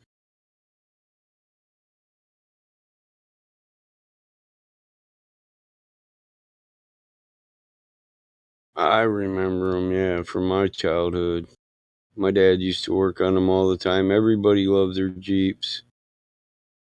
It's a Jeep wagon, but now your Jeep Grand Cherokee is considered a Jeep wagon, you know? That's a station wagon. That's how it's titled. Oh yeah, dude, don't dig anymore. I know exactly what you're talking about. Yeah, I remember them. Like, you're talking about all your like back in the day, like your wood paneling side vehicles Yeah. and shit like that. Like, Yeah, the wood paneling Jeep station wagon. Yep. Yeah, With the yeah. luggage rack on top. And if it didn't have the wood paneling, they were probably brown, just plain brown or gold or something. Yeah. They didn't come in spiffy colors. It came in brown and gold and I remember actually when I was a young kid, I green. was in the first car accident, actually sitting in the trunk of one of those type of vehicles, hanging out with the dog while we were headed up north to my grandma's cabin, and we got into a car accident and I was in the trunk unbuckled and like it could have been really bad actually, but I was fine. Got shaken up a little bit. Yeah, they had a fold out third row seat too in the back. Yeah. You could open up the seat, third row seating. It 2 metal doors that shut and you open them up and you could fit 2 people on one side and 2 on the other facing each other if they were young kids. Yeah, I'm talking about the days when it wasn't a law where kids had to be buckled up or anything like that. Like it was fine for me to be in the trunk. Like, you know what I mean? Bro, I grew up driving all the way up north in the back of a pickup truck. I hear you. We'd throw a fucking big ass mattress back there and arrange all the shit around us and just lay down and go to sleep on the way up north, wake up with a tan. In the summer, in the winter, we freeze. My dad just be, we have a topper. We'd be sleeping. Now your kid has to be 8 years old or 80 pounds to get out of a car seat. Yeah.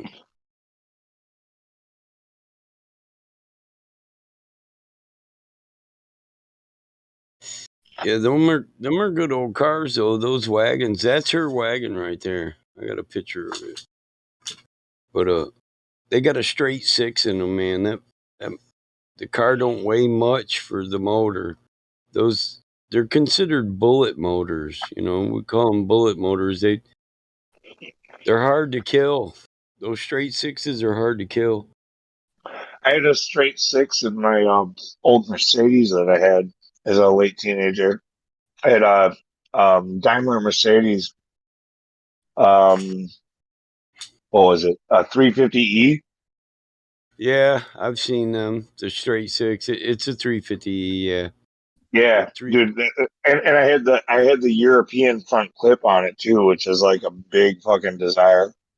Yeah, actually, yeah, that's cost more. It was a nice looking vehicle.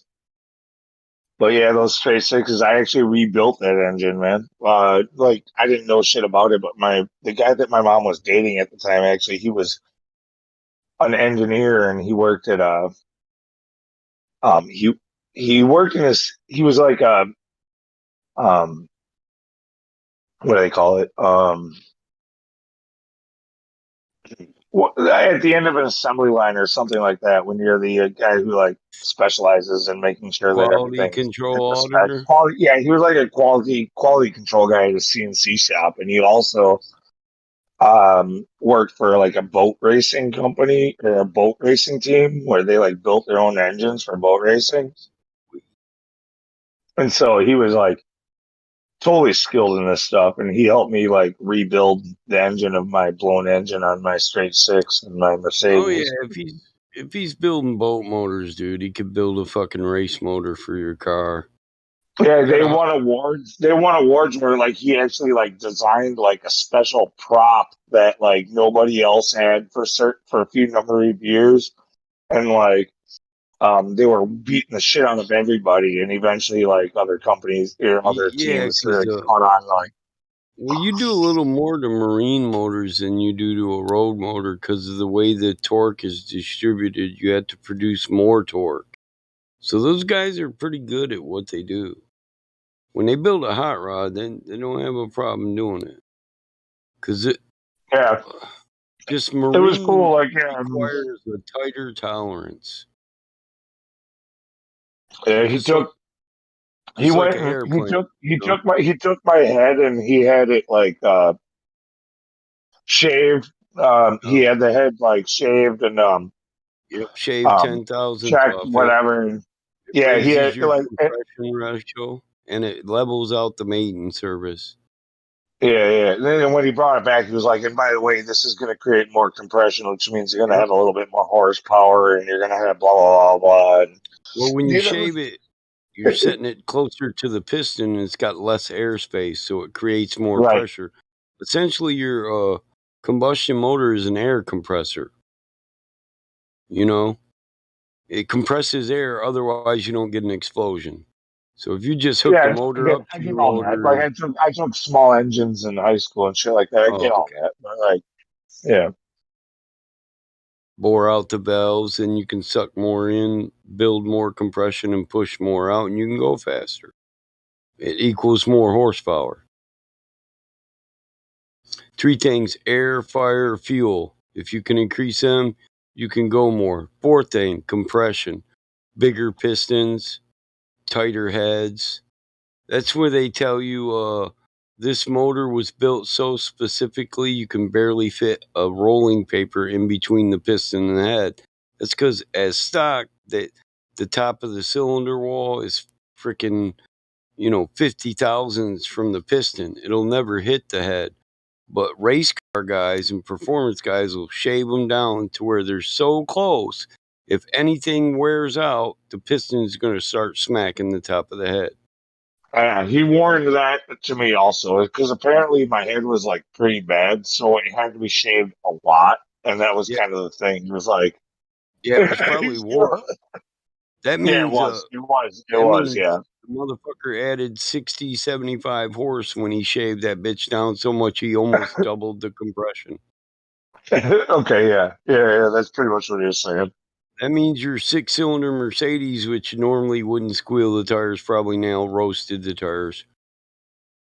It did. Yeah, because them 6-cylinders are more about torque. They move a load nice and smooth than they are about a break loose, go now power. Oh, what was cool is actually it kind of did both. It would like roast the tires and then ride smooth as fuck. I bet after you shave the fucking head, probably went Yeah. from you probably went from a fucking 6-to-1 compression ratio to 11-to-1. I mean, if it's warped, dude, you're taking off 30,000s. So again, that number sounds about right. I think that's what he might have said. That was a long time ago, though, but it sounds about yeah, right. well, you now set the head so close to the piston, you're in race car mode.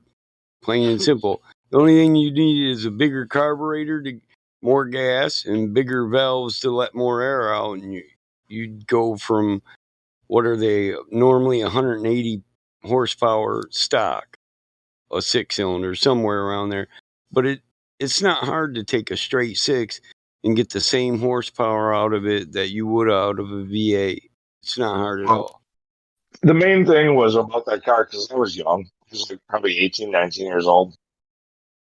I didn't really care. It didn't cost me that much for the vehicle. I got it through a friend who told me when he sold it to me. The guy who sold it to me told me like, "Hey, I'm gonna sell it." He sold it to me for $2,000. It was like, dude, just the front clip of this thing is worth $2,000. If anything goes wrong with this thing, I'll buy it off of you for $2,000. Yeah, the Euro front clip, dude. They normally had a different front clip on. Yeah, exactly. There was like only supposedly he told me there was like 700 of those clips like ever sent to the United States, like officially, like or like maybe it was like 800, like 750 or something like that.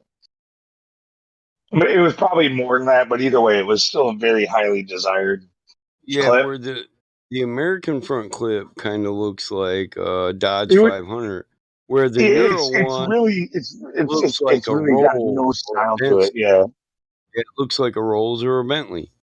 right. Yeah. So it's a bit, yeah. So basically, just that clip itself was worth what I paid for the vehicle. I know exactly what it's got. The big chrome grille in the center with the rounded headlights. I know exactly what you're talking about. And ours, the ones for us would be more squared headlights that set in. Yeah, it was pretty. It was a nice looking car. But anyway, so like his boyfriend who helped me to rebuild it, like it was more of a project to him than it was to me. Like it was more important to him to make sure that this thing got back on the road. You know, like I didn't really give a fuck. I was like, yeah, he wanted to play with it. There's a county sheriff here that's got one of them, and he drives it around. It was taken in a drug raid. It was a drug seizure, and he bought it.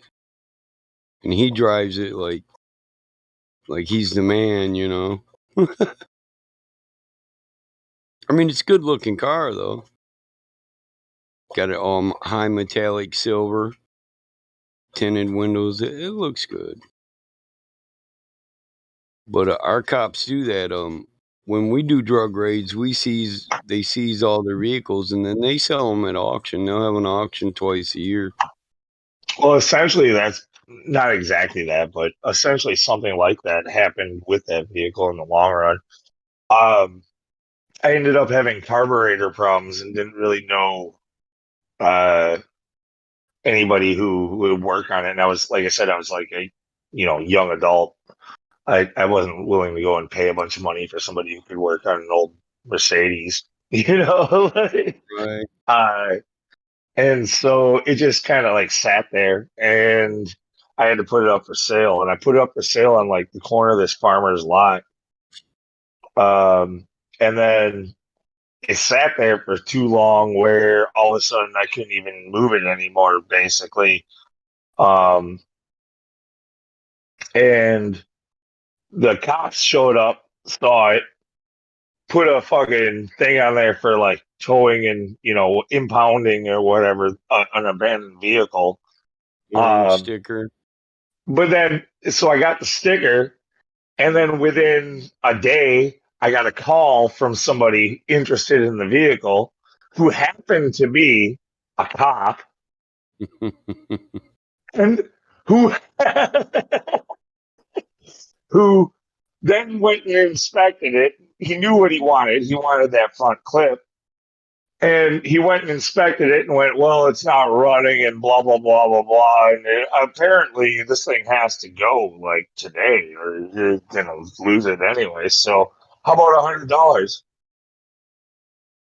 And he got that fucking vehicle for $100. I'm not gonna lie, I've done it before, but it sure And he doesn't got make you. It doesn't make you happy about capitalism when you're the one getting fucked, does it? no, fuck capitalism.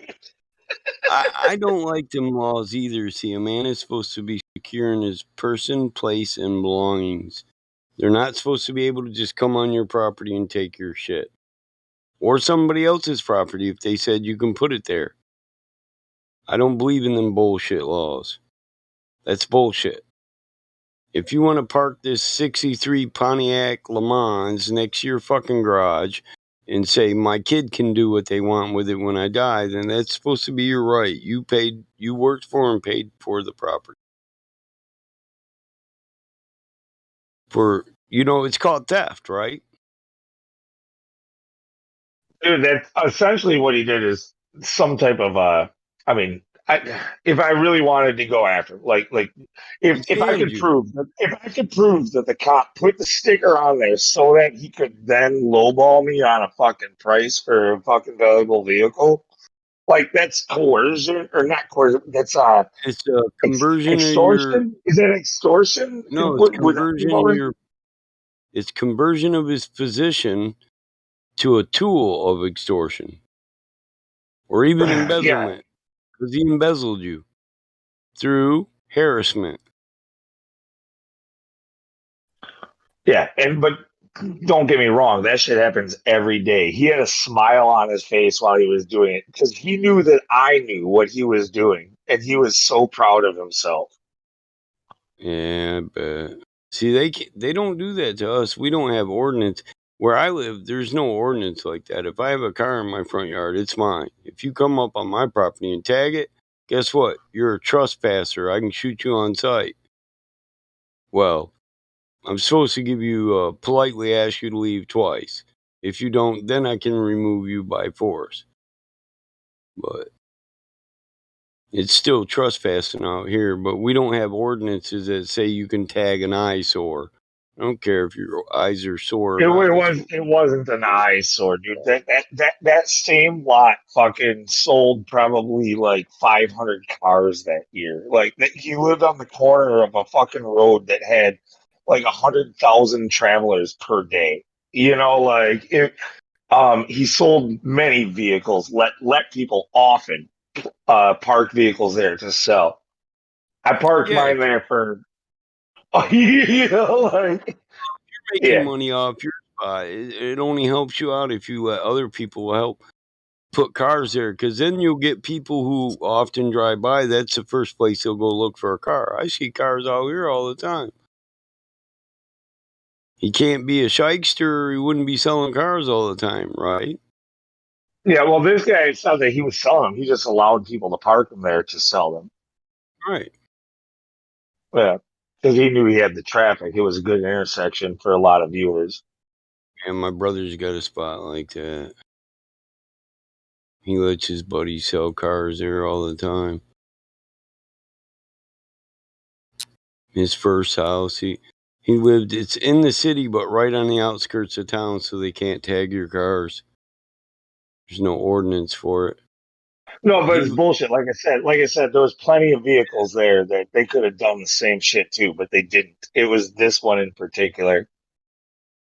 Yeah, that is bullshit. Yeah. Fuck the cops, man. Shit, you tag a car like that on me, I'm just gonna move the motherfucker. But I mean, right? But he knew, dude. He played his chances. He won. He got a fucking 19-year-old kid who didn't really have any options. You know, like it was like who didn't. He didn't know who owned it. He had to find out. And he won. That's why he was smiling ear to ear when he fucking met me. Yeah, fuck them cops. They got money. I'm like, I'll put that motherfucker in the shop and just keep paying the bill.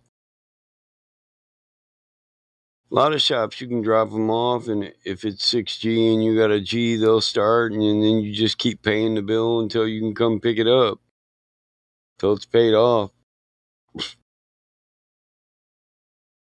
Yeah, I mean, I knew like that. I knew it was worth something just for the body.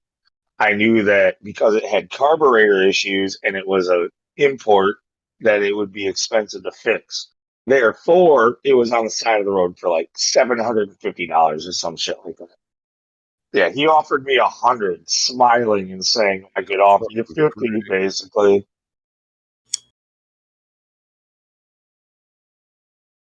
That's fucked up.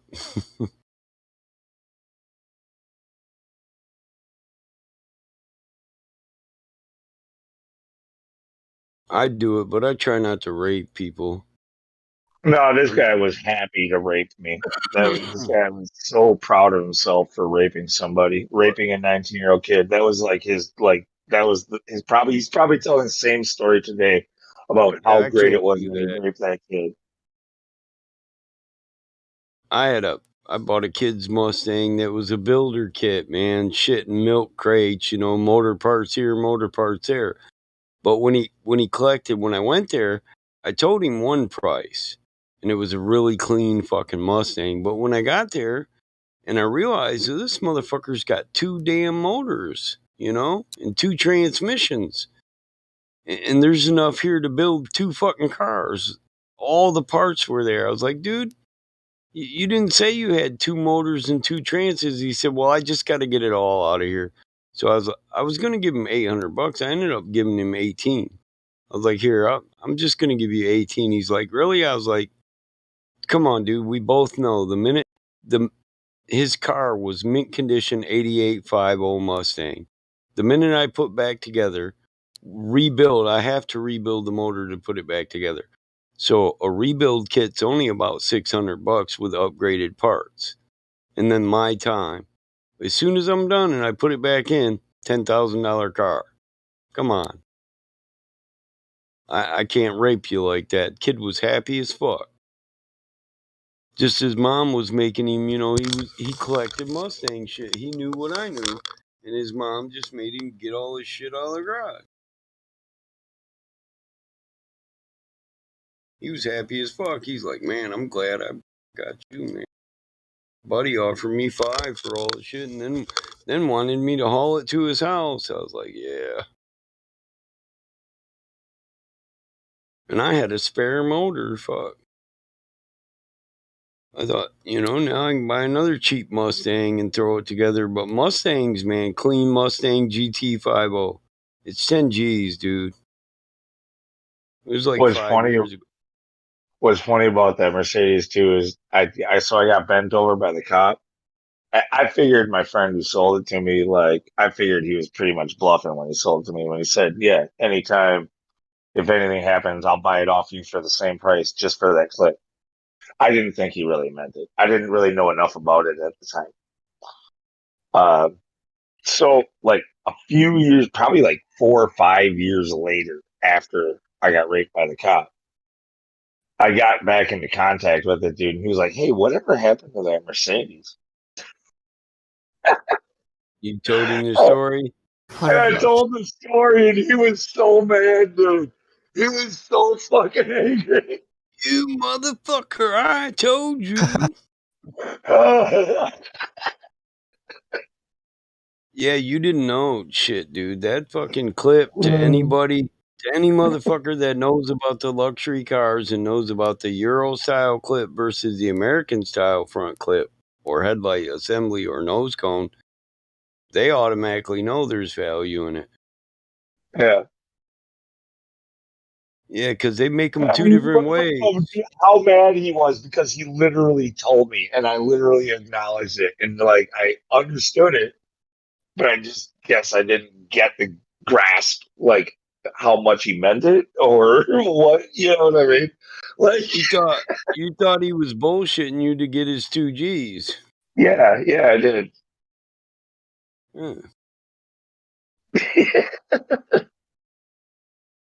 Yeah, my buddy got one of them cars, but not with the Euro clip. And he drove that motherfucker forever. And then he said, "Well, I'm selling it for $300." He offered it to me, and I said, "No." And my brother was there. He said, "What?" And I said, "That Mercedes over there." My brother said, "Shit, I'll buy that motherfucker." He bought it and put a beefed up 302 in it and sold it for like fucking $9,000. Just with a 30250 in it and some like 5-star rims on it. They weren't 5 stars, but they were close to that. You just put nice rims on it, tinted the windows. It was missing some fixtures, light covers, blinker covers and shit, but it was clean as hell. He just wheeled it, converted it over to a Mustang 302, 4-wheel disc brakes on it, and sold it. Because it was fast. They were on it like it's a Mercedes with dual exhaust going but. But I didn't want to fuck with it. I was like, yeah. I should have thought about it. I mean, Jackson isn't no different than Detroit. You put a big system in it, tint the windows, it's a Mercedes. Any dope dealer in town that's really banging will buy it for good money. It's hilarious that you keep describing it that way because, dude, my shit was looking like a fucking Cholo vehicle. I had it fucking gold. It was money green in color, and it had fucking it was like a jade green, like a sparkle, and then it didn't have tinted windows or nothing. But that was even better for the gold dingleberries I had all along the interior trim. But that was even. And the road so low, dude. And then because of the shame, like you said, dude, fucking it took off. Like the thing would hit the ground in the back. It would freaking if I really hit it. I got an old split window El Camino one time that had all the fur and all them dingleberries and shit. My brother laughed his ass off about that shit, but I was like, "Hey, it's a split window," and he's like, "I know." Like, I'm taking that fucking interior out. You want it? He's like, "Fuck no, I don't do the plush." I was like, "Yeah, the shit was plush as hell. It was like fur carpet." Yeah. Had the crown up there, and then the fucking Mother Mary statue and shit. Like, I didn't even want fuzzy dice, but because it was too funny not to put them in there, I had to put them in there on the fucking. You know what I mean? Yeah. Yes, I do. Yeah. There was a time I thought that shit was cool too. It's like, man, you got to get some of them dice, bro. My brother's like, man, I got a fucking obstruction ticket. I was like, what? Yeah, them fucking dice obstruct my view. You gotta get them. You gotta get them. It's worth the ticket. It's worth it. That's what they said. It's like fog lights. We always thought fog lights were cool until you get a ticket for having too bright of lights on your fucking car. Get pulled over for all kinds of crap, and you fix all that, and then they get you for your fog lights.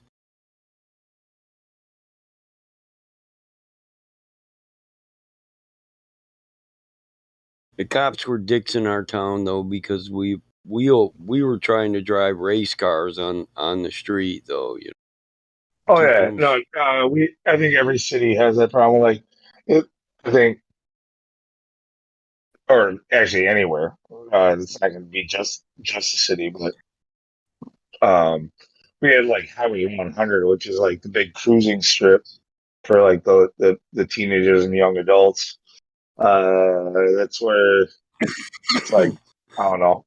There's a few miles there where everybody just does laps and tons of racing, street racing and shit like that. And sometimes it gets bad. Sometimes there's big accidents. Sometimes it's fatal. Yeah. Every time I got pulled over on our strip, they said, "Is this even a fucking street car? This sounds like a race car." And I'm like, "I don't know. Yeah. My dad built it." That's what it said every time. I don't know what you're talking about, officer. My dad built this. I thought it was the way it came. I even did it myself. Like, just I got somehow enticed into like I was already like over cruising age. I wasn't down there for cruising. I just happened to be driving down the highway, and I had my Maxima at the time, and a guy with what was it? I had my Nissan.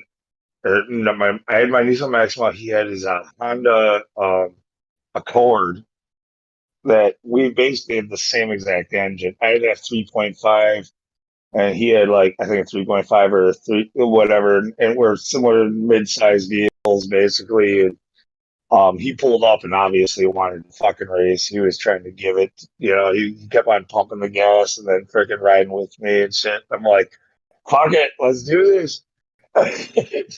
And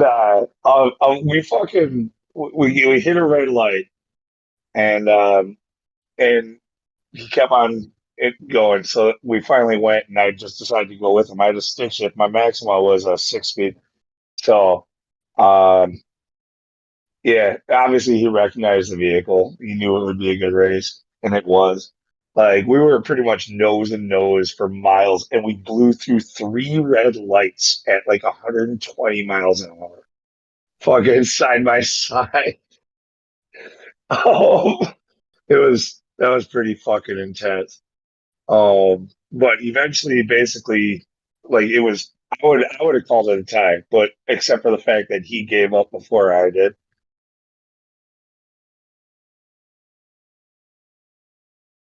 He pussied out of the pedal. I never do Yeah, that. and, well, dude, he didn't. I wouldn't even call it that he pussied out. Like we were done. Like the strip was over. You know what I mean? Like we just pretty much. He called me out like this could be a good race, and it was. Like it was pretty much. I had a slight jump on him off the fucking nose off the start, and like but he had a pretty good start too, but he just was like that half a car length behind like the entire fucking way for just it was perfect.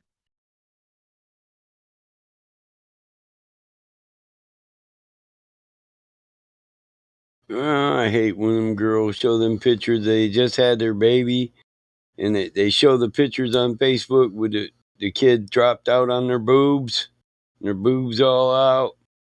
Only thing you can't see is the nipple. Like, damn, girl. Show us the kid, not the boobs. Oh, and another thing about that Maxima, I don't know if most people don't know this, but like it was a 93 Maxima. I don't know if it's specific to those early 90s ones, but that thing at 130 miles an hour felt like 60 miles an hour in most vehicles. It was so stable. It was like and comfortable. Like it was almost luxurious. Yeah, the Maximas were nice. I worked on a few of them. My son's buddy loves the Maxima.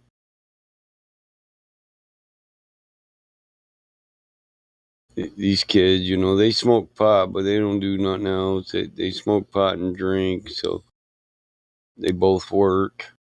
His buddy's a certified welder, and my son works for me, so they're friends because they both got money. They both own a couple cars. His buddy's got 6 cars out here. Like I let my son, he did the same thing as me. He said, "That barn out there's falling apart, Dad. Let me redo that and put my car collection in there."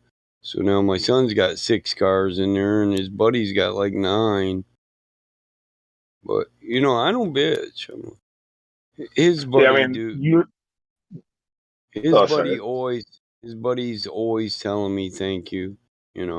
Thanks, Mr. Smith. I wouldn't be able to have them if you weren't such a kind Good play, man. friend.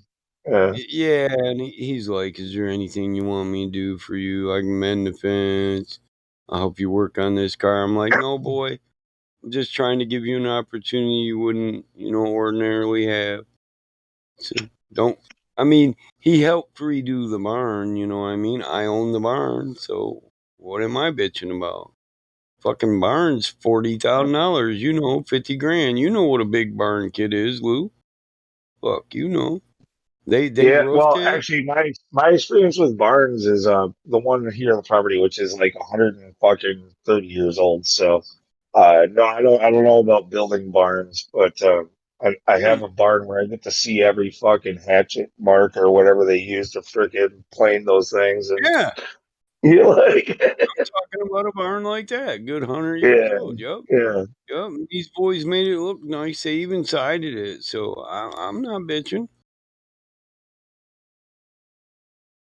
It was the worst looking barn on my property, and I was getting tired of looking at it, and they did it. So, fuck it. You can park cars around it when you fill it up. Just do it in a manner where they look good. Don't let the grass grow up around them. You know what I mean? I can't stand that. Like literally, I got a lot of cars out here, dude, but I'll go out there with a weed whacker. I don't let grass grow up everywhere. Fuck that. That's why generally I don't care if it's a dirt spot. I'll put a tarp under everything I park. It's going to be parked there until I sell all the parts off of it and strip it out. I put a tarp under it. I don't let people dump fluids into my dirt. They have to catch that shit in an old wading pool and then put it in canisters so it can be thrown away. I don't pollute my land. So going back just a little bit to like, uh, this is what I wanted to say, but I didn't want to interrupt you. Is like about what I was talking about the Maxima with like the 130 miles an hour. Like, I think most people when they hear you say a Nissan Maxima and 130, like you're fucking stupid. Like I'm dead serious. Like it felt stable as fuck at 130. Like, to somebody who's driven like cars that are meant for speed, and I'm guessing you've done that. Yeah. Like I'm good. uh, like how like if a car is built properly for that, like what I was saying about like how I comfortable it is at do. that speed, where The only way like you notice, the only reason you're going 100 mile an hour is because everything you're passing is disappearing so quickly, but you don't feel it on the road. I right do. the vehicle shakes and shit on cheaper vehicles, like it freaking and it doesn't do that if it's meant to be going those speeds. Yeah, Like so do the older ones. That's why I've gotten so good at doing the suspension upgrades and the sway link rear ends and stuff. Because a older car will do that too, but not when you put the 4-link rear end in them and coilovers, independent, and all that. yeah. Yeah. That's why I like them Trans Ams. Even in the 70s, them motherfuckers had radio tuned suspensions. You could dial it right in. I had my dad when the RX-8 came out, the Mazda RX-8. He bought that brand new, which probably was a mistake, but at the time it was pretty cool, right? Like, like let's get this thing on the road. And the thing wasn't even the thing was literally bought that day. It was a surprise for my stepmom. She didn't know it existed. It was not yet insured. And my dad said, "Yeah, well, you and your buddy, fucking my friend that I was talking about earlier, who's the car guy, why don't you take it out for a spin?" I was like, "Yeah, fuck it, dude." We live near this really windy fucking road that has like a 35 mile an hour speed limit, and it's recommended like 15 around some of the curves. Um, I was doing 120 miles an hour in that thing around what was a suggested 25 mile an hour curve as I went past a cop that was coming towards me. Fucking like, Yeah, I know about the Mazdas. I got a um, parking. I got a Mazda Miata that's about 450 horse. It's a parking lot race car. It's a drift car. dude, Like you didn't feel any body roll, period. Like there was no body roll, like no side force when you're in it, the in thing. Hey, in them parking lot races I go to, I see a lot of them RX-8s, man. People fucking love them. They can make them drift cars like a motherfucker. I believe it. I've seen Dude, some I drove one. badass. I drove one. I've seen some badass body kits on them. Them things can look nice. My Miata just looks like a miniature race car, but to me, you don't feel shit on the road, but it's like driving a go-kart. I can slide this bitch sideways at 50, turn in a corner and park it between two cars and barely have inches to get it there. That's how precise I can be with it. But I got individual rear e-brakes and all that. It's set up to drift. Yeah. No, like I said, dude. Okay, for a drift vehicle, I can totally. I don't know much about drifting, but I know enough where I can definitely see what I'm describing about how you don't feel any kind of like side force around the curves. Like it's almost like playing a video game. It's like you're just steering the thing and like. Yeah, you're only getting the visual. You might feel a Yeah, boom boom. yeah, You might yeah, feel the right. suspension react some, but you don't feel the tires on the road or the friction created by them. Yeah, dude, the cop. I don't think he even. Dude, like I said, I think I went past him. I know it was over 100. I think I was near 120, and it was around a windy ass fucking road, and I fucking went head to head with him around this curve. Friggin' like, I don't think he bothered to turn around, and if he did, I don't know what happened to him. Right. I've smoked them. I've done that in the I Trans don't. Am. I've been playing around in the Trans Am and just said fuck it, and I wasn't stopping. I run it up to $150. Fuck it. Take the next exit.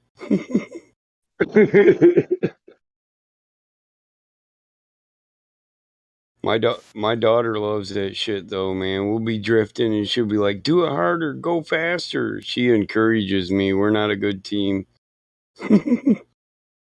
Then she's like, "Oh, trouble bubble!" And if he's going the opposite way and he's got to turn around, fuck, I'm out. I'm like, "No, we're not stopping. Hold on." Hey, she's the best passenger though. She don't ever close her eyes. All she ever says when we get done is, "Damn." Damn, Dad. But she races mini sprints on the track, on a dirt track.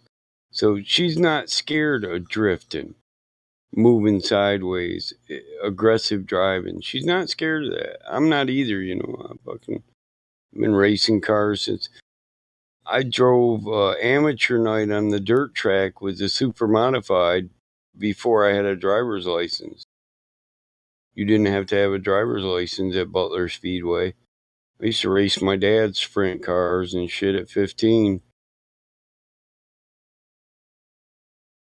But it was a normal thing. All the racers, their kids would be doing the amateur hour in their cars.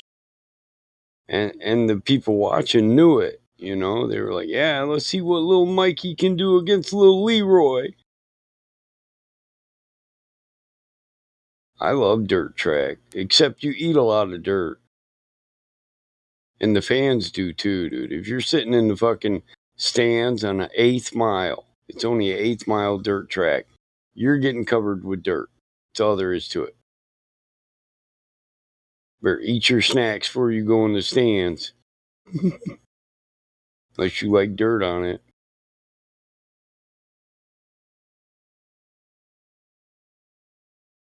And then a few times I actually evaded the cops by just being like, "Fuck it, they already caught me going fast. Time to go faster." This has been Yeah.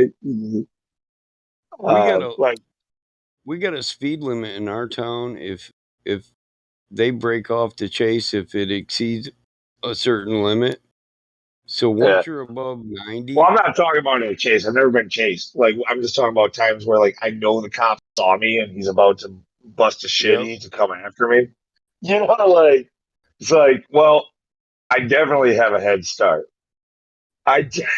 You just fucking you just hit it even harder and then dip into the nearest like subdivision or something to try to lose them. You know, like or Yeah, park in somebody's when you're driveway already and doing fucking lay 100 the mile seat an hour in. and this motherfucker's sitting still, yeah, I'm with you. Yeah, yeah, That bitch ain't catching me. right. It's a cop car, but it ain't that fast. Right. It's not a fucking jet. Like, so fuck him. I'm gonna I get this. did I'm gonna get out of here. when I was a kid. I did that a lot, and I had a Trans Am. But it turns out that I had the only black and red Trans Am, the only red interior Trans Am in my area. So they got to know where I lived. The minute one drove by and they seen it out there, and they said, "There's that fucking red interior Trans Am." Because the other ones would be black with black interior or black with the gold interior, and mine had red. Man, I'd smoke these fools, and I'd come home, and the motherfucker be sitting there smoking a cigarette, talking to my dad, and I'm like, the fucker. Well, the funny thing is okay. So for me, with these things, I had a couple of run-ins where I actually got them on technicalities because, like, even early on, as a teenager, I had friends who were already like fucked up in the law and shit, and they were always like, "Yeah, if you do this, then they can't do that, and if you do this before they do this, then they can't do this," and like he's like learning all this technicalities and shit. I'm like, oh, so like, all right, if they haven't turned the lights on, then they have not started like any type of pulling you over or arrest or anything like that. So like if they get behind you and you just pull over and freaking get out and take the keys out of the ignition, then you're not operating. Yep. So like that's like one little trick. So like they can't do shit. You're like somebody walking down the sidewalk now. Yeah. Um, I know hey, dudes that used to do that, turn the corner and jump out. yeah, you gotta take the keys out of the ignition too, though. Yep. Uh, there's one little trick. Another one is like, all right, so because of that, again, the lights haven't been turned on. Like that's why you speed. Like you get the hell out of there before they turn the lights on. You do whatever you can to dupe them. Like you know when a cop gets behind you and he's running your plates, and you're like, shit, I'm about to get pulled over. You do some crazy ass shit like jut 3 lanes over and get off the freeway where he's stuck in the left lane and you're off the freeway. He can't do shit. You can't do anything. You're just gone. Yep. You're just Now you sound like my brother. yeah. I just tried to outrun him. I didn't do all that. Just get out Yeah. of the car and disappear. Fuck, every time I did that, they just towed my fucking car. No, I got away with some of that shit like multiple times. Like I learned the first few times driving with this dude, and then I used it myself. You know, like so like I've been through this shit like multiple times and seen it work.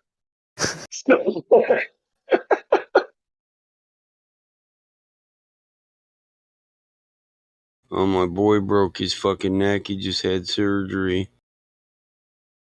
I know he's feeling fucking rough.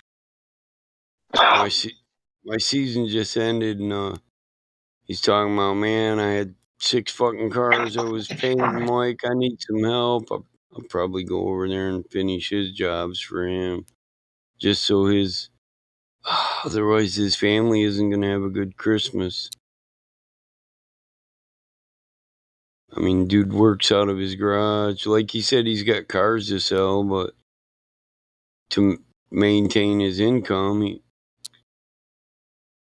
that's what he does. He's just like my brother. He just buys classics and paints them, builds them, and sells them, and lives off of them. But when you got 6 projects going and you already got paid from people, you don't want to. You already spent $12,000 worth of labor. You know what I mean? How do you just give that back? You know, sell a car to give that back. He fucking hit a tree on a quad. Broke his fucking neck. Just had surgery. Can barely walk. I'm trying to talk my brother into going over there and helping me with him. With me. Dude, all that fun stuff, you know, quads, snowmobiles, freaking It's these dangerous. motorized. Yeah, dude, this is so much fun, but like people forget how dangerous they actually are, and it's tragic pretty often. Yeah, my daughter's telling me I should quit all that crap because I'm too old to heal from it quickly. Yeah, that shit. I mean, even if you know what you're doing, you know, just a rock in the wrong place or a little dip that you didn't quite hit right, and your weight, you know, like I see it this way, bro. it doesn't take much. It goes really bad.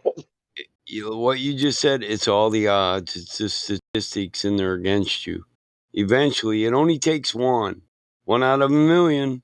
Well, I done got away with thousands. I had thousands of near-death experiences, bro, in my life.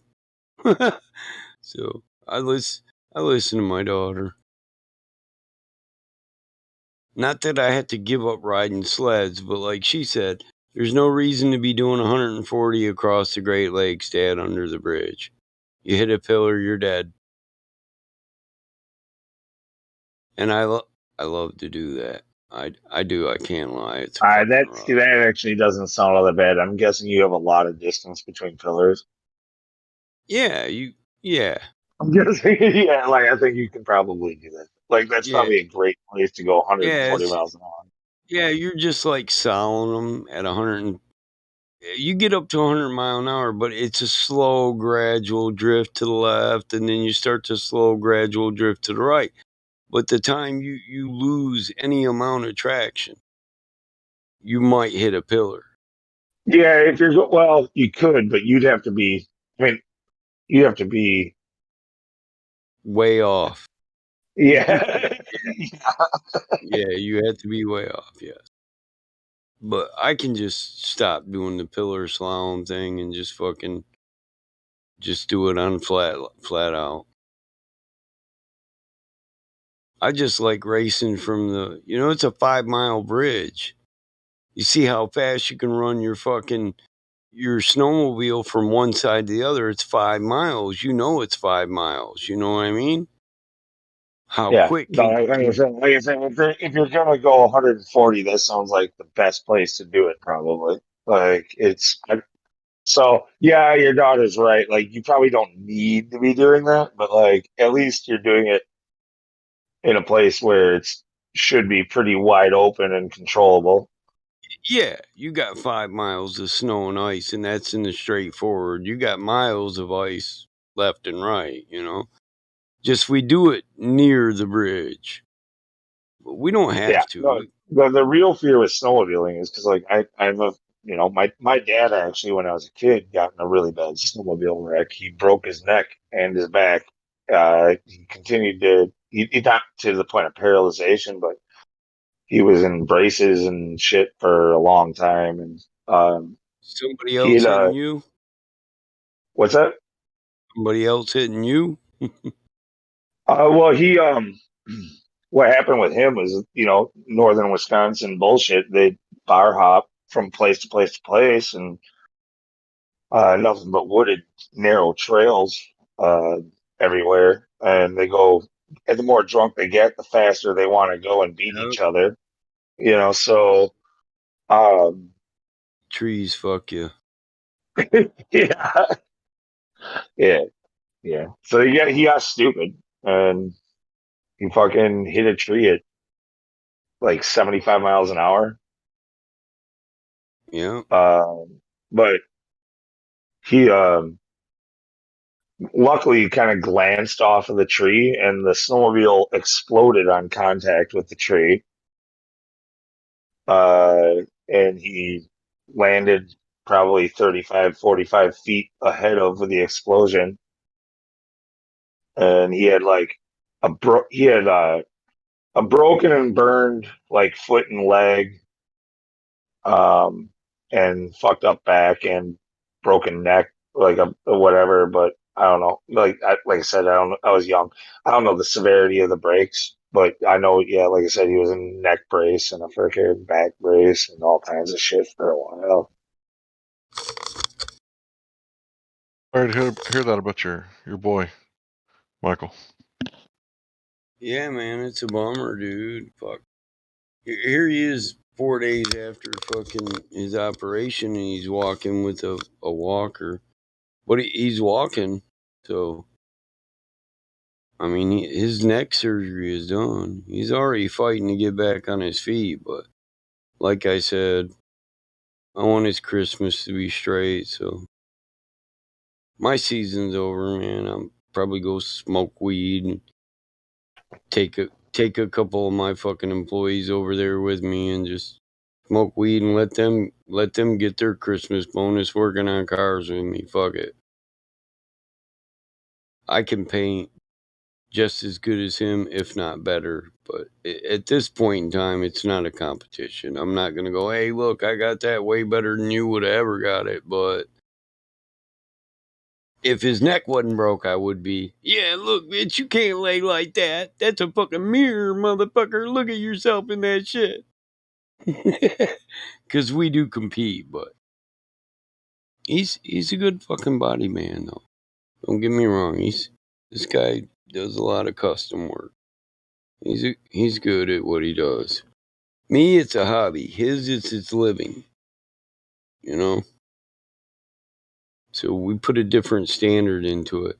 When I do it, I'm just trying to outdo the last one I did. When he does it, he's doing it perfect because he's got to make a living off of it.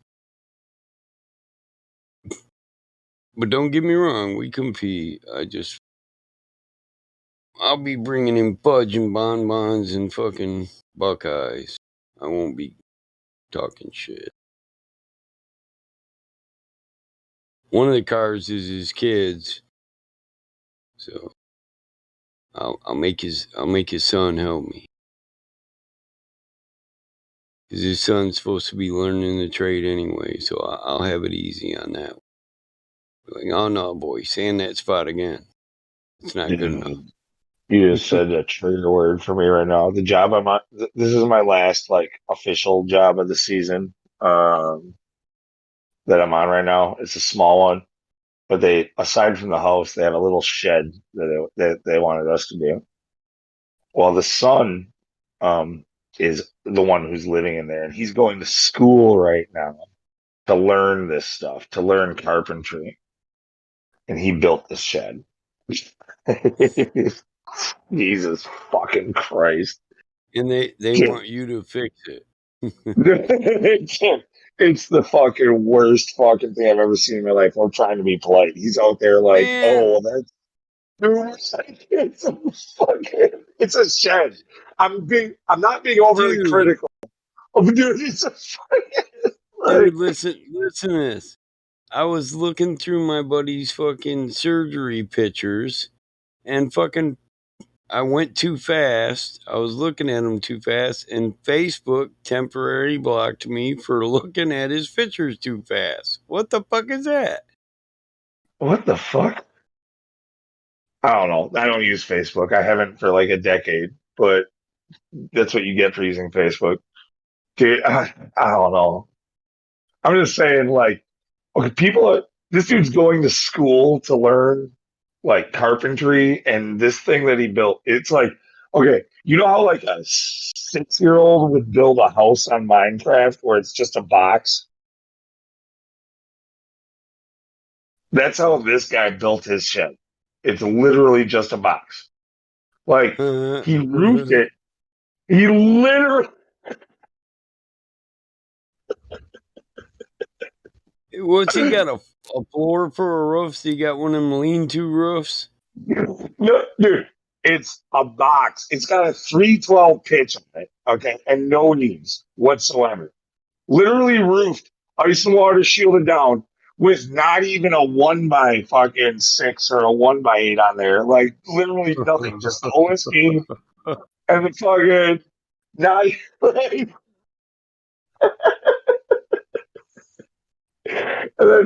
and And then he wants us to put vinyl siding on it. And right away, I'm like, what the fuck is that?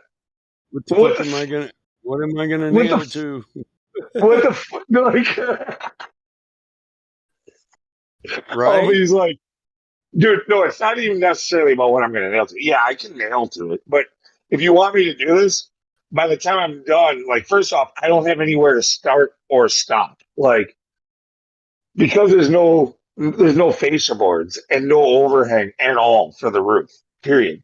Like, so a vinyl corner post, it sticks out for a double eight for non-insulated vinyl, sticks out 3/4 of an inch to an inch. Like, it's 3/4 on the inside, his contour, so inch on the outside. That means that for an inch, it would be open at the top so that all water would just catch in there like a bucket.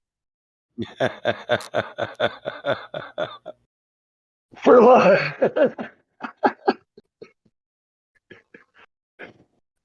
and he's going to school for this shit. I'm like, dude, my daughter is 8 years old and she builds nicer looking fucking sheds than you do. Like on Minecraft, anyway. But Flashing won't. Hey, She, flashing won't help him then, huh? no. I could flash it, but it would look hideous. There's no way he would want to pay for it.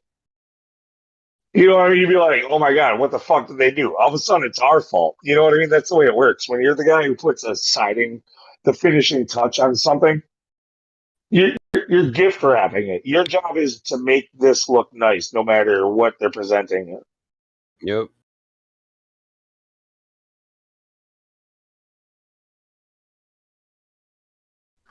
Yeah, so like right away, I was almost rude about it. I'm usually pretty good with customers, but like I I didn't mean to, but I was working. We're looking at the house because we're doing the house. That's the main thing. And all of a sudden, I looked at the backyard.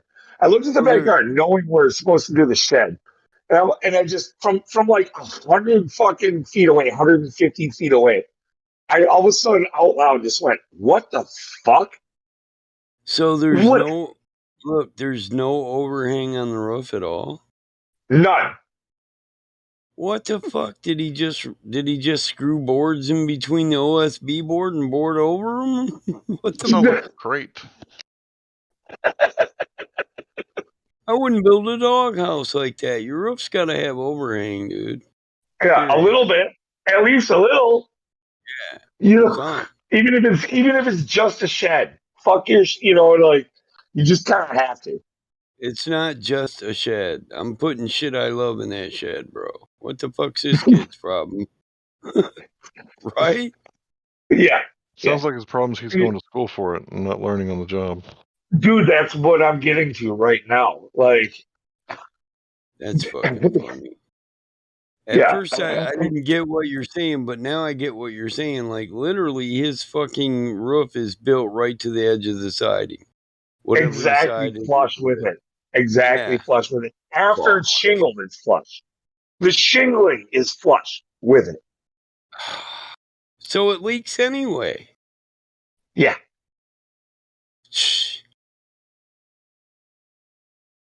What's supposed to keep the water out of the walls? Oh no, I told him right away. After I talked shit to him, I told him that he had to re-roof it. I said, look, I said, look. You could put an awning on it.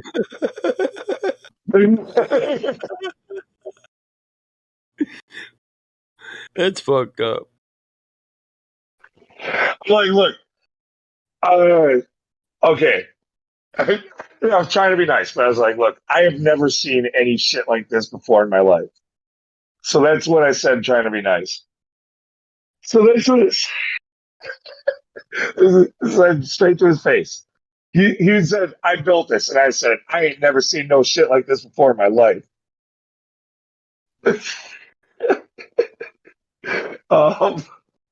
And he was actually really good about it. He was like, oh, okay, well, what's wrong? And I said, well, for starters, Why don't you have any Eve whatsoever? Even if you don't want Eves, you need some kind of fascia board. How do you want me to put siding on here if it's going to stick out past your shingles? How do you want, you know, like, anyway. How do you,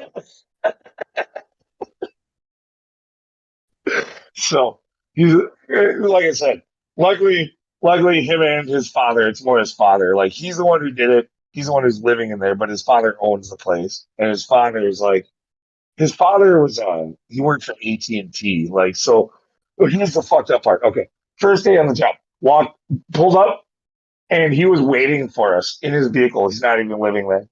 And he got out as soon as we pulled up and said, "Is it okay if I watch you work? I like watching people work."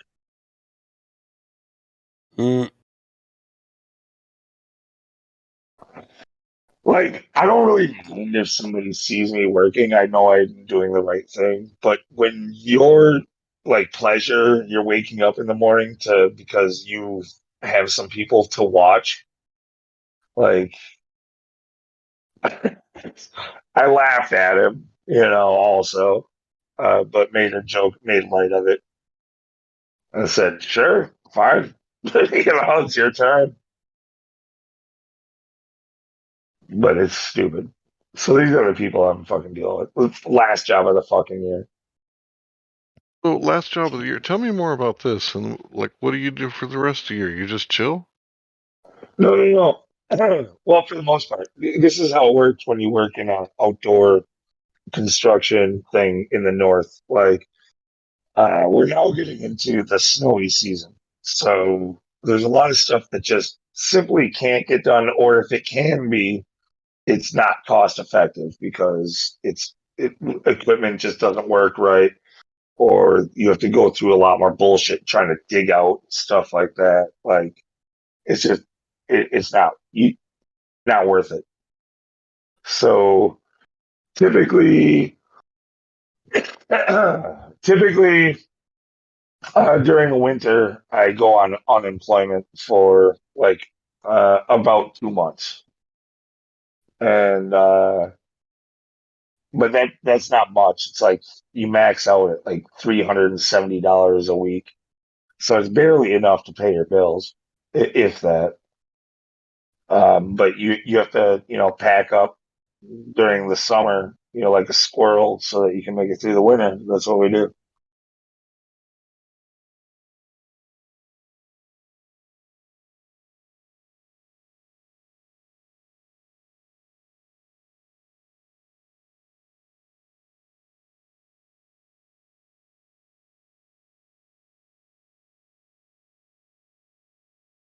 Well, Hank, you asked a question.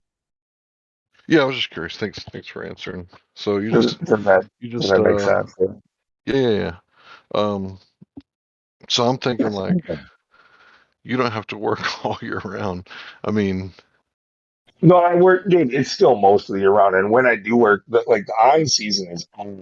Like, we're not talking about like it's too hot. I mean, some days it is just you can't help it. It's just too hot. But for the most part, like when we're on, it's go time. Like, we know that we have a limited season and we have to get as many jobs done as possible.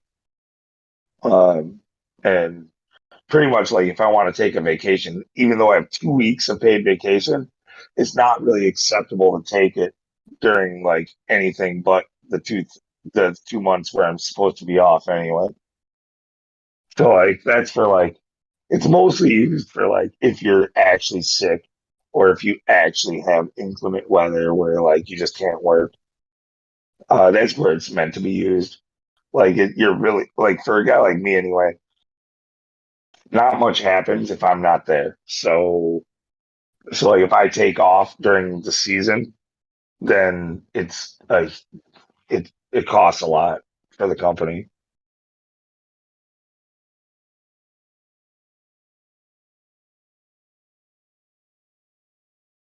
yeah, I think I need to find me some seasonal work. Maybe like I don't know, plumbing or welding or some shit. You live in Texas. I don't think there's a such thing as seasonal. You'd have to move to the north for something like that. So what would happen if you like came down south for the winter and continue working? You could, right? Like you could just come to Yeah, like no, another I learn the totally could do that. codes. Like, dude, if I wanted to be like, if I wanted to be like mobile, like traveling the country, uh, people who do what I do, are actually like so far and few between right nowadays. Like, I could make way more than I'm making now if I wanted to like really go after it. Yeah, you Um, go somewhere else for the winter. yeah, yeah. Yeah.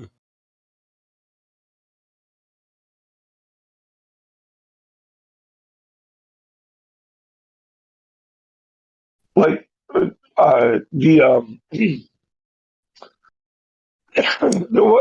I'm sorry, I'm losing my voice. God damn it, again. I just can't seem to recover this. I've had this like hoarse voice for a while. Um, but like the supply houses and stuff, they'll put on like lunches and stuff like that. They'll bring in all the companies like reps and stuff and try to advertise their products and stuff like that. Um, like I made a joke a couple of years ago about how we used to be called. They would builders would say like, "You guys are ciders. You're a dime a dozen," and we'd be like, "Fuck you! You don't know what we do." We'd take offense to that. Um, but the dime a dozen thing was never correct, and I said that, and this one rep was like, "Don't ever let anybody tell you guys that. You guys are unicorns. We can't find enough. We can't find people like you. You know, we're gone. Like, there's not people out there who want to do what we do. They're not learning this shit." When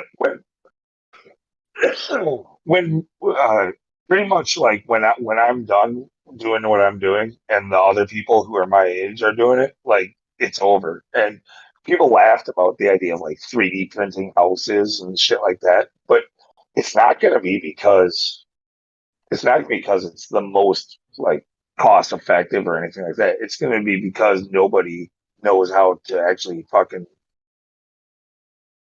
like climb ladders anymore, or read tape Do measures you, anymore, yeah, do your or fucking sling hammers job. anymore. Like, it's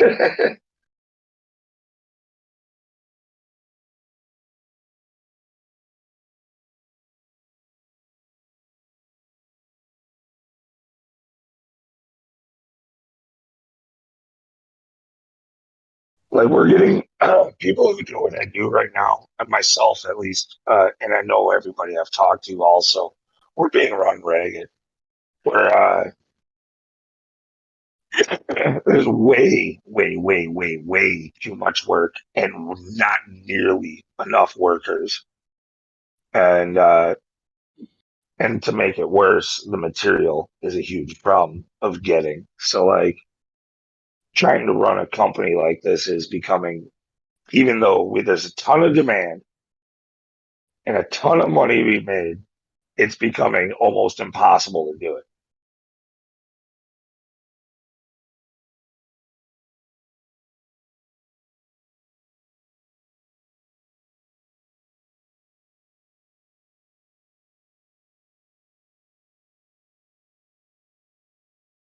Like, I'm just talking about basic vinyl. Like, normally I do a much higher end product, but basic vinyl siding. Uh, I wanted, they shipped us the wrong type of corner post because we're doing insulated siding on the house and not insulated on the shed. But they sent us all corner posts for the non-insulated siding, like for the shed. You We can't know, even we can't even do the work unless we have the correct corner posts. Period. But the only corner posts that are in the country, now that we know that we got sent the wrong stuff, There's 24 of them in Tennessee, and another like 20 in Texas. Certainty is in my town. We Nah, manufacture. well, this has to be mastic. Yeah, we manufacture vinyl siding right here in town. You can actually go to school there too. Dude, I'm sorry, being in the trade, I know it's part of your town or whatever, but Certainty is like the worst siding company out there. Oh, I know it is. I know.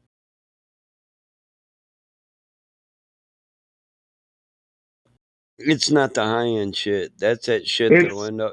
Listen, it'll end up wavy next year, and it'll probably blow off 3 years later. I know. I don't have no Yeah, certainty. it's amazing to all of us who install the shit that they're even allowed to stay in business. You could drive around my town and you could point out in the city limits certainteed houses, and I guarantee Yes, you. we do that here too, especially with their weatherboard. We just drive through entire Yeah, suburbs, yeah. and yeah, I guarantee you could do it, dude. You'd be like, "There's one of them shitty certainteed houses. I like their 14-foot pallets. I use that Well, shit for you decks." know why their weatherboard failed, right? No, I'm going to take that as a no. So, weatherboard came out No. short.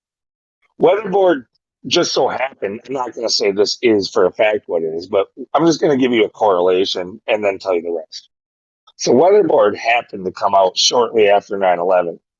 Weatherboard also got given a huge government subsidy if they used a toxic ash that could not be disposed of in their product.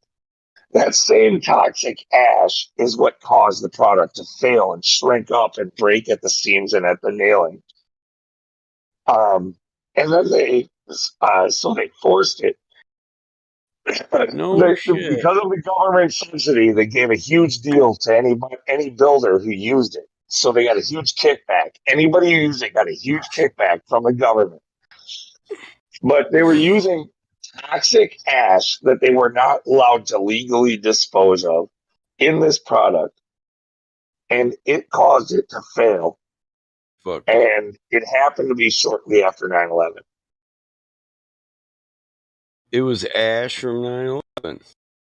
That's my guess. Full of fucking. What do you think it was full of? Dude, all I'm talking about is the time correlation. Thermite. The rest is fact. Yeah. Thermite. Yeah. That ash probably gets extra hot under sun.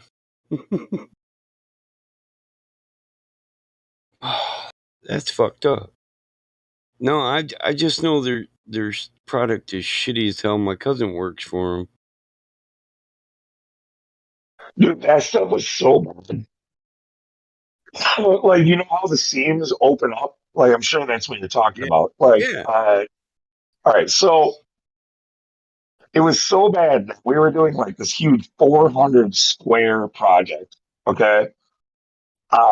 And we would work for a week on like a facade, and we'd go home over the weekend and come back on Monday, and the seams opened up a 1/4 inch. Yeah. It's their siding is too thin, man. They're trying to save material. And no, it shrinks up. It's not supposed to shrink up. And then on top of that, like the fact of how fast it shrank up, we already knew that it was a failed product and that it was under a class action lawsuit, and we were still putting it up for years.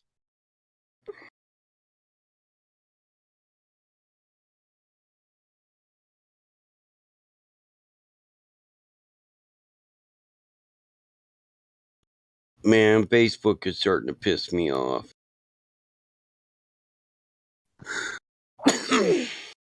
But how does that work? You know, it's the thing is known to be a failed product. And for 2 years, while it's going into trial over a class action lawsuit, they're still putting it up in condominiums and apartment complexes and fucking like. Yeah, there's a low income apartment complex downtown Jackson, Michigan. and it's all sided with certainty, dude. It's the shittiest looking complex I've ever seen in my life. It's literally, they're just leaving it up there even when the seams are apart and everything. Shit's falling down. It's like, what the fuck are you doing? This is downtown downtown Jackson. What the fuck? Makes me want to kick my mayor dead in his ass. Yeah, but he's just trying to support a local company, right? Yeah, I get that, but shit, when do we tear that shit down and put up real shit and say fuck them? You want to know where it's at? That Ichi or whatever it's called, the Nichi, that stuff's, it's like some Japanese shit, whatever. That stuff is good. That's like high quality stuff. It's really expensive though. Probably thicker, way thicker than our shit too. Vinyl, if you get it too thin, man, that shit's really affected by temperature real bad. That's why vinyl siding can't be too thin. Yeah, vinyl got thinner, by the way. I don't do much vinyl, and doing vinyl just on this last job to kind of wrap up the year. I've noticed that the vinyl is thinner than I remember it being. They're skimping on everything, man.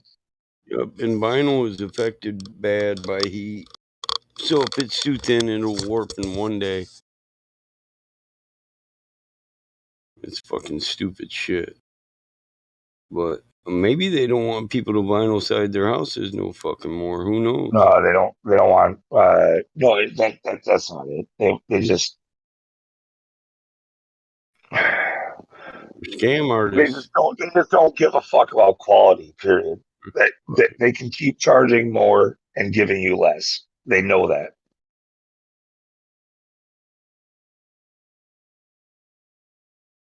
I wouldn't use that shit to build a shed. The last shed I built, I thought, well, I can fucking vinyl side it. And then my cousin, who works at the vinyl siding place, he come out.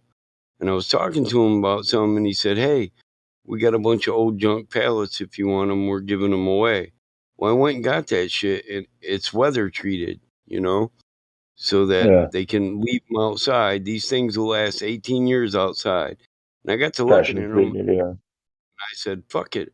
I'll go with these 14-foot pallets with the fucking Sawzall, and I'll strip all the wood off them, and I'll use that wood to side the fucking shed, So I sided the shed. Fuck yeah, why not? Yeah, I sided it with wood and trimmed it all out with wood, and when I was done Dude, painting if it you do all that out, right, I bet that could look really fucking cool too, by the way. yeah, it does look good. And when I was done, I was like, yeah, that's fucking perfect. Because all I wanted was a place to put all my barbecue and outside cooking shit. So I didn't have to keep, because I was taking it to the basement, bringing it back out and taking it. Well, fuck that, just put it in the shed, open both doors, and bam, there it all is,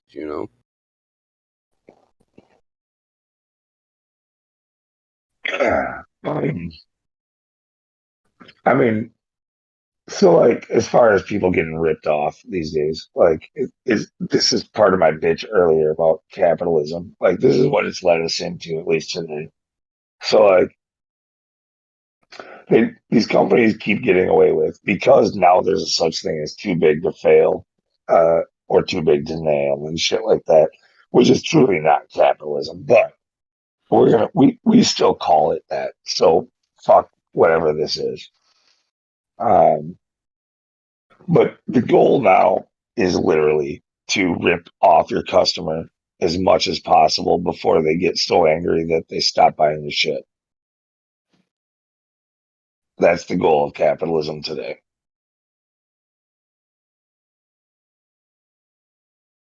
It has nothing to do with offering a superior product for a better price.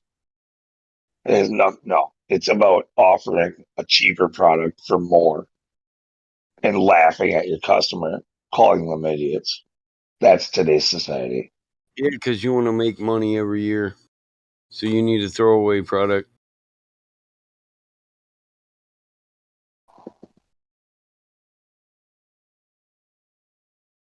But all right, so like all these people who like build new houses, they're so proud of their palace.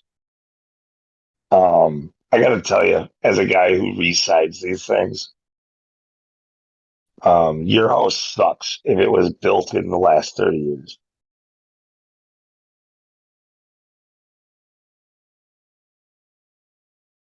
It's warping, it's rotting, and it will fall down long before a house that was built 50 years ago.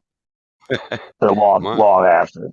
My Or long house is before like 121 years old, and my wood siding's solid in the motherfucker. Yep. The older your house is, the more likely it will last. And I just 3 years ago, I put a whole new foundation out. I took it out section by section and put new foundation in all the way around it. Dude, the materials being used over the last 20, 30 years are such shit. Like, literally, it's just garbage. And people are paying a pretty penny for it. They because they're paying a lot, they think it's good, but that's not the case.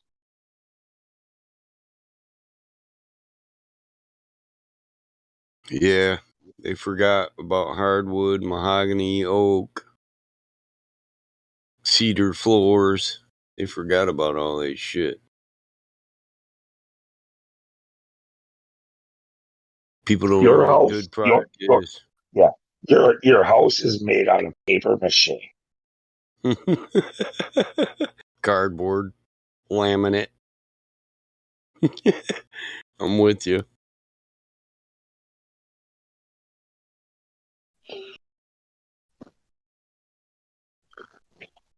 It's held together by glue, man.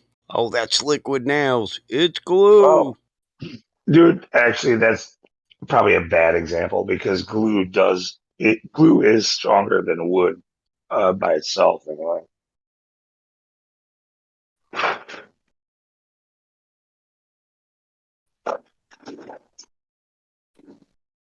Like it wouldn't be a bad thing to have a house completely built out of rosin.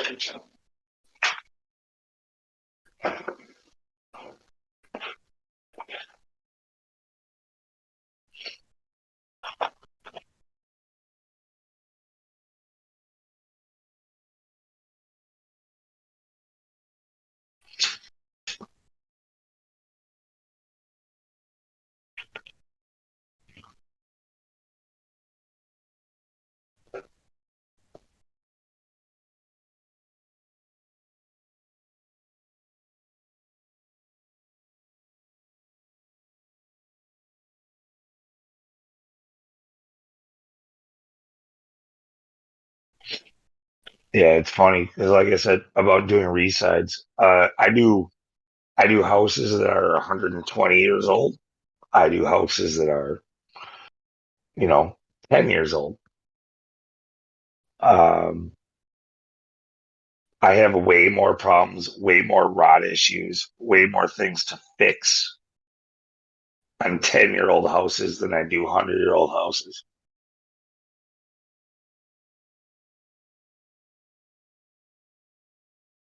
Oh, yeah, as far as rock goes, yeah.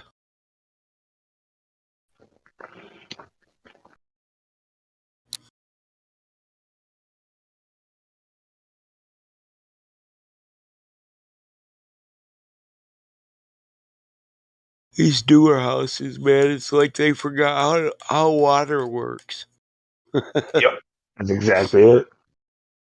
It's like you got to keep water out, man. You got to be able to think like water does. Well, what they do is that, especially during the 90s and early 2000s, the big housing boom, they were building them so fast. They changed like all the method of like the order of operations and things got done. And building codes like actually got put into place where they weren't allowed to do the pouring of the basement or this or that until after the house was framed, Tyveked, and roofed, or something along those lines, right? But when they did that, they're trapping all of the moisture from all of the drying concrete and all the painting and all the drywall mud and all that stuff inside of the house.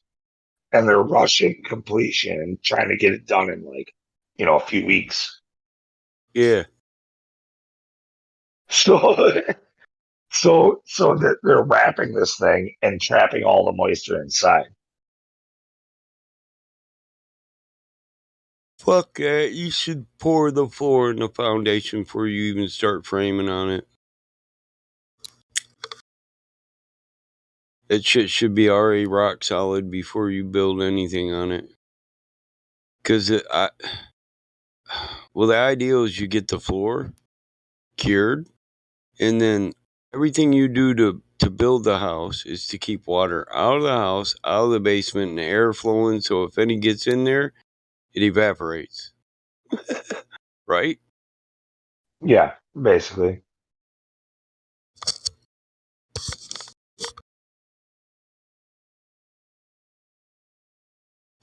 But no, they just seal the things up right away, and then all that stuff gets poured, and then it gets trapped in there, and then their houses rot from the inside out.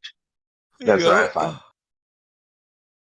They don't have good enough draft, and there's too much moisture in the house when it seals up.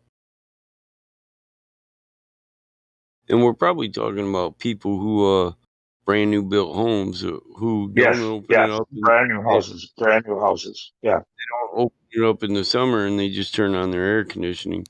Now I don't allow that all summer long. In the spring we have to open the house up.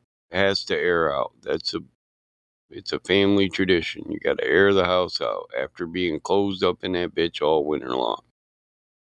We'll use central air, but not till late in the summer. I want fresh air in my house. But I also make sure my house traps properly. I got venting in my soffit and venting on my ridge. So, well, I know. I mean, I prefer to have the open windows, but I know living in Wisconsin is probably similar to Michigan with the humidity in the summer. Yeah. So, well, some days you can't.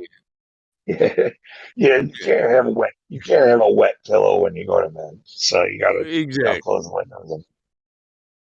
But when you can, I like them open, man. It's the only way a house airs out, man. You spend the whole winter in your house smoking weed, having company that smokes cigarettes. I mean, I wash my walls and shit, but that only does so much, Wash my walls, wash my curtains. Yeah, I did a big house cleaning doing that stuff. You never let air in your house. That's how you get a sick house. Or your house makes people sick.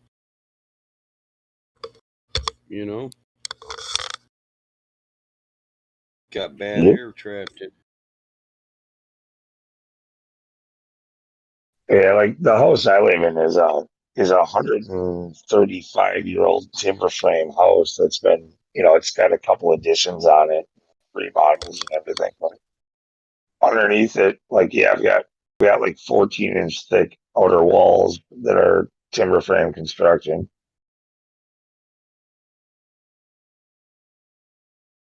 So yeah, I know about all the houses. Timber frame construction. God damn. Yeah, it's like a historic age. Like, yeah.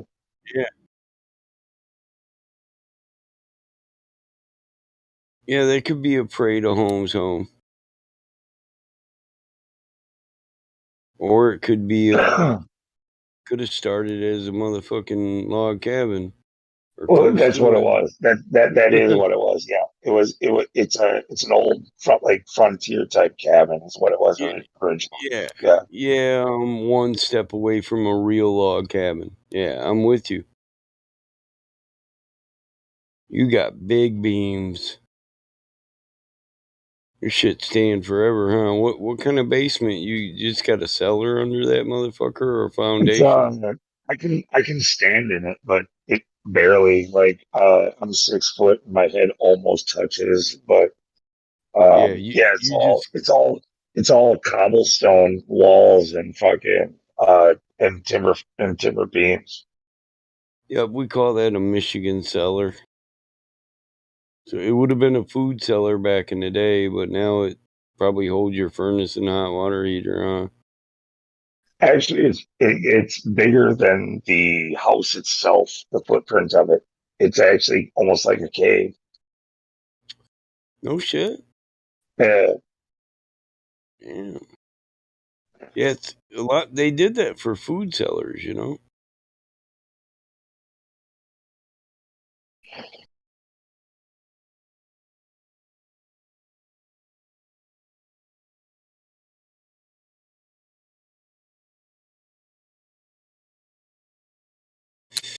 I've seen some badass timber framed houses.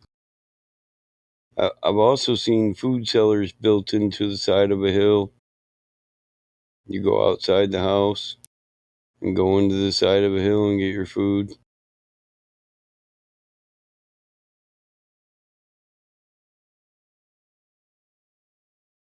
My buddy down the road got one, and they kept it where you can see the timber woodwork, so it's got real high ceilings and shit. Yeah. Yeah, their house is cool. I've always liked their house, but their grandfather was fucking paid, and he liked it, so he put a lot of money in it, you know. But I know you know what I mean. You can Yeah, see I all love the that shit. Like, yeah, yeah. I mean, yeah. You can just see I'm the an beams. enthusiast. I don't really know a lot. I know nothing about actually doing it, but I'm an enthusiast of it. I pay attention to it. The I way it kind of dig looks. Yeah, about it, you know. yeah. I like them high ceilings with the. You can see the timber beams. You can see the timber framework, and they put Yeah, the modern walls. it's really nice. It's really nice seeing the supports of the building, like when you can Yeah. see where it's strong and where it's not, you know, like and where the weight of it is. Like Yep. this is a when you can see like I can see its supports and I know this is a strong house. You know, like that looks nice. It's appealing. Yep. Like the grit roofs, root cellars, fucking timber frames. And a lot of people don't even know what we're talking about. We're talking about them houses where most people go in them and they think they were a log cabin, but they're Yeah, no, it's really literally colonial times cabins is what it is. It's yeah, during yeah. step away from log. But it's well when we learn to square logs up, right? Plane them. Yeah, exactly. You just turn your log into a square and then build a log cabin with it and Yep. mud in between. Well, fucking. Some of them are awesome though. Shit, rich people are really they'll do them today with crazy ass designs and shit. But I like the actual colonial style homes. That's why I really like the barn is because see the house here, it's been obviously like modernized. So like we were saying, like so even though it's the timber frame, the outside is sided over, the inside is drywalled over. You know, like so you don't know, you just got really thick walls.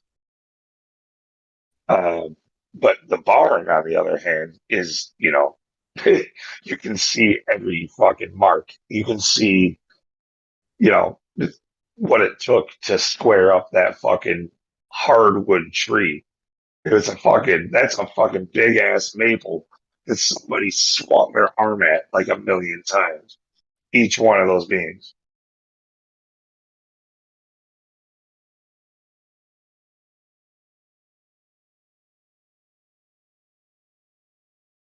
Yeah, that's almost like Amish woodwork. I mean, it pretty much is. The Amish were excellent at planing that shit, making planks and boards.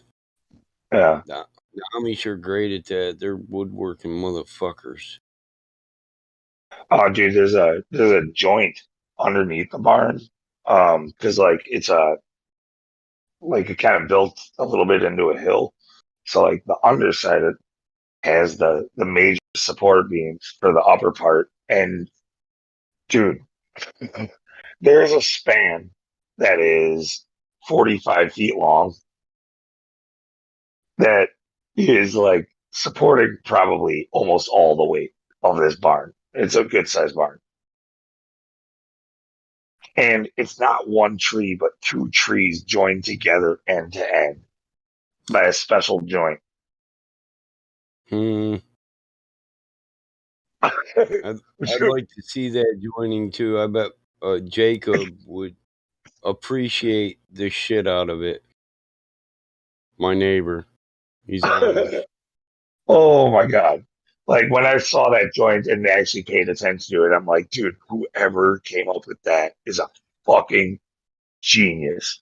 Yeah, Like, they teach them to their kids, and a lot of them still know all them jointing tricks, and some of that shit amazes me too.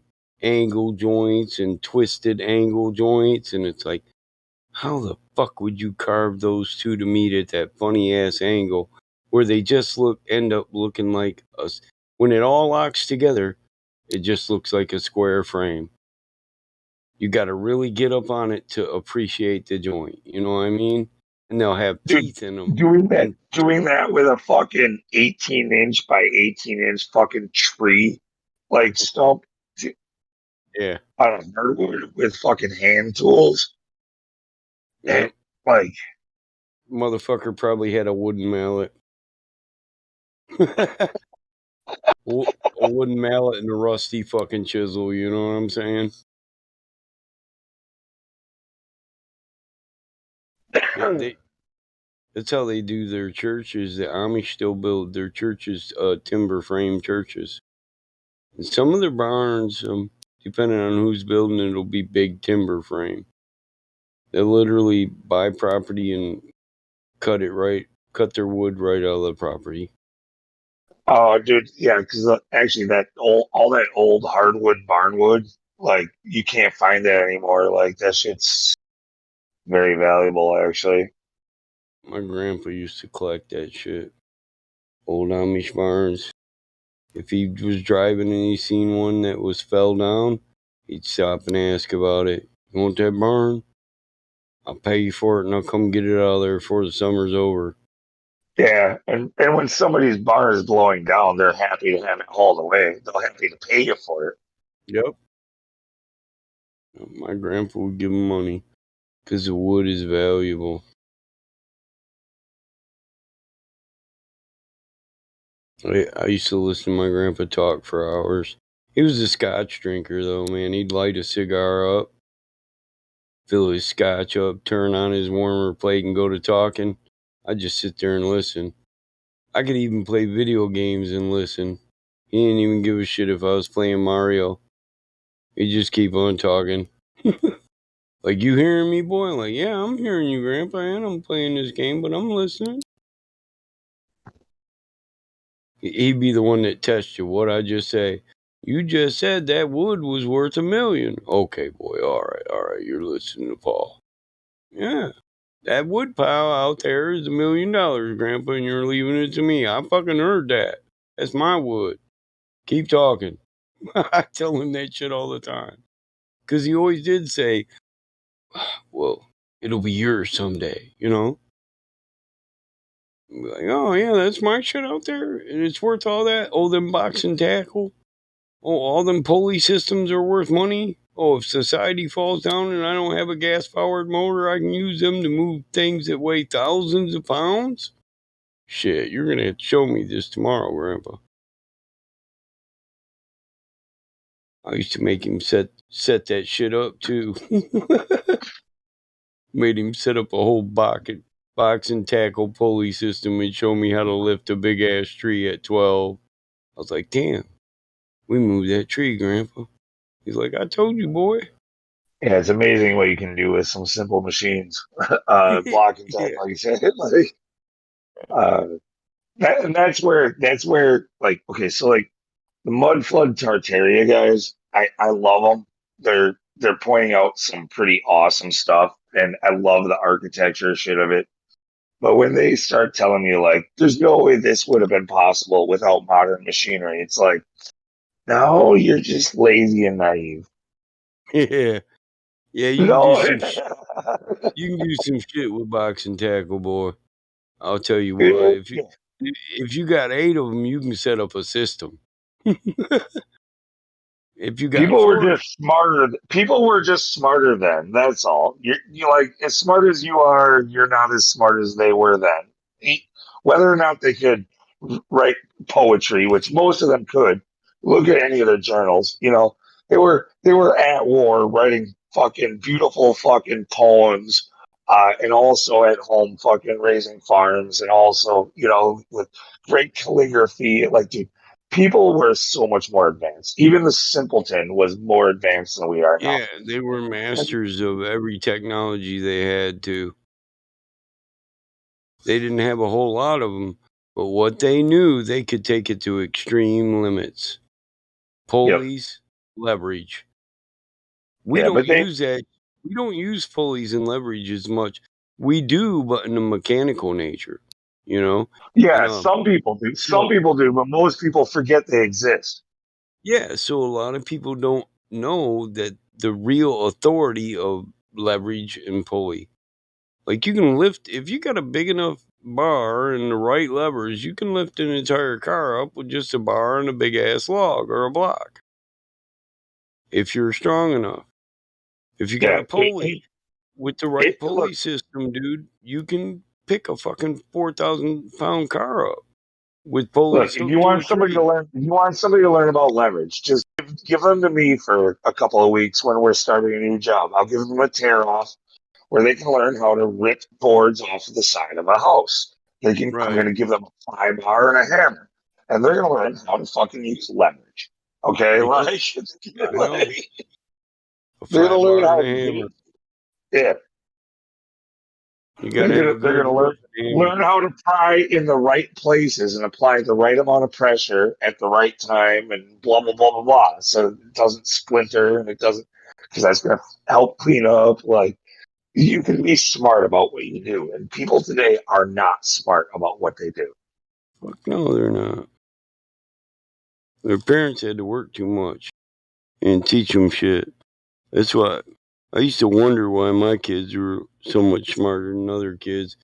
My old lady told them, hey, you put a lot of time in them kids. You don't realize, Mike, when you get stoned, man, and them kids are helping you do shit, you drop a lot of knowledge. You explain every little fucking thing you do and why. I'm like, well, that's just how my dad did it and how my grandpa did it, and it's just how I was raised. My old lady's like, they absorb that shit like sponges. And I've noticed it, like my 16-year-old, dude. I can ask her questions about shit I used to tell her about, and she knows the answer. She Dude, absorbs. you're on the money here. I just told a story about this like earlier today, actually, or maybe it was yesterday. But like, okay, so I've got these I get these like 20-year-old kids coming in from high school that I got and the ones that I'm proud to have that I think have potential are still shit. Like they're making I have to teach them how to hold a hammer. I have to teach them how to read a tape measure. I have to teach them how to set up a ladder. I have to teach them, like and they're getting paid 3 times what I got paid when I was doing 5 times as much as them as a teenager. And I do. but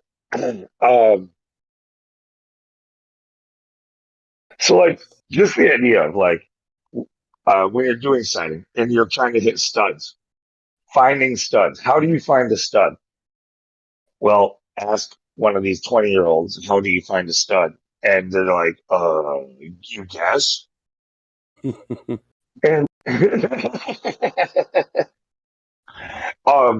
I take my hammer and I start rapping at the wall, and I go, "You hear that? Sounds hollow, right?" And they're like looking at me confused. And then I go to where the stud is, and I was like, "You hear that? You hear that? No echo, motherfucker. You hear that? You hear that? You hear that sounds more solid?" And then I drop the hammer and I take just my fist and I start bouncing on it. I'm like, "Here, bounce on it with your fist. Like, you feel how it feels more solid here and it feels more bouncy here?" And they're still looking at me confused. I was trying to hang a picture in the house and I started rapping at the wall. And my 8-year-old daughter, she's now 8, so probably 7-year-old daughter, said, "What are you doing, Daddy? Why are you rapping at the wall like that?" And I told her why. And she went, "Oh, that makes sense." And she went,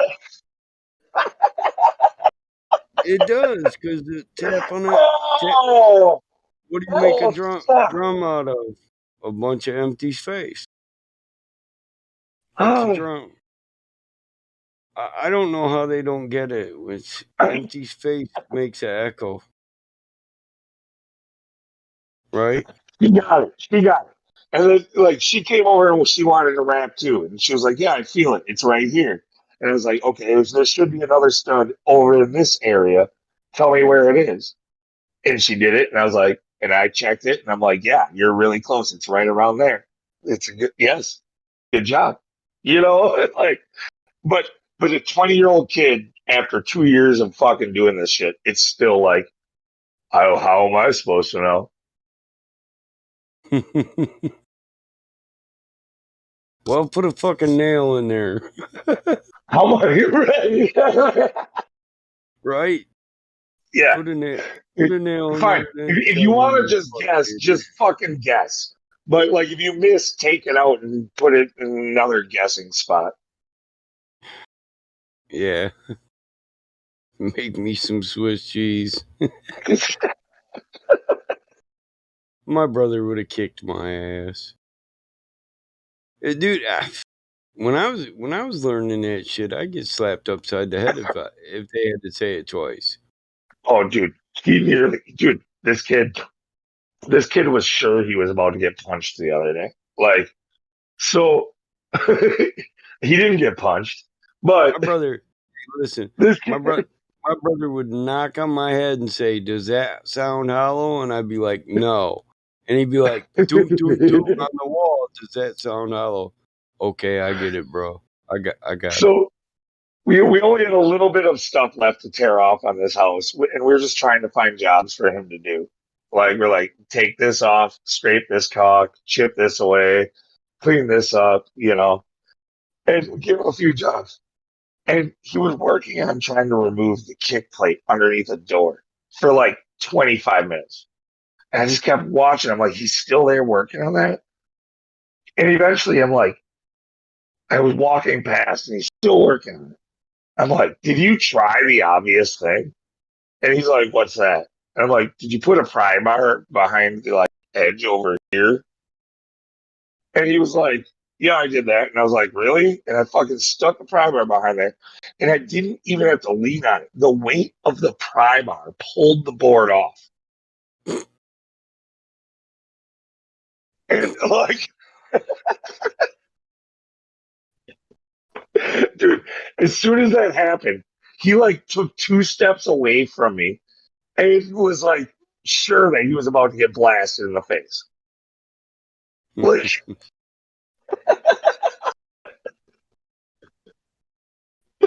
I just started laughing at him, but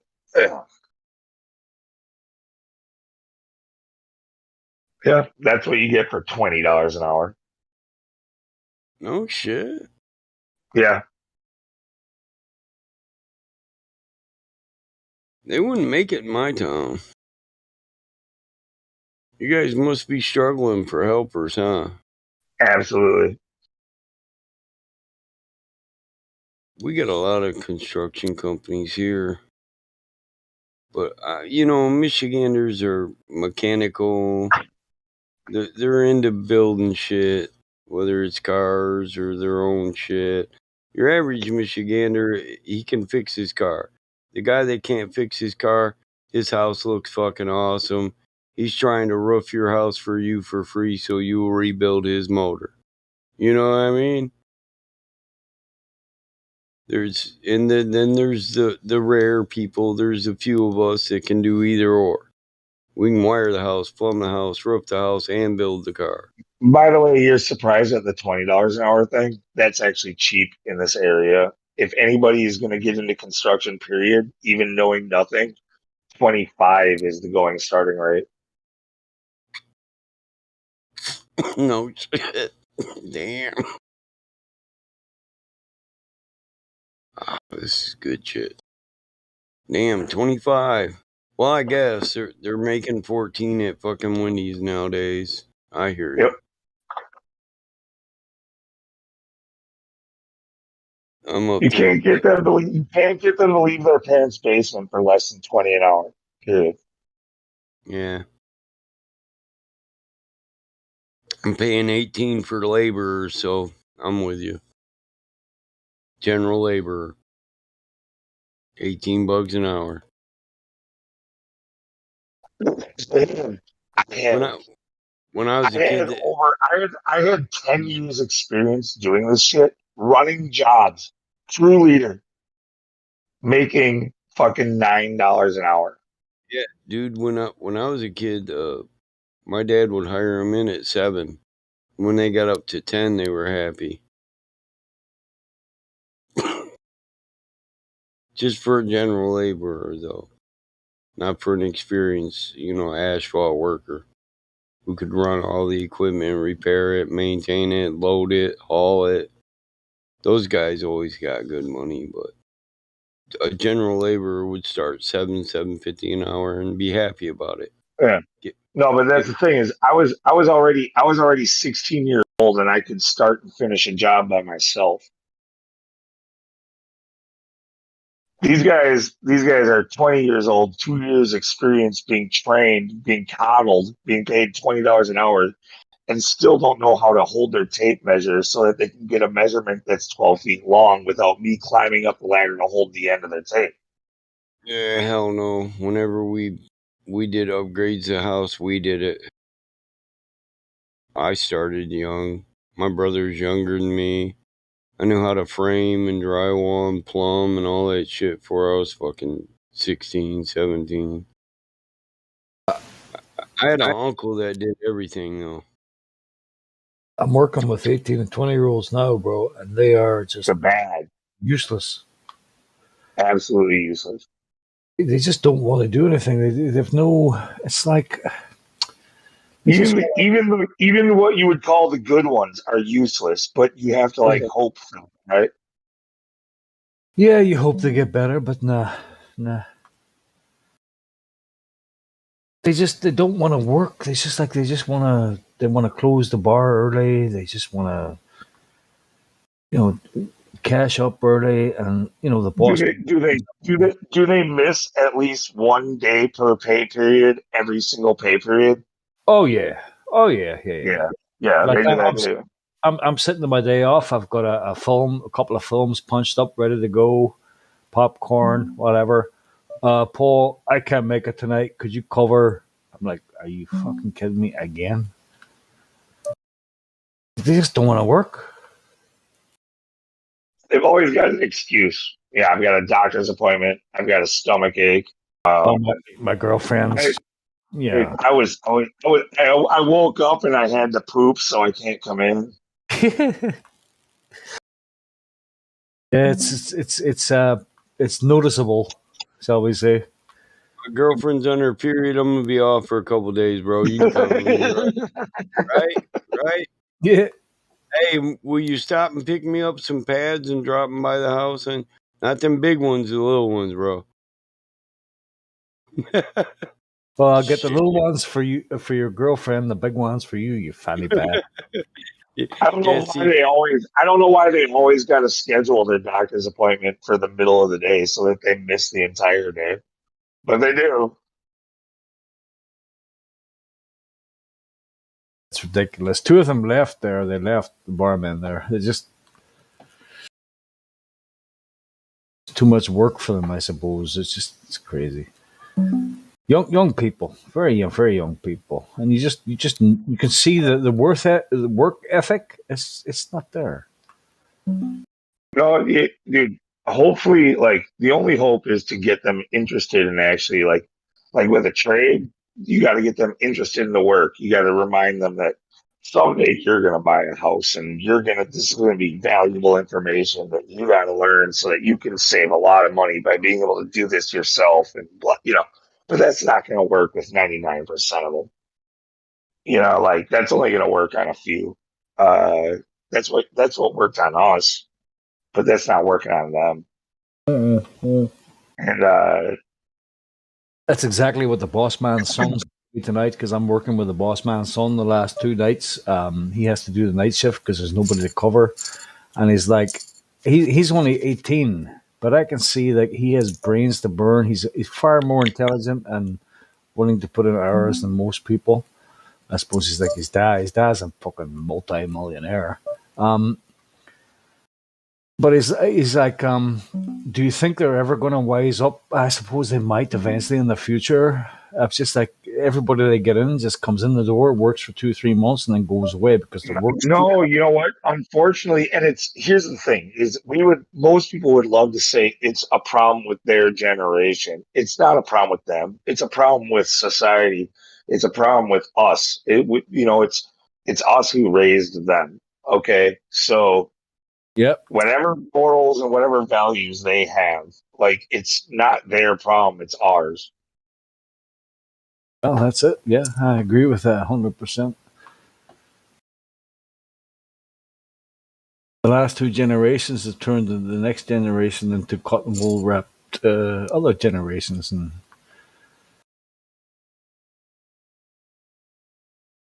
it's like, for example, right? They close the bar at 1:30. And I'm like, why are you closing the bar at 1:30? The bar is too deep. In the next 2 hours, we could make £800, £1,000. They close the bar. The boss man's son walks in, gets onto them. Why are you doing this? It's wrong. And they're just like, well, we don't care. Go and tell your dad. Tell the actual boss man to tell me. And I'm like, I'm listening to this, and I'm like, what the fuck is going on, bro? So there's dissent from the boss's son between the other young workers. Like they just don't respect him. Exactly. Yeah. Well, that's to be expected too, because the boss's son didn't necessarily earn it. He's just the boss's son. Like he's not the one who signs a paycheck. He's not the one who makes the decisions. They're gonna fucking give him some shit. Yeah. Don't get me wrong. He can be a bit of a dickhead. Yeah, no, he's walking in like he's the man, and he's done nothing to earn it. He didn't earn respect from the other workers. Yeah. No matter where you are, you have like respect is not given; it's earned. Earned.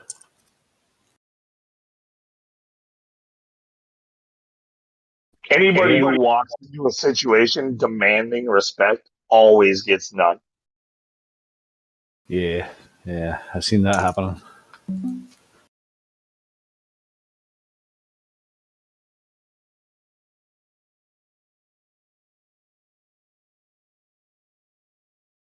Yeah, it's a weird situation. Like the family is well known in the town. They own fucking buildings everywhere. They're like loaded, bro. Yeah, no, but just because your name is on a building and thinking that people respect you for that, no, you're gonna have some people.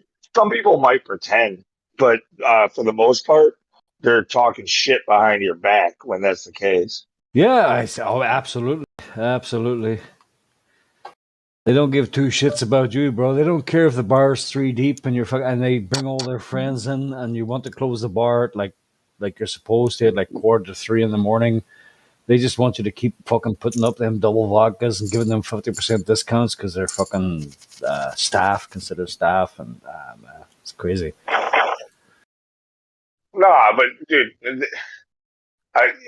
Yeah, okay. Like, there's some stuff I'm sure that they'll say or whatever, like people like that, the workers, that probably goes a little too far sometimes, also, right? But Yeah. like maybe they should have a little more respect than some of the stuff they say. But the thing remains is like any company, no matter what, like they're only as valuable as their employees that they have. Like they can't run without them. Like the employees make the company, not the guy whose name is on the fucking sign, not the fucking guy who writes the checks. That's correct. It's the employees who make the company. If you ain't got the employees, you ain't running shit. Right.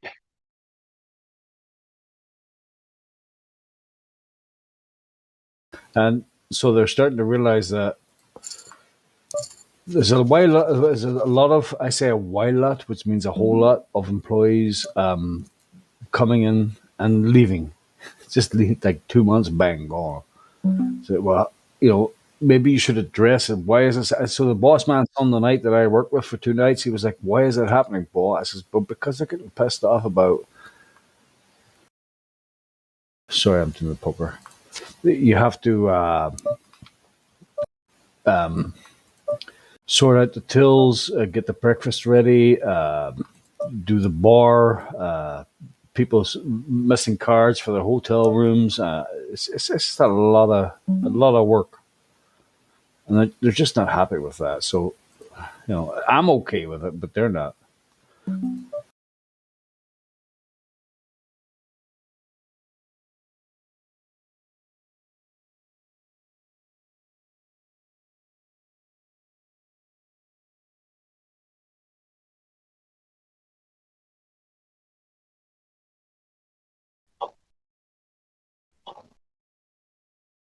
Either way, what you were saying before, I'm not saying it's either way. It's still probably rude to be rude to the boss's son. You know what I mean? Like everybody should still treat everybody like a human, but I don't know. Like a lot of times, the boss's son will come into a workplace and kind of act a little bit entitled.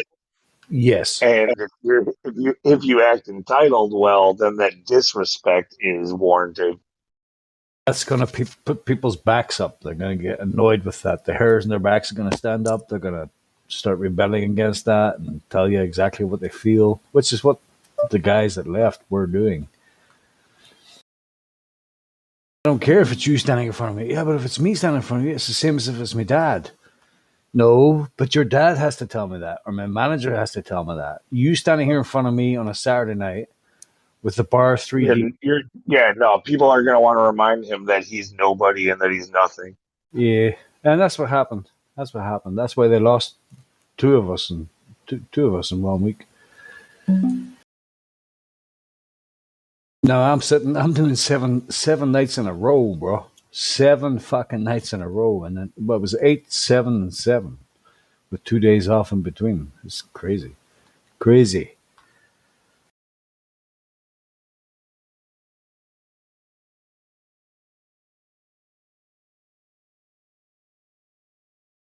And it's a Holiday Inn. You've probably heard about the Holiday Inn, is it?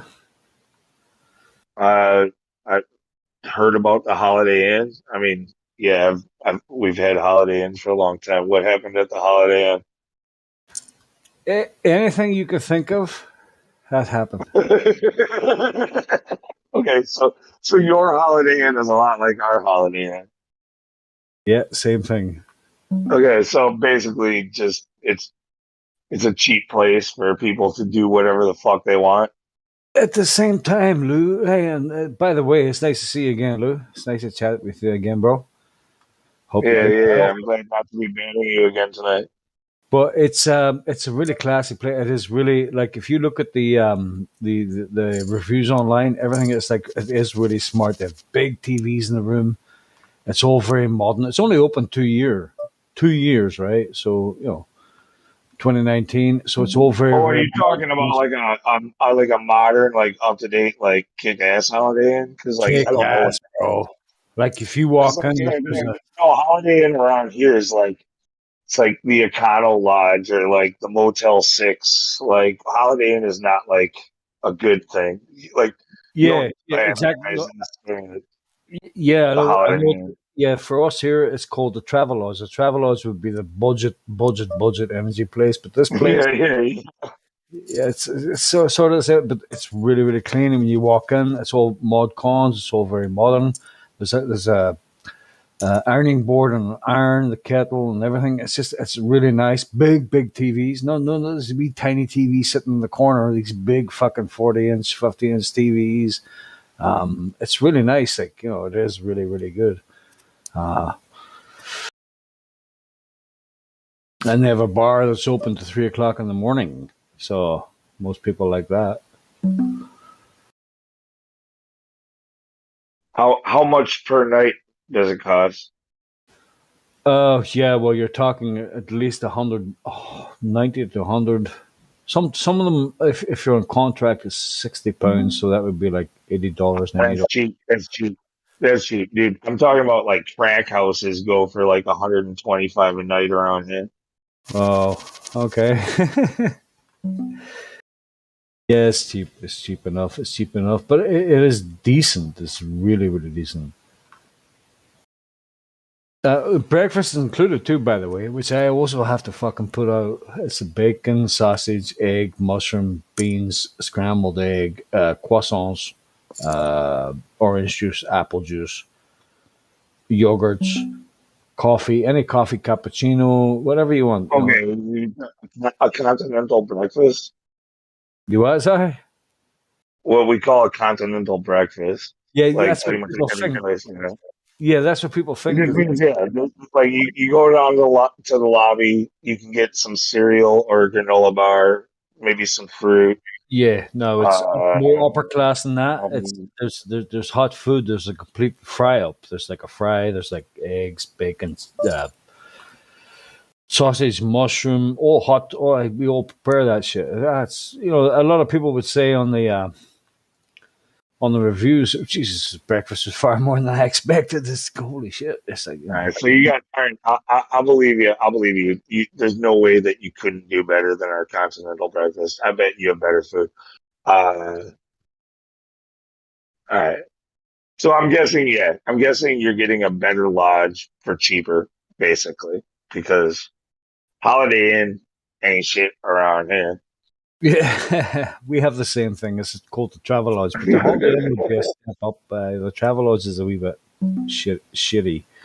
I stayed in a Travelodge in Belfast just the other day there for 2 days, and it was good enough. It was clean, but a little tiny TV in the corner, the little tiny TV that you could. But who watches TV when you're But it for two of us for 2 nights, it cost us £200. I'll £280. have to be honest. I haven't stayed at a place like that in a while now, but and even still, Holiday Inn is probably like I wouldn't say it's. I'm kind of painting it like it's low end. It's on the lower. It's more like middle. Like it's not like top notch shit. It's more middle, I guess. It's most of Yeah, the time anyway. yeah, it is. Yeah, if you've seen it, yeah, it's definitely more middle, and it's got 3 stars. So it's like Yeah. no room service, but man, people.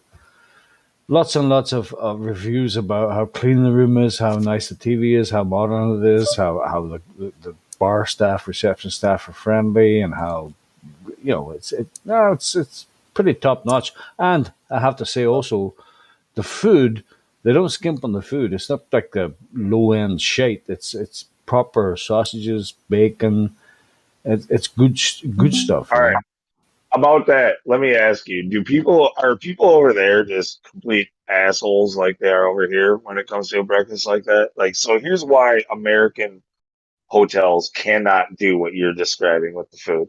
They can't serve decent food because some motherfucker will literally come down there and like fill like a suitcase or a purse with all of the fucking bacon or all of the sausage. Like they'll literally do that right in front of you.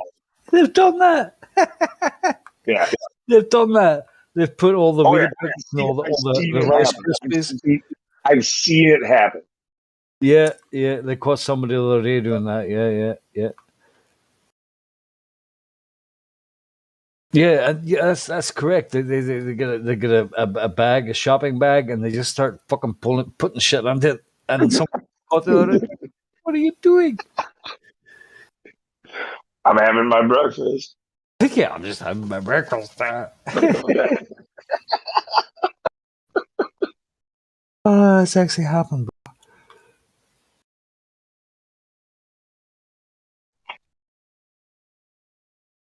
And you just can't please people all the time. Like you've got a hot food breakfast, right? You've got mushrooms, egg, beans, potato bread, bacon, sausage, all hot, all on the hot plates and everything.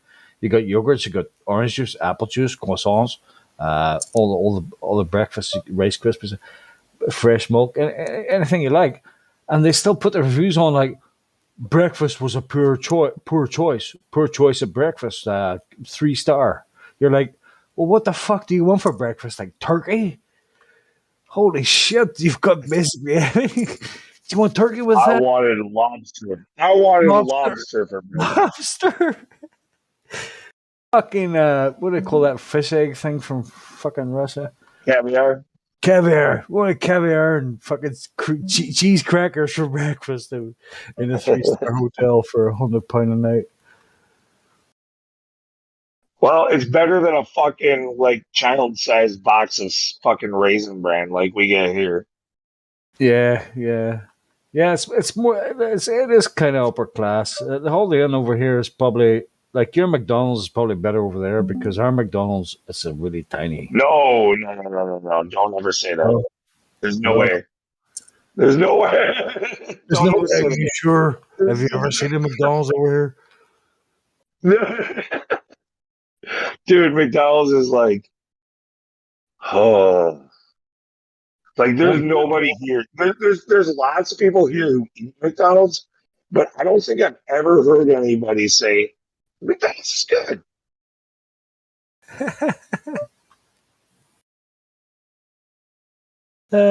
Nope. Can't say I have. I don't know. Good for you. Yeah. Well, the rumor that we hear around here about McDonald's is that like there's most like in most other countries, especially European countries, like it's actually like way better food than what we get here. That's what we hear. 100% beef, not fucking horse. Oh. No, I've heard that America, your food's probably better, but I've been over there too a few times, and your food is actually better. Those, I mean, if we go out and order a steak, like a 12-ounce steak. Oh, you're not ordering steak at McDonald's. Don't compare apples and oranges. Sorry, no, I meant like a restaurant. Like you go out to a restaurant, you order a steak here, and you order a steak in America. You get like a fucking steak in America that can hardly the plate. Yeah, if you go to a steakhouse here, you're gonna get a real good cut of beef, most likely, compared to what you're gonna get there. Yeah, but here we're not talking about steakhouses. We're talking about McDonald's here. Like our McDonald's are shit.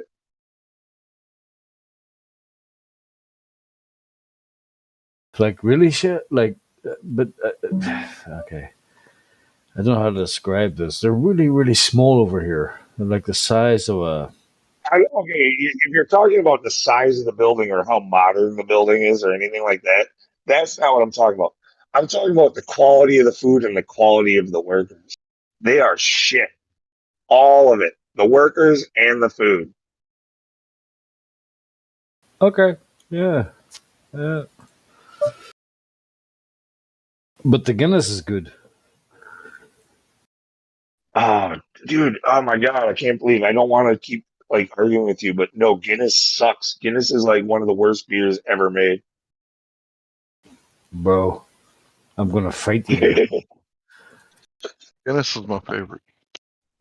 No, dude, Guinness is shit. Did you know Guinness is a light beer? You sure? That's why they call it stout. Guinness has less calories than a Bud Light.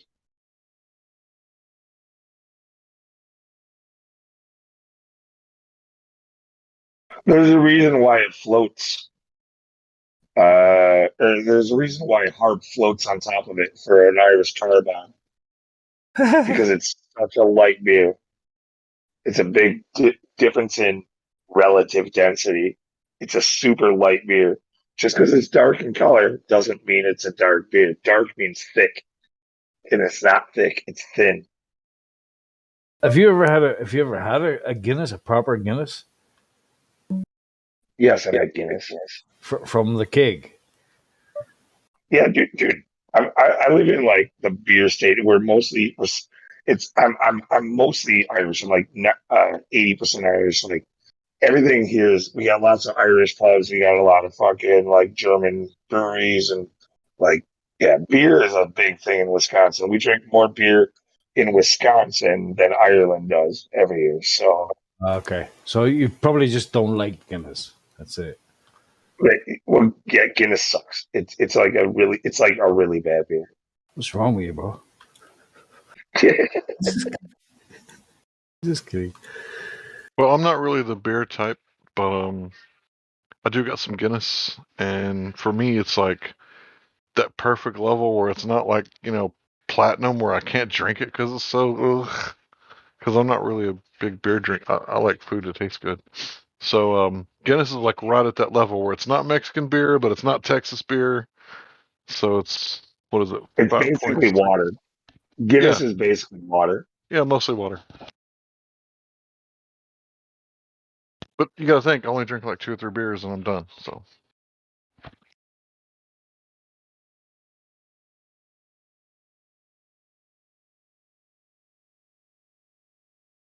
because Texas beer, I mean, we can drink like 15% alcohol. What is it like 15%? Are you serious? Yeah. What are those things called? Malt liquor. The Four Locos? Yeah, At, we got at, Four Locos down here. at 15% in most states, it would be considered malt liquor instead of beer. Yeah, we can buy like Four Locos down here, and my children like drink it because they like it.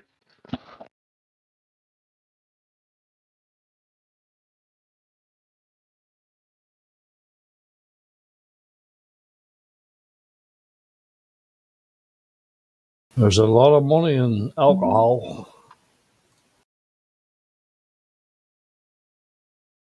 By the way, Harp is also made by Guinness. Guinness makes Harp. Harp is a superior beer to Guinness by like tenfold. Okay, Harp is good beer. Guinness is awful. Are you mental?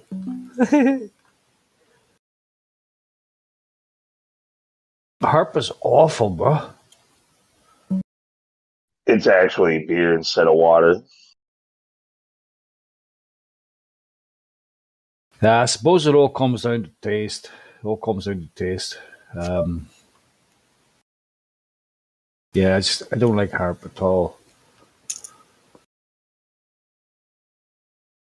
No, Guinness to me is kind of like Starbucks coffee. Like when you go to Starbucks, you get like a latte or a mocha or a frap or something or another, and you fucking feel like a gay guy for a minute, right? But like if you don't do that, you get a regular coffee, and you go, "This is fucking supposed to be coffee, dude. It's terrible. It fucking Starbucks has the worst coffee in the fucking world. I'm telling you." And that's what Guinness is to beer. No, I believe you. The best coffee that I found here, and it's really strange between Starbucks and Costa and all them other motherfuckers, is McDonald's, believe it or not. I like Dunkin' Donuts coffee, actually. I think it's fucking smooth, like real nice.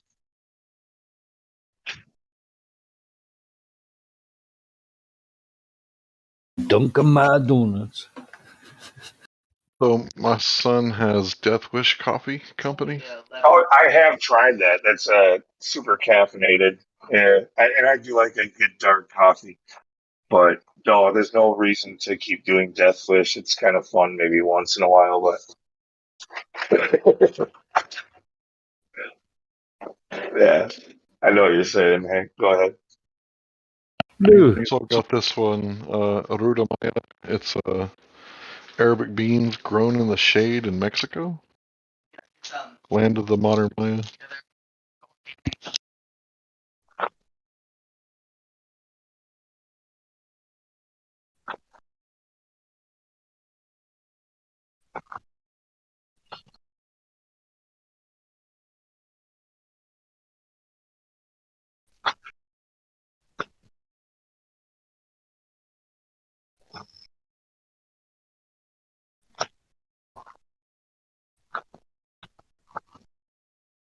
Somebody's making up that bah.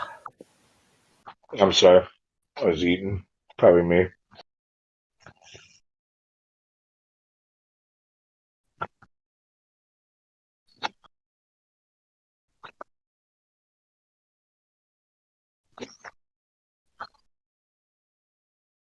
Yeah, the thing about Guinness though is, yeah, and I'll be done after this, I promise.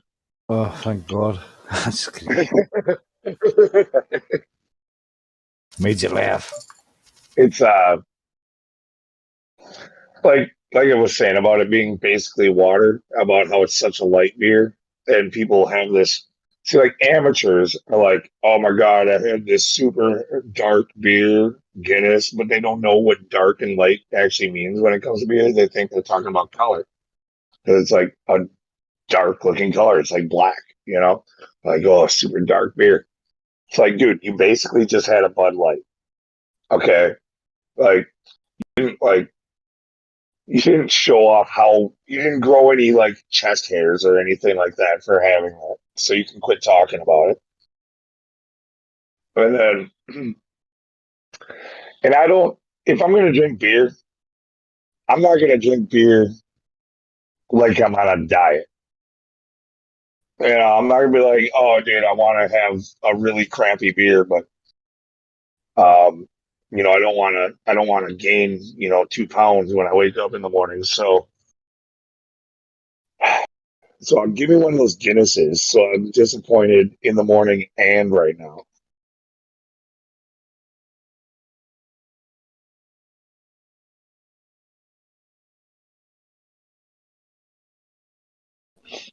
People pretty much only drink Guinness on St. Patrick's Day, and they do it because it makes them feel Irish.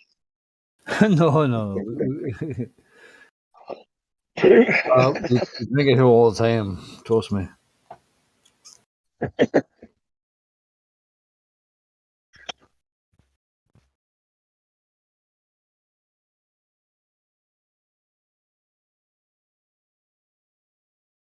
Well, I hear that drinking beer is good for your kidneys, so I try to put it in my diet. Yeah, I heard that too.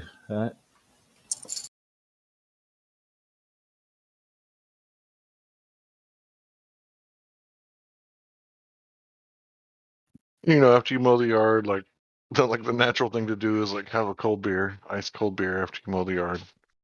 You might as well have an O'Doul's when you're done mowing the yard.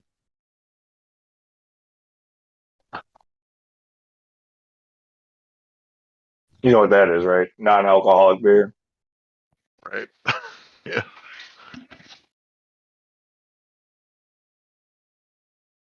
It's an abomination.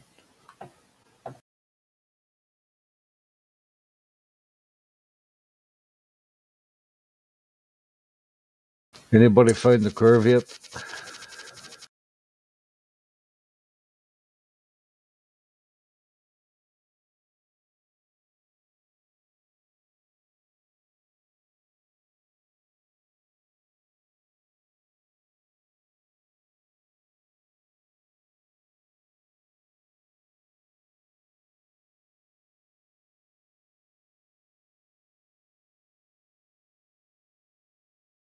Sure.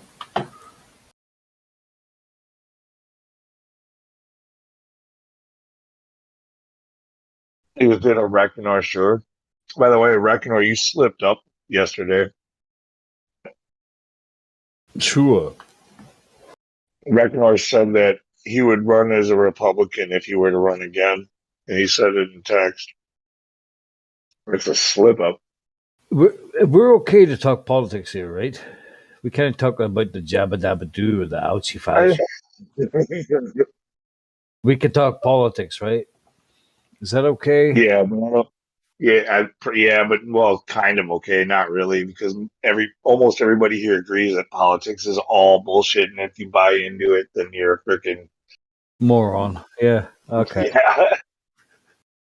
But it is strange to me how the Americans are saying, or the Democratic Party, that let me just stamp pat one here. That the Americans will go and fight in Ukraine if Russia dares to fucking go over the border and start a war with Ukraine, right?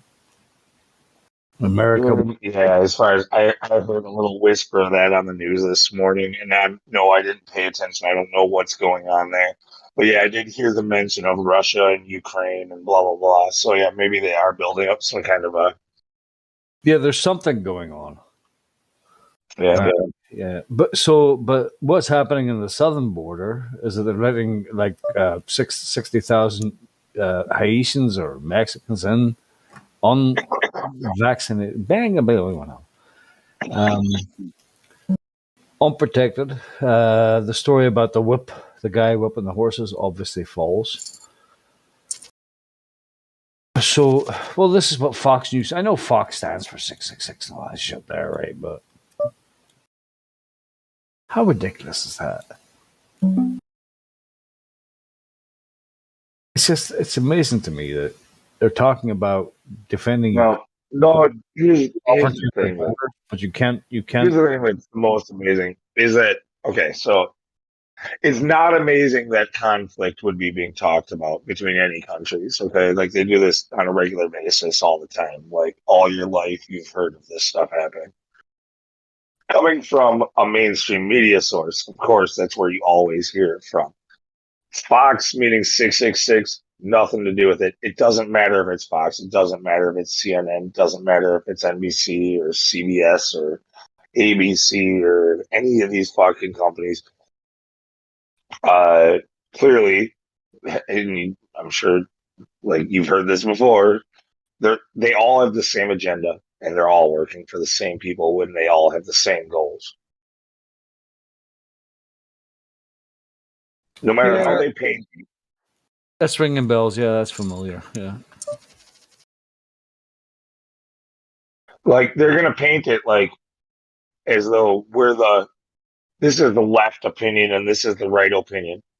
But none of those are the actual left or right opinion. It's the opinion they want you to have. And so it's an argument that they want to go on between you and me or whatever, two people. Yeah. And they're presenting the arguments for them to have. But it does seem to me that the lesser of two evils would be the Republican Party. No. Well, the thing is, if you pick Democratic, then you want it to go twice as fast as we're turning communist. And if you pick Republican, you just want it, just a little bit slower.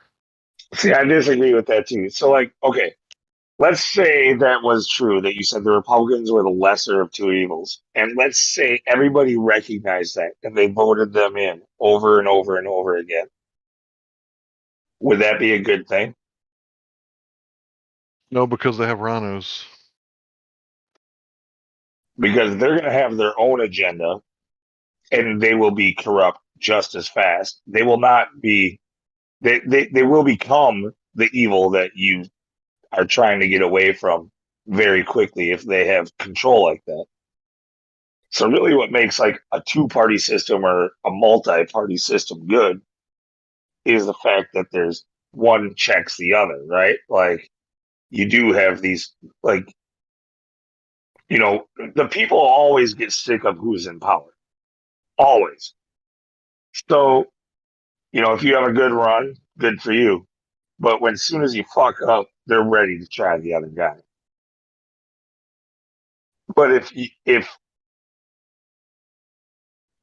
you're able to just go like everybody says, hey, these are the ones that aren't evil, or these are the ones who are less evil. Let them control things.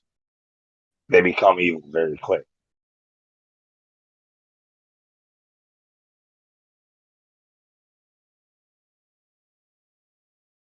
Yeah, I agree with that. Yeah, I agree. The key is that really all government is evil.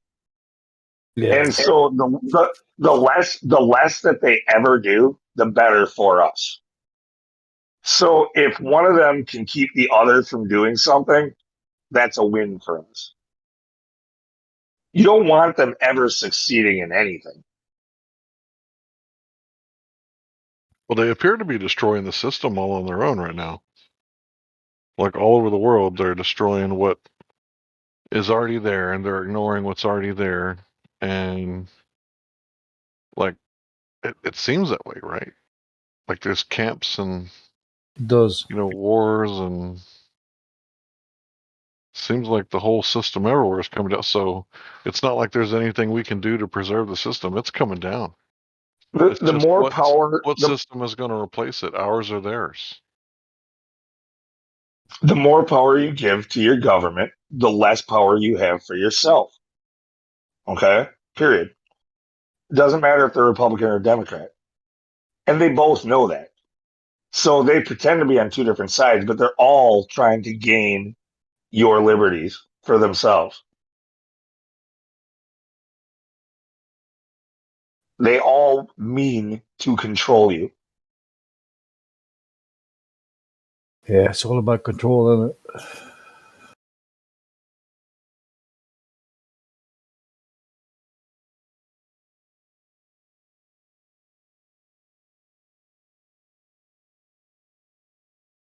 It's all about control.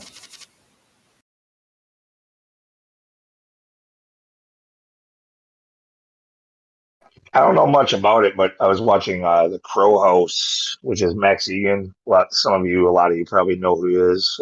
But he was from Australia, and he recently escaped, which is weird to say, but he escaped Australia. We did. Where did? Yeah, he escaped Australia and went to Mexico. Really? Oh, I didn't know that. Yeah. I'm thinking, yeah, he's good. He's good. I like him. And he was talking about a community in Mexico where apparently a few years back, with all the corruption in politics and in the government, with the cartels and stuff like that, there's a lot. I mean, it's corrupt everywhere, but Mexico, there's a lot of that going on, right? So there was like a community where there was so much corruption going on, and the people had had enough that they chased the government out of town, right? Like there's no government, and there hasn't been government for years. And now, now that the government's gone, where it was once riddled with crime, it's a thriving place. Like businesses fucking doing really well. People are moving in, like all kinds of stuff.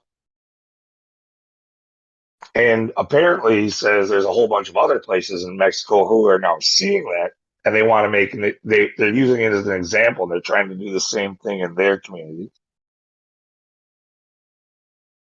Dude, did you know the pay gap disparity is larger here in the United States than in Mexico? So even though they get paid crap, right, our pay gap is still worse.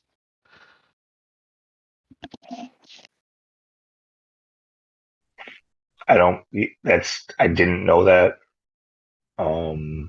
Thanks for I'm with ruining you. thanks for ruining my night, Hank. Oh, that did it, huh? Thanks. Yeah. Yeah, let's all go to that town, right, where you get kicked out if you have a political bumper sticker. Let's all go to that town and never be political again. And we're not going to tell everybody, right, that we're all flat earthers. We're just all going to move to that town and not tell anybody. I think that'd be great. We could lease houses for like 100 years, lease some land for like 100 years. Be great. I don't know the name of the town. I don't know if it really exists. It was just kind of like a thing that Max Egan It said. does exist. It probably does. But I'd like to know the name of the town and find out more about it, I guess. I got to tell you a little story. I'm sitting with the boss man's son in the middle of the night, doing the hotel shit and all that crap, right? You hear me? And we were talking about movies. We're talking about movies and music and philosophies and shit. What do they call you? Jordan Peterson and shit like that. This guy's 18 years of age. I'm like, what the hell, bro? Right. So he starts talking about.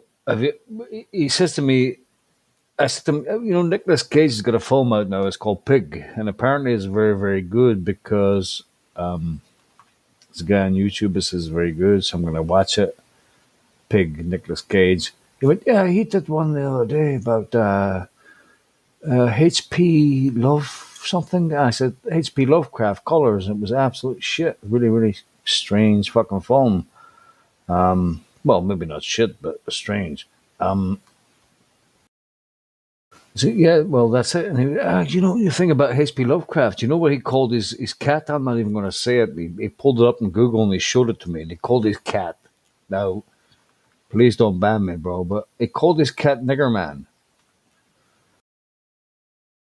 And you're like, what? And he goes, and he starts talking about this other book called, hang on, it's called The Master and... I won't ban you, just don't you fucking say that again.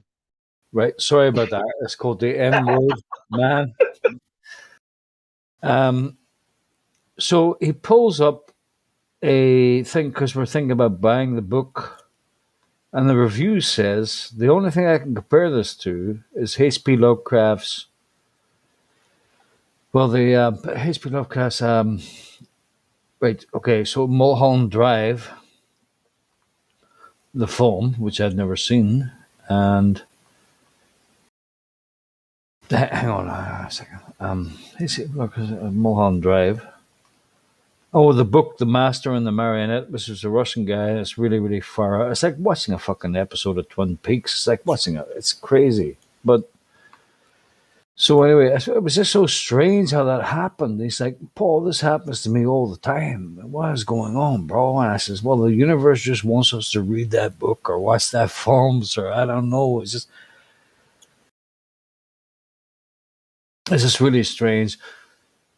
We're talking about a book, and then we're talking about a film, and then we bring up a review to buy the book, and the book and on Google is comparing the two things together. It's like, what the hell is going on? I said, well, you know what? That's a message from the universe. It's trying to tell us to read the book or watch the film or do something. I don't know.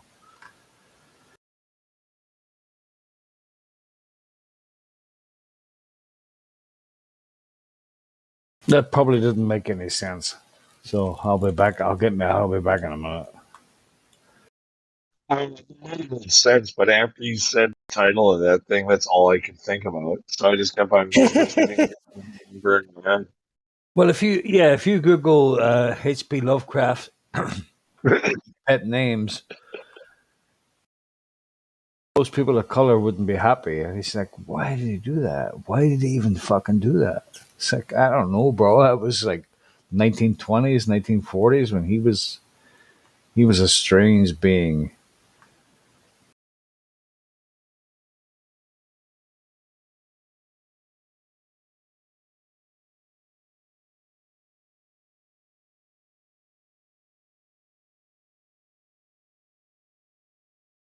But Nicolas Cage Pig is actually very good. It's a nice little story. It is. There's a lot of nuances, little things to pay attention to. Pockets of the Future, the guy on YouTube, he's very into God and everything too. And he's like, it's a film I'd recommend. So I downloaded it straight away and watched it, and it's pretty good.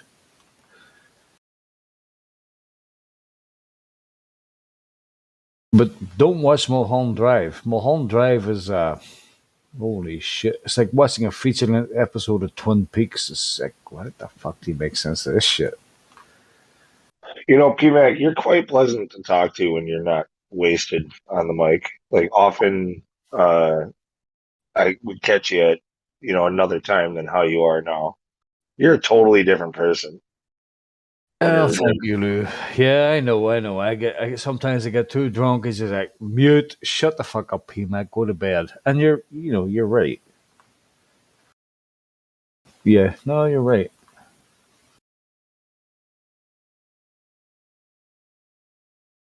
I suppose I'm getting better at it.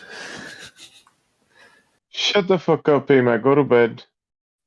You bastard, Jimsy. Never liked you anyway, you hurry.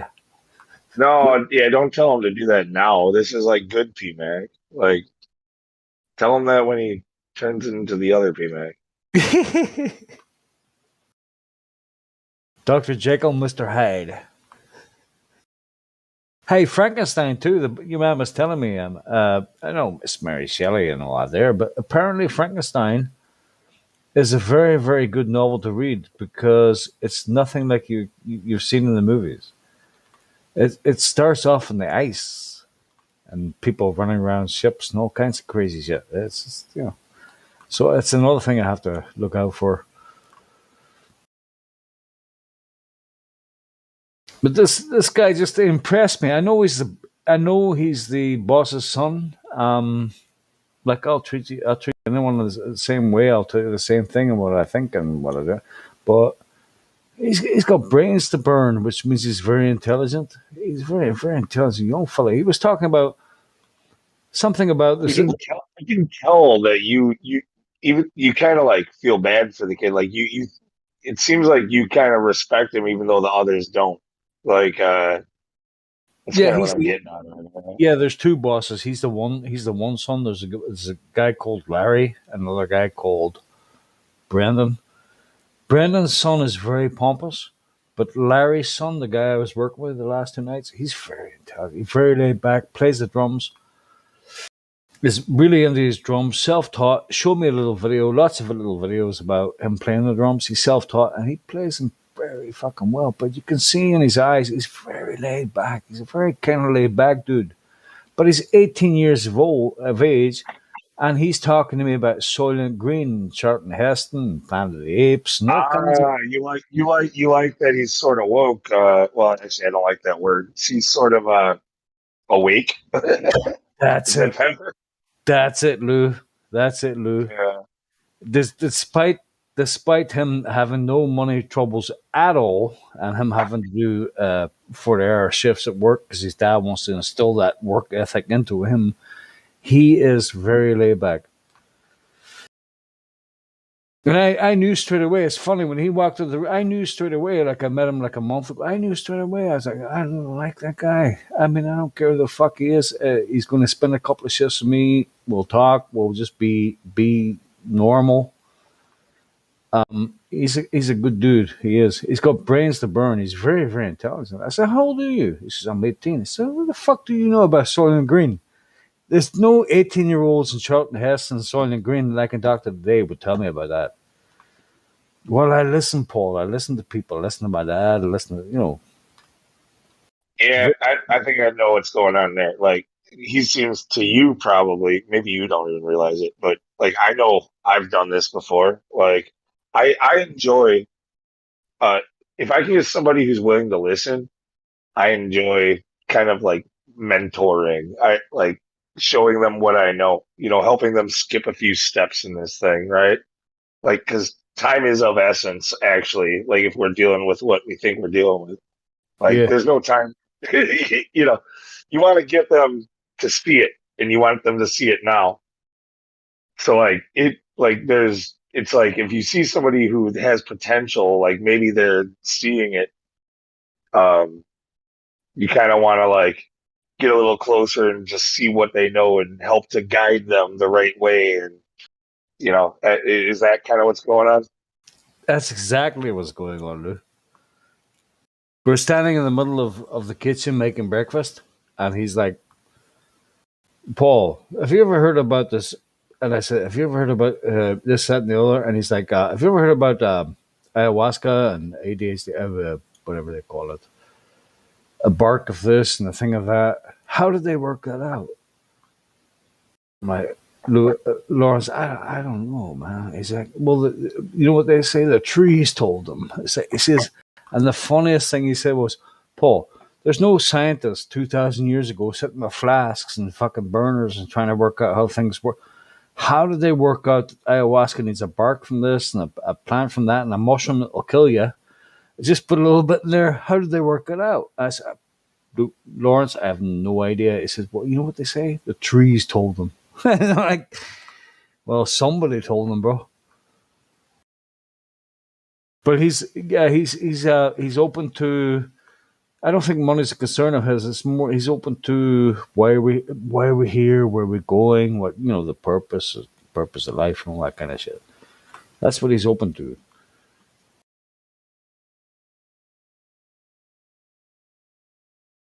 Yeah. This was actually talked about by somebody either last night or the night before recently. I overheard a conversation where they were talking about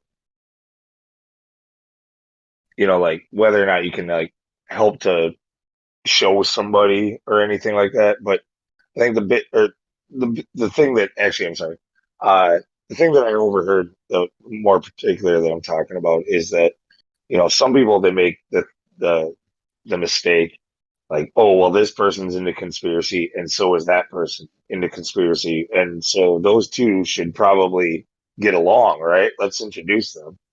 Well, like amongst conspiracy people, there is a wide range of fucking shit, like topics, and a lot of butting heads, and a lot, like they don't really just because somebody is awake to one thing doesn't mean they are to another, and it doesn't mean that the two people are going to agree.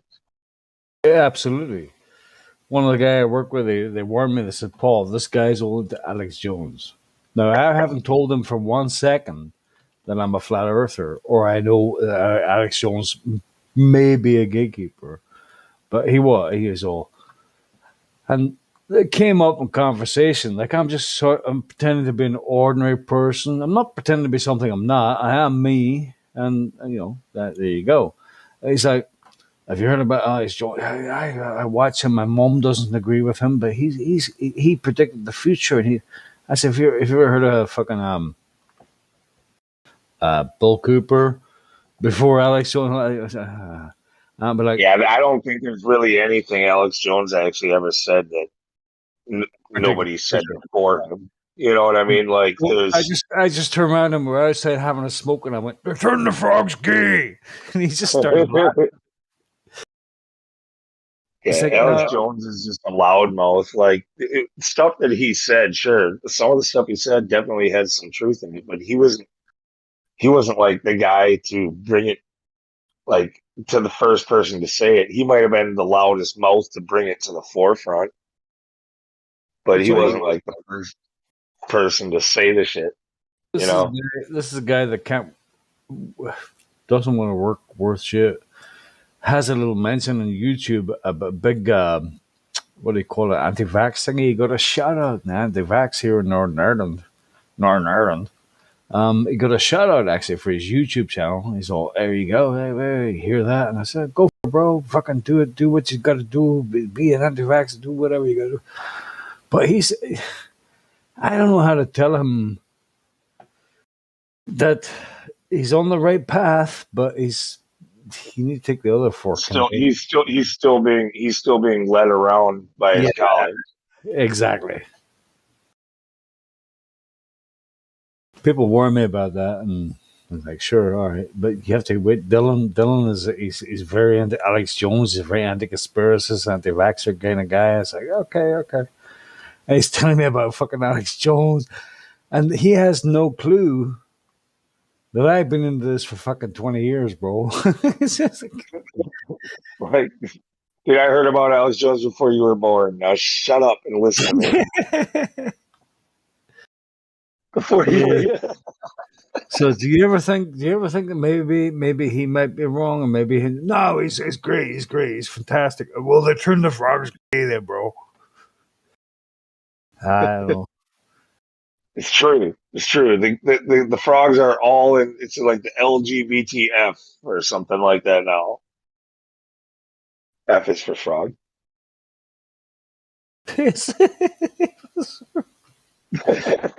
F is for we're fucked.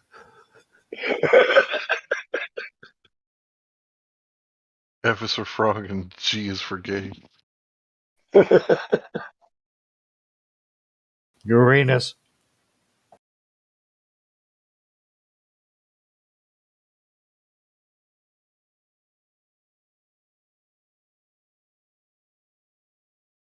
It's just funny life, man. It's just fun, man. You just gotta laugh at it, otherwise you fucking cry.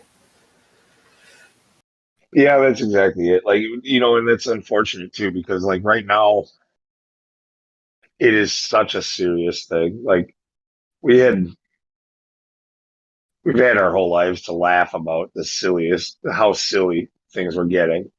It's not silly anymore. Like it's serious now. Is it like stupid silly? I don't know. There was like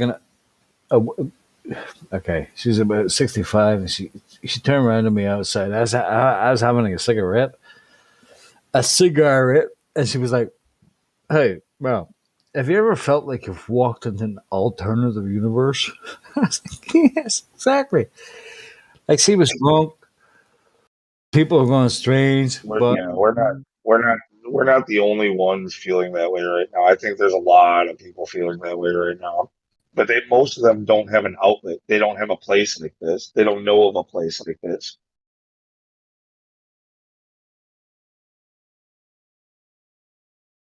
yeah, that's true. You just speak it, bro. Just say it. Just like, yeah, absolutely. We have moved into, as far as I can see, according to the last 10 years, we are definitely in an alternative universe. It's not real. Well, I can tell you this. It's definitely not organic. It's not natural. Um, but unfortunately, I think it's probably real.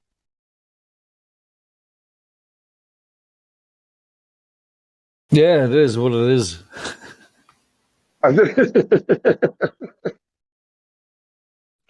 Yeah. Sorry to be the realist in this situation. Well, realism is good. I'm very much a realist. Very much a realist.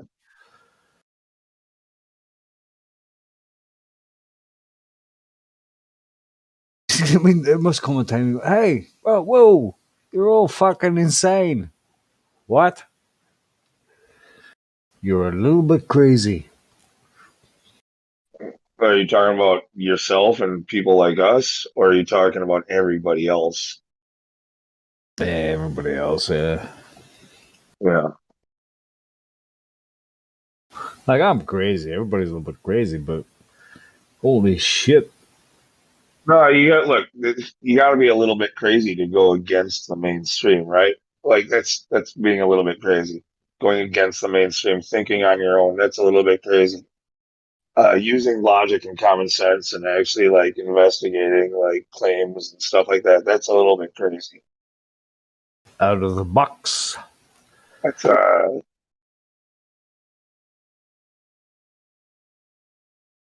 yeah. But insanity, that's a whole nother issue. And insanity is it perfectly described by what all of society is doing but us. It's not a good measure to be well adjusted in an insane world. Not a good measure of not a good measure of mental health to be well adjusted in an insane world.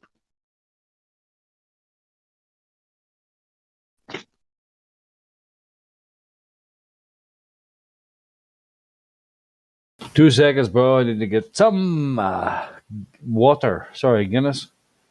I'll be right back. Oh, I just did a great quote. I did a great great quote, but I can't tell you exactly who said it. But I don't know, I was just saying, it's not a good measure of mental health to be well adjusted in an insane Profoundly world. insane society. That's Kummermurchi. Kummermurchi? Something Murchi. He's a Murchi anyway. There is no measure of health to profound to be. Nah, fuck that up.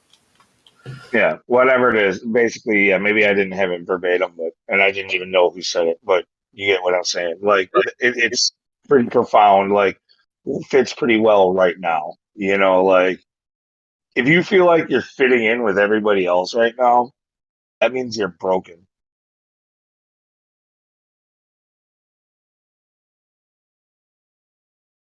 There is no measure of health to be well adjusted to profoundly sick society.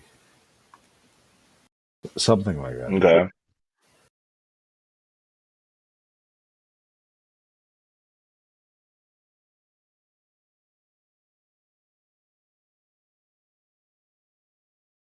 But yeah, especially in times like these, like when people are panicking, when they're in fear, when people are panicking and in fear and when they're confused and they have all kinds of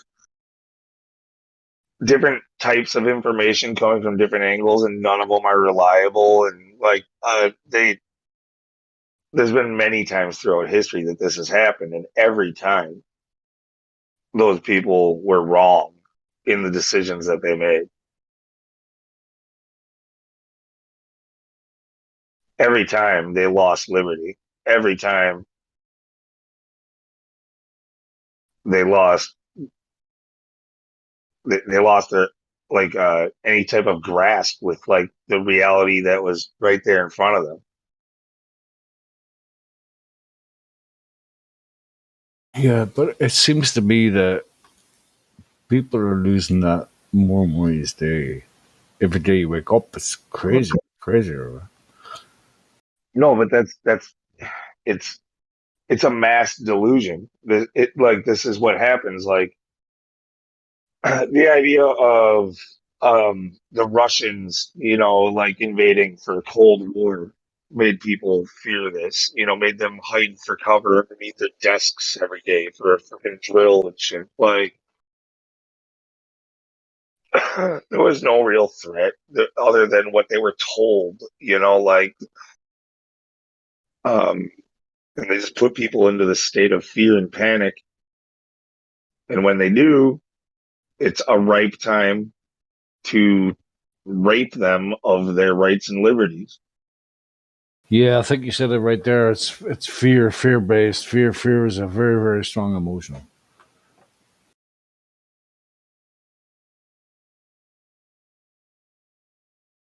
We actually started talking about that. Like the something's been hijacked. Like we're not living in the world we should be living in. Something happened, I don't know, like 500, 600,000. Yeah, something happened. It's just suddenly we're living in a fear-based society. There's no basis in reality whatsoever. Well, I'll So tell you what. So, like, again, the new normal that they call this, right? That term was also used right after 9/11. And honestly, the people after 9/11, even though they called it they called it a new normal, it never returned to normal. It was new. Okay. So, but they never went back. People don't revert back to the previous state. Ever since then, they've they with that event, they molded society everywhere into living in a constant state of fear.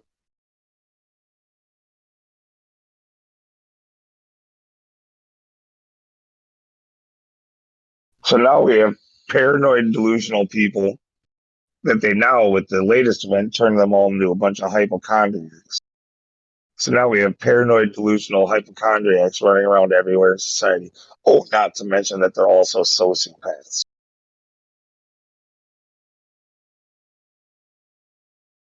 and nihilists. We just gotta wake them up from their delusion, bro.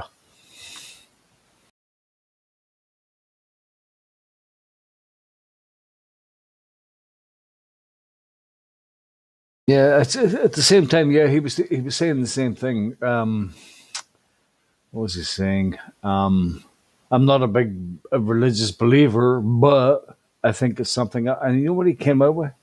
This fucking blew my mind. I haven't told him that yet, but he says it's a test, Paul. It has to be a test of some kind. I'm like, Lawrence, it has to be. I've used my logic. I've watched the way things go. I've watched history. I've looked at people. I've seen the things. It must be a test of some kind. There must be something bigger than us. And it's just, it's so strange how that happens. That's the boss's son. You're standing in the kitchen at 5:30 in the morning trying to get the bacon out and the sausages and whatever. And he's like, it must be some kind of test. And that's exactly what's been going through my mind for like fucking 10 years. It has to be. What test is it? It's a test to see if you can progress somewhere. And we start talking about past lives and things like that. Is it a test to see if it's not actually real, so you can see through the bullshit of it, or what kind of test is it? Forget the line of thinking you're talking about, but and I know it's even more doom and gloom. It's worse than that though. Like the testing was done a long time ago.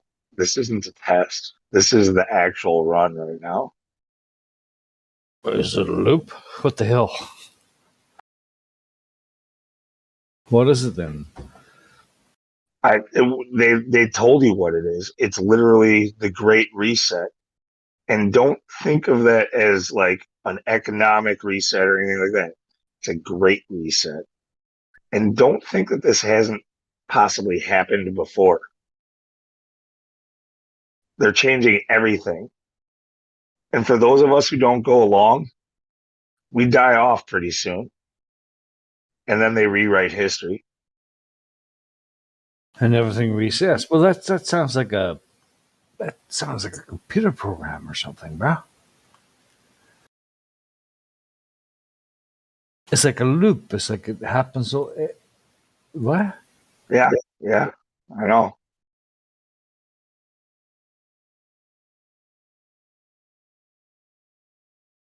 This isn't something new, though.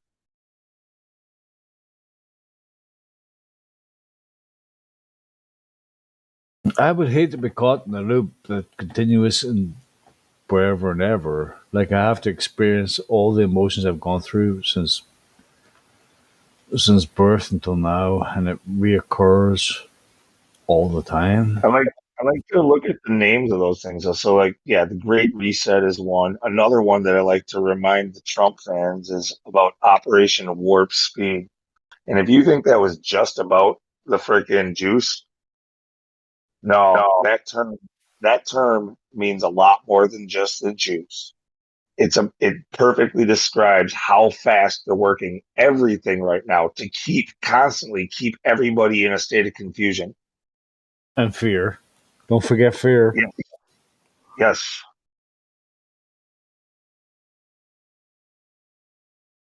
So if you live without fear, you're free.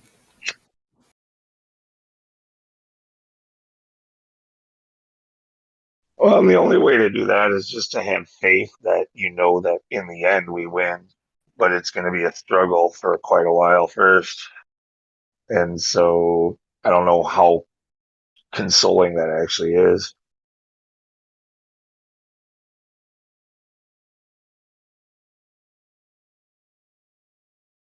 It's these big, deep philosophical questions, bro. We keep asking ourselves, why are we here? Where are we going? What the fuck, bro? Yeah.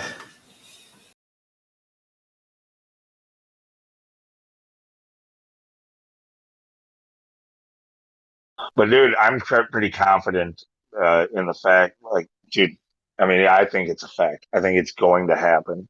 I don't know how long it's going to take, but what's going on right now? What's going on right now is crimes against humanity, and the people who are causing this will be held accountable someday, and there will be a new Nuremberg trials, and there will be a new Nuremberg code.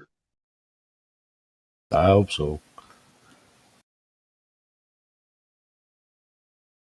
Because you deserve to burn in hell, motherfucker. Yeah.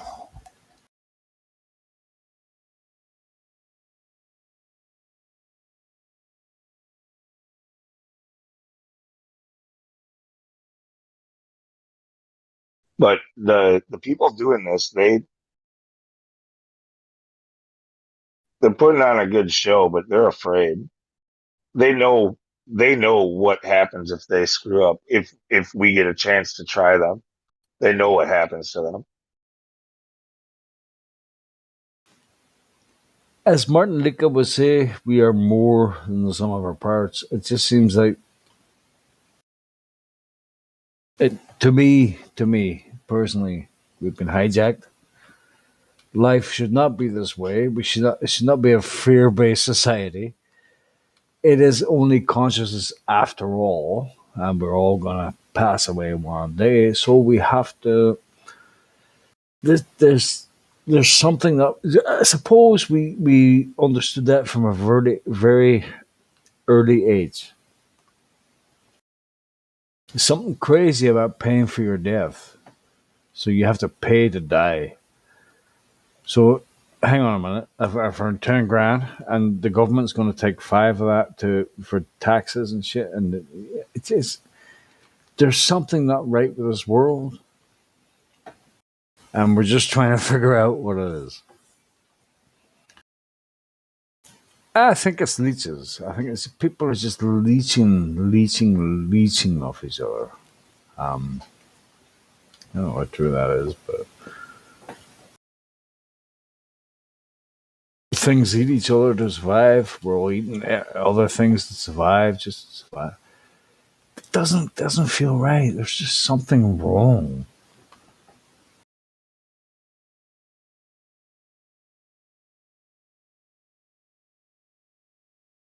Maybe a bit far out there. I'm not saying we should all become vegan. No. You're right. No, dude. I think I know what you're saying. Like, about just like it seems so surreal, almost like how wrong it is. People not, yeah. Yeah, it seems surreal. It does. It seems very, very surreal to me, bro. I mean, we're not here long and all out there. Maybe we come back. I don't know. Maybe there's multiple, but I don't know. But this doesn't seem. There's something wrong, and we're just trying to figure out what it is.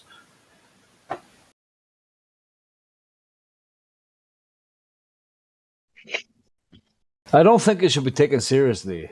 I think if you stop taking it seriously, you'd be happier. Well, that's like a moronic statement to make. Sorry, but like it's kind of like saying that Thank you.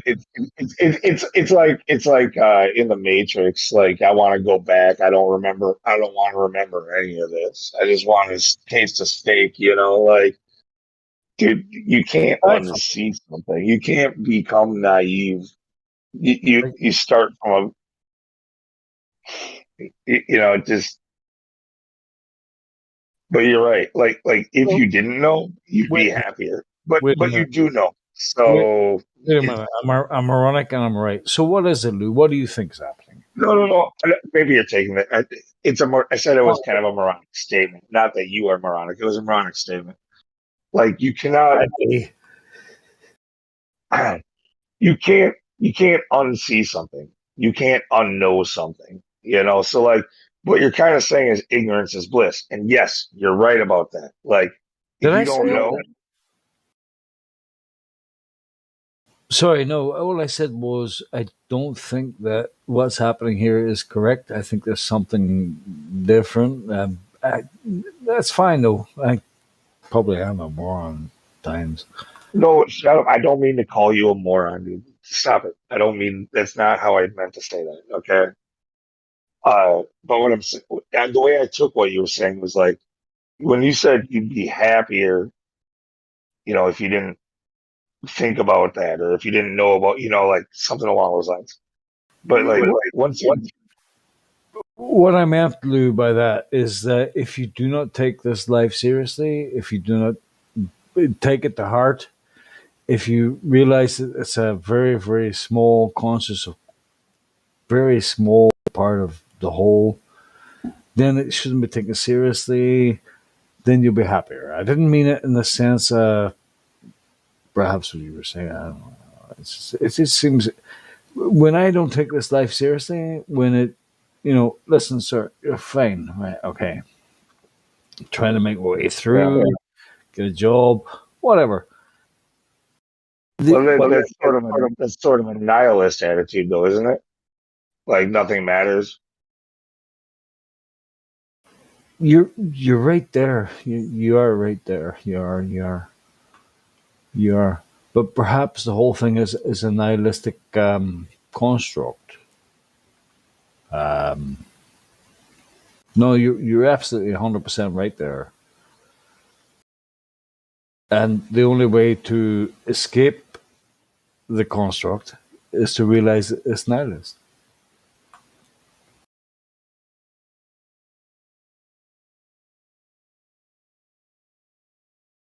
If you know what I mean. No, but yeah, nihilism is going to lead to you only worrying about yourself, and that means not just you, but everybody. So, like, that's kind of like the problem that got us here. Like, we need to stop worrying about ourselves and start worrying about our futures, like meaning our children. Like our children and grandchildren. Like, what kind of future are they going to have? Because what we've done for over a century is now brought us to probably the brink of extinction. I suppose what I meant by that is when you stop thinking about yourself and start caring for others and looking after other people and not worrying what the next day brings for yourself, then you are truly free. It's almost a nihilistic approach to your existence. Well, nihilism isn't going to be our salvation. It might be yours. Like if you worry about you, you might be able to save yourself, but that's definitely not going to save everybody. But what I'm saying is, don't worry about yourself at all. Okay, so total selflessness. Now that's a little bit more what I'm talking about. Okay, so but that's not the way it sounds. Right. Okay, so miscommunication. You truly find yourself when you lose yourself. That kind of stuff makes sense to me. Like That's a tough thing to sell people too. Is like because like as far as this goes, I would say you do need to worry about yourself. Like you can't help other people if you're incapable yourself, right? Like yeah, first you need to be healthy and in the right place in life to be able to help others, right? you do. So it's kind of a balance kind of thing that you have to be able to do. Yeah, it's a state of mind.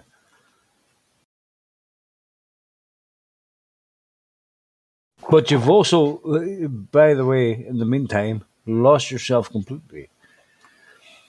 You're looking after yourself. It's automatic. You're looking after yourself properly. You're doing what you have to do, but you no longer have any care about who you are. The only thing that matters is other people. Are we just almost like incapable of doing both? Is that kind of like it? No, you can do both. But I don't know. I think you might have been pointing something out. Well, so I think we might be able only to do one at a time. I don't know. I think we can multitask. I don't know. You're either worrying about yourself or you're worrying about everyone else. Can you do both? Yeah. No, sorry. Yes, no. I was kidding. I'm not worried about myself right now. I'm looking after other people.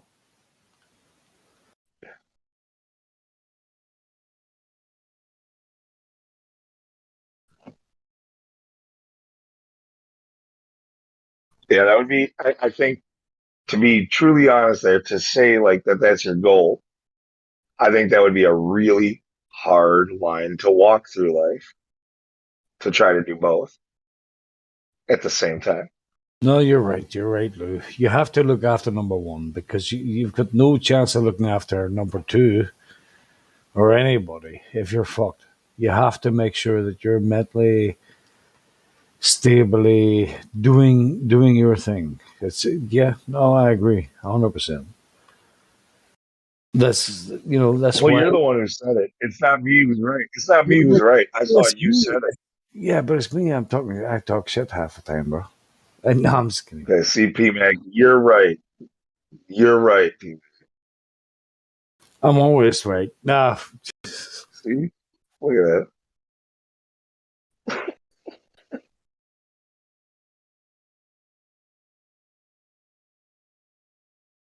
No, I just think it's important to,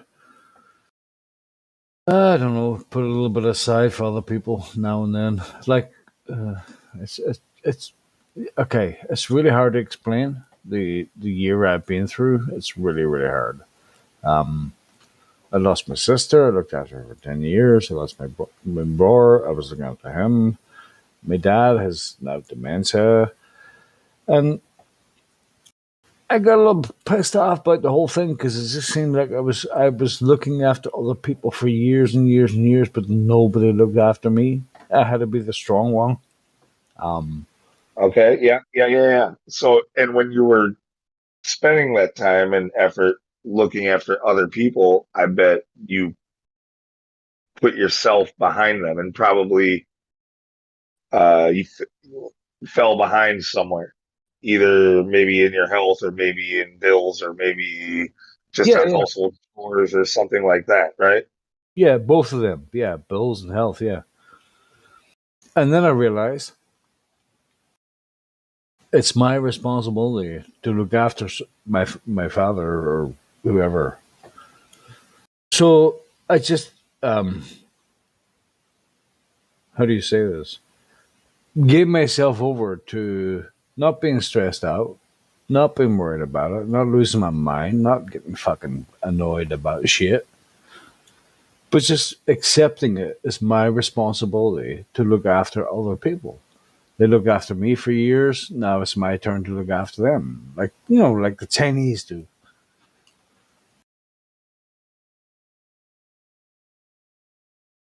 But yeah, it's hard.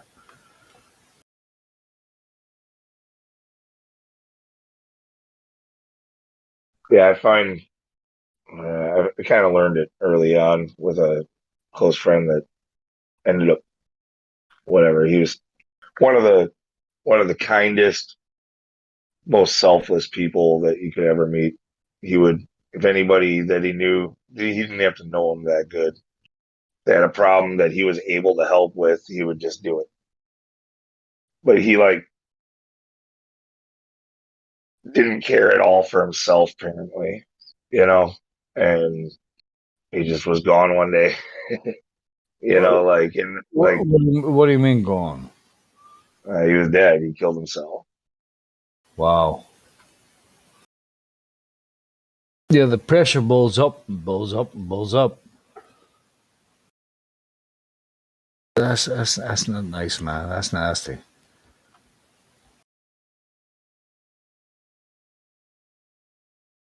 But I find, yeah, the people who like see a lot of people pretend to care. They talk a big game. They say they care, but the people who actually like by actions show that they care the most, like on a frequent basis, like selflessly, often don't really worry about their own lives and their own like how they're doing. They don't even Well, think about it. this is Right. what I was saying to you before. When you forget yourself, you find yourself. I know that some people could lose themselves, but this is what I'm saying to you. I'm there, bro. I'm there. I'm looking after dads, bars, shit, all kinds of shit, bro. Trust me. For years.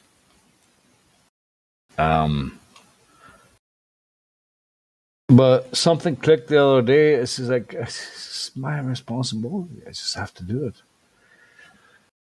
And it's not too hard to do. Don't get me wrong. I'm like, oh, poor Paul, poor P Mac. I'm enjoying it right now. I am enjoying it. Yeah, I'm enjoying it because when they're gone, when they're gone, and maybe, well, if they're gone, I'm still here. At least I did my best. At least I tried. At least I fucking did something. At least I washed their clothes. I made sure they had breakfast. I made sure they had something to eat. I done my fucking best, bro. It's been being pretty deep talk, and the only reason I'm prefacing is that because something else that I was just gonna say. It's like I honestly like this is just somebody's gonna pick on me for saying it. Like I feel like because it's like that, but I think I think meaning of life, like people like to debate that, talk about that, or think about that. Like I think a major one is literally like living for somebody else. Like I Other think people. that's what having a child is about. Like it gives purpose to people. We're we're created so that we can create again. We're supposed to reproduce. That's kind of the thing. And you want to give your kids, their best chance, and you're supposed to basically, you once you have one, a good parent pretty much does everything that they can for that kid, right? But it doesn't necessarily have to be through a child. But just saying, like to have somebody to care for, I think is what is much more important, actually. Like to take care of somebody else. Exactly. Somebody to care for gives you purpose.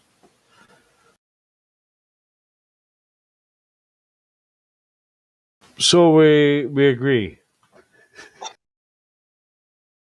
Poor.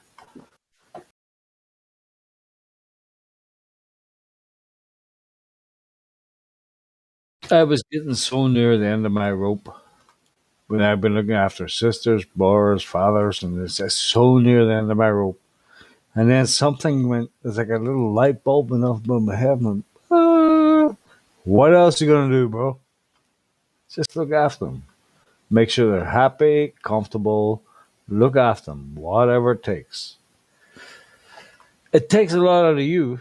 You're working 7 nights in a row. You're doing night shifts. You're doing shit. But what the fuck does that matter? Just take it one day at a time. One day at a fucking time. Like, people don't know what you're going through. People don't know, and they don't care. They don't fucking give a shit. But you're going through it, so you may as well fucking do your best.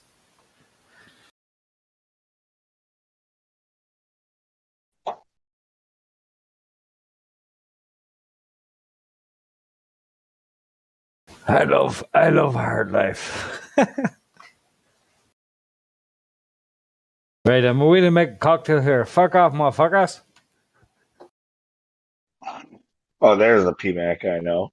Did you just drink like a bottle of scotch? Half ball.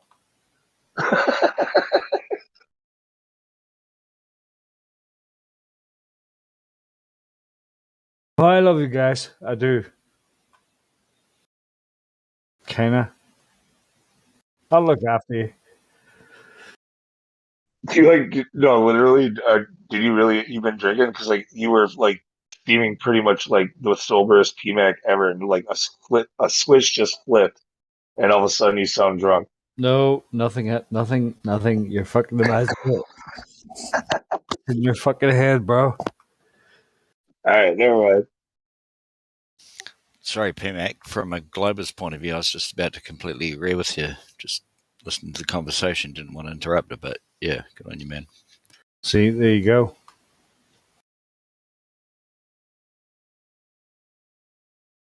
We like you sober, man.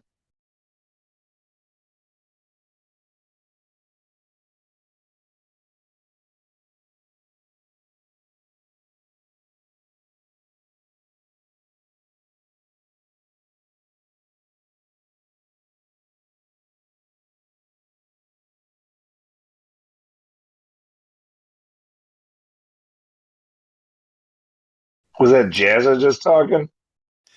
Sure was, Lou. Sorry about that. It was pretty funny when I woke up this morning. That message I got from you. I don't even remember, bro. I figured, you must have been.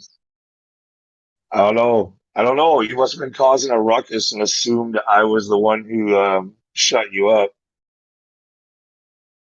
I get shut up all the time. I'm pretty sure it's not because I'm drunk. It's because I speak I the didn't truth. say you were drunk. I said causing a ruckus. Causing a ruckus. I like that.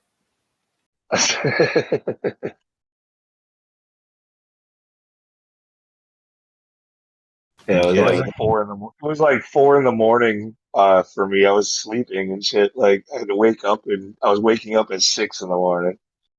And I got a message from I woke up to messages from 4 in the morning about how. Let me see, where is it? I'll just read it to you since you don't remember. Can't handle the truth.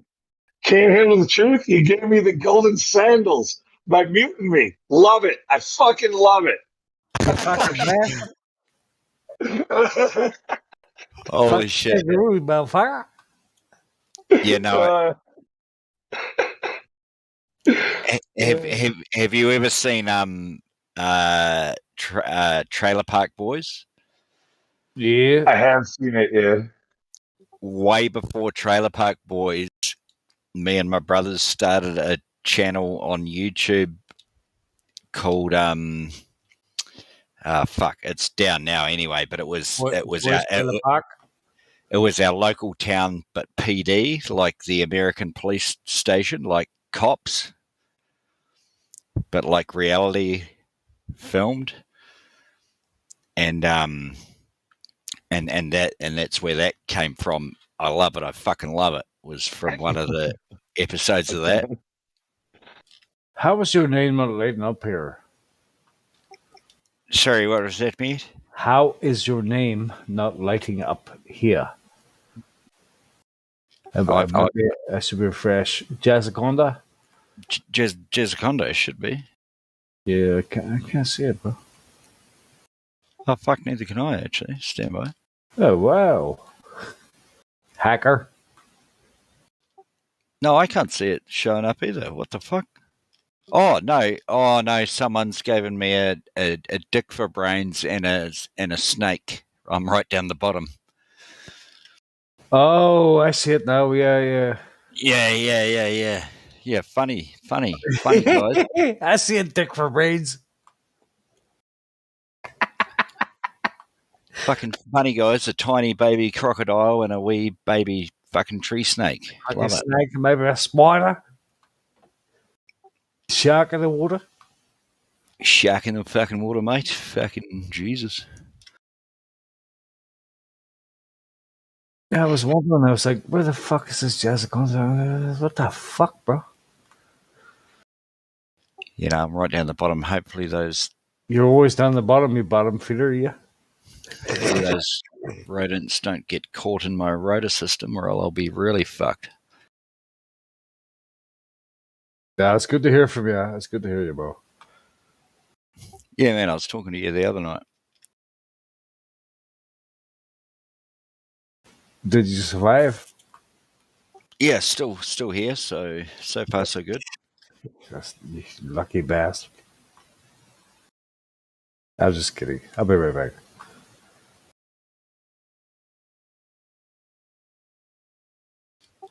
Sorry, Lou, did you change my name? I bet that was you. Why do you keep blaming me for everything, you cocksucker? You're the only one that's here that's changed my name since I fucking joined, man. No, I didn't do shit. Man, I'll stop calling you a cocksucker, though. I feel bad already. But Oh, no, no, I no, didn't. it's a good.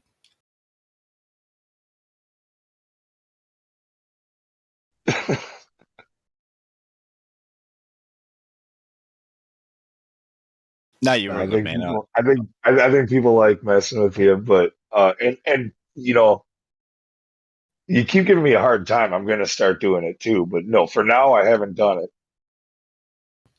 Yeah, no, that's all good. I'm fucking used to it. Okay. No stress, boss. No stress.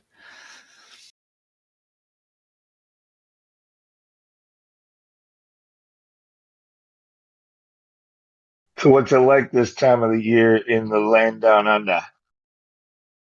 I'm way down in New Zealand. So we're just about to hit 12 days. We're going to be the middle of summer, the summer solstice. Oh, geez, yeah, wow. And here's something interesting you might want to know, but you probably won't. Is that on the Wait, 20? I take offense already. I'm sorry. Go ahead. Okay, well, on the 22nd of December is the longest day of the year. I thought it was the 21st. But we're a day ahead of you guys. Oh, some of that nonsense too. Okay, got it. Yeah. Some of that global bullshit. But so on that day, like our evenings, we call it evening silver twilight, when the sun goes below the horizon, and then it doesn't get dark until the sun's gone for hours and hours. Yeah, we have something like our long days during the summer are similar, where twilight lasts quite a while. Yeah. So can I ask what latitude north you are? Because I'm about 45 degrees south. I think I'm at like 43 north, so yeah. So you'd have a couple hours of evening civil twilight between when the sun goes down and then it actually gets dark. Before you can't see the sun, it starts getting dark, and then it's fucking dark. Do you know what I mean? yeah. No, I'm following you. Yeah. So sorry. Oh no, I'm just saying that it evening civil twilight changes massively where I am in the same latitude, so it should be about equally same for you. In the middle of winter, on the 22nd of June, which is the shortest day here in the southern hemisphere. That would be our summer solstice, your winter solstice, right? Yep. So it's our shortest day, and it literally gets dark here. It'll be dark here by 5:15 p.m. 5 p.m. On that day. But in summer, without daylight savings, which takes the clock back an hour, and this is why I don't even think we need daylight savings, because without even having daylight savings, which extends an hour onto the daylight time, is it fucking gets dark at 11:30 at night. Without it. Why do we have daylight savings? Well, it's more for, I would say that's more for, like if you live a little, like in the United States anyway, like if you live a little more south or whatever, it might not matter as much. But in northern, colder, snowier climates, Like your working hours are really, especially like for farmers or anybody who works outside, your working hours are very limited by the hours of daylight. And um, Well, because the sunrise ends up coming a little bit too late in the day, or like you have to switch the clock, or like that's kind of the deal there. He just said it as farmers. what? Wait, hang on, Lou. Are you saying that you guys have daylight savings in your winter, We do. like We now? switch twice a year, or like just like you do, I'm sure, right? So like, So, I'm not so sure which is savings on, but yeah, we go forward and back 1 hour. Spring forward, fall back. That's our. So yeah. So now you'll be on your standard time, and then when you get to what it'll be June, you'll go to daylight yeah, savings. Do you know I when guess. you ban time, bro? Do you know when you ban time in the daylight?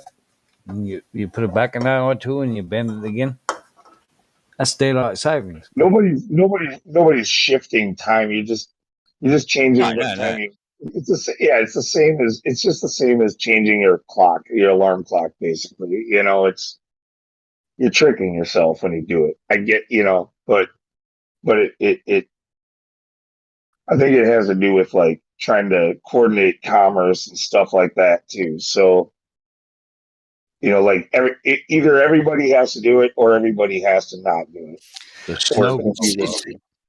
See, Lou, I've heard some weird shit from some fellow flat earthers. Not me. I'm not one, but I appreciate When and you say respect. fellow, what the fuck? No. I appreciate and respect what you guys are saying, but what I've heard in regards to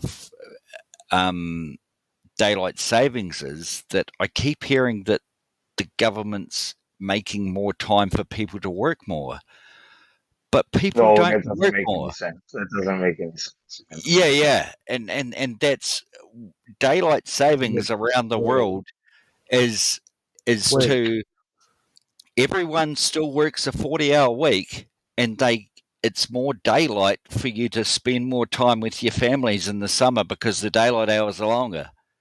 So why do you think that daylight saving times, and when do you think it was first introduced? I've got no fucking idea. Well, there you go. It was World War II. Was it two? No, Yeah. it's I won't explain to you 1940. why. No, hang on. I won't explain to you why hours in summer are longer because that'll be a fucking 5-hour argument.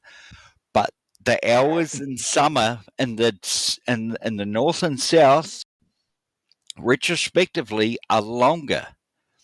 So if the government's plus on an hour, people get an hour to spend time with their families. It doesn't, like I've heard, it doesn't make you work more. Here's the thing, Jazz. Prove the Earth is in motion.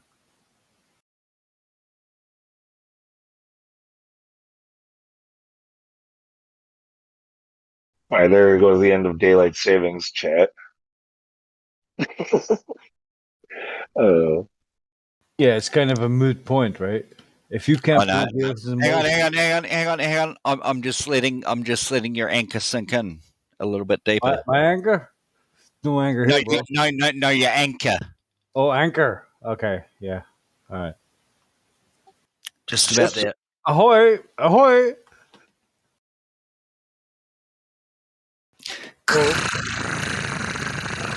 That's the sound of the chain. Coming up or going down? Still going down. Like, what you were saying about daylight saving, though, like clearly, I don't even really know which phase of the year it is that I'm technically in the saving part of it or standard part of it. I just know that we switched twice. Like I don't feel like I'm saving anything anywhere. No. I don't feel like nothing's been saved. It's just we're switching. We're just like we're gonna switch twice a year. No, Luke. Nitik. The winter months are you're in standard time, and when you go to the summer months, because I won't explain why, but you have longer hours, and we know this. You can measure this. Well, yeah, no, I get that. Like, yeah, we have way more hours of daylight during our summer, just like you do. Yeah. So Yeah, that's yeah, what makes summer. yeah, but it's completely opposite Yeah, I get. to No, us. it's not completely though. It's not like it's No, it not. is. It is absolutely completely opposite. No, it's not. It's not like a mirror image like you would expect it to be on a ball. It's not like that. It's not a mirror image, because not every mirror image is what you expect it to be, but it is close enough to be a mirror image that that's what it is. Like literally, man. I think I know where you're trying to go with this, but it's not really a point. It's not Dude, really a point. I'm not trying to go anywhere. I'm just trying to tell you.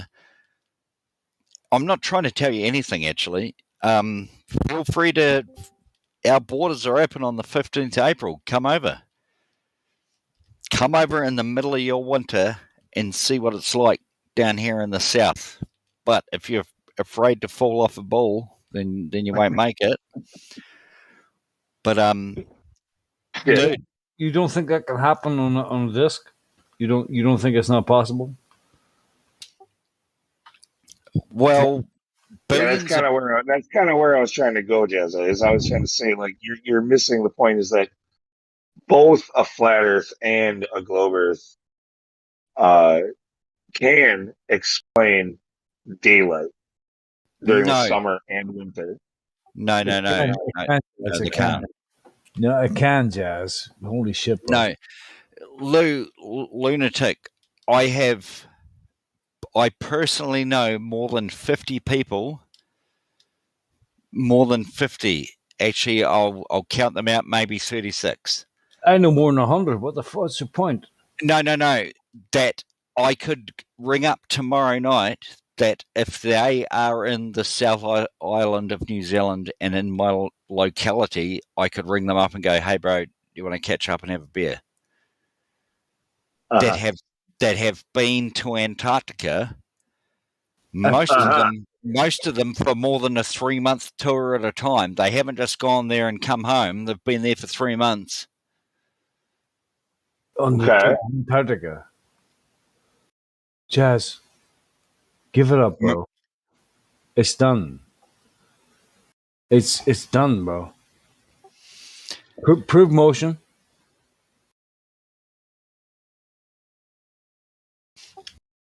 Prove curvature. I don't care about motion. Prove curvature. Or curve. Motion curve. Oh, well, that's really easy to prove, dudes. Go ahead. You say that we see too far. No. We're asking not to see too far. We're asking prove motion and curvature. No. Don't hide behind that. How many times have I heard we see too far? Absolutely. We see too far constantly. Yet. We can't see too far. We see too far. There's no proof of curve and no proof of horizon. We see much farther than your ball predicts. Motion, curvature. From a mountaintop. Now we're on mountains. Man, goddamn man, Oh shit! Goddamn, we should be able to see across the Atlantic on your logic there, P-Mac. Goddamn, shit. You think so? You actually think? Yeah. No, I definitely think so. There, good buddy. The Atlantic, well, you can't see across the Atlantic, the ocean, the salt, the sea, and the water, and the air. And all that. You think those things are goddamn crazy? You fucking no, I know that's what I'm saying. You can see right across. So I should, and you can see that, good buddy. But and we should be able to see right across the Atlantic. So back on the floor. Are you doing like a cowboy accent mocking P-Mac? No, I'm trying. I'm trying to do a. Oh fuck! I don't even know. Just like a red. Would that be counted as a redneck accent? It's very easy. It's very easy, Jess. Yeah, redneck is like that, like a southern, a hit. Yeah. Would that be counted as a redneck accent? Yeah, yeah. When I said cowboy, it was kind of more of like a nicer way of putting it. But yeah, just like I mean, anybody could be a cowboy, but yeah, typically like it's more of a southern country boy kind of a less educated sound. Yeah. Yeah, like I'm not trying to offend anyone, y'all. It's all right. I'm a northerner. Sorry, I'm just trying to That's fine, bro. That's fine. No, I just thought it was funny. It was clearly an attempt at an American accent, and he's Irish, so that's why I was pointing out. See, Irish sometimes it sounds very American. That was me talking Irish. Oh fuck, P-Mac, you're Irish. You didn't even pick up Irish. Just a wee bit Irish. Oh, Jesus Christ! Oh, for fuck's sake, Jazz. So there you go.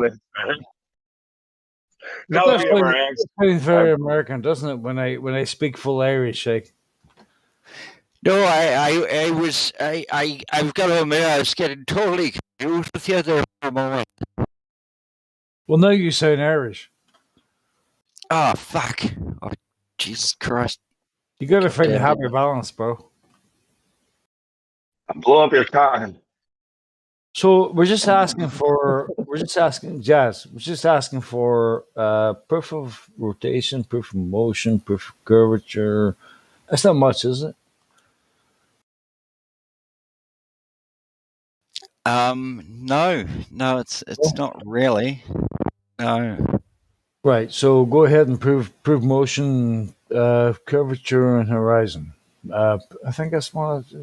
Just any one of the above would actually. Well, the horizon is ignore horizon, but motion or curvature would be great if you could prove either one of those. Absolutely great, bro.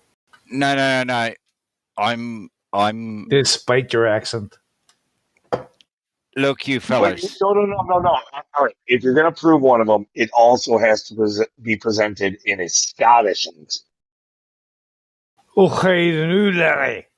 Okay, I do. Look, you motherfuckers. No, the three questions I am saving for another day.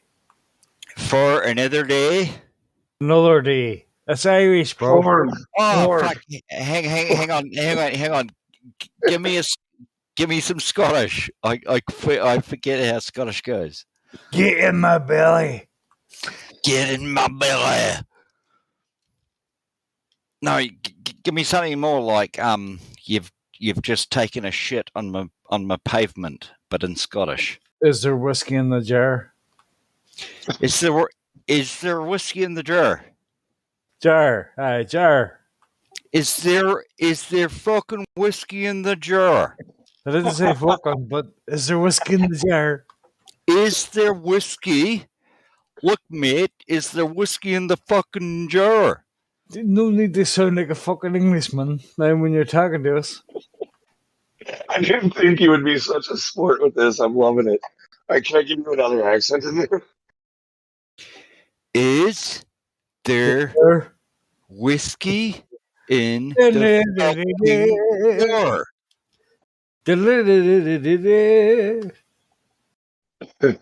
What for medallion? Okay, just only if you want to. In German now. Ich bin.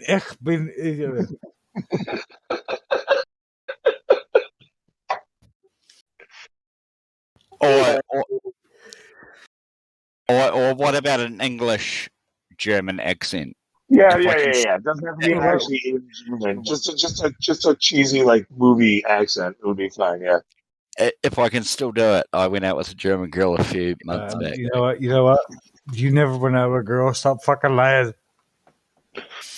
No, fuck you, cunt. I did go out with the German girl and she was fucking beautiful. Let's Fuck you, fucking fuck you, dance out. motherfucker. Fuck you, bastard. Fuck you, bastard. Fuck you.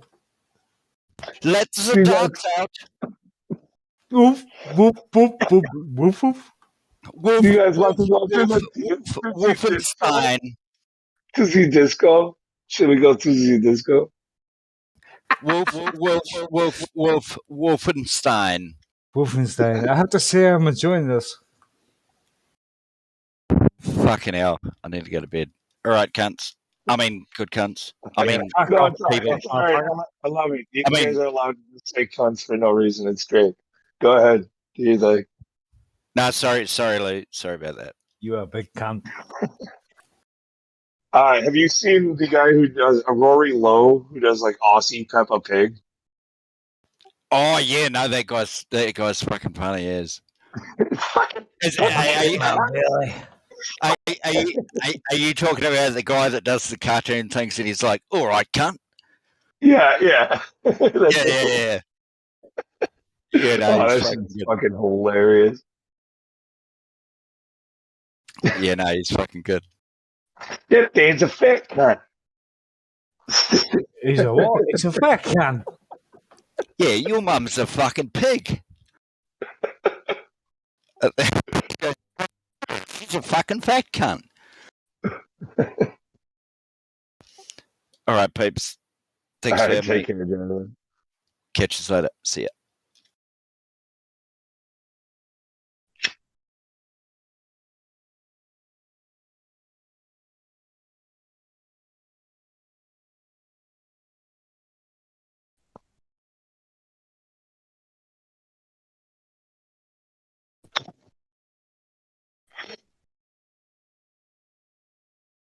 Notice it disappear whenever you start asking about the curvature and fucking proof of horizon and shit like that. So I'm just No, he was glad to start doing accents instead of proving curve.